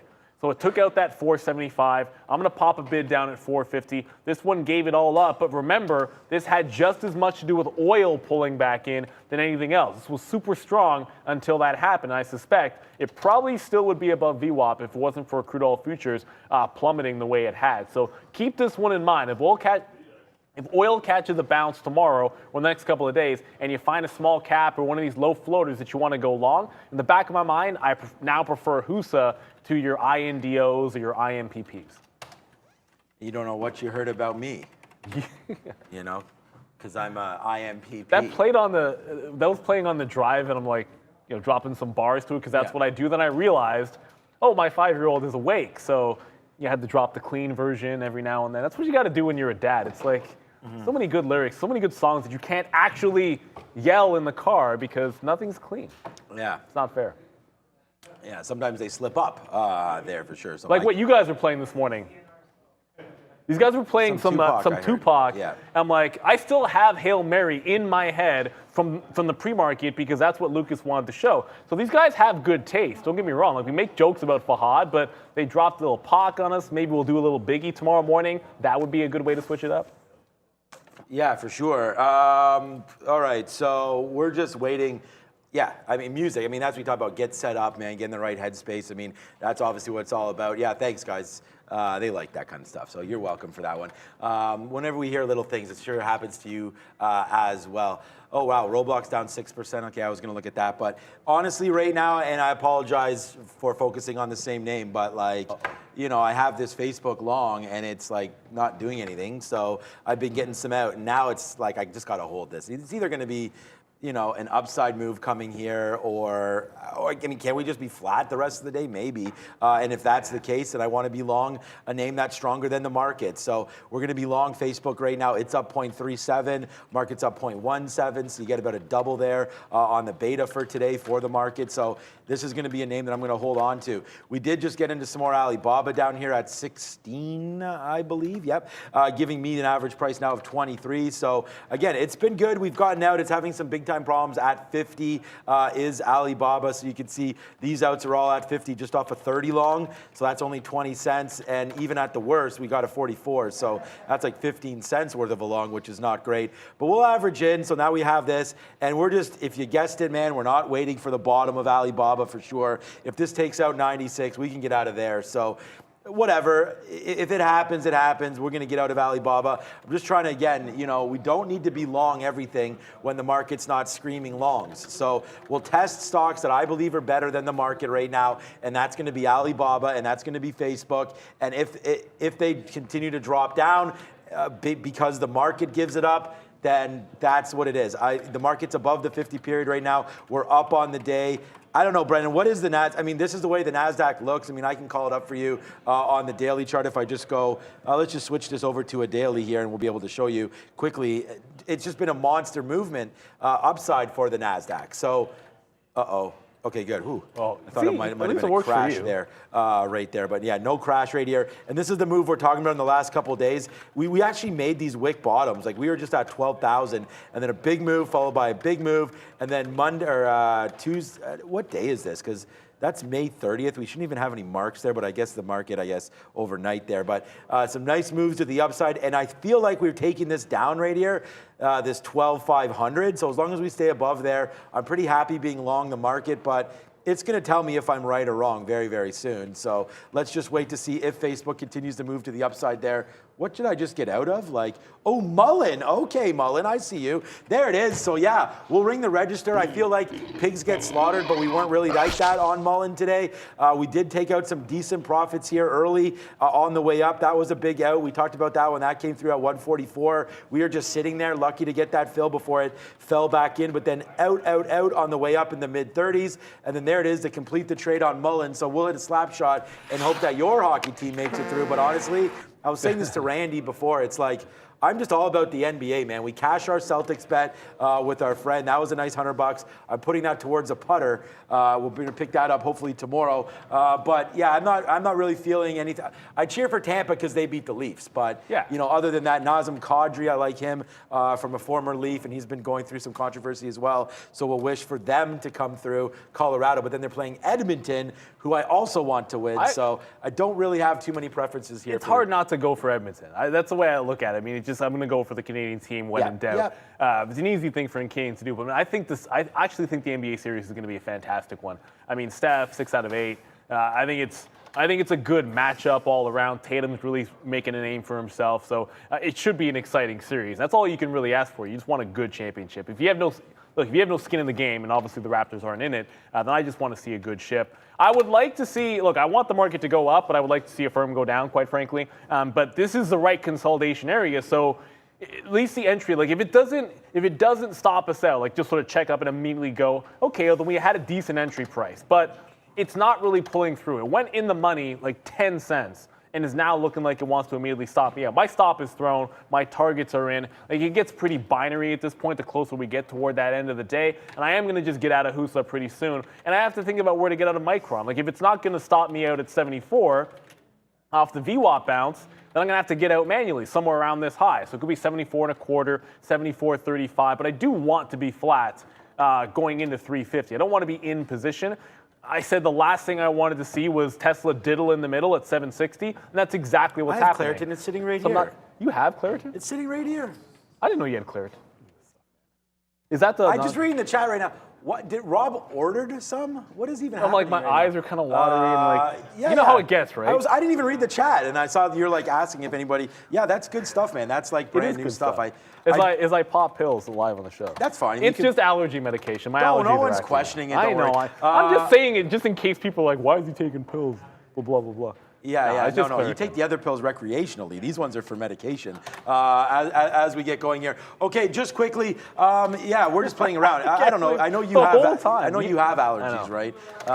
So yeah, that's funny. I saw in the chat. I'm like, they're sitting right there. I don't know what was up with that. Okay, and again, I just had a Facebook trade trigger that we didn't even want. I don't know what's going on, man. I've refreshed my order log, and we just went long on that break of Facebook, and Facebook popped up, so it's all good. But now our price is messed up. So Facebook's starting to rip up. So we'll say okay for that one, but definitely did not want to have an overloaded position right now in Facebook to the upside, but we do have one now. So I'm starting to get a little bit out of this. But what has worked out for us is Mr. Baba, as that's been a good one, man. We did average in to that bottom there, got out as it's popped upside. So now we have a good position on Alibaba again. So we're taking advantage as these names start to pop back up. So we have Alibaba long at 16, and we have Facebook, unfortunately, long here at 30. But I have too many shares. Look, if it rips up, that's great. I mean, here it goes. I've been getting it out. So sometimes you get rewarded there. But we definitely, there we go, just getting some out now.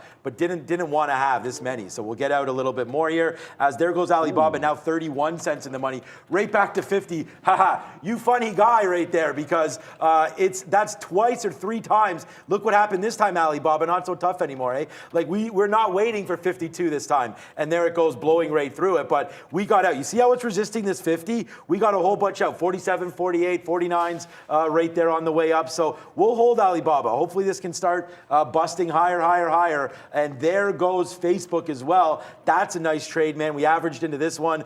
Should be long in the 60s, which would be about 80 cents or so in the money. Let's take out one more piece. And then, hey, if these futures want to bust up, man, then we got it. So let's go Facebook to the upside now.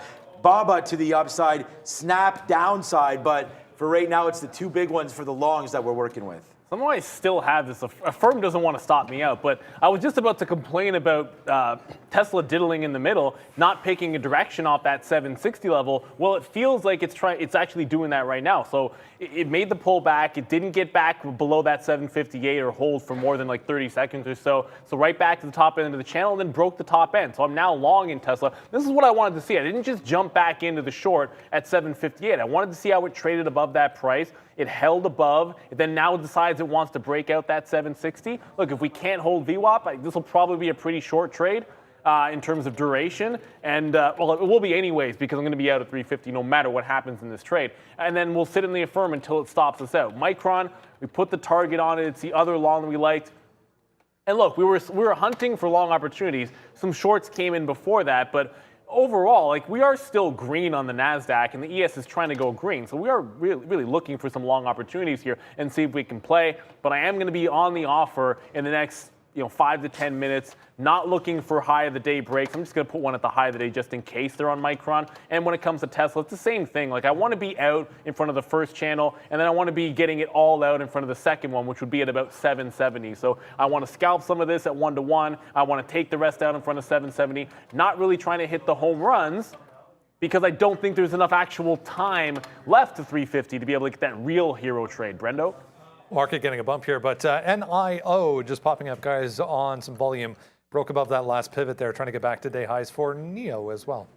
Oh, yeah, NEO was strong. It's unbelievable. Yeah, you just mentioned NEO there. I went over to Snapchat because this is another trade as the market's starting to blow upside. I'm looking down and I'm like, how is... There, we just got another out there as we get some fills there.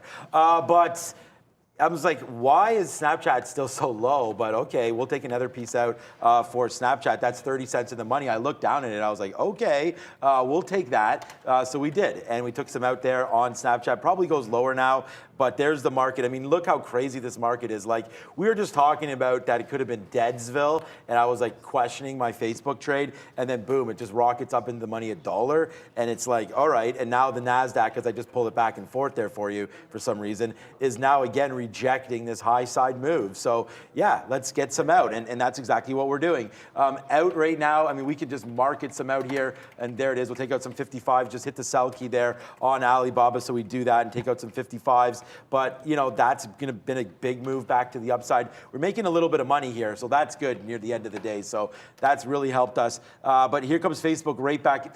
This level I don't like in Facebook, so I shouldn't even be on this price. We talked about that, so I'm going to punch out a little bit more here. I don't really feel super confident in this. We did take some more shares there at 30, but either way, we want to get this out. So Facebook, especially if this fades, like, we already know where you've been coming from, man, down here at 194. So no way I'm holding a position.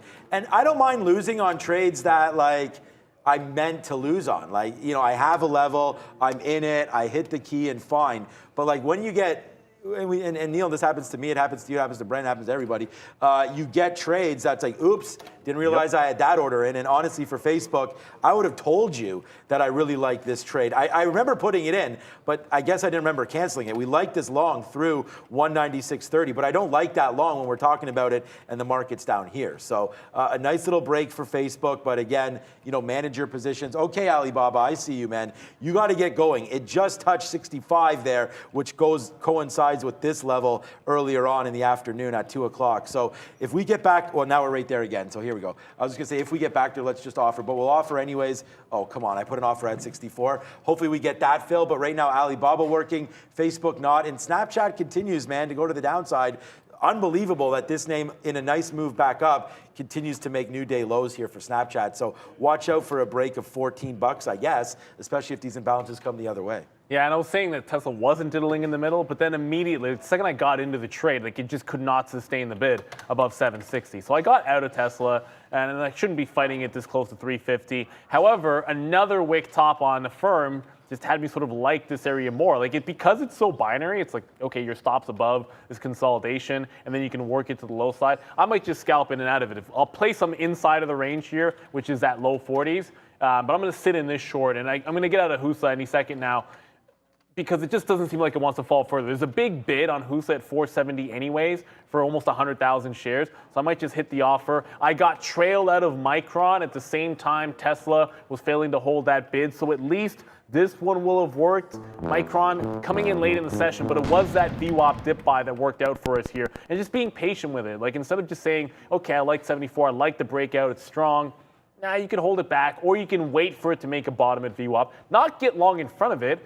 It made the bottom first. The first green candle we saw at VWAP, that's where I took the long trade and just put the stop at the low, and then Bob's your uncle. We just waited for the rest. The same way I'm just waiting to see what happens here on a firm off that 28.65 level. And you know what? I'm just going to get out of HUSA. Forget about it. Like, somebody shows up on the bid this late in the day, there's just no need to fight it. Like, it's not really accelerating to the downside here. And if someone wants to buy 100,000 shares, who am I to say they're wrong? I'm just going to get out of Dodge, and now we're just down to a firm with 10 minutes to go till 350. There was a question today. Someone asked, when are the MSCI rebalances? So essentially, when you have indexes rebalance, it's as of the close, right? So any tracking of that index or any share changes, it is as of the day's close. So you might see more volume into the close. Now, people can buy and sell shares in advance of this, readjusting all day long if they want to, and then imbalances can be completely meaningless. But it is effective at the close today. That's why we're interested to see if there are going to be any moves at 350. I'll be watching some of the semi-names because I think that's obviously a space which has moved a lot, and you could see some nice juicy action there, maybe in some retail as well. All right, so yeah, right now, Snapchat continues its march, but I mean, we're just going to sit here waiting for that imbalance. You now do have 10 minutes. So Neil just talked about the MSCI coming through. We don't have any news. We have financial juice was 302 million to buy. So not much popping off right there. So we're going to have to wait to see if that affects anything. And I'm going to say it's going to be a nothing burger on this. There's going to be stuff happening. It's just net, like, let's just wait to see. There might be some great opportunities. And if you're joining us for the first time, then you don't have any idea what we're talking about. But here we go. I'm going to get rid of ARCA. That's for NYSE American. Those are more ETFs and stuff like that. We're not going to trade any of the ETF imbalances. Those tend to pair off and are way too mechanical. So we'll get away from that. As you can see, the market time on here is all 9:30. As of 3:50, this will all adjust. And then you're going to get stuff that say M's here, like millions of shares. Guaranteed on a rebalance day, there will be a couple shares, a couple different names that will be big. So we're going to wait to see what those are. And then whether or not I trade them or not, it does require like some sophisticated order entry and very, very quick actions and stuff like that. So not 100% sure that we'll actually trade them, but I've taken Twitter, I believe, one time for you guys on this, which was fantastic. I've taken Palantir on this again, which has been good. New York trades a little differently than both NASDAQ and Toronto and Amex, like I just said there. So there's a lot of different opportunities out there. All I could say is if you're part of Day Trade the World, talk to your trading floor development team member and or the risk department to figure out what orders are the right ones to put out, because there's market on close orders, there's limit on close, there's different rules. Like, we get traders stuck all the time. It's like with 30 seconds left, they can't get the order out because they have the wrong order type, which is fine. It's just, it's a nerve-wracking experience. It is. And like, I'm honestly, the reason why I don't do it is because I'm probably going to have a heart attack at some point, and really on the show, that might be. Don't say that. That might be embarrassing. So I don't think that's the word we'll use. Let's not even talk about it. No one's having heart attacks on here, but it is worth mentioning. But it is crazy because you want to put on risk. So. And look, I don't know if we've told the story on the show, but I'm not going to name any names. But Sean and I owned our own floor, and I know you remember this, but literally, the only time, the entire time we owned our floor, that we questioned whether or not we'd actually have a floor open was when someone got caught in an over the weekend position because they were trading the closing imbalances. And it is not a good feeling being trapped with overnight risk, which accidentally, like, it wasn't something that the trader intended to do, because clearly you're not supposed to. But that was not a fun look. I can tell you that I did not sleep well that weekend at all because of the size of the position we had and the direction it was in. But that's part of the game, and you have to understand that that's the risk if you trade near the close. If you can trade in the aftermarket, sometimes there's liquidity, but not always, and that's just the reality. I did get some out of this Affirm because I said I would scalp some into that low 40 range. If it just wants to play here in 10-cent range, I adjusted my stop, but it's just barcoding here. And I will just probably punch out at 350. I have the option of just letting my stops work, but I don't know that I want the distraction of even being in this name. It doesn't want to fall. We are seeing a small buy-side imbalance that we got from Financial Juice to 300 million. So that kind of is against any of the short trades, even with it's starting to pull back in, even with, as I mentioned, as I just noticed here, NVIDIA just started to pull back in here, but it's still barcoding around VWAP. So I just sort of feel like we're in a bit of no man's land until the next 5 or 10 minutes come through. Like, if you're in a trade, make sure you got to stop in there. I don't know that you want to trigger into anything at 350. That can be a little bit dangerous because you get that whipsaw action like it was a Fed number or like any kind of an economic release. Sometimes it'll pop one way, fade the other, and then your entry price at 350 doesn't look very good when you check back in a couple of minutes. So if you're flat, sit it out. If you're in position, make sure you have some targets, make sure you have your stops out, because it'll get spicy in 5 minutes, I think. Spicy, yeah. There'll be some meatballs getting thrown around here in a couple minutes, that's for sure. I guess we can get out of our Mullen. I just to cancel my order, making sure. Ooh, that was a good out there, 46. Okay, Mullen, I see you. And then right now, honestly, we've been in these names before in imbalances, and it's like, really, why are you taking the risk here? So we're going to do the same thing with this name, which is Facebook. If we break below where we're in right now at 195, I mean, this is going to look like a loss, but again, it is a loss on this position. But Facebook is the #1 stock here net-wise on the show. So Facebook's been great, and I just want to make sure that we don't give back any more of this money that we have to on a bad number read by me. So it's not going to be by me. It's just whatever the number comes out, it comes out. So I don't, we'd rather both Neil and I think just as much as you guys do. I'm getting flat right now. Yeah, exactly. You want to have all the power you can and not worry about any of these imbalances. So I'm actually just going to cancel even my AMC, which is nowhere near getting filled. What? Oh my God, I didn't realize AMC came down to 14.20 there. Oh man, 1420. Yeah, there it is on that one. But like, okay, didn't realize. I was waiting here at 15. It's like 14, 15. Didn't even realize we became that close to getting hit. Wow. Oh, wow. That moved back up. So anyways, canceling that now as well. We don't need to have anything to do with anything as this imbalance is getting ready to rock and roll right now. So look, we're long. I like it. I don't mind it. The market is bouncing a little bit here. So for me, maybe TQQ, something like that, which again is going to be similar to you're talking about UVXY. This is just a triple NASDAQ, triple levered NASDAQ ECN equity ETF, good one there. So there it is, up 15% right now. The NASDAQ, times that by 3 and you got that. So, it's 3 times stronger. If we do think this is going to come as a buy imbalance, then we can get long this bad boy right here against some of these lows. It's a little too early now, still 4 minutes to go, but we're going to see what happens here with these imbalances, man. I mean, it's an MSCI rebalance day. So as you can see, Alibaba is now coming back in for no reason. So we're going to watch out of this. We're very, very light in everything right now. Let's be careful with some of these trades. Yeah, and I am now flat, so I'm not saying it's going to be crickets for me, because I think we get fireworks, but the next 3 minutes it will be. I got out of that Affirm. It looks like all it wanted to do was go to about 28.25, 28.30 had a bit of a bid, so we just got out of the rest of it, thinking if it was going to catch a bit at that price, forget about it. That's about one. It's better than 1-to-1, but it just never fell off a cliff. The mistake that got made on Affirm today, it was a pretty simple one. And that was, I went over, when the market started rolling over, I looked at it because it was relatively weak and I liked the shorts on it, but I was not willing to take the short off the low of the day. I wanted to short it at $30, or the price that I wanted, up at VWAP, and the market doesn't care. It decided to roll over at 29 and then have like 7 or 8 red candles in a row, and it dropped over $1. So you've got to be willing to play the setups that are there, even if it feels like you're not getting a good price. If it sets up and it's relatively weak and short, then you take it. If it sets up and it's relatively strong and you like the long at that level, sometimes you grit your teeth and buy the high.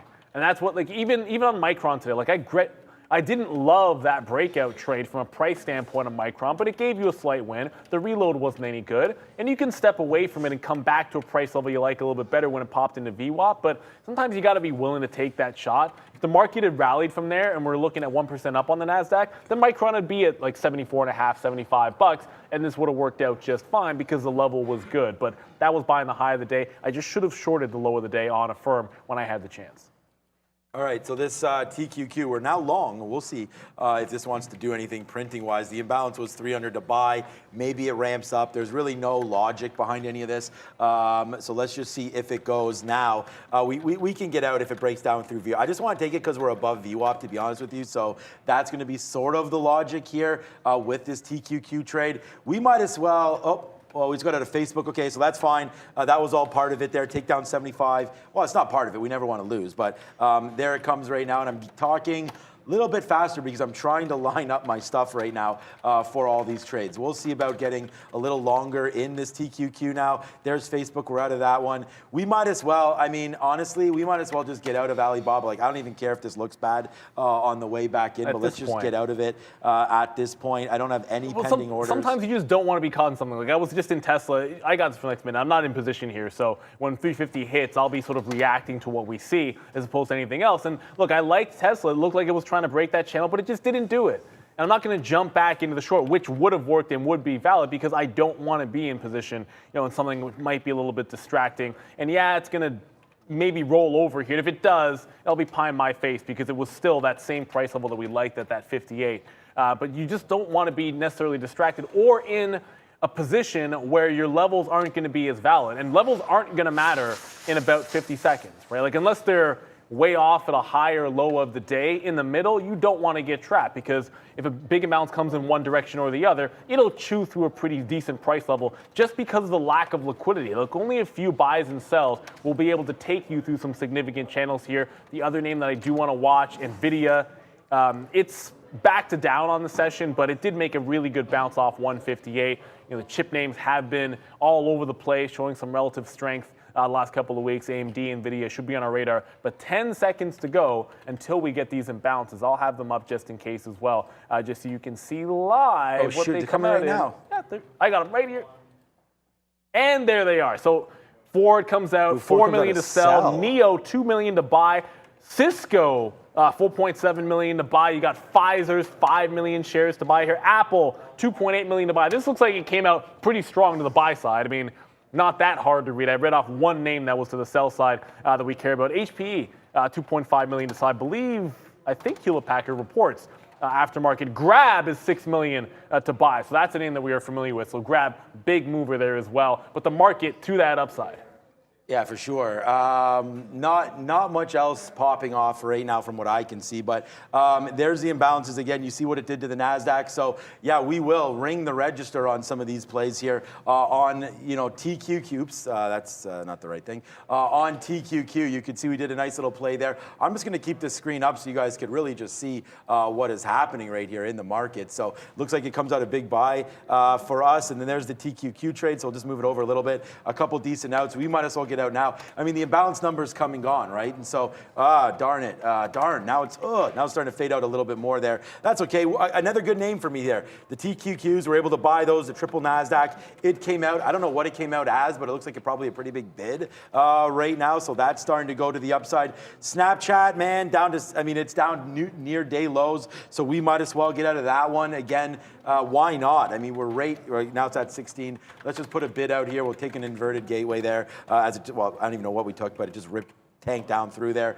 We might as well get out of all these as they're ripping and rocking. Let's get out of that Snapchat for another good trade by me here in the afternoon. Just happy that we actually picked this name out of the blue. And it wasn't really out of the blue. It's just it's down so hard here that's sort of what it came with. So right there's, again, one more time on the imbalances. There's that Grab. We've talked about that. That actually did spike. I mean, it's relatively speaking a good spike for Grab because it's a $2 stock. It did pump like 13, 14 cents here right into VWAP. And that's why I said about levels not really mattering. Like, okay, so you have resistance at 56, 58. Now that chewed right through it and went right into VWAP and right through that before it slowed up. So it's just a liquidity vacuum, and any buy action on that buy and bounce, like the algos eat it up because the offer just gets pulled. No one's making a market in that split second on the offer, so it just gets pulled to the upside. Any buying takes it higher. If you can find a good resistance level on a really big one, sometimes you get that whipsaw trade back and forth. I wasn't watching Grab. I looked at a couple of names that did literally nothing. So I was watching, some of the chip names. They didn't really give a move there. Had I been watching Grab, there probably was a chance to be like 68 or 69 short in front of 70 and grab a few pennies. It went back down to 260 here. So you could have had a little bit of a trade for the snapback. But overall, strong buy side. So trading the market like the futures was probably the way to go there. But overall, not too crazy. There are some big names that if they were not to pair off, I'm sort of looking at, Ford at 4 million. Pfizer, who cares? They always pair, but Pinterest, 4 million. If that doesn't pair off, that's to the buy side. That could be interesting. But I would expect a bunch of these will pair at 55. Yeah, that's why. Oh, just to go back. Oh, I was going to say, are we almost at a TQQ? We did get some more fills there in the 60s, and then I was sort of stopped looking at it. We do have a pretty light position now on this name, but hey, light or not, you might as well get out of it as it's starting to rip upside. And again, you can use like any gateway here. It just prints them all as it goes through, so you might as well use a paid one for anybody there with us at Day Trade the World. You might as well use a gateway that pays you because it just rips through every gateway, especially at this time of day. So for me, I'll just, I like Edge X. You can sit there and take those fills on that gateway as well. So we'll do that right now at 43. Hopefully it rips up or whatever gateway I just used there. You see, it takes no problem to get out. 175 million shares and still rocking right now. Yeah. So as you can see, that one's starting to go. And then other than that, man, I mean, there are always going to be names to look at. Pfizer, we could look. Oh, Pinterest might be one that moves around a little bit on this as well. Yeah, nice little move up for Pinterest. Again, pretty light and some big share sizes available. But watch out because they are going to flip over in about 20 or 30 seconds at 55. And then we can see if any of these stay the same. There's DraftKings. Ooh,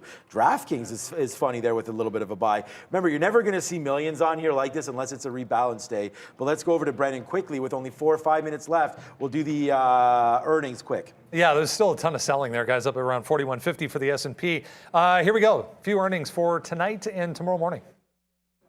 Right there it is. It's really just sales. There's the pair off, by the way. The market just tanked down a little bit there. It's really just like Salesforce is the one that I think everyone's going to be caring about here. Like it's a big name. Victoria's Secret's there, but it's not really that interesting in my estimation. It's going to be all about Salesforce CRM. And grab, by the way, that stayed at 355, that buy-in balance, and it just made another leg higher. So up to 275. That is actually now starting to really move. If it's not going to pair off that time, 358 is the other time that you might expect that to happen. Speaking of Salesforce, because why not have at least CRM? Why not have at least a little bit of a look at it? It is, well, actually, this must be a sell imbalance because that actually came off a couple of dollars here when the market was strong. But it needs to get above this 170 channel, and it's been sitting here over and over again, bouncing below it. 167 stands in the way before that. It just feels like of all the names that were bouncing in the tech space recently, this is one of the weaker bounces that we've seen. And I think it's just because people are waiting to see if they can have a good earnings play. And if they can, you get above that 170, it's all systems go. But I think everyone's been waiting on the sidelines for these numbers to come out for Salesforce before digging in because so many other names have gotten better bounces and it's got a great support level. Like it held 154 so well, you'd have thought it would do better than just a $10 bounce. Yeah, no, I mean, that's what it's all about for sure. Look at this. The market just paired off a lot of these imbalances. So I would say be very, very careful if you are looking at these. I mean, they could turn on a dime right now. And there's DraftKings with a buy. I believe that's continuing its move to the high side. Yeah, look at this. 13.15, a nice spike up here for DraftKings. Some of these names might stay, man, and might be actually great little trades as we look forward to them. So we could definitely have a quick look at some of these plays. But things starting to pair off a little bit. DD, DNA, what else is out here? NIO with a sell side, so kind of up and down right there. I mean, look, I can zoom. There's going to be everything with millions. It's not, and we're not really taking requests here or anything like that. Would love to see something flip around and do some dances. Ford right there to the downside as well, but I'm not really seeing anything. Toronto, we won't really go over that. It's not as much volume here as there is in the NASDAQ, so we're going to stay away from that. But yeah, not much happening from what I can see. I don't know. Uber's got a buy, but Uber has a buy. Oh, WFC maybe HPE. Nope, not that one. WFC looked okay there for a little bit, but you can see the NASDAQ now coming back in. So what was, I guess, a buy imbalance. The only thing is I guess you can watch DraftKings. This will probably pair off a little bit. Now it's already done 10 million shares, like 8 plus 2, so there's still 2 to left. So you'll see a 10 million share print come as that's starting to come down to the downside and getting paired off a little bit. So for me right now, it's kind of looking like a little bit of a nothing burger for me, but maybe something will rip up here. We're out. A TQQ was a good trade for me. Again, back upside. We could check in on Facebook where we got out of that one. I don't even remember. That's the daily chart. Let's just check this. Whoa. Okay, you see why we get out of Facebook? Look what Facebook did. What the heck just? Yeah, so that must have a sell imbalance. But I don't see it. Yeah, but just because we don't see it, Wow. I mean, yeah, Facebook with a monster move down there. Look at that. So that's part of it, right? There was probably a sell imbalance on Facebook. We can look at these all afterwards. Look, DD paired off. Everything I'm looking at paired off, except for Ford. Like Ford's still like 3.5 million to sell, but you keep in mind Ford does 60 million shares. It's got hundreds of thousands of shares on the bid ask, and it is selling off, but it's down like 10 cents. So not a heck of a lot. Like the move in Facebook is a heck of a lot more. I didn't see that coming because we didn't really see it as a big number on the imbalance. It goes to show. Like it didn't show up as one of the bigger sells. I think it was just, Apple's down a little bit, but wow, Facebook, that's a weird one.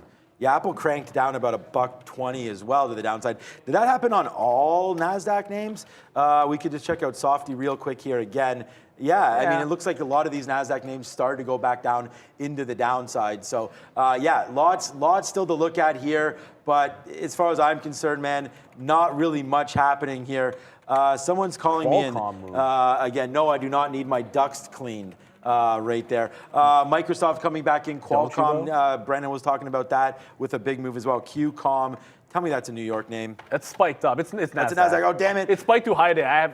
Okay, you have it. I have it here. Spiked through the high of the day here, Qualcomm on big volume. I saw someone in the chat throw it in there, and Brendan as well, mentioning a big mover. So I might put that one on the list. We always love these breakouts. So if I see something breaking late in the day and it gets above the 50 period, I want it on my list to watch tomorrow because we have an up day. That's not a bad-looking chart. Not a bad-looking gentleman ready to dance it off for the last 20 seconds. The holiday shortened week. I almost said it's Monday, but it is Tuesday. Ooh, that's right. And we got Tony, El Tigra, Toronto Tony, Taco Tony, I like it. whichever one you guys are calling them. Tequila Tony. Tequila Tony, we like it all. We like it but all. he's ready to ring the bell here. Been a fun day today. Market didn't quite get green, but 5, 4, 3, 2, and Tony ring it.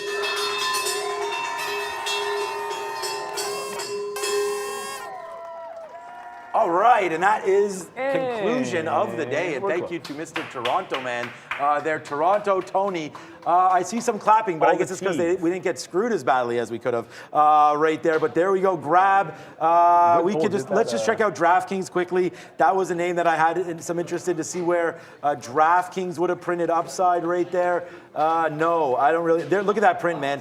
Oh, it's gone now, but it was just there. 12 million shares got printed on DraftKings. I don't even know where that. There it is right there. It's actually 14 million shares at $13.55 right there on DraftKings. So a big mover for DKNG. There it is. Whoop, the print like shows up and disappears. But that's a big print there. DraftKings, I don't know, anything else? Look, this is why the algos win. Anything else grab your attention? Grab here prints with that big buy imbalance. It prints 266, like right here. So either you've got the trade, like you know in advance it's going to be a buy imbalance, or somehow you get this break when the algos can get it, or you're just sort of chasing the move higher and then it prints nothing for you. Either you lose on the trade because you chase the top, or you get basically flat. That's why sometimes it's just better if you can find a fade level, assuming it's going to pair off, you can make a scalp trade, not even worry about that close. But wow, still some crazy activity. That Qualcomm and Facebook you saw at the end of the day, Meta I should say, with some big moves right at the end. Make sure we're watching those tomorrow.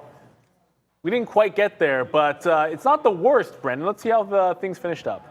Yeah, it was a long shot, I think, to get back to positive for the month for the NASDAQ, if you remember. But no dice, unfortunately. 0.2 to the downside. Hey, it could have been a lot worse. 0.5% there for the S&P and the Dow 0.37. So all three negative for the month of May as well. Doesn't mean there wasn't a ton of opportunities this month, guys. What a ride it was. Crazy ride. And I just noticed, you're right, I saw on the board there that crude oil actually still finished up on the day despite that pullback. So yeah, right at that 115 a barrel mark. We'll see what happens tomorrow, but that was quite the sell-off in the afternoon. Clearly there is no, like that ceasefire nonsense. It's that was... Sometimes the biggest tip as to whether or not a piece of news is legitimate is how does the market react to it? Because yeah, you hear that, and it's like, unless we're screwing through the high of the day, I think we could tell that was a little bit fugazi. But crude oil finishing pretty much flat after what looked like a strong open. Yeah, for sure. And guys, we want to thank everybody. What a big May it was. I mean, obviously, Brendan just talked about that. We still are looking for a co-host to sit beside Brendo. So marketing, if you're located here in Canada, marketing at tradertv.live. We used to say anywhere to relocate here, but it's just so hard to get like a work visa right now. Yeah, you got to be Canadian. We're going to be looking for Canadian only. So I just want to give that as well. Thank you guys for watching, man, here. It's going to be a big week to go. Anything there, Brendan, before we wrap this up? I was just watching a couple of these stocks have printed as well. I mean, there's a few. QCOM, one of them. Interesting. Guys, it was $5 billion to buy, and they faded that hard into the close there. Yeah, they really did. Someone's saying Qualcomm, that CRM is out. I don't think they're actually out with their earnings just yet because you'd see more volume than that. Like someone just fat-fingered this is my estimation. They're not out yet.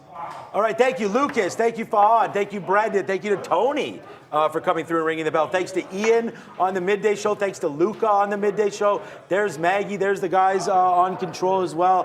Who did I forget? Thanks to Trader Prad.